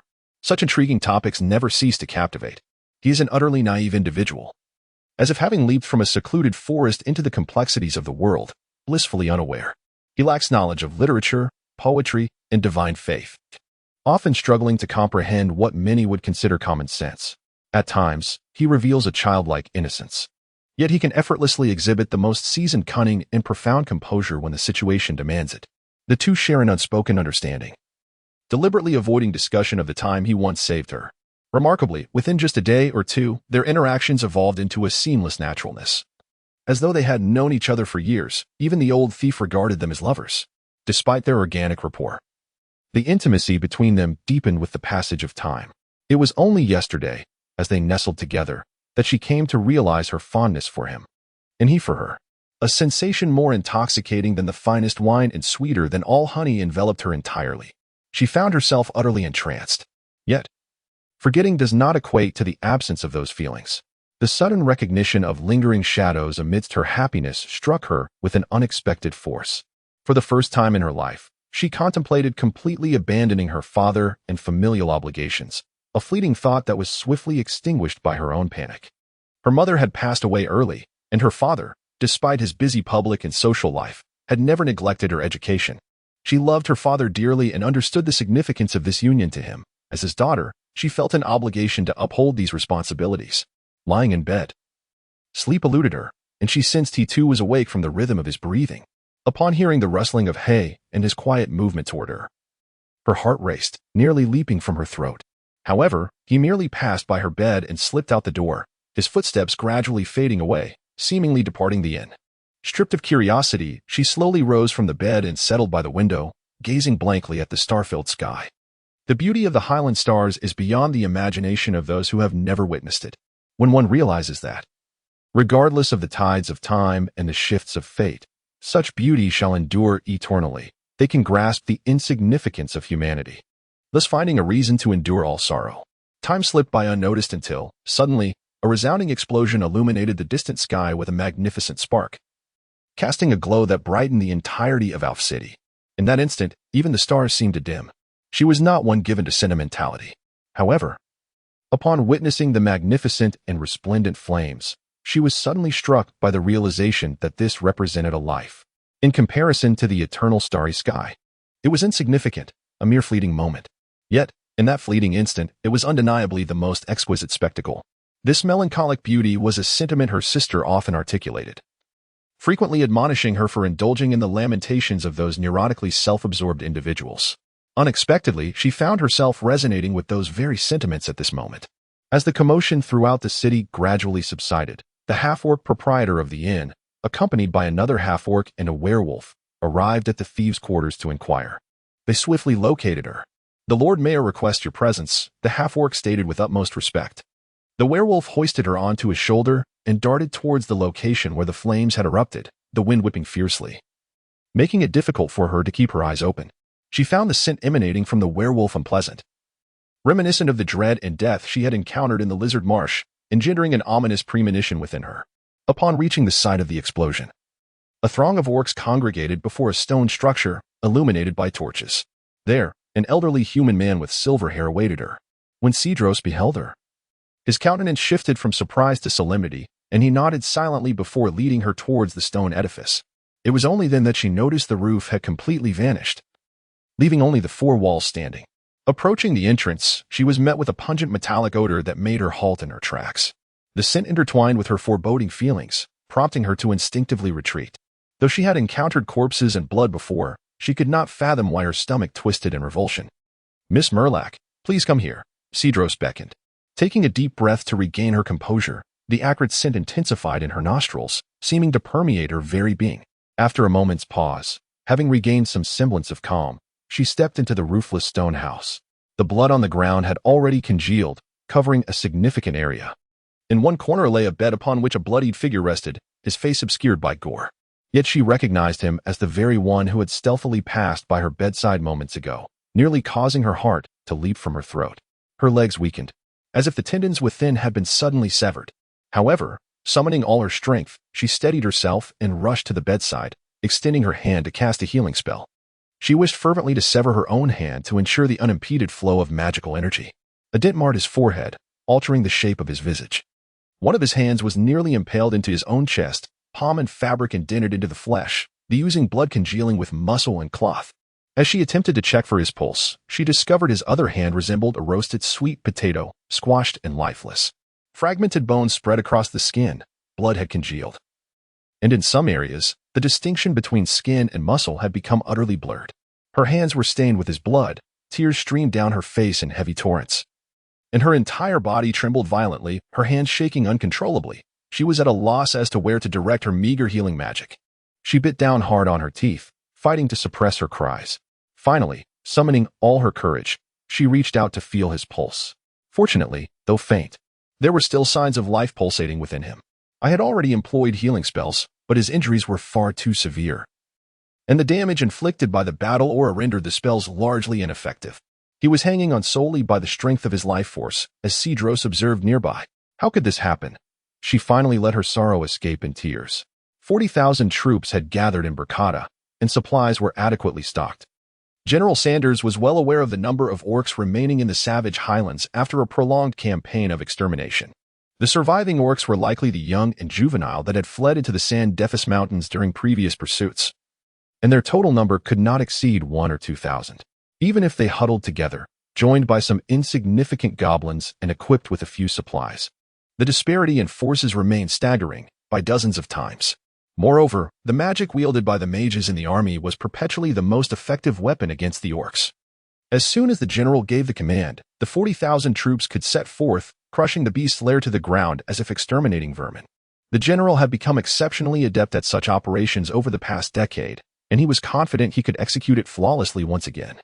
The fury surging within him made him long to hear the dying cries of those beasts, to crush an orc's head beneath his foot, and with a forceful stomp, splatter its brain matter and blood everywhere. Yet, even so, the general did not allow his emotions or confidence to overshadow his reason.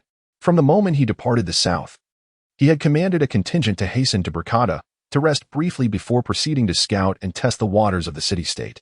After all, war is war.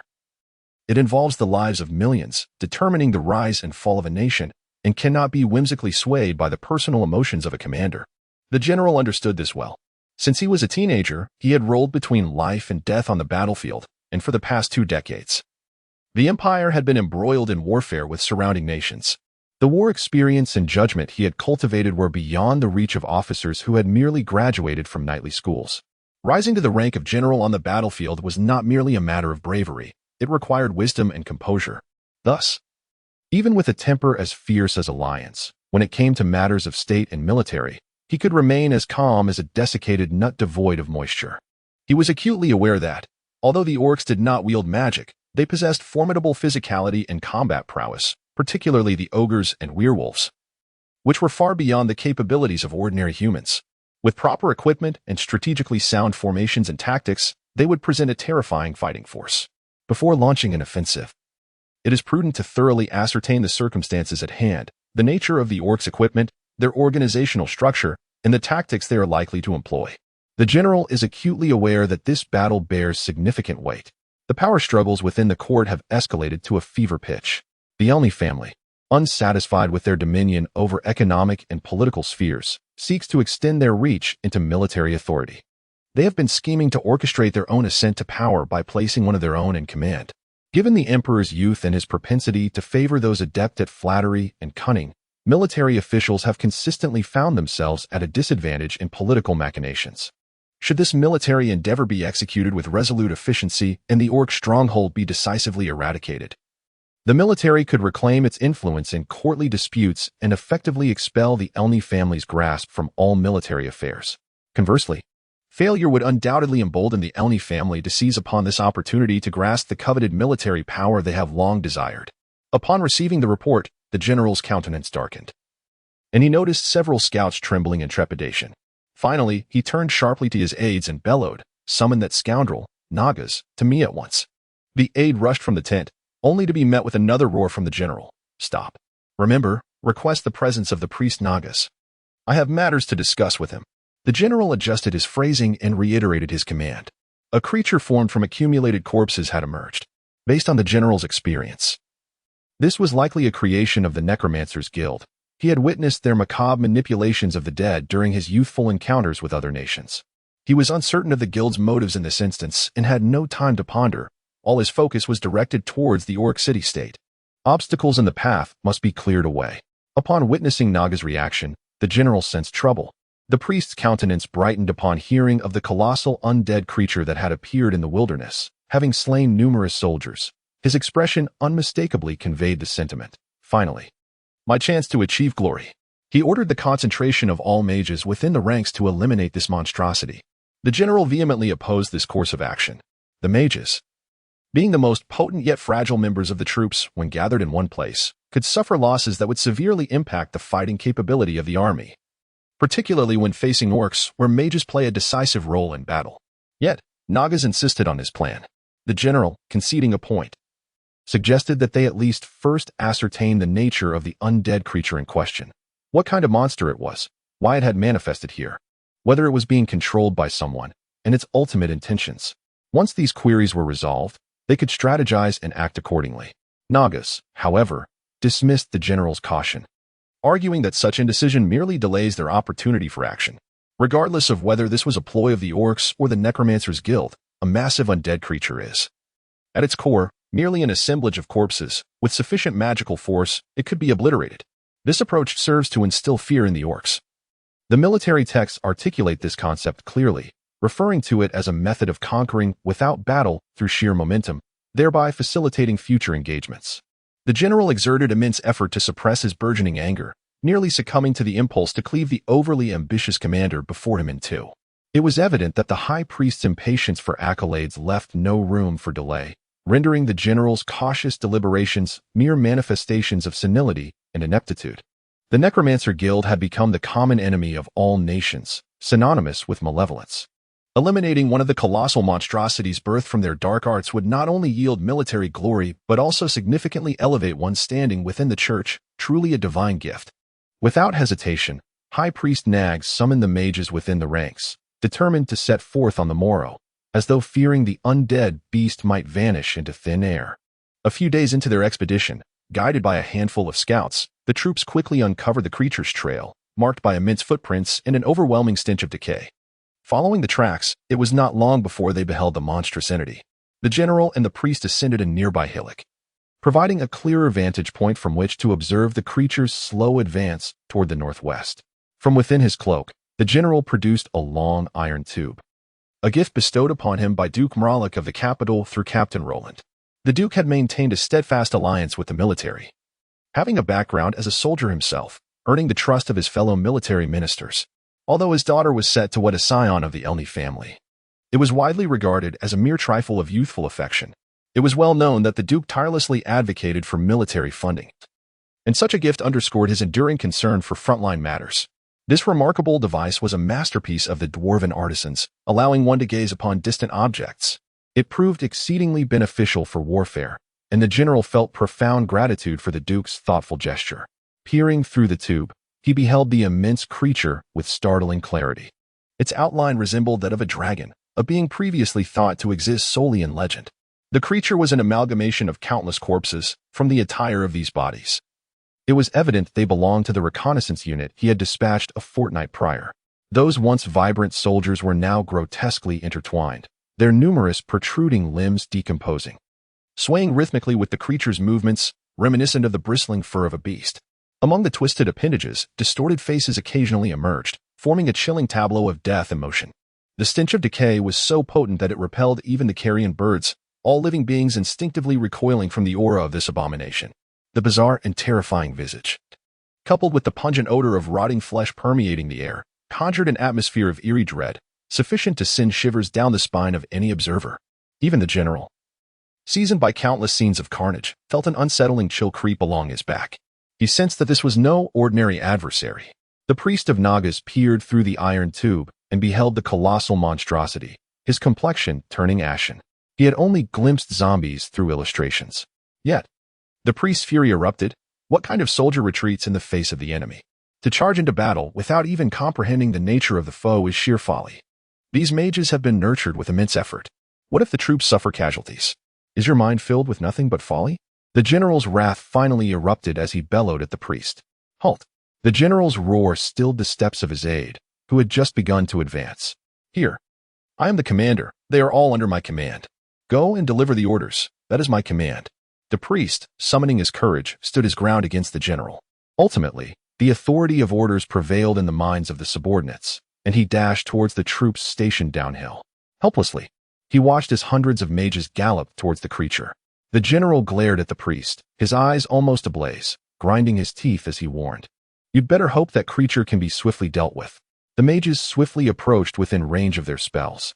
With a command from one of the mid-level mages, in an instant, the silhouette of the corpse dragon was engulfed in a dazzling display of light and flames, various offensive spells colliding and exploding upon its cadaverous form. The explosions of fireballs, the searing flames, the blinding white light of lightning accompanied by thunder, the whistling and shattering of ice arrows coalesced into a magnificent spectacle of magic. Each explosion, each flash, and each howl held the formidable power to fell an ogre. Even from the distant hilltop, one could sense the astonishing magical energy released by these hundreds of mages. The collective might of their assault was indeed formidable. Even a mountain would likely be flattened by such force. The priest of Nagas felt a surge of pride, as if he could hear the fanfare of a ceremony heralding his promotion to high priest. Suddenly, a wave of green surged forth from the dazzling display of magic, immediately overwhelming all other sounds and lights with its tremendous momentum.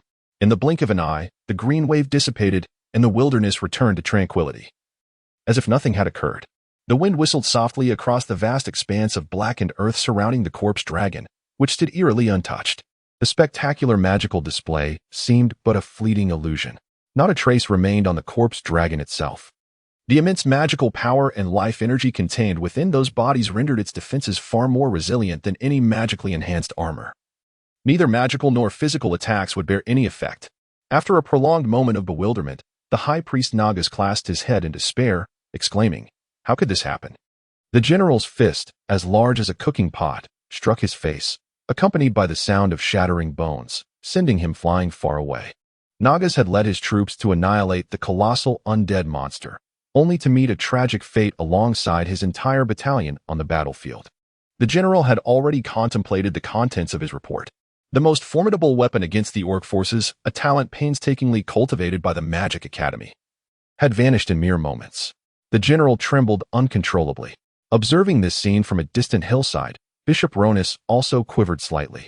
"I regret this deeply. I truly regret it." Bishop Ronith lowered his head, repeatedly murmuring these words in a somber tone, as if he needed to express his emotions in this manner. "I regret having aided in the creation of such a monstrosity. The hundreds of mages who were burned to death were all students of the Magic Academy, all my students. Their deaths were devoid of suffering. They likely had no time to even contemplate the notion of death before perishing. It was indeed a most perfect demise. You need not mourn for them, teacher. Vidanina's form is merely a shell. Her voice is forced out by air magic, though it may sound unpleasant. It carries an emotional undertone, indicating she speaks with sincerity, devoid of mockery." Ronith turned to gaze at her, his eyes ablaze with fury. "You need not be angry, teacher. Their deaths serve as proof to others that our masterpiece is flawless. It is but 100 lives, and with this as a warning, we can spare the lives of thousands of ordinary soldiers. Is that not a worthwhile trade?" Vidanina spoke with conviction.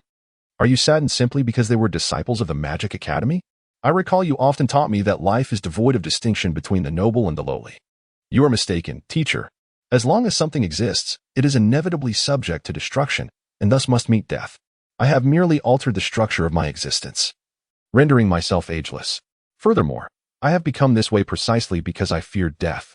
I feared time would claim me, that my life would slip away beyond my control, which is why I resorted to this method to preserve my life." "Merely a creature born of dark sorcery," Ronith scoffed. "You are mistaken once more." Vidanina continued to articulate her perspective. "This is not sorcery, it is the culmination of human intellect. Humanity has created various technologies, smelting, agriculture, medicine, all to ensure a more stable and prolonged existence. In other words, human ingenuity has always been a struggle against death, a quest for the continuation of life. What distinguishes the creation of my ageless form from other ordinary technologies? Both wisdom and technology are expressions of life striving for its own continuity. My method is simply more intricate and advanced, which makes it difficult for the narrow-minded to accept." She raised her hand, revealing her skeletal structure wrapped in skin. "This is the continuation of life through the pinnacle of technology. My corporeal form embodies the utmost essence of human vitality." Ronith furrowed his brow as he gazed upon her ostentatiously displayed, dilapidated skeletal structure, perceiving the ashen hue within the gaping wounds of her skin. The logical reasoning of his student remained impeccably sound. 2 decades prior, she was recognized as an exceptionally rare talent in the realm of magic, endowed with wisdom beyond the comprehension of ordinary mortals.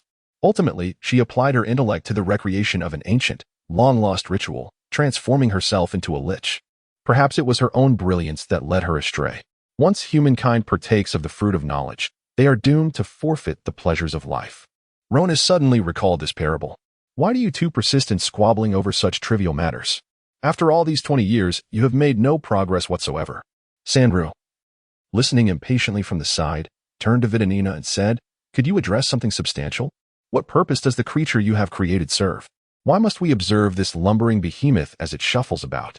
Do you have any idea how long it has been since I visited a tea house to indulge in conversation? I feel quite remiss to disturb the serenity of our esteemed teacher. As a mage, my sole ambition is to craft a flawless magical masterpiece." Vidanina replied with an air of indifference.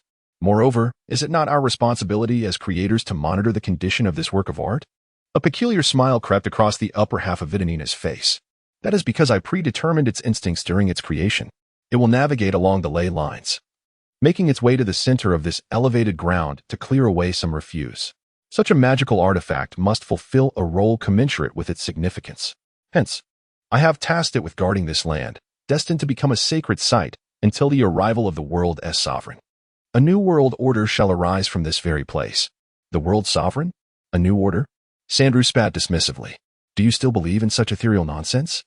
It's merely a ruse to dupe the dull-witted fools within the guild. I take away the books to spare you from your incessant daydreaming." Ronith scoffed. "What else can they do besides concocting these absurdities? Should we send them to till the fields, make friends, chat, and then worry about politics, military affairs, and the state of the nation?" Vidanina chuckled lightly. "Great matters? They are but fleeting shadows. Why concern ourselves?" She gestured towards the northwest. "There.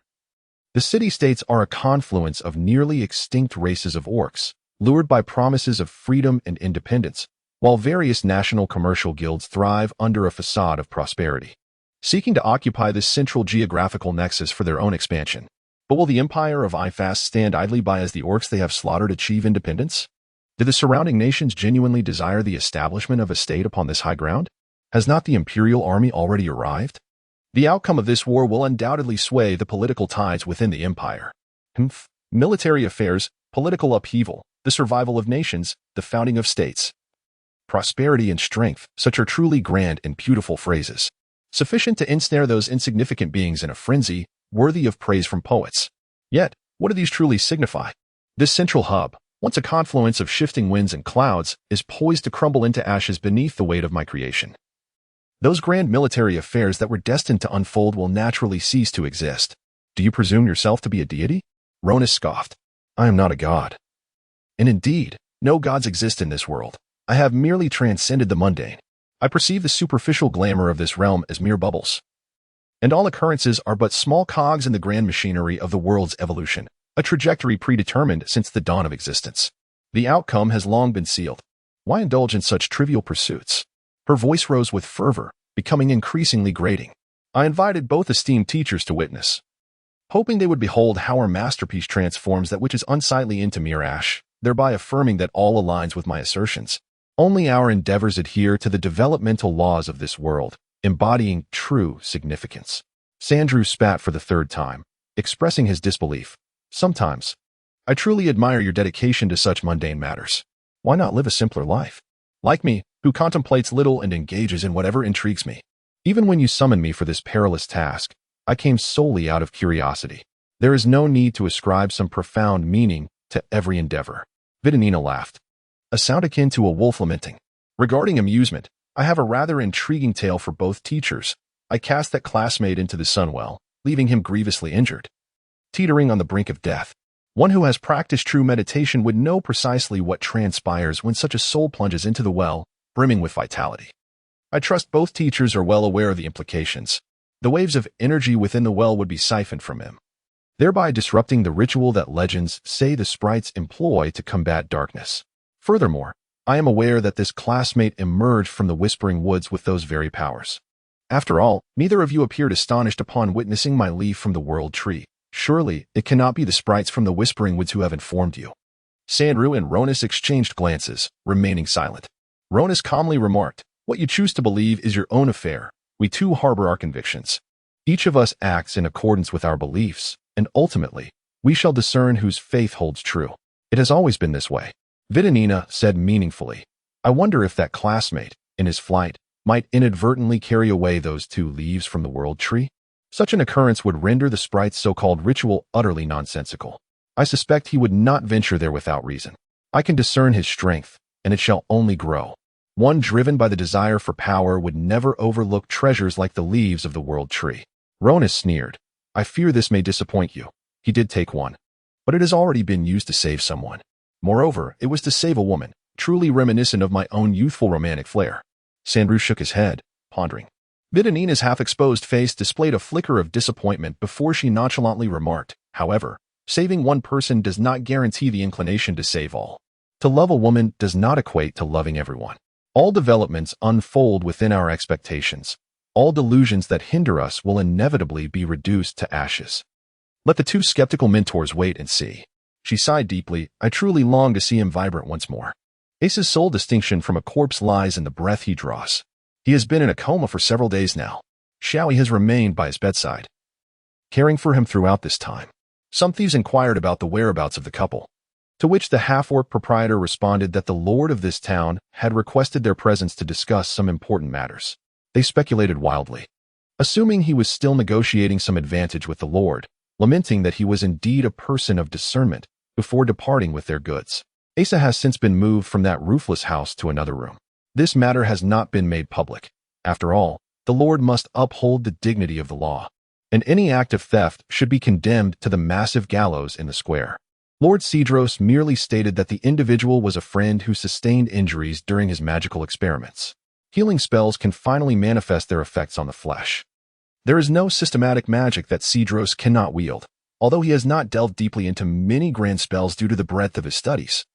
He is proficient in every spell he can cast, and his healing spells are unparalleled, rivaling those of any high-level cleric. Yet, even the highest-tier healing can only mend wounds. It is indeed hard for Cedros to believe that a body so grievously injured could still endure without perishing. This is a profoundly serious misunderstanding, one steeped in coincidence. Had Showie accompanied the thieves in transporting the stolen goods, she would undoubtedly have encountered Lord Cedros. If Asa had not been so stubborn in resolving the matter his way, if he had consulted Showie, if his fighting spirit had not been so fervent, allowing him to explain during his capture or simply surrender, had any of these scenarios occurred, the outcome would have been different. Lord Cedros visited Acer again today, his countenance still somber as he shook his head. Through his conversations with Showie, he discerned that this was indeed a misunderstanding. Although he could not explain why the young man wore the robe of the Ghost King, nor why he attempted to steal that particular book, it was clear that one who would willingly sacrifice a coveted leaf from the world tree to save another could not possibly be a member of the Necromancer's Guild. Moreover, the bishop's letter of appointment is not a forgery. Cedros is also aware of the nature of their relationship, which piques his interest. He tentatively inquires of Showie, "What if he never awakens? It seems your engagement is drawing near, is it not? Were it anyone else?" The lord of the city might have expressed a certain admiration for such romantic entanglements, yet she is the daughter of a duke, burdened with many other considerations. Cedros, with a significant tone, remarks, "Are you not aware that, in truth, this is quite unfair to you? If he were never to awaken, do you intend to squander your life on him? You are still young, with a plethora of beautiful futures ahead." Showie shakes her head. "I was once in a similar state of unconsciousness. He saved me. Now, though I cannot rescue him, I must at least remain by his side. Yet everything you are doing is unbeknownst to him. You are merely deceiving yourself." Showie softly replies, "This is my own decision." Cedros slowly states, "Have you considered your father? You must realize the immense hope he places in you. Will you truly disregard everything for the sake of your one-sided feelings?" Showie remains silent, gradually feeding a spoonful of honey water into Ace's mouth. Her expression has faded. Cedros gazes at her with a sigh before turning to leave. He suddenly feels like a rather detestable person. However distasteful it may be, such truths must be spoken, for actions must be taken, if she indeed chooses to remain. The greatest concern may not be the Duke but himself. A monster? Cedros's brow furrows. At the entrance to the city hall, Cedros retrieves an arm from the tail of his horse. He examines the arm closely. It appears intact, the severed end neatly sliced, as if cleaved by a sharp blade. Yet the bone surface is blackened, crumbling to dust at the slightest squeeze, akin to dried bread. No natural flame could inflict such damage upon a body. Consuming a person entirely to ash while leaving the arm, recently exposed to the flames, and scathed. Such a corrosive fire must be the work of dark magic. What could possibly expel magical flames? He surmises the Necromancer Guild is involved, yet he cannot discern their methods. Sandrew has traveled across the continent since his teenage years, encountering the most bizarre phenomena, even laying eyes on the legendary dragons of the underworld, and interacting with necromancers in the Dea Valley. An avid reader, he has visited nearly every renowned library on the continent, possessing an exceptional memory for the diverse tomes he has perused, making him one of the most knowledgeable individuals in the land. If there exists something he does not know, it can only signify that such a thing has never been encountered before. When did you encounter that creature? Sandrew inquires of the remaining thieves. From the words of the thieves, it could be inferred that the creature's speed was seemingly not swift, yet it must be nearby. Sandrew and Gru rode towards the northeastern marshes of Ofu City, where the lizard marsh extended into the wasteland, serving as a secluded habitation for the lizard folk. The two mounted a bipedal dragon and set forth. Not only were there bipedal dragons, but there were also quietly domesticated wild bulls and carrion lizards. The lizard folk typically refrained from participating in the affairs of Ofu City. Their sole task was to experiment with the domestication of these creatures within the marsh. Historically, there had never been records of such domestication on the continent, and no one had ever dared to entertain such thoughts. These were perilous animals inhabiting extremely dangerous territories. The wild bull, a species unique to the lizard marsh, appeared bovine at first glance, yet stood 2 meters tall, stretched 4 to 5 meters long, and weighed several thousand pounds. Its exterior was not covered in fur, but rather a thick layer of expansive scales, which even a battle axe would struggle to penetrate. Despite being herbivorous, its temperament was more ferocious and volatile than any carnivore, and combined with its immense strength and size, it was undeniably one of the most perilous beasts on the continent. Additionally, due to their frequent consumption of toxic plants from the marsh, these creatures accumulated gases from the fermentation of these toxins in their stomachs, which they could expel at will. This gas inflicted damage on human skin akin to a substance created by alchemists known as sulfuric acid. Only the bipedal dragons could incorporate wild bulls into their diet. These colossal flying creatures possessed unimaginable strength and speed, capable of seizing a wild bull and soaring high before casting it down. They would repeat this process until the wild bull was fatally injured before consuming it. Although they were exceedingly dangerous animals, they were equally invaluable. Just envisioning a wild bull charging into battle would deter any general from sending their soldiers to confront such a creature. Conversely, bipedal dragons serve significant roles, whether for surprise assaults or transporting goods, effortlessly capturing generals amidst thousands of soldiers. With such formidable and perilous combat capabilities, no army would dare to act recklessly against this territory. Only Lord Sandrew possessed the audacity and vision to domesticate these creatures. He was well versed in their peculiar habits from his studies and inferred methods of taming these fierce beasts from the history of human domestication of other animals. It was only he who could procure the eggs and young of these animals from the marsh and then undertake their domestication within the unique environment of the marsh. Over the years, only a few had been successfully tamed, yet even this small number proved immensely useful. With the astonishing strength of the bipedal dragon, it could effortlessly carry Sandrew, Gru, and a lizardfolk rider, and its flying speed far surpassed that of horses. Thus, within a mere half-day, Sandrew glimpsed the creature spoken of by the thieves from the sky. What was that? A large bat? Is there someone on top? Sandrew furrowed his brow. The three remained concealed in the distant woods, rendering Sandrew unable to see them. That is a domesticated bipedal dragon. It is indeed fascinating that someone would employ this creature as a means of flight. Vidanina appeared somewhat surprised, yet it did not detract from her triumphant demeanor. It seems the chieftain of that orc city-state has come to witness our magnificent creation firsthand. I wonder what thoughts will cross his mind upon witnessing this masterpiece that could reduce his city to ashes. With just a glance, Sandrew could ascertain that this monstrosity had the capacity to turn the entire city of Alphen to cinders. He sensed the unimaginable magical fluctuations that surrounded it. Let us descend closer for a better look, Sandrew instructed the lizardman driver. The lizardman pulled the reins, and the bipedal dragon let out a cry as it dove towards the corpse dragon. As they swept past the undead creature, Sandrew beheld the multitude of corpses that constituted its body, and he could feel the magical energy contained within those remains. Such a creature could only be crafted by the Necromancer Guild, yet its immense and flawless magical form surpassed even his wildest imaginings. It was not merely powerful. It represented a perfect amalgamation of several distinctly different magical forces. His extensive knowledge and profound understanding of magic allowed him to discern these energies, amplifying his astonishment. These corpses were not ordinary. They were not mere zombies but living corpses. Only a practitioner with unparalleled mastery of body magic and dark sorcery could achieve such a transformation. This process involved completely consuming all residual life force within a human body in a fleeting moment, granting an ordinary corpse combat prowess that could rival that of a seasoned warrior. Yet here, there were hundreds, if not thousands, of such corpses, originally the combat strength of an entire army, now merely serving as the vessel for this creature. Cedros could also discern the creature's form, which resembled the legendary dark spell known as Dragon of Darkness. Originally, this was merely an image conjured by concentrated magical energy, destined to dissipate once the spell was complete. However, it had now merged seamlessly with the countless living corpses. This was not just a superficial resemblance. An intense surge of dark magical energy flowed through the myriad of remains. What astonished him the most was the creature itself. In a sense, it was a living being. The decaying limbs protruding from the corpse dragon's exterior were but a remnant, while the sections that composed the body retained their original appearance, even exhibiting the distinctive sheen of living tissue. Living corpses can only maintain their vitality for a brief period. Yet it was evident that this was not a freshly created monstrosity. It had been crafted through a method that, during the intense burning of life force within the living corpses, fused these highly active remains as a medium with the magic of the Dragon of Darkness, temporarily forming a magical cycle that granted this amalgamation of corpses a semblance of life to sustain its power.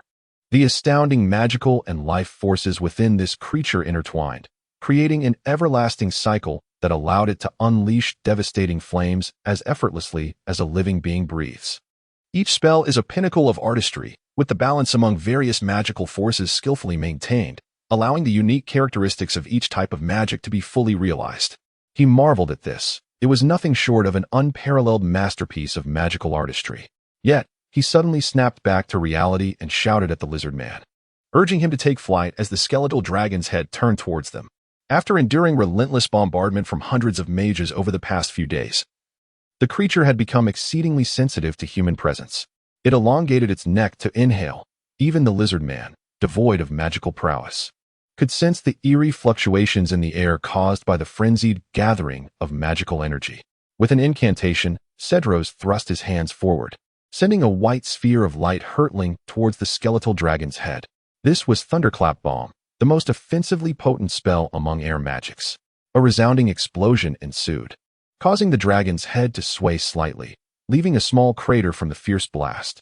However, such damage was evidently inconsequential as it began to open its mouth, ready to unleash a torrent of green flames. Gru bent low, leaped into the air, and delivered a punch accompanied by a thunderous roar.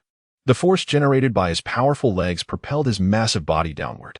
Enveloped in a radiant white glow, he resembled a silent bolt of lightning, charging directly at the skeletal dragon's head with the might to reshape the world. The tip of this lightning struck the dragon's head, erupting into a brilliant flash and deafening sound upon contact. This single blow eclipsed the dazzling cacophony of hundreds of spells. The force of the strike caused the dragon's neck to tilt aside, its colossal body swaying under the impact. Had it not been a blow to the head, buffered by its neck, this punch could have easily toppled this mountain-like beast. It seemed as if the sky had suddenly showered fragments of the dragoness remains. The dragon's head was almost entirely shattered, leaving only half of its jaw dangling from its neck. In the distance, 3 mages who witnessed this spectacle were utterly astounded by the sheer might of the strike. They were all masters of magic, capable of discerning that this was not a product of sorcery. It required no intricate skills or wisdom, no sophisticated arts of transformation and resonance. It was a raw, unfiltered display of primal vitality. Anyone witnessing such power, such a scene, such an aura would be compelled to think of one word: strength. All 3 had once been consumed by the desire to enhance their own power, which had enabled them to rise to the pinnacle of their craft. Yet, upon witnessing this true embodiment of strength, they were profoundly shaken, akin to artists and writers, who, having honed their skills to express beauty, are left in awe of the sublime splendor of nature. However, this magnificent moment was but a fleeting pause. as green flames continued to surge forth from the half-destroyed mouth of the dragon. It was not a true biological entity. The loss of a small portion of its form did not impede the flow of magical energy. Gru remained poised in the stance of his unleashed punch. This strike was the culmination of his strength, yet his body had yet to recover from the explosive force he had unleashed, leaving him without any solid ground to anchor himself. Confronted by the surging green tide, his solitary figure hung in the air like a fragile leaf, seemingly on the brink of being engulfed by this ocean of death, leaving not even a ripple in its wake. However, his body suddenly shifted backward as if a colossal hand were pulling him, allowing him to narrowly evade the wave of green flames. This was the effect of Cedros' wind-based spell. The bipedal dragon flapped its wings vigorously and descended rapidly, but the gusts it generated also carried several sparks of green fire toward its wings, though merely a few small flickers. They were sufficient to inflict pain and cause the dragon to thrash about in desperation, which was perilous nonetheless. Cedros maintained one hand to control the wind spell. Drawing Gru closer, while his other hand released several shards of white frost to intercept the green flames. Upon their collision, a soft sound echoed as they dissipated into nothingness. Gru once again stood atop the bipedal dragon's back, which soared into the air, surpassing the range of the corpse dragoness flames. High above, changes began to manifest on the corpse dragon. The bodies that constituted its form began to writhe, and gradually, the shattered head was replenished by other corpses crawling from different directions. Remarkably, Gru's eyes sparkled with excitement at the realization that his previous full-force strike had failed to fell this creature, igniting a desire within him to descend and attempt once more. Cedros swiftly intervened, cautioning him that it was far too dangerous, for those magical flames were insurmountable. We must devise an alternative strategy. The corpse dragon emitted a mournful groan towards the sky, acutely aware of its own impotence, and resumed its slow march in a northwestern direction. Sandrew was the first to exhale a long sigh of relief, still shaken by the impact of that strike, inquiring, "Who was that? Is he truly human?" Ronith, equally astonished by the blow, turned to his equally stunned student and remarked with a tone of mockery, "If everything unfolds just as you anticipated, why are you so surprised?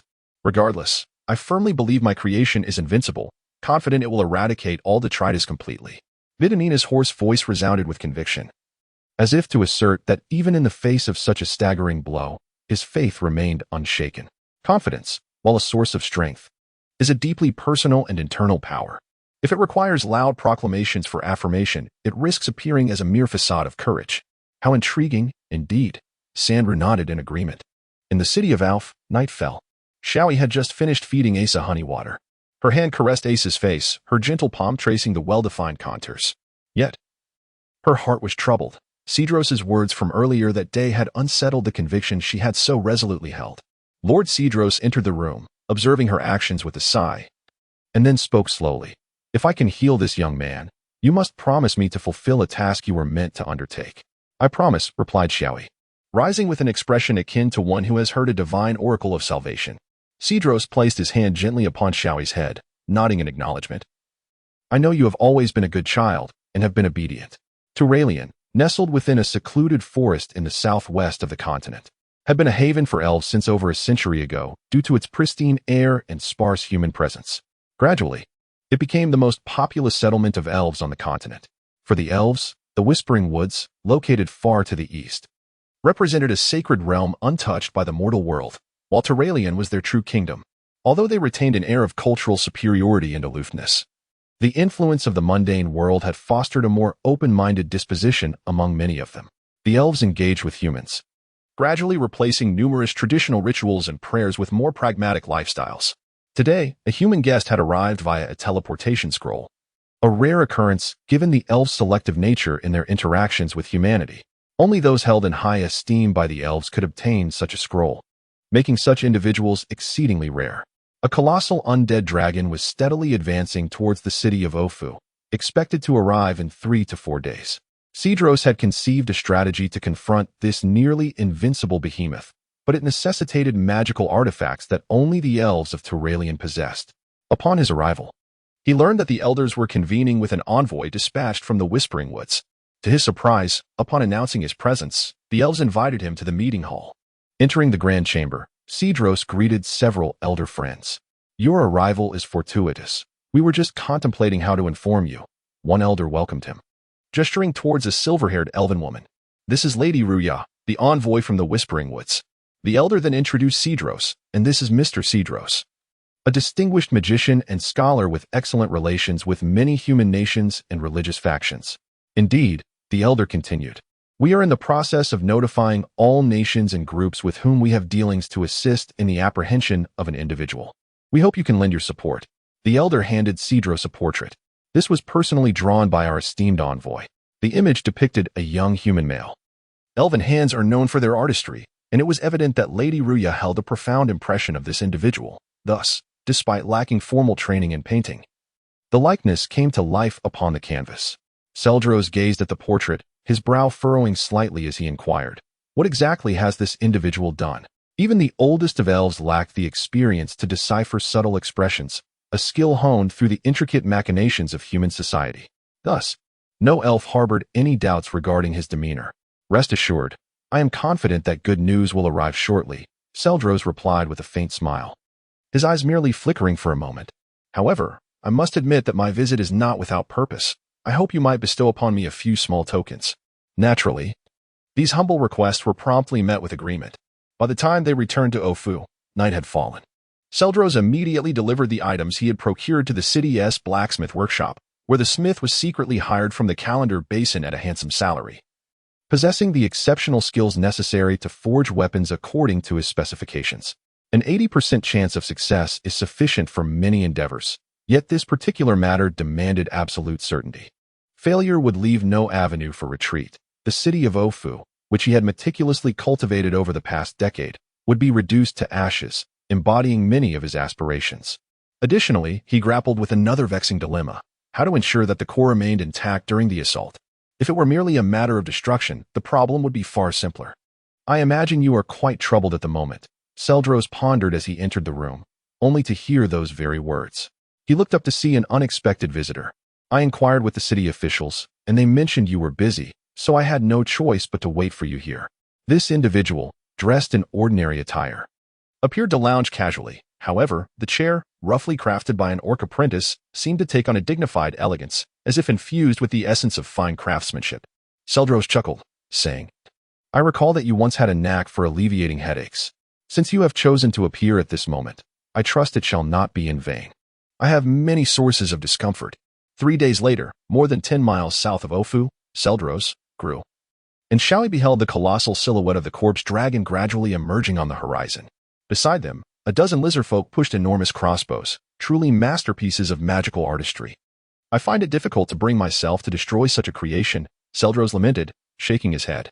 Gru replied nonchalantly, "I, however, am quite eager to confront it." He glanced at the garment adorning Shaui. "If possible, I would genuinely wish to engage it in direct combat. Only those who had practiced the art of shadow meditation could fully harness the protective power of that robe. Otherwise, the skin exposed beyond its fabric would be equally vulnerable to the searing effects of magic." Gru had initially insisted on donning the robe to face the creature directly. Yet after Sandrew's earnest counsel, he relinquished this perilous notion. The colossal beast, after exhaling flames, experiences fluctuations in its magical energy due to the reconsolidation and transformation of its powers, rendering its bodily defenses at their lowest.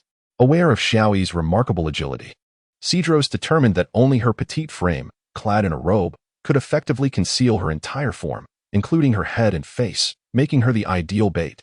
In his hand, Sandrew grasped a spear, forged hastily by the blacksmith of Ofu over the previous 3 days. Its expertly crafted design ensured that the thrower's strength and precision could reach their utmost potential. The spear tip was fashioned from the horn of a unicorn, adorned with a delicate crucifix. This crucifix necklace was astonishingly crafted from crystal, and the cross itself was a rare magic gem, a mineral imbued with immense magical power found solely in the Sandfist Mountains, where colossal beasts and thunderbirds roam. After being magically tempered, it acquired unique magical attributes, rendering it invaluable, almost priceless to any sorcerer. Such artifacts were scarce among mages, and those who would choose to carve it into a talisman rather than fashioning it into a staff could be counted on one hand across the entire continent. The undead dragon approached slowly, then suddenly quickened its pace. Lacking eyes, it sensed the lingering auras of those who had wounded it days prior and instinctively accelerated, intent on incinerating these discomforting entities in its flames. "It begins," Sandrew declared, Xiaoyi nodded, casting her gaze upon the monstrous creature. The beast, colossal as a mountain, was draped in corpses, each step echoing with a thunderous sound, as if the cadavers themselves writhed in agony, charging toward them. Accompanied by the overwhelming stench of decay, this was not something mere mortals could withstand. If we defeat this monster, will it truly save him? Xiaoyi inquired. Indeed, it must. Cedros affirmed, nodding. It seemed she sought this confirmation to bolster her courage. With a determined shout, she proclaimed, "All right, I shall go," and spurred her steed toward the undead dragon. Cedros gripped both the spear's tip and shaft, beginning to chant an incantation. A wave of inky mist emanated from the spear, while the unicorn's horn radiated a blinding white light. This was the dark power of dark magic and the pure holy blade of white magic, spells not particularly advanced, but accessible to an average mage. However, the ability to simultaneously imbue both spells onto a single weapon without conflict was a feat achievable by Cedros alone on the entire continent. The unicorn's horn possessed properties capable of dispelling dark and necromantic spells, making it an exceedingly rare magical item, typically held by elves closely allied with unicorns. The pure holy blade affixed to it was specifically designed to combat undead creatures, potent enough to pierce the sturdy flesh of a zombie. Crucially, it would ensure that the small necklace dangling from the spearhead would find its way into the very body composed of corpses. The dark force allows a weapon to instantly convert its magical energy into explosive impact upon contact with an adversary's body. Though this eruption is but a fleeting event, it significantly amplifies the weapon's lethality. During this brief moment of magical efficacy, the weapon's destructive power rivals that of legendary artifacts specifically designed to combat undead creatures. Moreover, the spearhead, imbued with profound white magical energy from the crucifix, adds to its potency. Cedros harbors great confidence in this plan. However, his greatest assurance does not stem from the formidable weapon he has painstakingly conjured, nor from the robust assistance of an old friend, but rather from the individual poised to wield this weapon. He extends the spear to Gru, who has become arguably the most knowledgeable and widely traveled person on this continent. Yet, when it comes to understanding the true nature of this longtime companion, Cedros finds himself in the dark. He knows only one thing. The power within Gru is one that will never disappoint. Xiaoyi, accompanied by her steed, approaches, appearing insignificant against the vast form of the corpse dragon. Green flames erupt from its maw, engulfing everything within hundreds of meters in mere moments. Release the arrows, commands Cedros. The lizardfolk activate the mechanisms, and over a dozen crossbow bolts, each as long as a man, are unleashed, striking the corpse dragon's chest as per their preordained plan. The unicorn's horn pierces the dragon's surface, embedding itself in its breast. These bolts encircle the position of the world tree's leaves. Gru charges forward with the spear. With a single step, the dust and stones on the ground are sent flying. As he takes a second step, even Cedros is momentarily deceived into thinking the very earth is sinking beneath him. With the third step, all the white light emanating from his body converges upon his hand, his form bending into a magnificent arc. As the arc snaps taut, the spear is released, hurtling forth. Those who have witnessed thunder and lightning would no longer flinch at the sound of firecrackers. And those who behold the one who launched this spear would find even the might of thunder and lightning paltry in comparison, as if the very forces of nature dimmed in that instant. The spear, radiating with intertwining black and white light, surged forth with an unstoppable ferocity, as though it could pierce through the very fabric of the world. The surrounding air was violently displaced, creating a roar that could tug at one's skin. Where the spear passed, the earth was upheaved, leaving a straight trench reminiscent of a man-made canal. Only the resounding roar remained. The corpse dragon, once remarkably resilient, felt as if it had become a waterlogged loaf of bread, crumbling under such might without even a sound of impact. This unparalleled brilliance struck true within the circle formed by the unicorn's horn, creating a massive tunnel that traversed the dragon's front to its back, wide enough for a person to walk through. The fragments raining down were swallowed by the green flames, vanishing without a trace. The spear itself did not penetrate deeply into the dragon's body. In the midst of a colossal impact, the horns of all unicorns shattered alongside the cross of the enchanted gem, unleashing a tremendous surge of white magic propelled by the ferocious force contained within the spear, which tore apart the bodies of the surrounding corpse dragons. A vibrant green leaf floated down from the vast cavity in the corpse dragon's body. Remarkably, the white magic unleashed by the tremendous impact did not harm this leaf, which was imbued with the essence of life. As the leaf descended, the corpse dragon's body began to disintegrate, akin to a colossal block being suddenly deprived of its core support, causing hundreds, even thousands, of bodies to collapse in unison. The once formidable creature, capable of looking down upon all living beings, was reduced to a foul heap of decaying flesh in the blink of an eye. Stripped of the vitality that sustained them, the bodies, upon falling, swiftly transformed into heaps of putrid mud and dark waters, unleashing the pent-up stench of decay. The horse that had once borne her was utterly consumed by the green flames. As the green fire surged towards her, Xiaoyi instinctively retracted her limbs into her robe, curling up and shielding her head. Upon hearing the resounding roar, she sensed that the flames had dissipated, and cautiously emerged her head and limbs from the voluminous fabric of her robe. However, she was immediately nearly overwhelmed by a wave of nausea. The noxious odor emanating from the rapidly decaying corpses was not only a severe assault on her senses, but it also evoked tears that streamed down her face, as if even her ears could perceive the grotesque sounds of flesh decomposing and the overwhelming stench ravaging the air. Disease prevention, antidote, healing magic.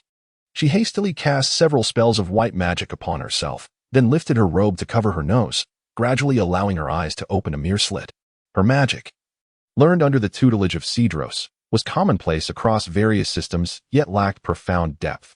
Amidst the multitude of decaying corpses, a small cluster remained remarkably intact.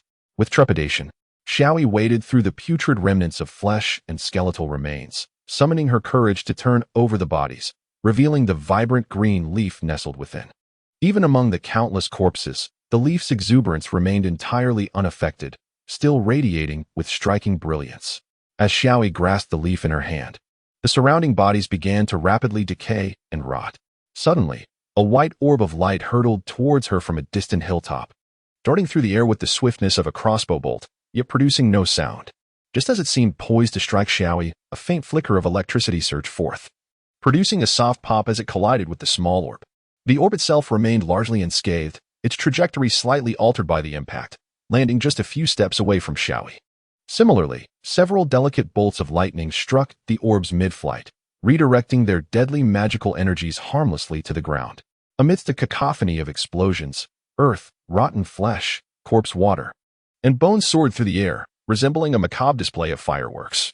In the midst of this overwhelming chaos, Xiaoyi fled back the way she had come, the surrounding thunderous roars and shockwaves threatening to engulf her at any moment. Jella cast a cold glance towards the source of the luminous sphere, snorting softly as he extended his hand towards Sandrew. With a casual gesture, Sandrew manifested an ice pillar, exceeding a person's height and resembling the thickness of a wine glass, instantly forming in his palm. This was the intermediate mage's water-based spell, Thunderous Ice, which typically unleashed magical energy to generate ice spikes within a target's body, inflicting damage. However, Sandrew chose to condense this magical energy in his grasp instead of releasing it, thus crystallizing the moisture in the surrounding air into ice. Jella took the ice pillar from Sandrew's hand, stepped forward, and hurled it with a bend of his torso. The ice spear tore through the air with a piercing shriek, hurtling towards the distant mountaintop. Upon the summit, the furious lich waved her hands incessantly. The most advanced air attack spell, Thunderous Explosive Orb, was unleashed from her palms with the reckless abandon of the most rudimentary fireball. The realization that her envisioned, invincible masterpiece was effortlessly shattered in an instant, as if it were a mere toy, incensed Fidnina to the utmost degree. Yet, no matter how densely she cast her spells, Ronith, standing beside her, merely flicked his fingers, sending forth delicate bolts of lightning that struck each thunderball with remarkable swiftness. This lightning spell lacked considerable power, likely insufficient to fell even an ordinary soldier, but its speed and precision were impeccably controlled. However, a thunderous crash abruptly interrupted her actions and emotions. The resonant sound, akin to a violent collision, was far from the explosion of magic. An ice pillar had embedded itself mere steps away, sending shards of rock flying. This fragile ice had, with immense force, carved a substantial cavity into the solid granite, fissures radiating outward.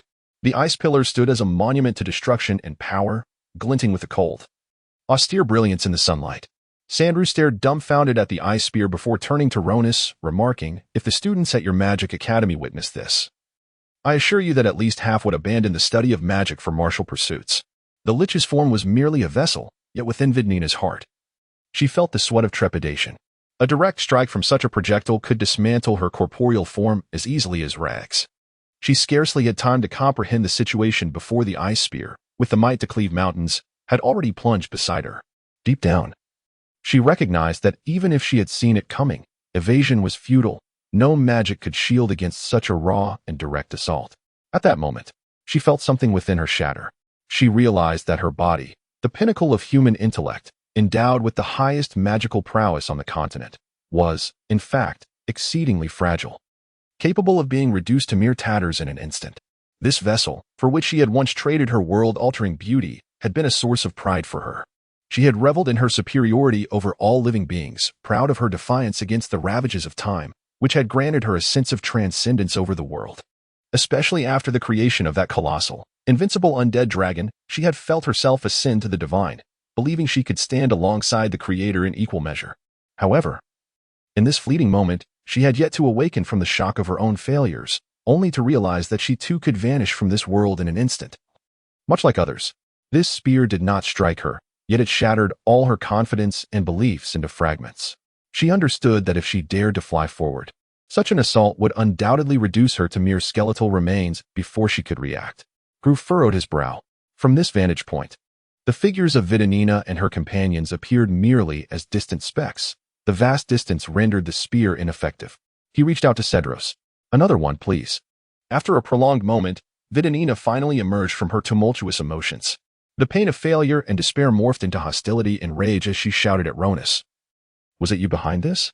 They had no reason to discern the fluctuations and magical transformations and time their strikes so precisely. Only you could infuse such immense white magic into a weapon. The intensity of her anger obliterated her previous decorum, and the green flames behind her false eyes seemed poised to burst forth and incinerate Ronith. Sandrew observed him with a smirk. "I told you. The other night when you went to the restroom, you were gone the whole night. I thought you, even without my interference, your work would still be defeated." "I merely assisted in preserving a leaf of the world tree," Ronith retorted with a mocking tone. "Did you not assert that our actions are merely the cogs of history? Did you not claim that the course of events lies entirely within your grasp? Why then, must you be angered, surprised, or enraged?" Upon hearing this, Vidanina fell silent. From her previous agitation, she transitioned into a state of stillness, her breath seemingly suspended, rendering her as though she had become a mere ornament, a lifeless entity. After a while, she regained her composure and bowed respectfully to Ronith. "I apologize. In a moment of desperation, I disrespected my teacher. I hope you will not take offense." "Those who are polite often provoke ire," Sandrew interjected with a click of his tongue. "Had it not been for my presence here, you might have killed him." The Lich did not respond to Sandrew's remark, but, in her dissonant voice, stated calmly, "I have come to a realization. All of this is merely the turning of fate's gears. It was destined to occur." Ronith interrupted her softly. "I do not wish to debate these ethereal concepts with you. No matter how much we argue, we shall each remain ensconced in our own paradigms, as we have in the past, and shall continue to do so in the future." He cast one last glance at the student. "It seems we shall likely not meet again. I do not desire another opportunity for such a meeting." Vidanina paused momentarily before nodding. "Indeed." She then raised her gaze to Ronith, a flicker of green light shimmering behind her eyes. "However, I wish to impart a small hint to my teacher. Something I recently discovered. The individual who donned the King of Ghosts robe and took the leaf of the world tree appears to be a young woman. Why would my classmate, willing to sacrifice a leaf of the world tree to save a woman, allow a female to don his attire and undertake such a perilous risk? Why would you choose to sacrifice your talisman to protect that leaf of the world tree? The teacher should comprehend my meaning, I presume. I have stated that the outcome is undoubtedly predetermined." Ronith responded calmly. "I have also expressed my thoughts, just moments ago. You adhere to your beliefs, and I shall hold fast to mine. We shall each attend to our own affairs. Indeed, the stage has been set, and regardless of the extravagant illusions of progress, war, politics, or any other matters, they shall unfold as destined. Henceforth, we shall each perform our respective roles, steering history in the direction it is meant to traverse. Farewell." Esteemed teachers, Vidanina unfurled a teleportation scroll, her form enveloped in a radiant blue-white luminescence. Suddenly, Ronith inquired, "May I pose one final question? I have heard you possess a son." His typically steady voice exhibited a hint of tremor. "I do not know. I have forgotten," Vidanina replied, her voice remaining hoarse and devoid of emotion as her figure vanished entirely within the magical glow. Sandrew gazed at the dissipating light, shaking his head with palpable emotion. "This individual is, at heart, truly remarkable. However," he sighed, shaking his head as if to critique, "he is simply too intelligent, too contemplative, and tends to overthink." Abruptly, Sandrew's expression turned to one of alarm. "Oh dear, I just remembered that I left my meal cooking in haste after receiving your message. That pot I cherish must surely be burnt. Do you think the bill should be charged to the Magic Academy? Ronith smiled faintly, retrieving a book from his cloak to return it to him. Upon reflection, I believe it prudent to return this to you. Oh, thank you. Nonetheless, the pot still requires compensation, Sandrew replied, tucking the book into his robe as he produced a teleportation scroll, and together they vanished within the magical radiance. Cedros observed the leaf of the world tree disappear within Ace's mouth, shaking his head in contemplation. If one could fully harness its energy, it could elevate 5 novice mages to legendary sorcerers in an instant. Should it be shredded and processed, it could yield 10 invaluable magical artifacts. Were it subjected to decades of study and experimentation to unravel the composition of its power, it would undoubtedly incite a revolution in magic, transforming the entire world. Yet, at present, it serves merely to save one life. Ace's body began to emanate a golden light, followed by a slight convulsion. The radiance intensified, radiating from every inch of his skin, as though he were not a person but rather a piece of carbon igniting with light. Eventually, the brilliance waned and faded, and his convulsions gradually subsided. Asa appeared to be merely in a deep slumber upon the bed. Cedros observed and remarked, all is well. However, he is likely to remain in slumber for a day or two until his body fully recovers and he awakens. Xiaoi's hand tenderly caressed Ace's dark hair, gliding slowly across his forehead, brow, and straight nose, reaching the corners of his lips. She gazed at him as if she wished to imprint him upon her very eyes for quite a while, then rose to address Cedros, saying, "Thank you, sir, for saving him." Cedros shook his head, replying, "Had it not been for you, I would never have used the leaves of the world tree to rescue him. Thus, it is not I who saved him, but you." Xiaoi replied softly, "Regardless, I must express my gratitude. I will trouble you to take care of him for the next few days." She nodded affirmatively, saying, "Indeed. Once I have promised you something, it is only natural to fulfill it. Procrastination serves no purpose, and time is of the essence."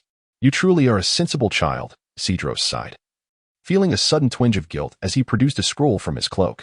"This is the teleportation scroll left for you by Bishop Ronith." Asa woke. This was the inn, that very room, with the haystack by the wall, and the oil lamp on the table still resembling how it appeared when he had departed that night. He lay upon the bed that had been hers, resting his head on the hay-woven pillow she had used. Though a considerable time had passed, he felt as if he could still sense her faint presence upon it. Sunlight and commotion streamed in from outside. It was indeed a morning in Ofu. Asa felt invigorated, a sense of well-being he had never experienced before. His limbs were strong. His skin radiated healthful elasticity and color. His mind was remarkably clear, able to discern every sound made by the orcs outside. Upon stepping through the inn's door, the morning sunlight of the highlands enveloped him with a refreshing embrace. The streets were alive with bustling orcs, engaged in conversation and laughter, creating a scene brimming with vitality. The half-orc proprietor of the inn sat at the entrance, peeling the skins off some unpalatable tubers, while it seemed another group of merchants had arrived, requiring his attention once more. The city pulsed with energy and tranquility. Asa shook his head vigorously, as if to dispel the lingering memories of bloody terror that now felt like mere dreams. "The Lord Cedros wishes to see you at the city hall once you awaken. He has matters to discuss with you." The half-orc proprietor glanced at him before returning to his task. "Oh?" Asa nodded in acknowledgement. Upon arriving at the city hall, Asa found Lord Cedros convening a meeting with the elders of various tribes. He waited in the bustling hall, where half-orcs and human officials conversed, some discussing documents, while a few ogres and werewolves mingled among them.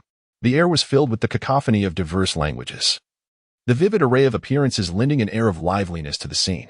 General Gru entered through the main door, flanked by several werewolves and ogres, all adorned with weapons and armor, signifying they were part of his battle contingent.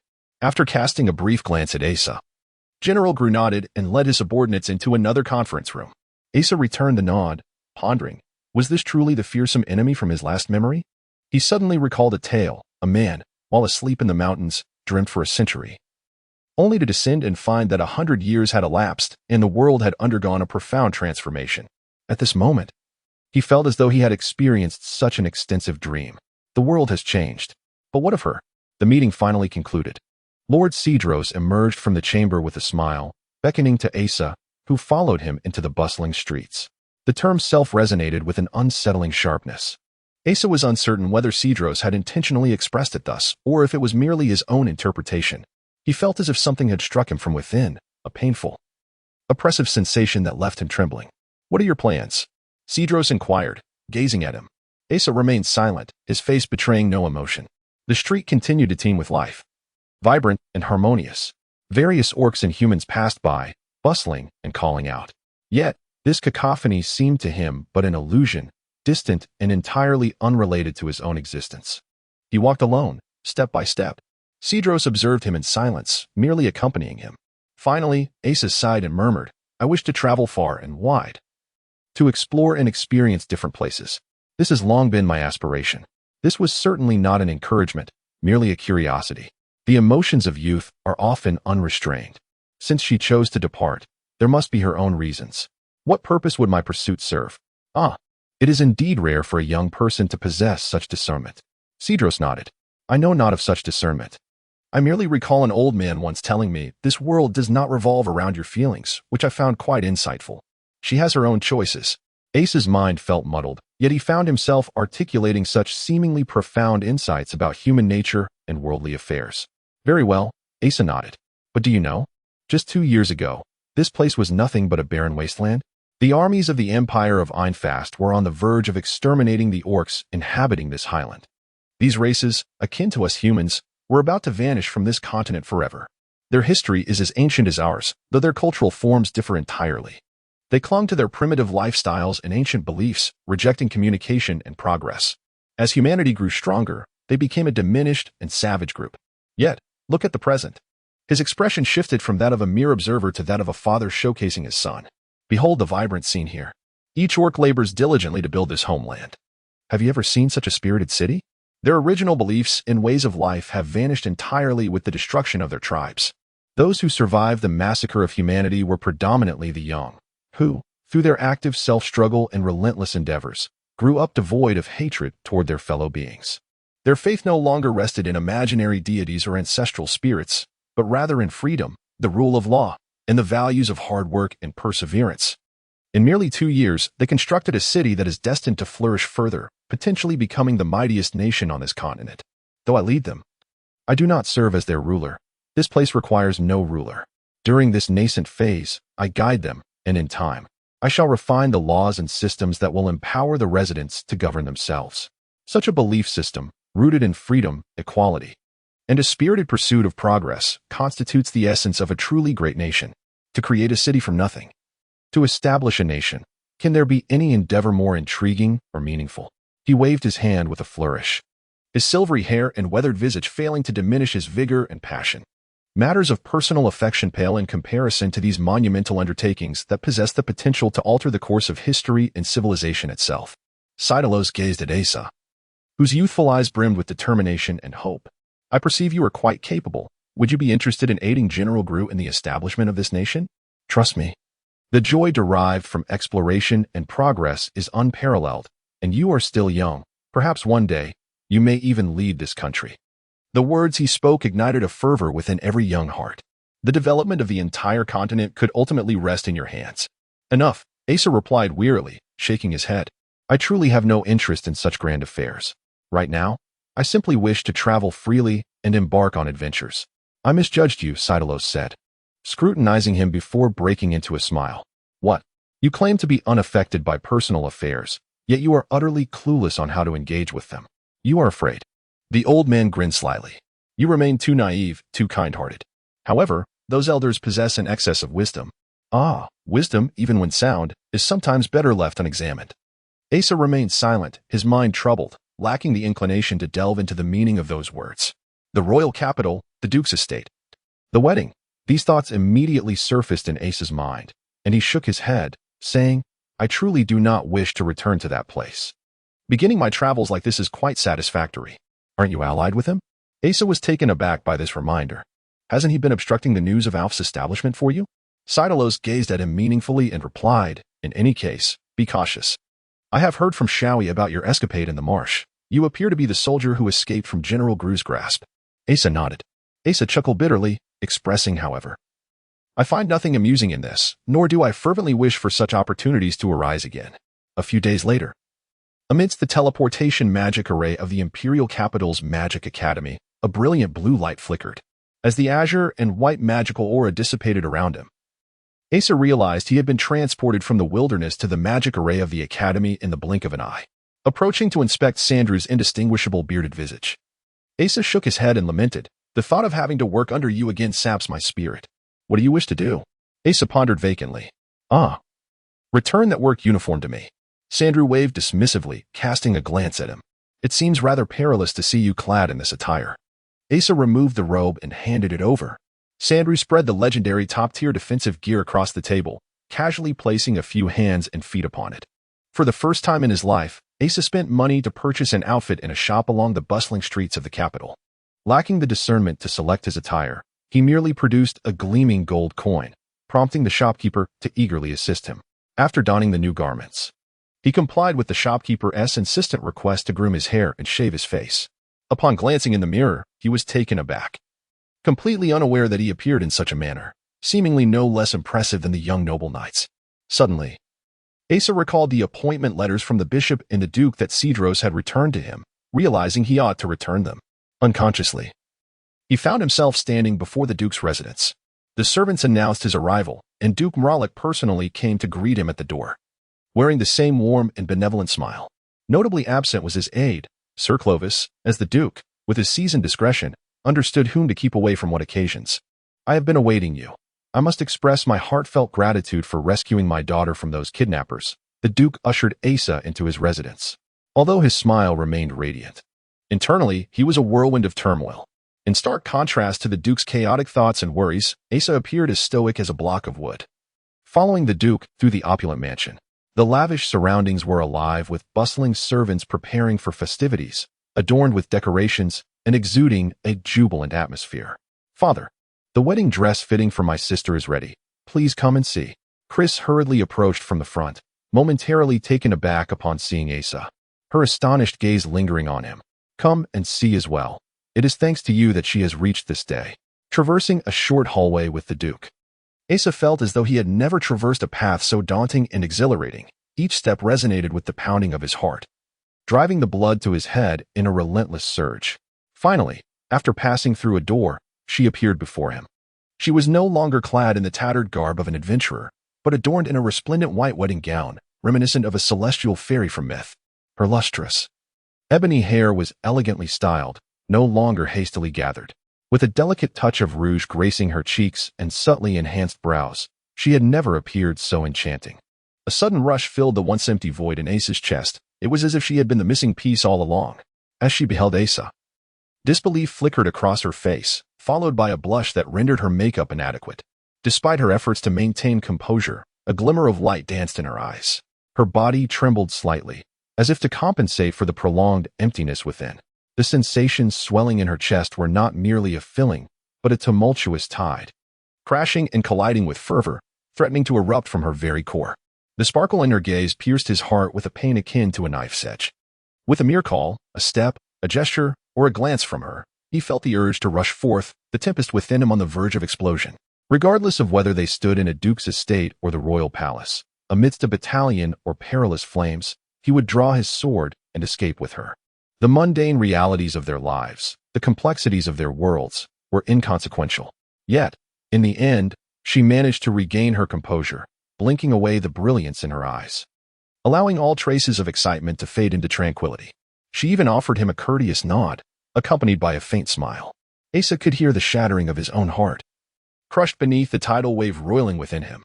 The duke's keen, elongated gaze flitted between them, his astute perception discerning every nuance of their interaction. "My dear daughter is truly the most beautiful bride in the world," he mused inwardly, concealing his thoughts beneath the facade of the benevolent father. Embracing her with affection and planting a kiss upon her cheek. "Take your time to prepare. I have business to discuss with Mr. Asa." With a gentle pat on Asa's shoulder, the duke beckoned him to follow into a chamber. Asa, in a daze, trailed behind like a specter, as the duke himself secured the doors and windows. It dawned on Asa that this was likely the duke's private quarters. A bedroom is a sanctuary, a space where one can truly unwind, thus embodying the essence of home. Such a deeply personal domain is never casually used for receiving guests. If it were to be utilized for such a purpose, it could only imply one of two scenarios: either there were no other suitable venues, which was unlikely in the duke's estate, or it was reserved for the most intimate and confidential discussions. The Duke turned to Asa and stated, "Shawi is to be wed the day after tomorrow to a Marquis's son from the Ernie family, Sir Clovis." Strangely, the signature gentle smile had vanished from his face, replaced by a cold indifference. Asa, devoid of expression, acknowledged with an emotionless "oh," indicating his understanding. However, Shawi harbored no fondness for him. In fact, she found him quite detestable. The sentiment was mutual, yet they were still bound to marry. Do you know why? Because of power. The union with the Ernie family would greatly benefit both parties, particularly myself. My standing and authority within the court would undoubtedly soar as a result.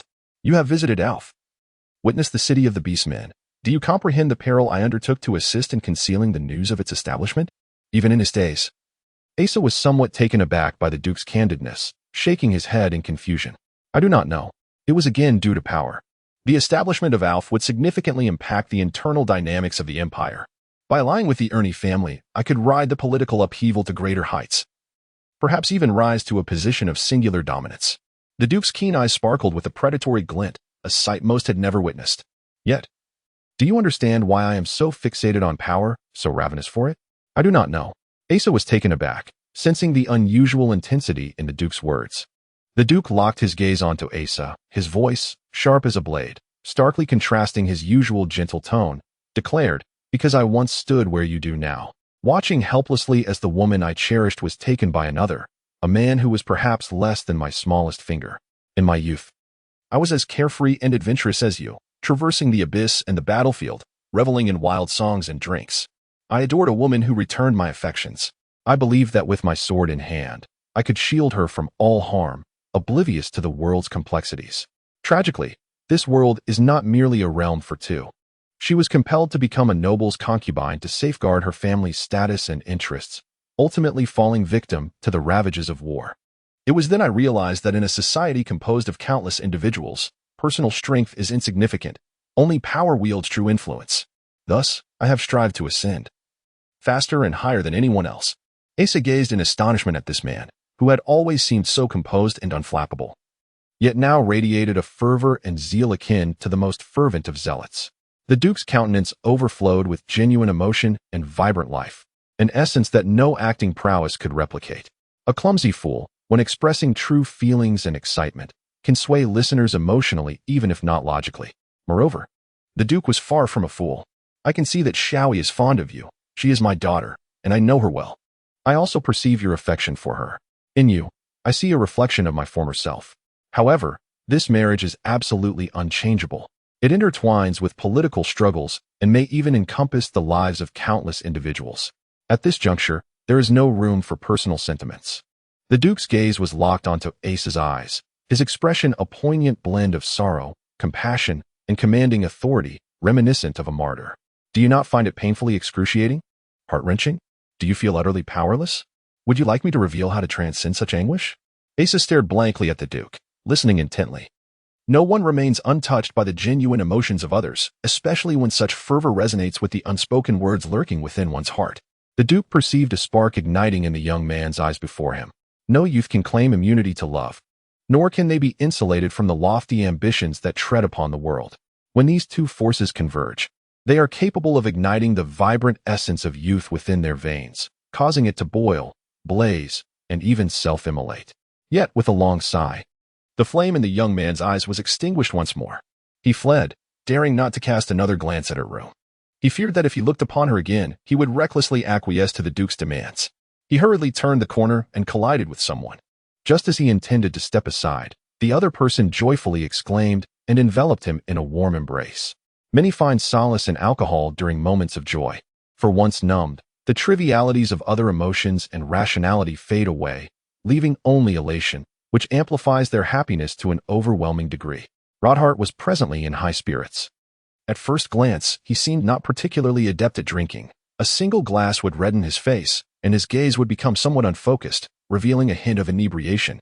However, regardless of how much he drank thereafter, he maintained that pleasant, tipsy sensation without spiraling into deeper intoxication, thus remaining in a state of mild drunkenness. Where reason remained intact yet emotions flowed freely. This was undeniably a highly coveted and immensely useful talent at the table. If I were to name those I hold gratitude and respect for in this life, There are but two, my late grandfather and you. Without you, I would have perished long ago and would never have encountered the opportunities one now possess. My growth beyond my former self is entirely due to your influence. You are not only someone I respect and am grateful for, but also my friend. To have a friend like you is indeed my fortune. Rodhart's handsome face flushed as he, emboldened by the wine, expressed his heartfelt thoughts. Many seek solace in alcohol during times of sorrow, believing that numbness will render them oblivious to their troubles. Yet, such individuals often find it difficult to become truly intoxicated, as their minds are preoccupied with the thought of why they remain sober, which ironically prevents them from achieving true inebriation. Asa found himself in such a predicament.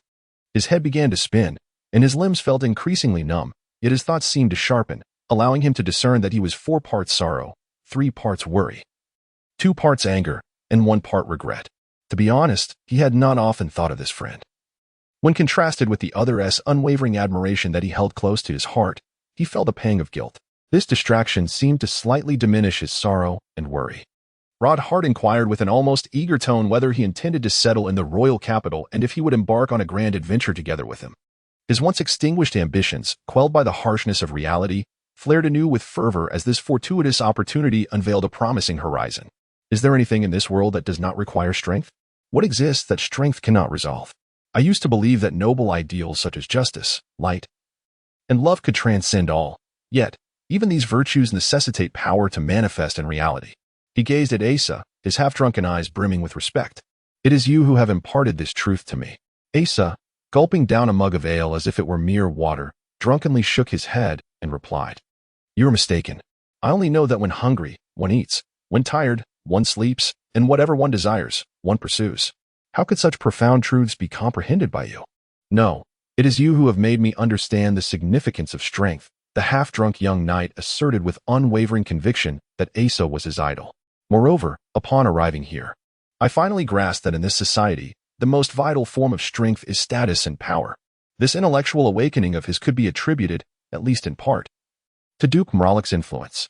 The Duke, in dealing with such impassioned youth, was nothing short of a master.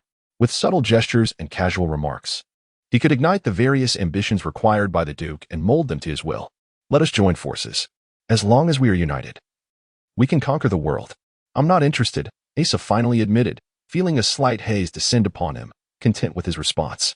You are too noble, Rodhart sighed, shaking his head, perceiving even this rejection as a display of moral superiority.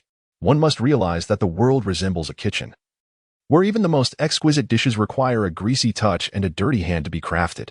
Should we not look down from our lofty heights upon the mediocre fools, rather than allow those born into privilege to trample upon us in this world? Rodhart's complexion flushed with vitality, the alcohol invigorating the dormant desires within him. Suddenly, Chris appeared at the tavern entrance, rushing in with a determined stride. She promptly tapped Rodhart on the head, scolding him. How dare you drink here in broad daylight? The once emboldened Rodhart, who had felt as if he held the world in his grasp, was momentarily stunned by the reprimand. He touched his head, feeling slightly embarrassed, and exchanged a sheepish smile with Asa, making a playful face. Chris, fixing her striking single phoenix eyes upon Asa, scrutinized him as if he were the most peculiar creature in existence. Then, she suddenly clapped her hands, exclaiming, So it is truly you. No wonder you seemed so familiar. I hardly recognized you in such attire. You're looking rather presentable. It was only at this moment that she recognized Asa. Perhaps, in a woman's eyes, a man's attire is often more distinguishable than his features. Without reservation, she seated herself beside Rodhart, raised her cup, and boldly downed its contents in one go. She initially expressed a fervent interest in Asa's new attire and his intentions regarding the Duke's estate, leaning in with her eyes sparkling with excitement as she inquired, Hey, what have you and my sister been up to these days? She seems rather peculiar. Oh, we merely embarked on a journey together, assisting the esteemed archbishop with some matters along the way. Asa contemplated how increasingly unseemly his 2 drinking companions were becoming, as they seemed determined to pry into matters better left unmentioned. So, it's this that troubles you? Rodhart finally comprehended. Since their meeting, Asa had remained silent, and even when drawn to the tavern, he merely immersed himself in his drinks. Asa did not wish to conceal his thoughts. In fact, he longed for someone to whom he could unburden the sorrows and melancholy weighing on his heart. However, the intricacies of his relationship with Xiaoyi were laced with secrets, such as the Duke's schemes, the leaves of the World Tree, and the Necromancer's Guild, matters best kept from prying eyes. Especially given Rodhart's precarious relationship with the Duke. Rodhart, in silence, glanced meaningfully at the nearby Chris, the Duke's daughter. He sighed deeply and placed a comforting hand on Ace's shoulder, saying, "Forget it. Take it easy. A man should prioritize his ambitions. While love is undeniably beautiful, it is unnecessary to force or cling stubbornly to it. What is gained is a blessing, and what is lost is fate. When it is time to let go, let go." Asa exhaled a heavy sigh. Many things in life cannot simply be relinquished at will. The more precious something is, the harder it is to part with. Thus, the greater the pain it brings. "What nonsense are you spouting? Their relationship is not in shambles," Chris interjected, playfully striking Rodhart again. She turned to Asa with a serious demeanor. "I specifically followed you out because I need to ask you a question. Do you truly care for my sister?" Asa squinted at the ceiling, raising his empty glass to his lips, only to realize he was sipping nothing. In a daze, he murmured, "What does it matter? As long as there is affection, that is the most crucial reason for two people to be together. I can assure you, my sister has strong feelings for you." Her tone lightened, as if she had resolved a significant dilemma. The minor obstacles before them were merely trifling external factors, essential trials for their love to endure. Rest assured, it is within human capability. Within human capability? Asa and Rodhart exchanged bewildered glances. They truly could not fathom how one might act upon such external circumstances. If one were to deem these factors minor, it would be challenging to find anything more substantial in the world. "Where are you staying now?" Chris inquired. "You should gather your belongings and wait there. I will ensure my sister comes to find you at midnight." Her voice was soft, yet each word tugged fiercely at Asa's nerves. "Run away together." Run away? Both Asa and Rodhart were startled awake from their stupor by this audacious suggestion. Rodhart regarded the bold proposer with caution and solemnity, saying, "Chris, this is no trivial matter. Are you aware of the significance of your sister's wedding and the weight of the connections it entails?" While he may not truly comprehend the hidden complexities behind this union, the mere fact that it represents a political alliance between a duke and the Ernie family carries monumental implications, sufficient to overshadow any personal feelings.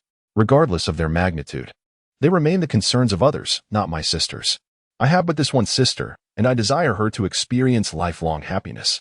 For a woman, the joy of being with the one she loves is paramount.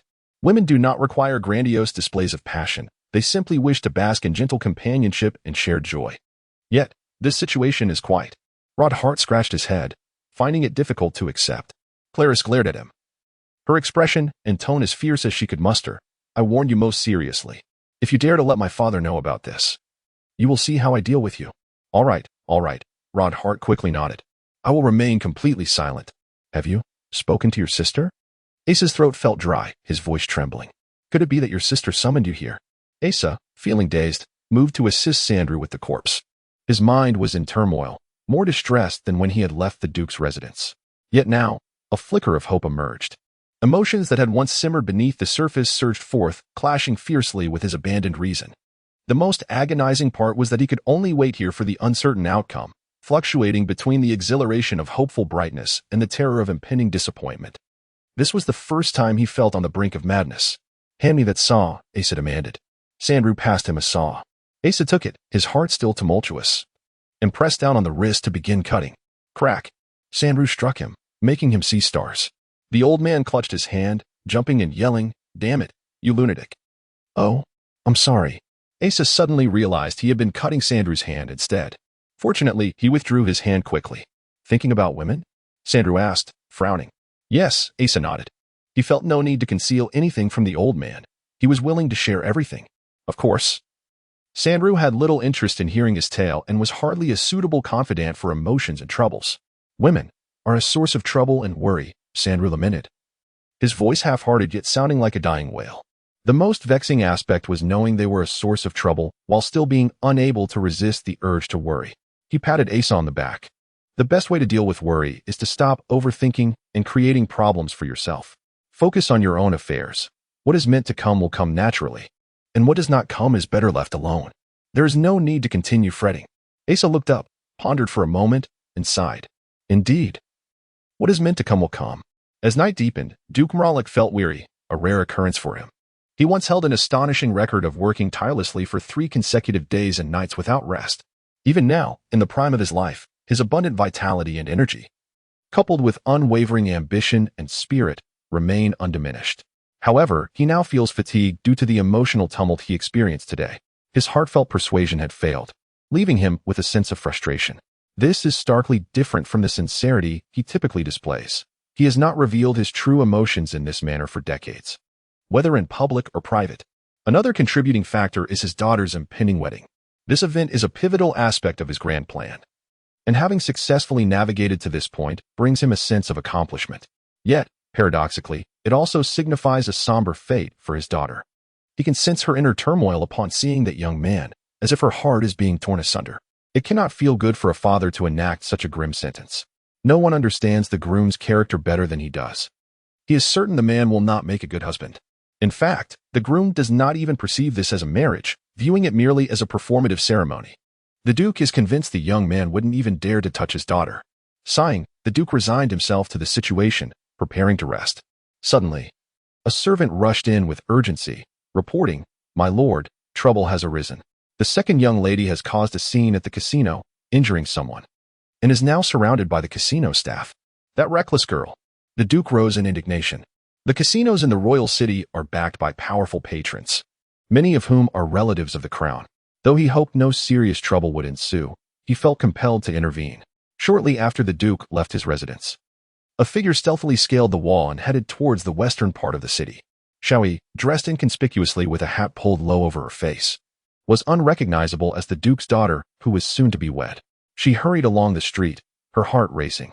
She never anticipated that her younger sister, whom she had always guided, could sway her emotions.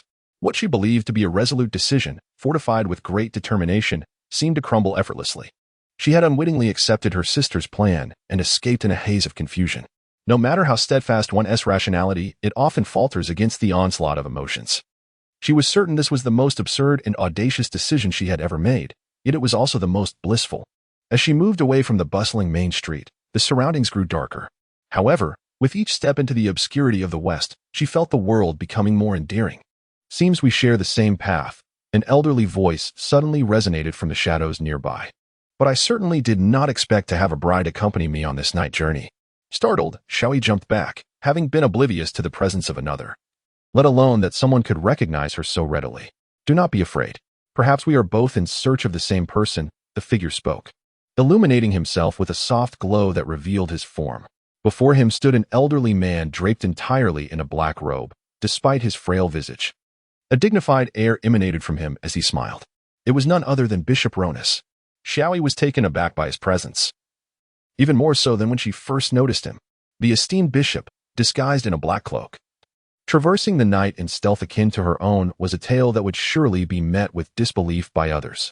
Bishop Ronith chuckled softly, shaking his head as he remarked, "Since we have encountered each other here, it seems prudent that we do not proceed further. I have matters to discuss with you. Please follow me." As dawn broke, Asa struggled to rise from the stone platform at the entrance of the grand hall, where he had managed to sleep through the night, despite being roused multiple times by the footsteps of wild cats outside. Surprised by his ability to slumber, he gazed at the sun just emerging from the horizon, its light somewhat blinding, and yawned, tears streaming down his cheeks. Well, it is what it is. Did she remain steadfast in her choice? Perhaps I should attend to my own affairs, Asa resolved, planning to visit the Adventurers Guild shortly to procure supplies for his imminent journey. For magnificent white steeds pulled a white carriage swiftly towards him. Asa recognized it as Bishop Ronith's carriage, but was puzzled as to why it had arrived so early.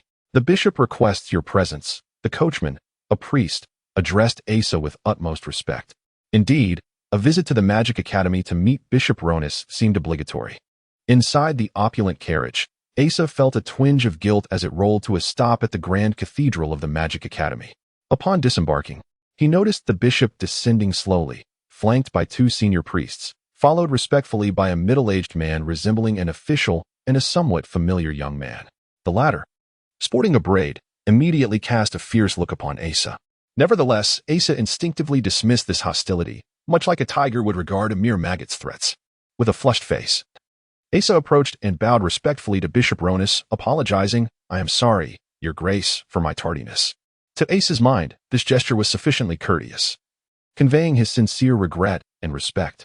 However, the expressions of the other two men shifted dramatically, particularly that of the corpulent official, who appeared taken aback. Asa's attire did not denote a member of the clergy, and his failure to kneel before the bishop, merely bowing as one would to an elder, was indeed remarkable. Astonishingly, the bishop accepted this with grace, revealing no sign of displeasure. "Very well, Chancellor," Bishop Ronith replied, his demeanor blending amiability with authority that brooked no dissent. The Chancellor, thus compelled, knelt alongside the young man, offering a deep bow before taking their leave. Only then did Asa realize he may have acted somewhat impolitely. After all, his status could hardly rival that of the Chancellor. Engaging with such officials was indeed a taxing endeavor. Bishop Ronith sighed and shook his head, gesturing for the two priests beside him to withdraw. "Come with me," he said, leading Asa into a small room within the cathedral, seemingly reluctant to let others overhear their conversation. It is often the most insecure individuals who are most concerned with others' perceptions, while those like the esteemed bishop, who command respect effortlessly, find such preoccupations burdensome. "I actually expected you to arrive yesterday," Bishop Ronith remarked, a faint smile gracing his lips as he regarded Asa. "Were you at the Duke's residence?" Asa flushed slightly and nodded. At first, he did not comprehend, but then recalled the Duke's impassioned words from the previous day, leaving him utterly astonished. Bishop Ronith would never send someone to follow him, and their dialogue had been private, devoid of any third-party knowledge. Asa would not divulge his feelings, and the Duke would certainly not publicize such intimate matters. How, then, did the bishop come to know? Bishop Ronith continued with an air of calm. "The Duke is perceptive regarding the feelings between you two. His ability to observe such nuances is commendable, and his adeptness at wielding emotions gives him an edge over other power players. I can only imagine that his rhetoric yesterday was quite compelling. Yet, it seems you did not acquiesce to his wishes. Might you enlighten me as to why?" Asa scratched his head, his expression awkward. "She has her own choices. I have my own path to follow." The Duke's words did touch me somewhat, but I recognize that I am not destined for great endeavors. I have my own way of living. Asa felt somewhat bewildered, sensing that the bishop held lofty expectations for him. He did not grasp the full meaning of this disappointment, only feeling a vague unease. He was reluctant to bear the weight of others' emotions, especially those of a man as venerable as Bishop Ronith. Such expectations felt like an additional burden. Furthermore, he was somewhat taken aback. He perceived a different side of the bishop, one that seemed aloof and disconnected from worldly affairs, revealing profound complexities. The deeply insightful Duke appeared almost childlike before him, as if he could deduce the Duke's intentions merely through intuition. Bishop Ronith lowered his gaze to Asa, his brow furrowed, the flickering embers of thought dancing in his eyes. "May I pose a personal question?" he inquired. "Do you believe in fate?" Bishop Ronith nodded. "Yes, it implies that everything is preordained, that this world unfolds along a predetermined trajectory. And if it truly exists?" The bishop pressed. "Why?" Asa hesitated. "If you knew that your efforts were ultimately futile, would you still endeavor?" I suppose it doesn't matter whether something is futile or not. Every individual is destined to die in the end. Should we simply await death? Rather than ruminating on such perplexing questions, it is far more prudent to focus on one's own pursuits. Besides, who can truly predict what will transpire? Bishop Ronith pondered for a moment before breaking into hearty laughter, a sound that seemed incongruous with his slender visage. The slender face struggled to contain such an intense expression. The smile seemed poised to transcend the confines of his visage and take flight. Asa, taken aback, was filled with astonishment. He never anticipated that a few casual remarks could bring such delight to the esteemed bishop. Good, good, good. The bishop repeated this word incessantly, his face radiating with smiles and vitality. "You are absolutely right. Who can truly predict what will transpire? Rather than squandering time on such uncertainties, it is far more prudent to focus on what must be done."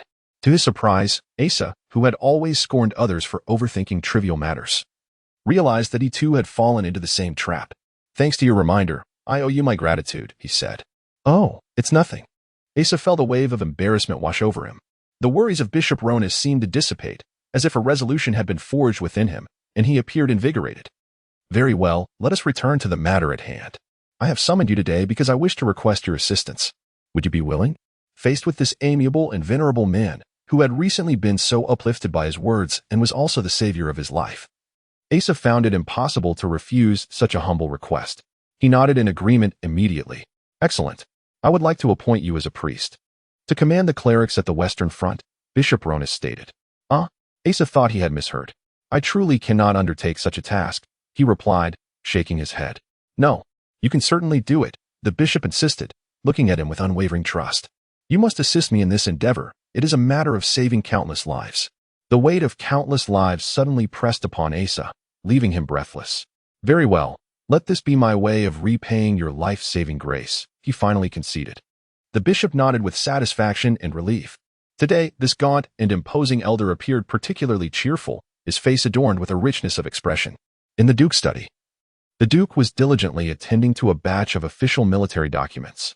Recently, the forces in the West had encountered a calamity, as all the mages inexplicably perished before even engaging in battle. This unexpected setback at the front was timely, serving as a catalyst for the impending political storm within the court, and he needed to prepare accordingly. His heart was a mix of joy and concern. He had long anticipated the Western army's defeat. Even when Cedros had sought his assistance, he had foreseen all the variables at play. Once the city of Orph was established, it would present a rare opportunity for the ambitious military ministers, and they would undoubtedly seek to engage in conflict. However, General Sanders would never be a match for Cedros and Gru. Failure was inevitable. At this juncture, the Elney family would certainly seize the opportunity to place one of their own in the general's position, yet the military would not acquiesce easily. The marriage of his daughter had already woven him into this family, and as the Minister of Military Affairs, this delicate position would soon yield remarkable results. Thus, the long-anticipated plans were swiftly approaching a climactic and favorable conclusion, rendering even the astute strategist somewhat unable to suppress his joy. However, an unforeseen variable persisted, causing him considerable distress. His concern stemmed from the fact that a pivotal individual remained unassimilated into his schemes. Although this person had little desire to immerse themselves in the murky waters of political intrigue, the mere potential for any information they possessed to leak could plunge him into an abyss from which there would be no return. Even if the possibility was but a fraction, the peril was palpable. Yet, he could not dare to eliminate this threat through overt coercion. This individual was the most formidable opponent the Duke had encountered, impervious to the allure of wealth, power, or status. Even the emotional appeals he had employed were ineffective. The Duke found himself perpetually preoccupied with devising a strategy to neutralize this person, for once he resolved this issue, all would be flawless. Beside him, his aide, Sir Clovis, was diligently organizing the documents that had been delivered. Despite his imminent marriage the following day, his demeanor remained as impassive as ever, his thoughts wholly consumed by the pressing matters of state. Ultimately, this union was merely another official duty. A priestly figure hastily entered the study, a sentinel the Duke had stationed at the Magic Academy. Such individuals were embedded within every institution and ministerial residence in the royal capital, ensuring that the Duke received immediate intelligence on any unusual occurrences, enabling the swiftest response. The Duke understood well that, on the battlefield, information was paramount. And the political arena was no less a battleground, one that was more intricate, enigmatic, and laden with both technicalities and artistry. This sentinel brought forth a piece of valuable intelligence this morning. The Chancellor had visited the Magic Academy to solicit the bishop's appointment of his son as a cleric for the impending military campaign. However, it seemed that after deliberation with several high-ranking officials, the bishop intended to designate another candidate, an individual with an oddly unfamiliar name. Ah, yes. The spy furrowed his brow, recalling the name. Asa. Clovis immediately frowned at the mention of this name. In his unique memory, he had only retained titles of power and influence, yet this name was an exception, one that he found particularly odious. The mere thought of such a lowly name occupying any space in his esteemed recollection was infuriating. Now, hearing it again was like being forced to swallow a cockroach. However, upon hearing the name, the Duke promptly struck the table and exclaimed, "Excellent." Not only did he vocalize his approval, but his facial expression seemed to coalesce into a singular affirmation of good. Clovis, perplexed, awaited the Duke's elaboration. When a frog is abruptly thrown into a pot of boiling water, it instinctively leaps out in agony. Yet, should it fall into a pot of cold water, the temperature may be frigid, yet the flames beneath gradually intensify. As the water gradually warmed, the unsuspecting frog found itself slowly cooked within the pot. The Duke displayed a gluttonous smile, confident in his ability to orchestrate events. With the grandiosity of a master chef, he waved his hand, prompting the preparation of an exquisite and opulent invitation adorned with gilded lettering. This invitation was to be delivered to the soon-to-be appointed cleric, extending a formal request for his attendance at the wedding the following day. Lost in his own triumphant reverie, the Duke failed to notice the displeasure etched on Clovis's face.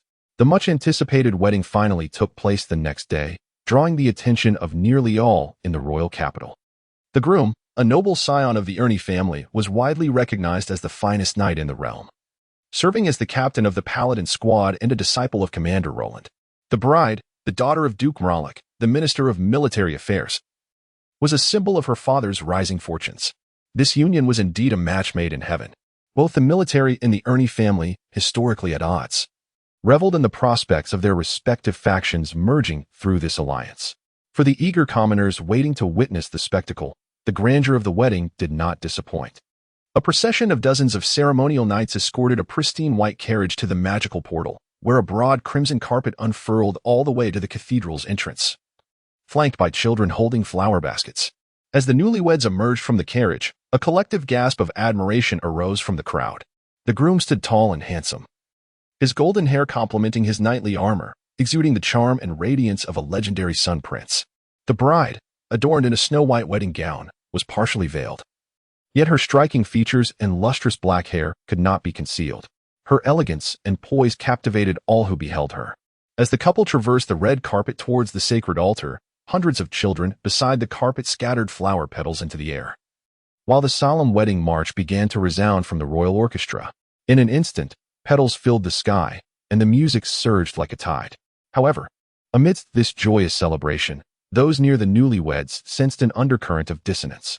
Clovis struggled to maintain a semblance of a smile, though he could find no reason for mirth within. This was merely a duty, a part of his responsibilities. An unavoidable ritual, he reassured himself, would soon come to an end. He could feel the softness of the hand that clung to his arm through the armor. Yet he would have preferred a mere piece of wood to the woman who, deep down, held him in utter disregard. Xiaoyi, on the other hand, felt as though she was holding on to a lifeless branch. As she watched the petals dance in the air for her, listening to the music and cheers in her honor, her heart was enveloped in a profound silence.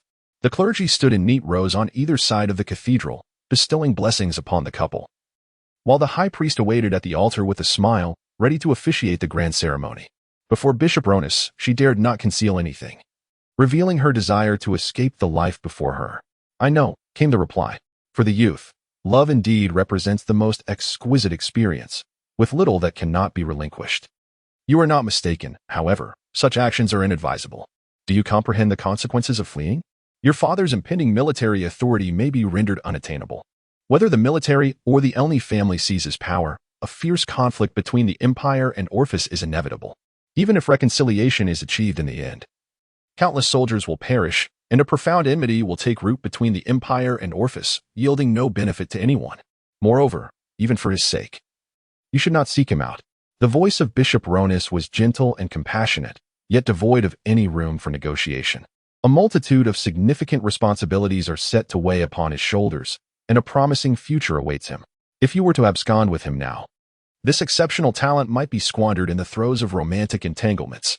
I shall tell you this, after listening to Bishop Ronith's words. Xiaoyi remained silent for a considerable time, ultimately bowing her head to respond, "I understand. I cannot impede his path." She cast a final glance at the grand house to the west, which was now barely visible, before turning to walk towards the Duke's mansion. As her words resonated, the guests surrounding them erupted in jubilant cheers. She turned to survey the hundreds in the church who had applauded her earlier statement, only to be enveloped by a chill of confusion and solitude.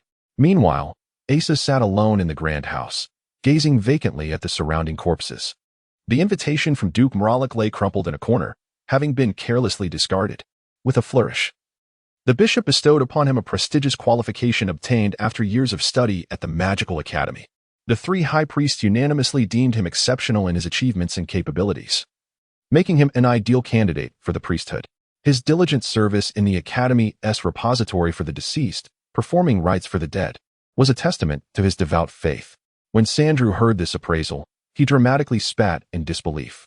Yet now, he was uncertain of the old man's whereabouts, and Asa found it impossible to find someone to converse with. He and the one who longed for him from a distance simultaneously felt the weight of confusion and solitude. At that moment, in another part of the Magical Academy, in Bishop Ronith's chamber, Sandrew was sharing tea with him. Such opportunities may become rare. I shall be quite occupied. You know, the behind-the-scenes work required to elevate a hero is substantial. The bishop, sipping his tea, listened to the distant sounds of revelry and music. Nevertheless, it was fortunate to have made a good start. Are you truly prepared for that young man to undertake significant endeavors? Sandrew suddenly furrowed his brow. having remained mostly silent until then. Do you not think it is overly demanding? Clearly, he is not cut out for such responsibilities. I shall nurture him gradually. Bishop Ronith replied with a smile. That is not the crux of the matter. Do you not perceive that his temperament is ill-suited for great undertakings? I am aware, which is why I have not disclosed the truth to him. I intend for him to begin with small tasks, gradually acclimating himself. Sandrew sighed heavily, speaking slowly. It is difficult to change one's inherent nature. Transforming a bird, once free to soar through the heavens, into a lion seems rather absurd, don't you think? That creature would undoubtedly struggle to adjust, and likely never find solace in such a transformation. However, I find myself devoid of options. Bishop Ronith's expression grew somber. Do you not approve of my actions? I cannot say. I am merely an old man tasked with guarding the deceased, whether it is you or her. Regardless of the monumental endeavors you both intend to pursue, I shall not interfere. Chapter 26. The selection of heroes before the Western battles had even commenced. A peculiar stalemate had already ensued. The Magical Academy appeared relatively tranquil. Bishop Ronith, in an unusual display of political engagement, advised the Emperor to withdraw troops. He seemed discontented with the previously recommended priest Nagas, and thus refrained from appointing the Chancellor's son or accepting candidates proposed by military officials. Instead, he resolved to appoint an inconspicuous ordinary monk to succeed the fallen priest Nagas and lead the remaining clerics of the troop. This method, which favors no particular individual, aligns perfectly with the bishop's customary style, leaving the ministers with no choice but to acquiesce. The reason behind such a selection is said to be the monk's devout faith, having devoted years to praying for the deceased, thus earning the bishop's esteem. During these extraordinary times, the selection contest for the Paladin Order proceeded as planned. Given the fierce power struggle, the significance of this contest was indeed exceptional. Although the Empire's generals wielded control over the military, they would never dare to act recklessly with their forces. The only entity capable of restraining these generals, despite their command of vast armies, was the Paladin Order, an elite military force directly appointed by the Emperor and the Church, though it comprised fewer than 1,000 members. Each individual possessed the combat prowess of an advanced swordsman, and the numerous mages and clerics within were among the Empire's finest. This formidable strength could instill fear in armies numbering in the tens of thousands, and their agility and combat capability allowed them to maneuver through ordinary troops with unparalleled ease. The Paladin Order could only act under the joint command of His Majesty the Emperor and Bishop Ronith, resulting in infrequent opportunities for deployment. However, its status within the Empire was transcendent, and squad leaders, in order to hone their abilities, were often assigned significant roles within the military. For the Elney family, this represented a shortcut into the military sphere. The selection process for such a crucial force was, of course, exceedingly stringent. Each year, thousands of knights from across the nation would gather to compete, yet only a handful, meeting the criteria, would be chosen. Most importantly, the examiners were Commander Roland of the Paladin Order and Bishop Ronith. While Commander Roland belonged to the military faction, his strictness, impartiality, and meticulous personal conduct were famously well-balanced. Together with the seemingly conservative and traditional Bishop Ronith, they ensured that the Empire's most vital force remained unaffected by political machinations, regardless of one's affiliations. Entry into the Paladin Order demanded rigorous assessment, requiring candidates to present their true mettle. The square was bustling with a multitude of people, almost as if the entire kingdom had converged in this space. Nobles and commoners alike fervently discussed the imminent tournament. Betting odds had already surfaced. Based on the past performances of each participant and evaluations from experts, each contender was assigned their respective odds, allowing supporters to express their enthusiasm with coins. The most prominent contender at the betting table is a participant named Rodhart. This knight has successfully passed all the tests of the first day with remarkable performance. According to the discerning eyes of several veterans, his skills and demeanor are unmatched among all competitors. Hence, he has rightfully become the favorite to win the championship. Although the odds have plummeted below 1-to-1, an unceasing stream of bets continues to pour in, signifying unwavering support for him. The total amount wagered on him has surpassed 1,000 gold coins, a staggering figure that conveys immense backing, regardless of the fervent enthusiasm or the substantial sum. The bettors have thoroughly investigated the origins and experiences of this knight. It is rumored that this exceptional steed emerged from the Knight Academy in Ilaria, a region renowned for producing heroes and generals, further enhancing his noble lineage. Tales have long circulated among the young nobility recounting how this hero single-handedly rescued the Duke of Mralik's daughter from a band of ogres, a courageous feat that solidifies trust in his abilities. Although he lacks a prestigious lineage and did not become a retainer of the Duke for saving his daughter, the Duke's only recompense was enrolling this commoner in the competition. Some have even detected a rural accent in his speech, suggesting humble origins near Erie. Yet, this modest background, coupled with his heroic rescue and current achievements, reflects the archetype of a young hero rising from obscurity, aligning perfectly with the aspirations of the common populace. The integrity of Bishop Ronith and the meticulousness of Captain Roland have consistently ensured the fairness of this selection event. Therefore, the astonishing bets placed on a potential first common champion are remarkable, contrasting sharply with the glittering yet diminutive coins of the affluent, as they are amassed from the copper of the common folk, resembling a small mountain. One can feel the imposing aura just by looking. As the betting neared its conclusion, the final bettor approached the platform, solemnly placing 3 silver coins in the square marked Trodhart, a rare substantial wager. This was a flamboyantly dressed young woman, adorned in a shoulder-bearing floral gown that proudly revealed her shoulders and a portion of her décolletage, captivating the attention of the men around her. Her already charming face was accentuated with a touch of excessive makeup. One cannot fault her. This is likely an extension of her profession and ethical practices. For this young lady, known as Xian, is a renowned courtesan from the capital's most illustrious brothel. Excuse me, beautiful lady, with the odds now at 6-1. Why do you still choose to bet on this night, Rodhart? Inquired the attendant, accepting the bets. Because I admire him, the lovely courtesan replied, gracefully twisting her slender waist.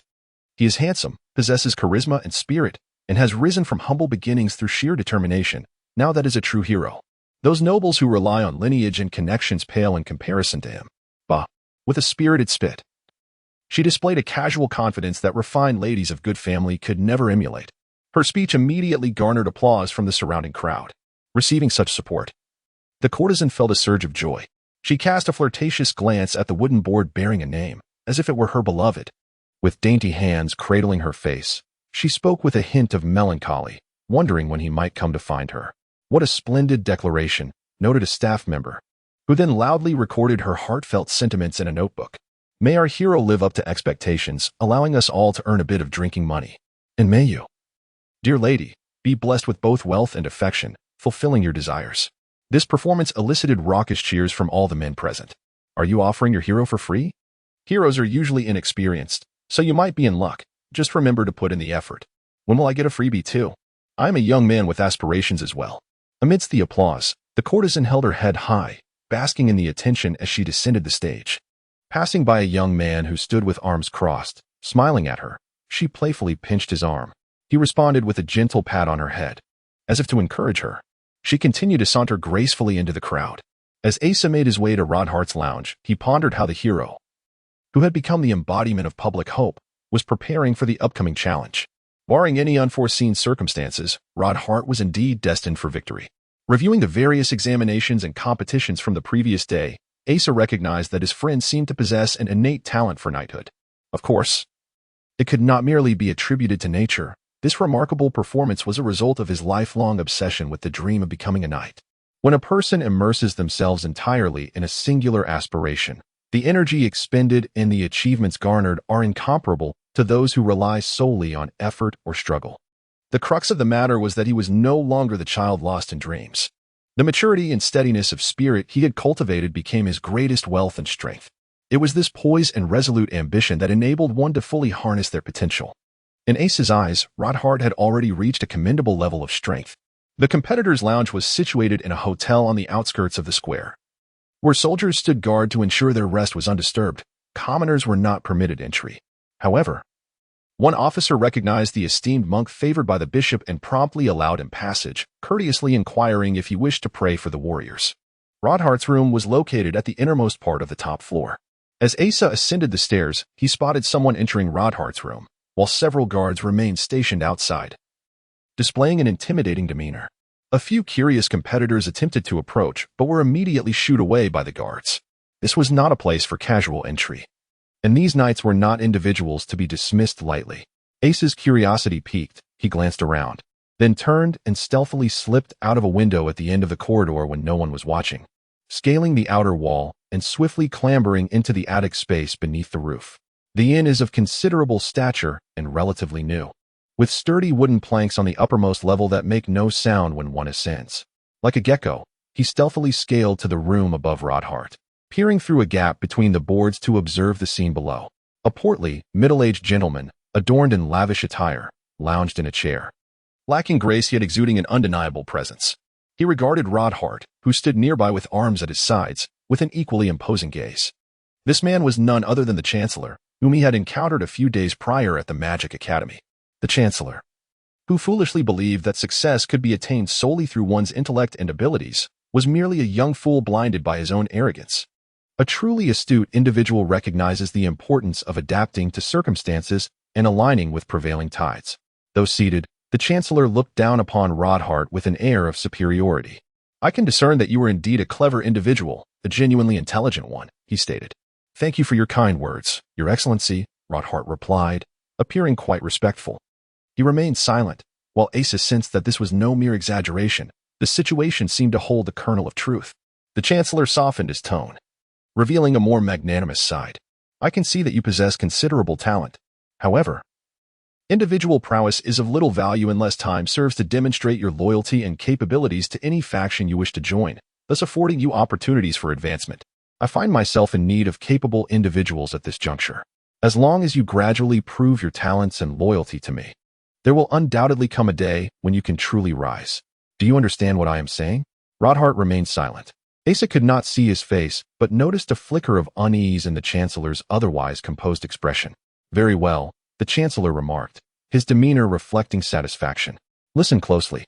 There is now an opportunity for you to showcase your talents and loyalty. That is by relinquishing this championship title, which is of no use to you. Your opponent in the finals will be a knight named Styank, a prominent contender in this tournament, and most crucially, he bears the noble blood of the Ernie family. Being my nephew, do you grasp my meaning? Indeed, the finals will take place in the grand arena at the center. The third wooden plank on the left side of the arena is somewhat loose, and one who steps upon it will find it sinking slightly underfoot. Do you comprehend my intent?" "I do. There will be many skilled spectators, including Captain Roland, the Empire's foremost swordsman. The play acting must be genuine. Some injuries are inevitable. Though with so many priests nearby, there should be no serious harm. Are you aware of this?" "I am." The champion, representing the dreams of the populace, now appeared as docile as a lamb before the Chancellor's imposing presence. "Excellent," the Chancellor expressed satisfaction with the young man's understanding and adaptability, producing a small pouch from within his garments and casting it onto the table, which emitted a heavy thud. "Here are 50 gold coins. After the matter is concluded, I shall provide you with even more. Moreover, this modest sum is merely a beginning. I hold great admiration for a young person like you, who is astute, understands the nuances of circumstance, and possesses remarkable capabilities. I can assure you that if you apply yourself diligently, your future will undoubtedly be rewarding, provided you do not disappoint me in the present." The Chancellor rose, nodded, and exited with an air of authority. Once the door closed, Ronith remained motionless for a moment, then approached the table to lift the coin pouch left by the Chancellor, weighing it in his hand. He seemed satisfied and let out a contented sigh, extracting a gleaming gold coin, which he flicked with his finger, producing a delightful sound. Suddenly, he recalled the courtesan from earlier and couldn't help but feel regret for the 3 silver coins he had wagered on her. Her earnings, though not necessarily hard-won, were at least earned through the sweat of her brow. Chapter 27. The birth of a hero. The grand tournament has officially commenced, and the vibrant atmosphere is so electrifying that even the most lethargic worm nestled in the trees by the roadside feels a surge of excitement. The knight Ronith, a favorite among the common folk and a contender for the championship, advances through the ranks with unparalleled swordsmanship and agility, triumphing in each bout with remarkable grace and ease. His extraordinary presence and demeanor amplify the already thunderous cheers, creating a cacophony of adulation that resonates throughout the arena. Fully in accordance with the public's fervent desire, he seamlessly progresses to the finals. A grand procession arrives at the square, prompting the already bustling crowd to part and create a spacious pathway. As the opulent carriage's door swings open, all present kneel in reverence to welcome Bishop Ronith and His Imperial Majesty, the Emperor Giffenhart 17. Accompanying them are numerous noble officials. Such semi-public events naturally elevate the Emperor's spirits, making their presence a fortuitous endeavor, especially at a time when pleasing His Majesty is of utmost importance. The Chancellor, being the Emperor's closest confidant, is also among the throng. Has Duke Merlach not arrived? The Chancellor inquired, glancing around. The aristocracy firmly believes in the adage, blood is thicker than water. If given a choice, they would prefer that all positions of power and influence be held by their kin. Even someone as politically compelled as Duke Merlach must forge alliances through marriage, ensuring that his lineage carries the blood of his family, thereby establishing a sense of belonging. It seems that such corporeal connections are regarded as the very foundation of trust and unity. It is rumored that this knight Ronith has some ties to the Duke. But the rustic fellow appears overly absorbed in his duties, failing to recognize the potential of this talent, or else he would not have been so easily swayed. Engaging in such a risky endeavor to secure this individual is fraught with peril. If the military were to catch wind of any impropriety, it would not be a matter to take lightly. The Holy Knights, as the Empire's central force, demand absolute integrity in their elections. Any hint of corruption that might undermine the Empire's foundation would spell disaster. Yet, the current circumstances necessitate such bold maneuvers. Unexpectedly, a contender emerged from the bishop's domain, displacing the position of his son. Should conflict arise in the West, it would present an opportune moment to garner military merit as political capital, a pivotal factor in this struggle for power. Thus, it became imperative to take the risk and negotiate with the knight, and fortunately, the outcome proved satisfactory. As His Imperial Majesty, the bishop, and Commander Roland take their seats, the noble officials follow suit, marking the commencement of the finals. The first contestant to enter the arena is Knight Strong, whose robust muscles are prominently displayed beyond his armor, exuding an air of brutish dominance as if his very countenance were a manifestation of his muscular territory. Wielding a formidable sword, even encased, that possesses immense lethality. His appearance is a rarity among knights. The reception he receives is a mix of applause from some officials and a chorus of jeers from the surrounding populace. For this noble scion has garnered a reputation for villainy among the citizens of the royal capital. In recent years, he had indulged in reckless behavior, but he seemed to have reined in his excesses in preparation for today's selection event, secluding himself at home and enlisting numerous teachers for specialized training in various disciplines, fully determined to seize the championship. Upon hearing the jeers, the brutish knight, Skiank, cast a fierce glare over the throng surrounding him and let out a low growl. He was a quintessential simpleton, likely having devoted all his intellect to his formidable physique. Then, the hero named Ronith made his entrance. With his flaxen curls and strikingly handsome visage, although he lacked a certain ruggedness, this slight deficiency in grandeur rendered him more approachable. His calm demeanor, coupled with eyes that exuded strength and resolve, complemented his masculinity, and he wore a charming and warm smile that endeared him to all. Indeed, he embodied the ideal idol in the hearts of young boys and the romantic fantasy of young girls as a princely figure. Clad in modest attire and a lightweight leather cuirass, he presented the image of a folk warrior, seemingly indifferent to the threats posed by his adversaries. In fact, throughout the competition, he had not been struck by any opponent. Thunderous applause and cheers were bestowed upon this hero of the masses. Ronith's captivating charm made Skiank's brutishness appear as if it were merely a foil to highlight the former's allure. Skiank glared intensely, wishing he could rush forth and obliterate the handsome knight, although he was aware that this would be an opponent he would ultimately defeat. A sense of impending failure already loomed over him, revealing his murderous intent. As these cheers resonated, the Prime Minister could not help but inwardly curse at the sight of such adoration for these insignificant commoners. In their struggle at the lower rungs of society, they deluded themselves into believing they could resist the grip of power, all the while yearning for a hero capable of defying societal norms. Yet, they remained oblivious to the fact that everything in this world, including faith, passion, and lifestyle, was dictated by the upper echelons wielding power, including the very hero they idolized, who was likely orchestrated by authority from behind the scenes. In this world, it was the rulers who were the true heroes. Giffenhart, 17, at the age of 20, possessed a countenance that reflected a gentle and somewhat effeminate disposition. He held a naive belief in the meteoric rise of heroes and was quite enamored with the notion. He was hardly fit to govern a nation. The comforts of royal life had rendered his mindset akin to that of an ordinary youth, perhaps even more juvenile and superficial. In his youth, he had once sneaked out of the palace, aspiring to join a traveling circus. Moreover, it was rumored that just a few nights prior, he had clandestinely ventured into a casino in the capital, stirring up quite a commotion. His uncontrollable origins and circumstances compelled him to ascend to the throne of this nation. Yet he remained indifferent to such matters, preferring instead to immerse himself in the pleasures of trivial pursuits. He regarded the burdens of politics and military affairs as an unwelcome calamity, hastily delegating these responsibilities to the ever-eager prime minister, who was keen to alleviate his concerns. Thus, the Elney family wielded significant influence in the court. Were it not for the loyal faction within the military and the protection afforded to the Geffenhart family by the Order of Paladins, he would have long relinquished his imperial title. Your Majesty is sagacious, since you have deemed this individual to be talented. I propose a wager. I bet that this young man will emerge victorious, 10 gold coins. I wonder which of you dares to take on this challenge? The Prime Minister proclaimed, seizing the moment to survey the surrounding officials. No one dared to accept the wager. The military members ignored him, while his compatriots recognized his ploy. It seems that Sir Stronk is your nephew, and it is rather pitiable that even his own uncle does not hold him in high regard. Allow me to offer my support. I wager he will win, 10 gold coins. Your Majesty possesses a great deal of compassion. Then I shall express my gratitude on his behalf for your generous gift. May your auspicious blessings bestow upon him good fortune, the Emperor replied with childlike mirth.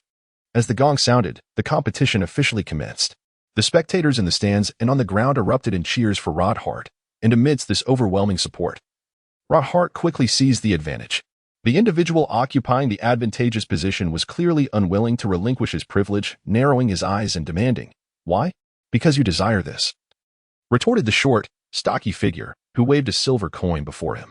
Under the weight of this formidable argument, the man immediately capitulated, graciously descending from the low wall to offer his seat.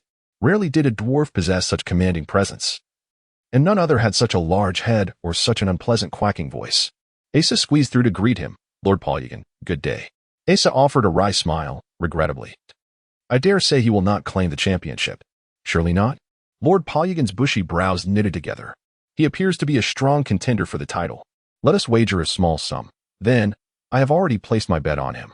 "I have no desire to win your money," Asa replied. "Alas, I am quite eager to win yours." The former bureaucrat of Blakata grinned, revealing a set of neatly aligned yellow teeth. On stage, Ronith was unleashing a flurry of rapid sword strikes, forcing Stronk into a purely defensive stance. Had Stronk not cast several blessing spells upon himself at the outset, such speed would have surely brought him to the ground. The highly paid sorcerer, driven by substantial economic incentive, had finally succeeded in instilling a few basic spells into his mind. A remarkable achievement indeed. Ronith was not afforded such privileges. He did not employ any auxiliary magic. However, the resounding cheers and fervent encouragement from the crowd more than compensated for this shortcoming. It was as if every attack he executed was imbued with the aspirations of his supporters, rendering his opponent's defenses exceedingly burdensome. Nonetheless, Sikiang's prowess was formidable in its own right. Even with the assistance of magic, a direct confrontation with Ronith did not guarantee a victory. The parity in their abilities rendered the match a thrilling spectacle of earnest effort. Even Asa could discern no flaws in their movements or techniques. He had to concede that Ronith possessed not only the innate talent of a knight but also the potential of a performer. A slight opening in Sikiang's defense allowed Ronith to take a risk, delivering a powerful kick to his opponent's face, despite the looming threat of a massive sword strike. Amidst the thunderous cheers, the muscular knight tumbled to the ground, rising with blood streaming from his nose and a fierce glint in his eyes. Enraged and in pain, Sikiang let out a primal roar, frantically swinging his colossal sword at Ronith. There was no doubt he was fighting for his life. The air displaced by his swings stung the faces of the spectators below. Yet, even amidst such a frantic assault, Ronith retained his composure, skillfully dodging and gradually retreating to the left side of the arena. It was evident to all that he was conserving his strength, as this frenzied onslaught could not be sustained for long. He merely awaited an opportunity to counterattack once his opponent's vigor waned. However, Asa understood that such a counter would falter due to an unforeseen incident. What a remarkable performance! The astute and valiant knight had successfully provoked his adversary into a frenzied and reckless assault, devoid of consideration for stamina. Yet, just as he prepared to retaliate, his body unexpectedly faltered, leading to an unfortunate strike that inflicted minor injuries and resulted in his defeat. It was later discovered that a loose floorboard had caused him to lose balance. Upon stepping on it, equilibrium was inevitably compromised. Nevertheless, the outcome of the match was irrevocable, and all could only lament the ill fortune of this hero. Asa began to recognize Ronith's potential for crafting novels or scripts. Amidst the fierce gusts of sword wind, Ronith had retreated to the edge of the arena. Even the untrained eye could discern the signs of fatigue beginning to manifest in Sikiang. The anticipated heroic counterattack was on the verge of unfolding. Yet, in that exhilarating moment, the hero's body suddenly tilted, losing balance. The merciless adversary would not let such an opportunity slip by. The massive sword swung like a tempest, aiming to cleave him in two. Gasps of shock erupted from the audience. Asa was taken aback, although the sword was sheathed for protection. Such a forceful strike was sufficient to cause grievous injury or even death. This was no scripted performance. In his rage, the opponent truly sought Rodhart's life. He was too far from the arena, with too many intervening obstacles, and even if he wished to intervene, it would be too late. However, to his utter astonishment, Rodhart's waist suddenly gave way, causing his upper body to bend backward, creating an arc. His torso was now suspended over the edge of the arena, while his feet remained firmly planted on the ground. The deadly sword merely grazed his abdomen. Sjank, who had anticipated a certain victory and was merely awaiting his opponent's collapse, found himself momentarily stunned, unable to comprehend the unexpected turn of events. Seizing this opportunity, Rodhart sprang up, the hilt of his sword striking heavily against his adversary's face with a dull thud, sending Sjank rolling backward. When he finally rose, clutching his bloodied visage, Rodhart's sword was already poised at his throat, determining the outcome of the match. "Today, my dear minister, fortune smiles upon you. You have finally bested me," the emperor chuckled, glancing at the victor nearby. Meanwhile, the chancellor's face turned pale, his emotions a tumultuous blend of shock and anger at this unforeseen twist of fate. The champion of this nightly tournament was declared to be Sir Rodhart, the officials announcing the result in a drawn-out, dramatic tone. A true hero would never succumb to such a treacherous ambush. Rodhart deftly evaded the incoming blade, retaliating with an elbow strike that appeared to be a desperate act of self-defense, landing solidly on Sjank's face. The latter emitted a boisterous cry akin to that of a wild boar, a sound that could not mask the sharp crack of bone breaking. He was propelled backward, lying motionless on the arena floor. The chancellor rose, his countenance ashen, but his self-control and rationality evidently surpassed that of his nephew as he slowly resumed his seat. The emperor furrowed his brow and shook his head slowly, expressing disapproval. To lose is one thing, but to behave in such a manner is unacceptable. This is far from the chivalrous spirit. "Indeed, your majesty," echoed the Captain Roland beside the emperor. "This not only contravenes the fundamental tenets of chivalry, but also reveals the moral depravity of this individual. Such a person, lacking even the most basic virtues, is utterly unfit to join the noble and significant ranks of the Paladin Order.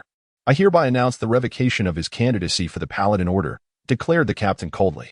The chancellor trembled slightly, realizing that his underhanded scheme had backfired, and fearing that if this young man were to seize the opportunity to retaliate, he could face severe consequences.